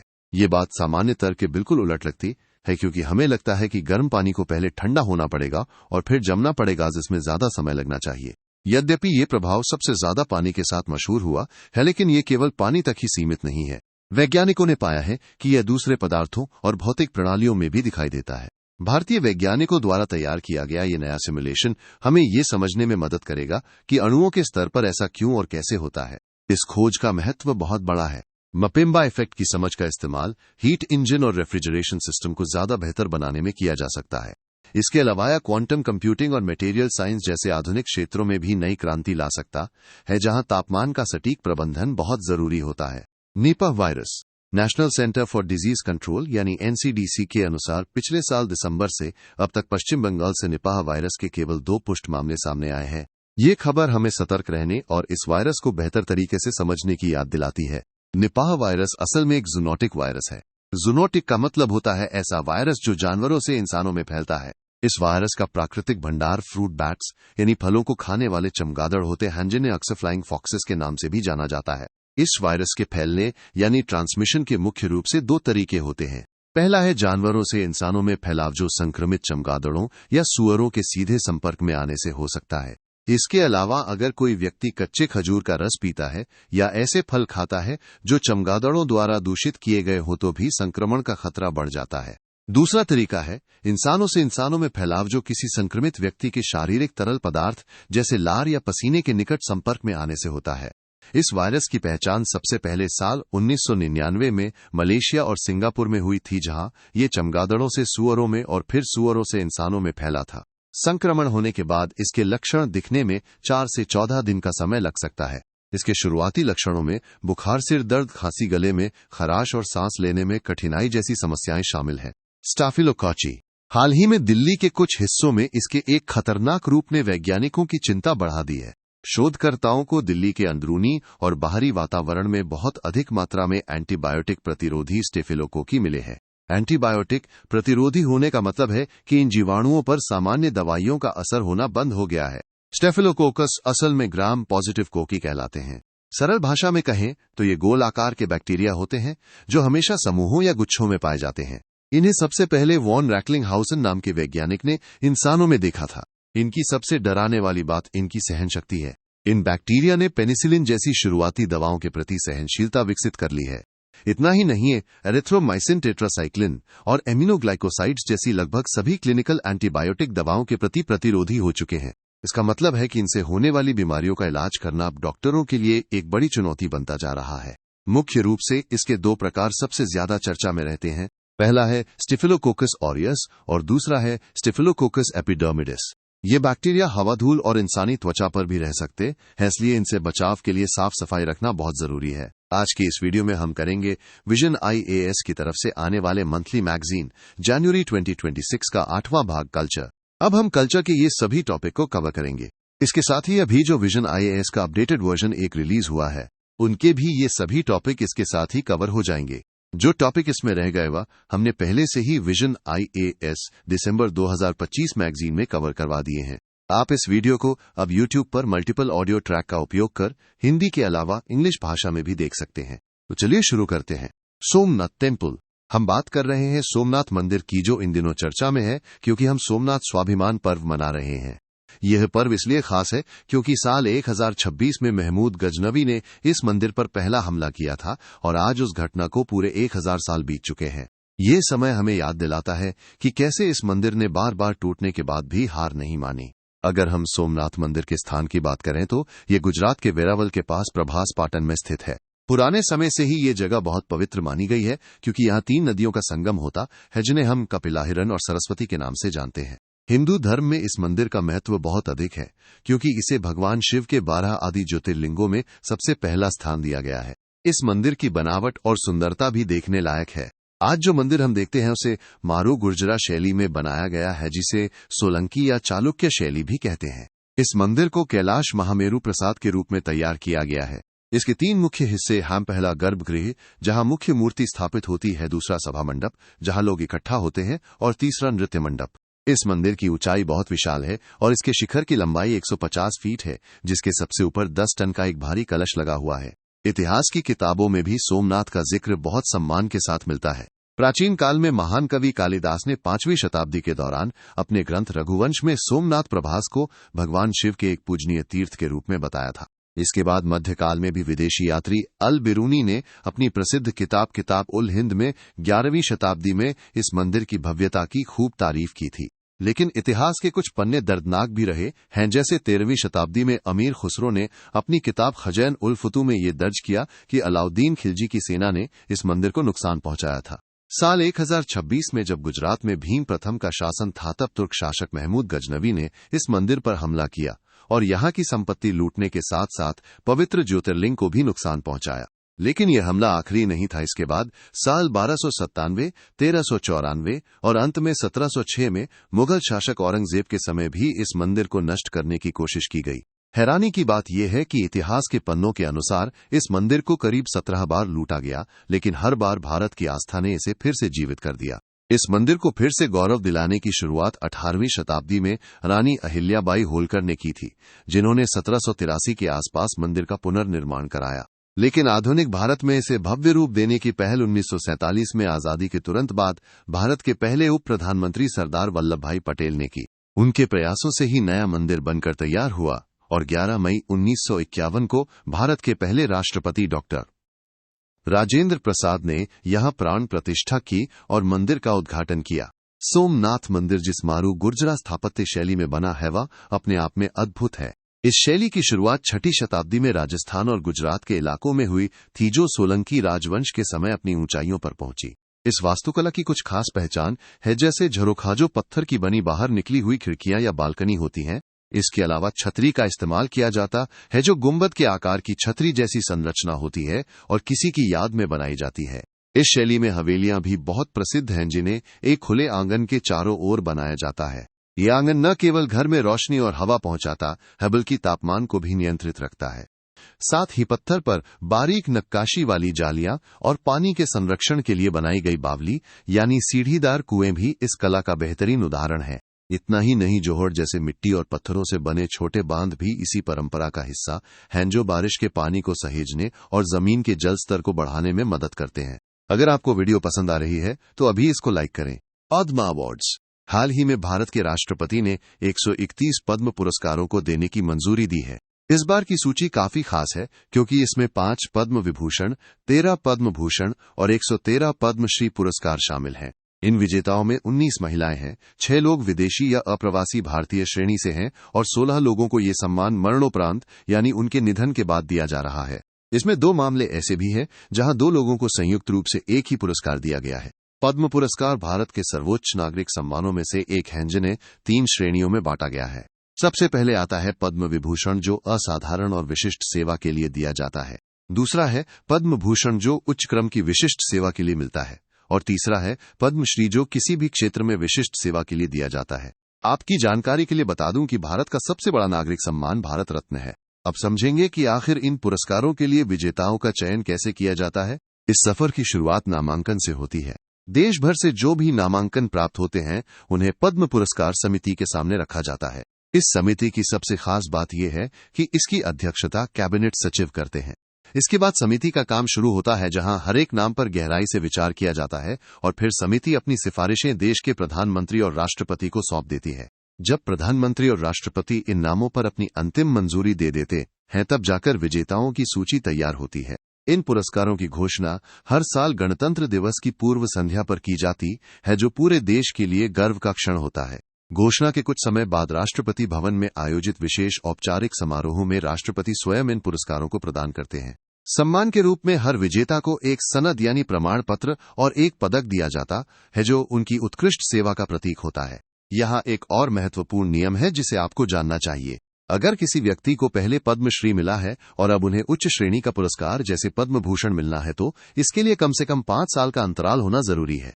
यानी अगली उच्च श्रेणी के पुरस्कार के लिए पात्र होने के लिए कम से कम 5 साल बीत जाने चाहिए। इन पुरस्कारों का इतिहास भी बड़ा दिलचस्प है। इनकी शुरुआत 1954 में की गई थी। तब इन्हें पद्म विभूषण के 3 वर्गों के नाम से जाना जाता था, लेकिन 1955 में इनका नाम बदलकर पद्म विभूषण, पद्म भूषण और पद्मश्री कर दिया गया। ये पुरस्कार हर साल दिए जाते हैं, लेकिन बीच में कुछ साल ऐसे भी रहे जब इन्हें नहीं दिया गया, जैसे 1978, 1979 और 1993 से 1997 के दौरान। ये सम्मान कला, समाज सेवा, विज्ञान और सार्वजनिक मामलों जैसे उन सभी क्षेत्रों में दिए जाते हैं जिनमें लोक सेवा जुड़ी हो। हालांकि इन पुरस्कारों को लेकर कुछ जरूरी नियम भी हैं। सरकारी कर्मचारी, जिनमें सार्वजनिक उपक्रमों में काम करने वाले लोग भी शामिल हैं, इन पुरस्कारों के पात्र नहीं होते हैं, लेकिन डॉक्टरों और वैज्ञानिकों को इसमें छूट दी गई है। एक बहुत ही महत्वपूर्ण बात यह है कि सुप्रीम कोर्ट के बालाजी राघवन बनाम भारत संघ मामले के फैसले के अनुसार इन पुरस्कारों को एक उपाधि नहीं माना जाता है। इसलिए अनुच्छेद 18(1) के तहत कोई भी व्यक्ति इन पुरस्कारों को अपने नाम के आगे या पीछे इस्तेमाल नहीं कर सकता है।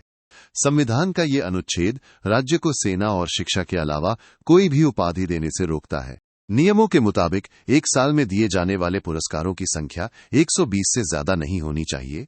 हालांकि इसमें मरणोपरांत दिए जाने वाले और विदेशियों को मिलने वाले पुरस्कारों को नहीं गिना जाता है। सामान्य तौर पर ये पुरस्कार निधन के बाद नहीं दिए जाते, लेकिन अगर कोई मामला बहुत ही खास और योग्य हो तो सरकार मरणोपरांत भी ये सम्मान दे सकती है। Gallantry awards. हाल ही में भारत के राष्ट्रपति ने सशस्त्र बलों के 70 जवानों को वीरता पुरस्कार देने की मंजूरी दी। ये पुरस्कार केवल पदक नहीं, बल्कि ये देश की ओर से उन योद्धाओं को दिया जाने वाला सलाम है जिन्होंने अपनी जान की परवाह किए बिना मातृभूमि की रक्षा की। इन वीरता पुरस्कारों की शुरुआत का इतिहास बहुत पुराना है। युद्ध के समय दी जाने वाली वीरता के लिए परमवीर चक्र, महावीर चक्र और वीर चक्र को 26 जनवरी 1950 को स्थापित किया गया था। वहीं शांति के समय दिखाई गई बहादुरी के लिए साल 1952 में अशोक चक्र क्लास 1, क्लास 2 और क्लास 3 की शुरुआत हुई। बाद में साल 1967 में इनका नाम बदलकर क्रमशः अशोक चक्र, कीर्ति चक्र और शौर्य चक्र कर दिया गया। चूंकि राष्ट्रपति सशस्त्र बलों के सर्वोच्च कमांडर होते हैं, इसलिए उन्हीं के द्वारा ये सम्मान प्रदान किए जाते हैं। इनका मुख्य उद्देश्य युद्ध के मैदान में या शांति के समय दिखाए गए साहस, वीरता और आत्म बलिदान को पहचान देना है। इन पुरस्कारों के लिए चयन की प्रक्रिया भी बहुत सख्त होती है। रक्षा मंत्रालय साल में 2 बार सशस्त्र बलों और गृह मंत्रालय से इन पुरस्कारों के लिए सिफारिशें मांगता है। ये गौरवशाली घोषणाएं साल में 2 बार की जाती हैं, पहली गणतंत्र दिवस के मौके पर और दूसरी स्वतंत्रता दिवस के अवसर पर। वीरता पुरस्कारों को मुख्य रूप से 2 श्रेणियों में बांटा गया है। पहली श्रेणी है दुश्मन के सामने वीरता, जिसमें सबसे बड़ा सम्मान परमवीर चक्र है, जो सबसे असाधारण बहादुरी के लिए दिया जाता है। इसके बाद दूसरे स्थान पर महावीर चक्र और तीसरे स्थान पर युद्ध के मैदान में वीरता के लिए वीर चक्र आता है। दूसरी श्रेणी है दुश्मन के सामने होने के अलावा वीरता, जिसे हम शांति काल के पुरस्कार भी कहते हैं। इसमें सबसे ऊंचा स्थान अशोक चक्र का है, जो युद्ध के मैदान से दूर दिखाई गई वीरता के लिए दिया जाता है। इसके बाद कीर्ति चक्र और फिर शौर्य चक्र का स्थान आता है। अगर हम इन सभी पुरस्कारों की वरीयता देखें तो सबसे पहले परमवीर चक्र आता है, उसके बाद अशोक चक्र, फिर महावीर चक्र, कीर्ति चक्र, वीर चक्र और अंत में शौर्य चक्र आता है। आप इस कोर्सेज टैब से विजन IAS मैगजीन 2025 और 2026 साल की फुल वीडियो हिंदी और इंग्लिश में देख सकते हो। भद्रकाली इंस्क्रिप्शन ये 12वीं शताब्दी का एक बहुत ही खास ऐतिहासिक रिकॉर्ड है, जो हमें ये सबूत देता है कि सोलंकी राजवंश के संरक्षण में सोमनाथ मंदिर का विकास और उसकी वास्तुकला कैसे बदली। अगर हम इस शिलालेख के स्थान की बात करें तो ये गुजरात के प्रभास पाटन में स्थित प्राचीन भद्रकाली मंदिर की दीवार में लगा हुआ है। साल 1169 ईस्वी का ये शिलालेख असल में एक प्रशस्ति है, जिसका मतलब होता है किसी की प्रशंसा में लिखा गया लेख। ये लेख आचार्य भाव बृहस्पति के सम्मान में लिखा गया था, जो सोलंकी राजा कुमार पाल के आध्यात्मिक गुरु थे। इस शिलालेख की सबसे दिलचस्प बात इसकी कालक्रम यानी समय की जानकारी है। ये रिकॉर्ड हमें चारों युगों के दौरान सोमनाथ मंदिर के पौराणिक इतिहास के बारे में बताता है। इसमें जिक्र मिलता है कि कैसे ये मंदिर अलग अलग समय में पहले सोने, फिर चांदी, उसके बाद लकड़ी और अंत में भीमदेव सोलंकी द्वारा पत्थर से बनवाया गया था। ये शिलालेख हमें ये भी समझाता है कि सोलंकी राजवंश ने इस मंदिर को दोबारा जीवित करने में कितनी बड़ी भूमिका निभाई थी। खास तौर पर 12वीं शताब्दी में राजा कुमारपाल द्वारा किए गए प्रयासों को ये शिलालेख बहुत ही स्पष्ट रूप से उजागर करता है। इससे हमें पता चलता है कि सोमनाथ मंदिर केवल एक धार्मिक स्थल ही नहीं, बल्कि भारतीय राजाओं की श्रद्धा और कला का एक अद्भुत प्रतीक भी रहा है। जहानपोरा साइट हाल ही में कश्मीर के जहानपोरा में हुई स्तूपों की खोज ने एक बार फिर पूरी दुनिया का ध्यान अपनी ओर खींचा है। ये स्तूप, जो कि मानव निर्मित टीले जैसे ढांचे होते हैं, इस बात का पुख्ता सबूत है कि कश्मीर का गांधार बौद्ध विरासत से कितना गहरा नाता रहा है। ये खोज हमें याद दिलाती है कि पुराने समय में कश्मीर बौद्ध संस्कृति और शिक्षा का एक बहुत बड़ा केंद्र हुआ करता था। उत्तरी कश्मीर के बारामूला में स्थित जहानपोरा साइट की सबसे खास बात यह है कि यहाँ मिले स्तूपों के ढांचे कुषाण काल के हैं, जो कि लगभग पहली से तीसरी शताब्दी के बीच का समय था।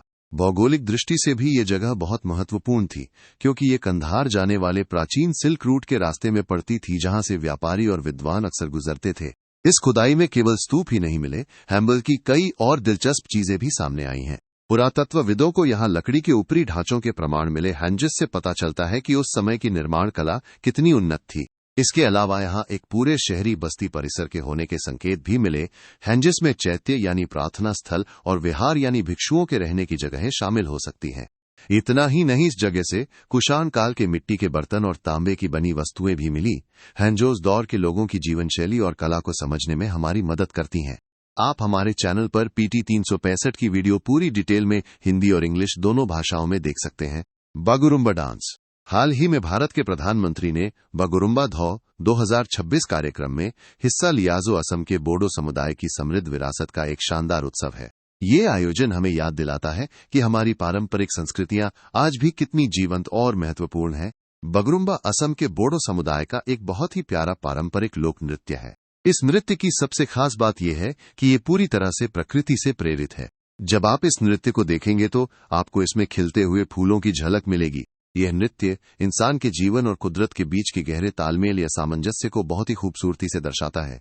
परंपरा के अनुसार इस नृत्य को मुख्य रूप से बोडो समुदाय की युवा महिलाएं करती हैं। उनके साथ पुरुष कलाकार भी शामिल होते हैं जो संगीतकार की भूमिका निभाते हैं और अपने पारंपरिक वाद्य यंत्रों को बजाकर नृत्य में जान फूंक देते हैं। ये नृत्य आमतौर पर समूहों में किया जाता है, जहां महिलाएं गोल घेरे या लंबी कतारें बनाती हैं, जिससे इस नाच की दृश्य भव्यता और सुंदरता और भी बढ़ जाती है। अगर हम इसके सांस्कृतिक महत्व की बात करें तो बगरुम्बा नृत्य केवल मनोरंजन नहीं है, बल्कि ये शांति, उर्वरता, खुशी और सामूहिक सद्भाव का प्रतीक है। ये नृत्य खास तौर पर बोडो समुदाय के बड़े त्योहारों से जुड़ा हुआ है, जैसे कि बोडो नव वर्ष जिसे बैसागु कहते हैं और दोमासी का उत्सव। इन त्योहारों पर जब पूरा समुदाय एक साथ थिरकता है तो वो नजारा वाकई देखने लायक होता है। Harvest festivals. आजकल भारत के अलग अलग हिस्सों में पारंपरिक फसल उत्सव बड़ी धूमधाम से मनाए जा रहे हैं। ये त्योहार भले ही देश के अलग अलग कोनों में अलग अलग नामों और रीति रिवाजों के साथ मनाए जाते हों, लेकिन इनका मकसद एक ही है। ये मौसम के बदलाव, सूरज की उत्तर दिशा की यात्रा यानी उत्तरायण की शुरुआत और खेतों में लहलहाती फसलों की कटाई का जश्न मनाते हैं। अगर हम महाराष्ट्र की बात करें तो यहाँ इसे मकर संक्रांति के रूप में मनाया जाता है। ये वो समय होता है जब सूर्य मकर राशि में प्रवेश करता है। वहीं गुजरात और राजस्थान में इसे उत्तरायण कहा जाता है। इस दिन आसमान रंग बिरंगी पतंगों से भर जाता है, जो सूरज के उदय और जीवन की खुशियों का प्रतीक माना जाता है। दक्षिण भारत के तमिलनाडु में पोंगल का 4 दिनों का लंबा उत्सव चलता है। इसमें थाई पोंगल, मट्टू पोंगल, कानम पोंगल और भोगी जैसे विशेष दिन शामिल होते हैं। इस दौरान लोग चावल और दाल से बना एक खास पकवान तैयार करते हैं, जिसे पोंगल कहा जाता है। उत्तर भारत के पंजाब में मकर संक्रांति से एक दिन पहले लोहड़ी मनाई जाती है। ये रबी की फसलों की कटाई का समय होता है, जिसे लोग आग जलाकर लोक गीतों, भांगड़ा और गिद्दा के साथ खुशी खुशी मनाते हैं। असम में इसी दौरान माघ बिहू की रौनक देखने को मिलती है। यहाँ फसलों की कटाई का अंत सामुदायिक भोज, पारंपरिक खेलों और आग के अलाव जिसे मेजी कहते हैं उसके साथ मनाया जाता है। वहीं तेलंगाना में कनुमा का त्योहार मनाया जाता है, जो मुख्य रूप से कृषि क्षेत्र के प्रति अपना आभार और सम्मान व्यक्त करने का एक जरिया है। ये सभी त्योहार हमें अपनी जड़ों और प्रकृति से जोड़ते हैं। 9 ethical concerns with our use on social media. हाल ही में सरकार ने सोशल मीडिया प्लेटफॉर्म एक्स के AI टूल ग्रोक के दुरुपयोग पर गहरी चिंता जताई है। दरअसल इस तरह के आर्टिफिशियल इंटेलिजेंस टूल्स का इस्तेमाल महिलाओं और बच्चों को निशाना बनाने के लिए किया जा रहा है, जिससे उनकी गरिमा को ठेस पहुंचाने वाला आपत्तिजनक कंटेंट बनाया और फैलाया जा रहा है। जब हम सोशल मीडिया पर AI के इस्तेमाल की बात करते हैं तो कई नैतिक सवाल खड़े होते हैं। सबसे बड़ा मुद्दा निगरानी यानी सर्विलांस का है। ये AI एल्गोरिदम हमारे व्यवहार, हमारी पसंद और हमारी व्यक्तिगत आदतों का भारी मात्रा में डेटा इकट्ठा करते हैं। अक्सर कंपनियां हमारे अनुभव को बेहतर बनाने के बहाने हमारी निजी जानकारी जमा करती हैं, जिसे एक तरह का निगरानी वाला पूंजीवाद यानी सर्विलांस कैपिटलिज्म कहा जाता है। इसके साथ ही हमारी निजता यानी प्राइवेसी का उल्लंघन भी एक गंभीर समस्या है। हम में से ज्यादातर लोगों को इस बात की पूरी जानकारी या समझ नहीं होती कि हमारी सूचनाएं किस तरह इकट्ठा की जा रही हैं और उनका कैसे फायदा उठाया जा रहा है। इस निजता के हनन के जरिए न केवल हमारी ऑनलाइन गतिविधियों पर नजर रखी जाती है, बल्कि AI हमारी अनुमति के बिना हमारी गहरी भावनाओं, विश्वासों और यहां तक कि हमारे मूड का भी अंदाजा लगा लेता है। AI ने गलत सूचनाओं यानी मिस इन्फॉर्मेशन के फैलने की गति को भी बहुत बढ़ा दिया है। इसमें चुनावों को प्रभावित करने वाले राजनीतिक दुष्प्रचार से लेकर वैक्सीन के खिलाफ फैलाई जाने वाली अफवाहें तक शामिल हैं। डीप फेक जैसी तकनीक, जिसमें असली वीडियो या फोटो को बदल दिया जाता है, और वॉइस क्लोन, जिसमें किसी बड़े नेता या हस्ती की आवाज की नकल की जाती है, आज तथ्यों को तोड़ मरोड़ कर पेश करने के बहुत प्रभावी हथियार बन गए हैं। एक और बड़ी चुनौती भेदभाव और पक्षपात यानी बायस की है। AI सिस्टम उसी डेटा से सीखता है जो उसे दिया जाता है, और क्योंकि ये एल्गोरिदम रूढ़िवादिता और भेदभाव के बीच अंतर नहीं समझ पाते, इसलिए ये समाज में पहले से मौजूद असमानता को और बढ़ावा दे सकते हैं। इसका हमारे मानसिक स्वास्थ्य पर भी गहरा असर पड़ता है। AI को इस तरह डिजाइन किया गया है कि वो लोगों को स्क्रीन से चिपकाए रखे, जिसके लिए वो अक्सर सनसनीखेज कंटेंट को बढ़ावा देता है। इससे न केवल लत जैसा व्यवहार पैदा होता है, बल्कि युवाओं में घबराहट, अवसाद और अपनी छवि को लेकर हीन भावना भी पैदा हो सकती है। इसके अलावा AI हमें केवल वही दिखाता है जो हम पसंद करते हैं, जिससे समाज में ध्रुवीकरण बढ़ता है और हम अलग अलग विचारधाराओं के समूहों में बंट जाते हैं। अंत में यह हमारी गरिमा और सम्मान का भी उल्लंघन है। सोशल मीडिया पर AI का इस्तेमाल बिना सहमति के किसी की अश्लील तस्वीरें या वीडियो बनाने के लिए किया जा रहा है, जो वास्तव में AI की मदद से किया जाने वाला उत्पीड़न है। अब बात करते हैं सोशल मीडिया प्लेटफॉर्म्स की। इनका मुख्य उद्देश्य AI का उपयोग करके यूजर एंगेजमेंट को बढ़ाना और अपने उपयोगकर्ताओं की संख्या में इजाफा करना होता है। इसके साथ ही इन कंपनियों की यह जिम्मेदारी भी है कि वे खुद को नियंत्रित यानी सेल्फ रेगुलेट करें, ताकि उनकी सार्वजनिक छवि बेहतर बनी रहे।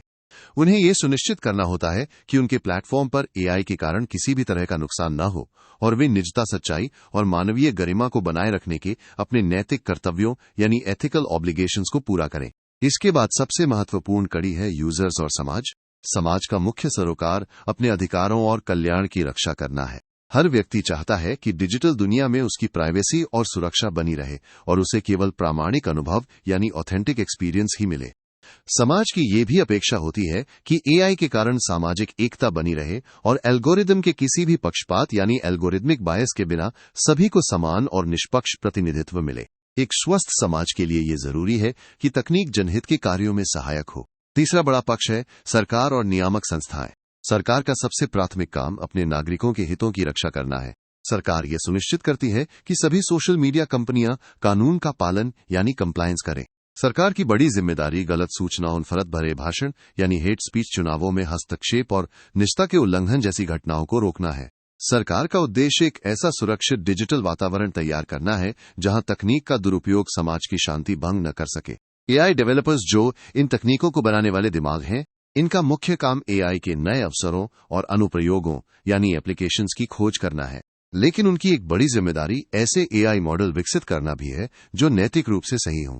उन्हें शुरू से ही तकनीक के भीतर निष्पक्षता, विविधता और जरूरी सुरक्षा उपाय यानी सेफ गार्ड्स शामिल करने चाहिए। जब डेवलपर्स पारदर्शिता के साथ काम करते हैं तभी जनता का भरोसा यानी पब्लिक ट्रस्ट बढ़ता है और एआई की उपयोगिता सही मायने में सिद्ध होती है। अब बात करेंगे उन नियमों और कानूनों की जो सोशल मीडिया पर एआई के नैतिक इस्तेमाल को सुनिश्चित करते हैं। भारत में सोशल मीडिया को नियंत्रित करने का मुख्य आधार सूचना प्रौद्योगिकी अधिनियम यानी आईटी एक्ट 2000 और आईटी नियम 2021 है। इन नियमों के तहत प्लेटफॉर्म्स के लिए उचित सावधानी यानी ड्यू डिलिजेंस बरतना अनिवार्य है, जैसे कि किसी भी अवैध या अश्लील सामग्री को तुरंत हटाना और शिकायतों के निवारण के लिए एक मजबूत सिस्टम रखना। अगर कोई कंपनी इन नियमों का पालन नहीं करती तो वो आईटी एक्ट की धारा 79 के तहत मिलने वाली सुरक्षित पनाहगाह यानी सेफ हार्बर सुरक्षक हो सकती है, जो वर्तमान में सोशल मीडिया प्लेटफॉर्म्स को यूजर्स की पोस्ट के लिए कानूनी जिम्मेदारी से बचाती है। इसके साथ ही डिजिटल व्यक्तिगत डेटा संरक्षण अधिनियम यानी डीपीडीपी एक्ट 2023 का लक्ष्य ये सुनिश्चित करना है कि डेटा फिड्यूशरिजन में एआई सिस्टम को नियंत्रित करने वाले प्लेटफॉर्म भी शामिल हैं। डेटा सुरक्षा के उपायों और पूर्व सहमति यानी प्रायर कंसेंट की शर्तों का पालन करें। हमारे देश में महिलाओं के अश्लील प्रतिनिधित्व अधिनियम और पॉक्सो एक्ट जैसे कानून भी हैं जो विशेष रूप से महिलाओं या नाबालिगों से जुड़ी अश्लील सामग्री बनाने या साझा करने को अवैध बनाते हैं। एआई के क्षेत्र में नवाचार को सुरक्षित बनाने के लिए इलेक्ट्रॉनिक्स और सूचना प्रौद्योगिकी मंत्रालय यानी made in India AI governance guidelines भी जारी की हैं, जिसमें नैतिक एआई शासन के लिए 7 सूत्र दिए गए हैं। अगर हम वैश्विक स्तर पर देखें तो यूरोपीय संघ ने 2024 में ऐतिहासिक ईयू आर्टिफिशियल इंटेलिजेंस एक्ट के साथ दुनिया का पहला व्यापक एआई कानून बनाकर मिसाल पेश की है। ये कानून एआई सिस्टम को उनके जोखिम यानी रिस्क के आधार पर बांटता है और ऐसी एआई प्रथाओं पर रोक लगाता है जो इंसानी व्यवहार को गलत तरीके से प्रभावित या हेरफेर करती हैं। इसी तरह ओईसीडी और यूनेस्को जैसी संस्थाओं द्वारा समर्थित नैतिक एआई सिद्धांत भी कंपनियों पर पारदर्शिता और मानवीय निगरानी यानी ह्यूमन ओवरसाइट बनाए रखने का दबाव डालते हैं। यूनेस्को का global AI ethics and governance observatory भी इस दिशा में एक महत्वपूर्ण वैश्विक संसाधन है। निष्कर्ष के तौर पर कहें तो सोशल मीडिया में एआई की भूमिका एक दोधारी तलवार की तरह है। जहां ये हमारे डिजिटल अनुभवों को बेहतर बनाता है, वहीं कई नैतिक सवाल भी खड़े करता है। समाधान यही है कि सोशल मीडिया प्लेटफॉर्म्स को मजबूत सुरक्षा कवच और एआई से बने कंटेंट की स्पष्ट पहचान यानी वेरिफिकेशन को अपनाना चाहिए। डेवलपर्स को डिजाइन के स्तर पर ही नैतिकता यानी एथिक्स बाय डिजाइन के सिद्धांतों का पालन करना चाहिए ताकि पक्षपात कम हो सके। साथ ही सरकारों को कानूनों को और सख्त करना चाहिए और अंतर्राष्ट्रीय सहयोग के जरिए समान मानक तय करने चाहिए ताकि ये तकनीक मानवता के हित में काम करे। अब कल्पना कीजिए कि आप भारत सरकार में संयुक्त सचिव के पद पर तैनात हैं। पिछले 48 घंटों में आपके कार्यालय में स्कूली बच्चों के माता पिता और कामकाजी महिलाओं की शिकायतों की बाढ़ आ गई है। शिकायत यह है कि एक लोकप्रिय सोशल मीडिया प्लेटफॉर्म के एआई फीचर का इस्तेमाल करके महिलाओं और मासूम बच्चों की आपत्तिजनक और अश्लील तस्वीरें बनाई जा रही हैं और उन्हें सार्वजनिक ग्रुप्स में फैलाया जा रहा है। पीड़ितों का कहना है कि उनकी साधारण फोटो को एआई की मदद से उनकी सहमति के बिना अश्लील दृश्यों में बदल दिया गया है। इस गंभीर स्थिति में प्लेटफॉर्म की टीम का तर्क है कि वे केवल एक मध्यस्थ यानी इंटरमीडियरी हैं और वे हर चीज की पहले से जांच नहीं कर सकते क्योंकि इससे उनका बिजनेस प्रभावित होगा। दूसरी ओर महिला संगठन और मीडिया तुरंत कार्रवाई की मांग कर रहे हैं। बल्कि डिजिटल राइट्स ग्रुप्स चेतावनी दे रहे हैं कि जल्दबाजी में की गई सेंसरशिप लोकतांत्रिक मूल्यों के खिलाफ हो सकती है। अब आपके पास केवल 72 घंटे हैं एक ऐसी कार्य योजना यानी रिस्पॉन्स प्लान तैयार करने के लिए जो कानूनी रूप से सही हो, पीड़ितों को न्याय दिलाए और ऑनलाइन गवर्नेंस में जनता का भरोसा बनाए रखे। आइए अब एक अनुभवी दृष्टिकोण से इस समस्या के हर पहलू को गहराई से समझते हैं। ये मुख्य हितधारक और नैतिक मुद्दे। इस मामले में कई पक्ष शामिल हैं जिनकी अपनी अपनी प्राथमिकताएं हैं। सबसे पहले पीड़ित हैं, जिनमें महिलाएं और स्कूली बच्चे शामिल हैं जिनकी गरिमा और निजता का उल्लंघन हुआ है। दूसरा पक्ष सोशल मीडिया प्लेटफॉर्म है जो अपने व्यावसायिक लाभ और यूजर एंगेजमेंट को बचाने की कोशिश कर रहा है। तीसरा पक्ष सरकार और नियामक हैं जिनका कर्तव्य नागरिकों की सुरक्षा और कानून व्यवस्था बनाए रखना है। इसके अलावा समाज और डिजिटल अधिकार समूह भी हैं जो सुरक्षा के साथ साथ अभिव्यक्ति की स्वतंत्रता और पारदर्शिता की मांग कर रहे हैं। जहां तक नैतिक मुद्दों की बात है, यहां सबसे बड़ा टकराव निजता के अधिकार और तकनीकी नवाचार के बीच है। क्या तकनीक के विकास के नाम पर किसी की गरिमा से समझौता किया जा सकता है? दूसरा मुद्दा व्यावसायिक लाभ बनाम सामाजिक जिम्मेदारी का है। क्या किसी कंपनी का मुनाफा मासूम बच्चों की सुरक्षा से बड़ा हो सकता है? इसके अलावा बिना सहमति के किसी की छवि को बदलना सीधे तौर पर व्यक्तिगत स्वायत्तता और सम्मान के खिलाफ है। तत्काल उपलब्ध विकल्प और उनका मूल्यांकन। एक सार्वजनिक प्राधिकरण के रूप में मेरे पास कुछ सीमित लेकिन महत्वपूर्ण विकल्प हैं। पहला विकल्प यह है कि मैं प्लेटफॉर्म को तुरंत और पूरी तरह से ब्लॉक करने का आदेश दे दूं। इसका सकारात्मक पक्ष यह होगा कि गलत कंटेंट का फैलना तुरंत रुक जाएगा, लेकिन इसका नकारात्मक पक्ष यह है कि यह अत्यधिक सेंसरशिप माना जाएगा जिससे लाखों निर्दोष यूजर्स प्रभावित होंगे और सरकार की लोकतांत्रिक छवि को नुकसान पहुंच सकता है। दूसरा विकल्प यह है कि हम प्लेटफॉर्म को केवल चेतावनी देकर छोड़ दें और उन्हें खुद सुधार करने का समय दें। ये विकल्प व्यावसायिक हितों के लिए तो अच्छा है, लेकिन एक अधिकारी के रूप में ये मेरी कर्तव्यहीनता होगी। इससे अपराधियों को बढ़ावा मिलेगा और पीड़ितों का न्याय व्यवस्था से भरोसा उठ जाएगा। तीसरा और सबसे संतुलित विकल्प है लक्षित कार्रवाई। इसमें हम केवल उस विशिष्ट एआई फीचर को तब तक निलंबित कर सकते हैं जब तक कि उसमें पर्याप्त सुरक्षा उपाय न लगा दिए जाएं और साथ ही अवैध कंटेंट को हटाने के लिए सख्त समय सीमा तय करें। अनुशंसित कार्य योजना और नैतिक आधार। मेरा सुझाव है कि हमें निवारक और सुधारात्मक दृष्टिकोण अपनाना चाहिए। इसका नैतिक आधार यह है कि राज्य का सर्वोच्च कर्तव्य अपने कमजोर नागरिकों विशेषकर बच्चों और महिलाओं की रक्षा करना है। 72 घंटों की अल्पकालिक कार्यान्वयन योजना। प्रथम 12 घंटे। आईटी नियम 2021 की शक्तियों का उपयोग करते हुए प्लेटफॉर्म को 24 घंटे के भीतर सभी चिन्हित अश्लील कंटेंट को हटाने का आपातकालीन आदेश जारी करना। 24 से 48 घंटे प्लेटफॉर्म के तकनीकी अधिकारियों को तलब करना और उन्हें निर्देश देना कि वे अपने एआई प्रॉम्प्ट्स पर तत्काल की वर्ड ब्लॉकिंग और सेफ्टी फिल्टर्स लागू करें ताकि ऐसे चित्र दोबारा न बन सकें। 48 से 72 घंटे पीड़ितों के लिए एक त्वरित सहायता डेस्क शुरू करना और पुलिस के साइबर सेल के साथ मिलकर दोषियों की पहचान कर उन पर पॉक्सो और आईटी एक्ट के तहत कार्रवाई सुनिश्चित करना। 10 schemes in news. Atal pension योजना। हाल ही में केंद्र सरकार की कैबिनेट ने एक महत्वपूर्ण फैसला लिया है जिसके तहत अटल पेंशन योजना को साल 2030-31 तक जारी रखने की मंजूरी दे दी गई है। ये खबर उन करोड़ों लोगों के लिए राहत भरी है जो अपने बुढ़ापे की चिंता करते हैं। इस योजना का मुख्य उद्देश्य देश में एक सार्वभौमिक सामाजिक सुरक्षा का ढांचा तैयार करना है। सरकार का विशेष ध्यान उन लोगों पर है जो गरीब हैं, वंचित हैं या असंगठित क्षेत्र में काम करते हैं। ये वो लोग हैं जैसे दिहाड़ी मजदूर, रेहड़ी पटरी वाले या घरों में काम करने वाले सहायक जिनके पास रिटायरमेंट के बाद आमदनी का कोई पक्का जरिया नहीं होता है। इस योजना के जरिए सरकार ये सुनिश्चित करना चाहती है कि हर व्यक्ति को वृद्धावस्था में आय की सुरक्षा मिले। अक्सर देखा जाता है कि बुढ़ापे में काम न कर पाने के कारण लोग लाचार हो जाते हैं और गरीबी का शिकार हो जाते हैं। अटल पेंशन योजना इसी असुरक्षा और बुढ़ापे की गरीबी को कम करने के लिए बनाई गई है ताकि उम्र के उस पड़ाव पर आपको किसी के आगे हाथ न फैलाना पड़े। ये योजना स्वैच्छिक सेवानिवृत्ति बचत को बढ़ावा देती है। इसका मतलब है कि आप अपनी मर्जी से भविष्य के लिए पैसे बचाते हैं।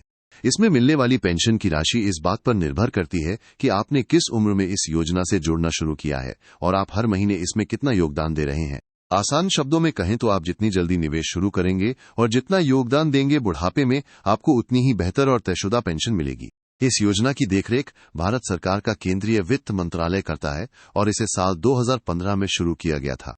इस पूरी योजना को लागू करने की जिम्मेदारी पेंशन फंड नियामक और विकास प्राधिकरण यानी PFRDA को दी गई है, जो इसे नेशनल पेंशन सिस्टम के ढांचे के तहत संचालित करता है। आपको यह जानकर अच्छा लगेगा कि यह एक केंद्रीय क्षेत्र की योजना है, जिसका सीधा अर्थ यह है कि इसके क्रियान्वयन के लिए मुख्य रूप से केंद्र सरकार जिम्मेदार है।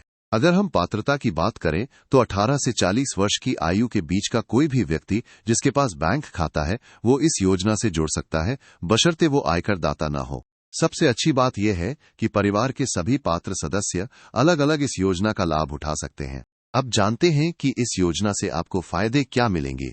जब आपकी उम्र 60 साल पूरी हो जाएगी तब आपको मृत्यु तक हर महीने 1,000 रुपये से लेकर 5,000 रुपये के बीच एक गारंटीकृत मासिक पेंशन मिलना शुरू हो जाएगी।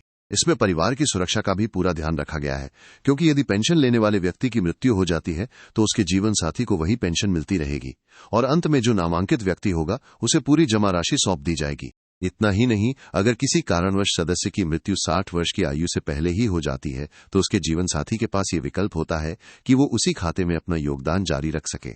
इस योजना में निवेश करने पर आपको इनकम टैक्स की धारा 80 CCD 1 के तहत टैक्स लाभ भी मिलते हैं, जो ठीक वैसे ही हैं जैसे नेशनल पेंशन सिस्टम में मिलते हैं। इस योजना में पैसे जमा करना बहुत आसान है, क्योंकि आप अपनी सुविधा के अनुसार मासिक, तिमाही या छमाही आधार पर भुगतान कर सकते हैं और आपकी किस्त कितनी होगी ये इस बात पर निर्भर करेगा कि आप कितनी पेंशन चाहते हैं और आपने किस उम्र में योजना शुरू की है। पैसे निकालने या योजना से बाहर निकलने के भी स्पष्ट नियम हैं। 60 साल की उम्र पर आपकी पूरी पेंशन शुरू हो जाती है, लेकिन यदि आप उससे पहले बाहर निकलना चाहते हैं तो ये केवल मृत्यु या किसी गंभीर बीमारी की स्थिति में ही संभव है। हालांकि आप अपनी मर्जी से भी योजना छोड़ सकते हैं, लेकिन तब आपको केवल आपके द्वारा जमा किए गए पैसे और उस पर मिला ब्याज ही वापस मिलेगा और सरकार का अगर कोई योगदान रहा होगा तो उसे जब्त कर लिया जाएगा। शुरुआत में जो लोग 1 जून 2015 से 31 मार्च 2016 के बीच जुड़े थे, उन्हें सरकार की ओर से अतिरिक्त मदद दी गई थी, जिसमें सरकार 5 साल तक कुल योगदान का 50% या 1,000 रुपये सालाना जो भी कम हो वो अपनी तरफ से जमा करती थी। अब सरकार ने इस योजना को साल 2030-31 तक बढ़ाने का फैसला किया है, ताकि इसे और अधिक मजबूत बनाया जा सके। इसके लिए जागरूकता और क्षमता निर्माण जैसी गतिविधियों पर जोर दिया जा रहा है, ताकि असंगठित क्षेत्र के मजदूरों तक इसकी पहुंच बढ़ सके। सरकार इस योजना को लंबे समय तक टिकाऊ बनाए रखने के लिए जरूरी फंड भी मुहैया करा रही है। हाल के आंकड़ों की बात करें तो 19 जनवरी 2026 तक 8.66 करोड़ से अधिक लोग इस योजना से जुड़ चुके हैं, जो ये साबित करता है कि अटल पेंशन योजना भारत की सामाजिक सुरक्षा प्रणाली का एक मजबूत स्तंभ बन चुकी है। PM street vendors Atmanirbhar Nidhi scheme. हाल ही में प्रधानमंत्री स्ट्रीट वेंडर्स आत्मनिर्भर निधि योजना चर्चा में है, क्योंकि अब इसके तहत रेहड़ी पटरी वालों और फेरी वालों को एक विशेष क्रेडिट कार्ड की सुविधा दी जा रही है, जिसकी सीमा 30,000 रुपये तक तय की गई है। इस योजना के मुख्य उद्देश्यों को समझना बहुत आसान है। इसका सबसे पहला लक्ष्य रेहड़ी पटरी वालों को बिना किसी गारंटी या गिरवी के कामकाज के लिए पूंजी यानी वर्किंग कैपिटल लोन उपलब्ध कराना है, ताकि वे अपने व्यवसाय को फिर से शुरू कर सकें। अक्सर इन छोटे दुकानदारों को साहूकारों से ऊंचे ब्याज पर पैसा लेना पड़ता था, लेकिन अब सरकार उन्हें एक भरोसेमंद वित्तीय स्रोत दे रही है। इसका एक बड़ा मकसद इन स्ट्रीट वेंडर्स का समग्र विकास करना भी है। ये योजना न केवल उन्हें पैसा देती है, बल्कि उनके व्यवसाय को बढ़ाने और भविष्य में स्थायी विकास के अवसर भी प्रदान करती है। इसके अलावा पीएम स्वनिधि योजना के जरिए इन दुकानदारों को एक पहचान और सम्मान मिलता है। ये उन्हें डिजिटल भुगतान अपनाने के लिए प्रेरित करती है और मुख्यधारा की बैंकिंग व्यवस्था से जोड़कर वित्तीय समावेशन को बढ़ावा देती है। इस योजना की शुरुआत साल 2020 में आवास और शहरी मामलों के मंत्रालय द्वारा की गई थी, ताकि उन स्ट्रीट वेंडर्स की मदद की जा सके जिन्हें कोविड-19 महामारी के दौरान भारी कठिनाइयों का सामना करना पड़ा था। यह एक केंद्रीय क्षेत्र की योजना है, जिसका अर्थ है कि इसका पूरा खर्च केंद्र सरकार उठाती है। इसे आवास मंत्रालय और वित्तीय सेवा विभाग मिलकर लागू करते हैं, जहां वित्तीय सेवा विभाग बैंकों के माध्यम से लोन और क्रेडिट कार्ड पहुंचाने की जिम्मेदारी संभालता है। इस योजना का लाभ उठाने के लिए पात्रता बहुत ही सरल रखी गई है। वे सभी वेंडर जिनके पास वेंडिंग सर्टिफिकेट या पहचान पत्र है वे इसके पात्र हैं। अगर किसी का नाम सर्वे में छूट गया है या कोई नया वेंडर है तो वो नगर निकाय या टाउन वेंडिंग कमेटी से सिफारिश पत्र लेकर भी आवेदन कर सकता है। यहाँ तक कि ग्रामीण क्षेत्रों से आकर शहरों में सामान बेचने वाले लोग भी इसके दायरे में आते हैं। एक खास शर्त यह है कि संबंधित राज्य या केंद्र शासित प्रदेश ने स्ट्रीट वेंडर अधिनियम 2014 के तहत नियम अधिसूचित किए हों।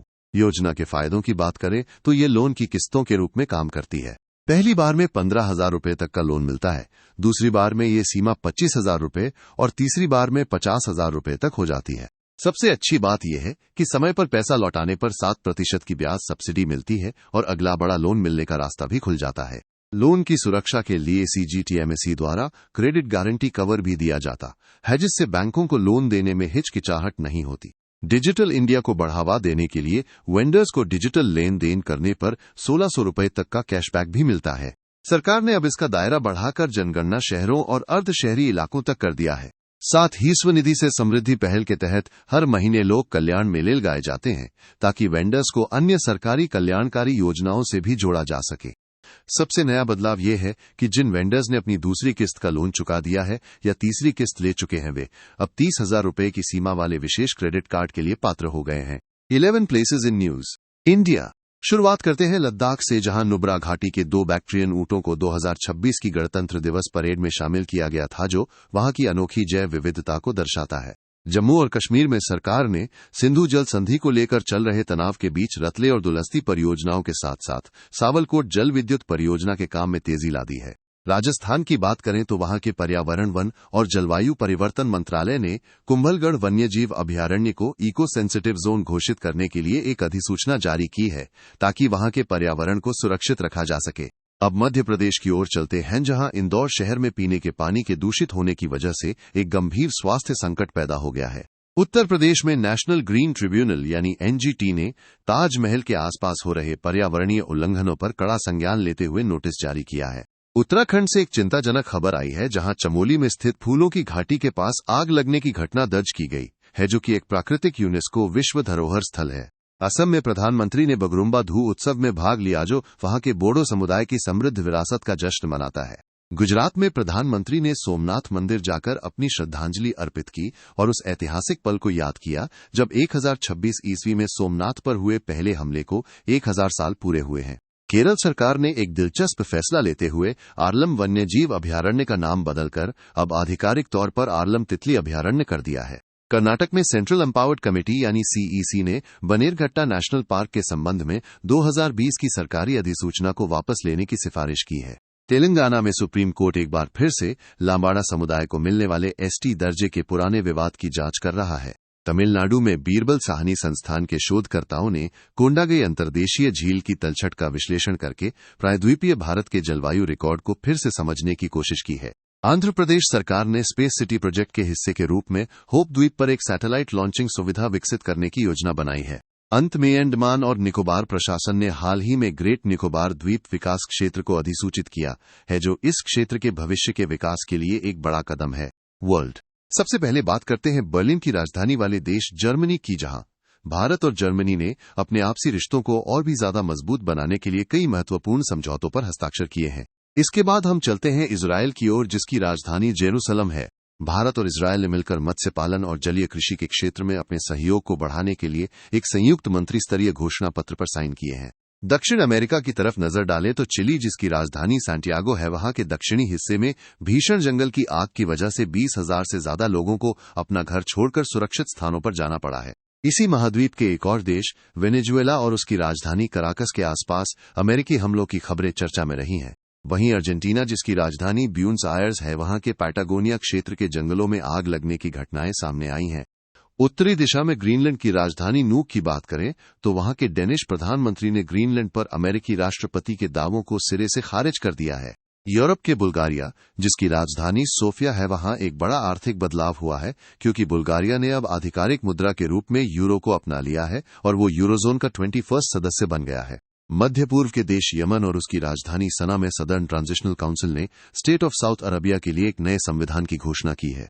यूरोप के ही छोटे से देश लिक्टेनस्टीन, जिसकी राजधानी वाडूज है, वहां भारत के केंद्रीय वाणिज्य और उद्योग मंत्री ने भारत EFTA आर्थिक भागीदारी समझौते के कार्यान्वयन को गति देने के लिए दौरा किया। अब बात करते हैं रूस और उसकी राजधानी मॉस्को की, जहां कामचटका प्रायद्वीप में आए एक शक्तिशाली बर्फीले तूफान ने भारी बर्फबारी के कारण जनजीवन पूरी तरह ठप कर दिया है। एशिया में म्यांमार की राजधानी नेपिडो में हुए चुनावों में union solidarity and development party ने जीत हासिल की है। कतर की राजधानी दोहा में अमेरिका और उसके क्षेत्रीय सहयोगियों ने अल उदेद एयर बेस पर एक नया संयुक्त हवाई और मिसाइल रक्षा समन्वय सेल शुरू किया है। आखिर में बात करते हैं ईरान की, जिसकी राजधानी तेहरान है। वहां चल रहे विरोध प्रदर्शनों को देखते हुए भारत सरकार ने अपने नागरिकों के लिए एक एडवाइजरी जारी की है, जिसमें उन्हें अगली सूचना तक ईरान की किसी भी गैर जरूरी यात्रा से बचने की सलाह दी गई है। आप इस वीडियो के डिस्क्रिप्शन बॉक्स या फिर इस एंड स्क्रीन से इसी मैगजीन के और पार्ट्स को भी देख सकते हैं। अगर आपको ये वीडियो पसंद आई तो इस वीडियो को लाइक, शेयर और चैनल नो नेम IAS को सब्सक्राइब करना ना भूलें। धन्यवाद।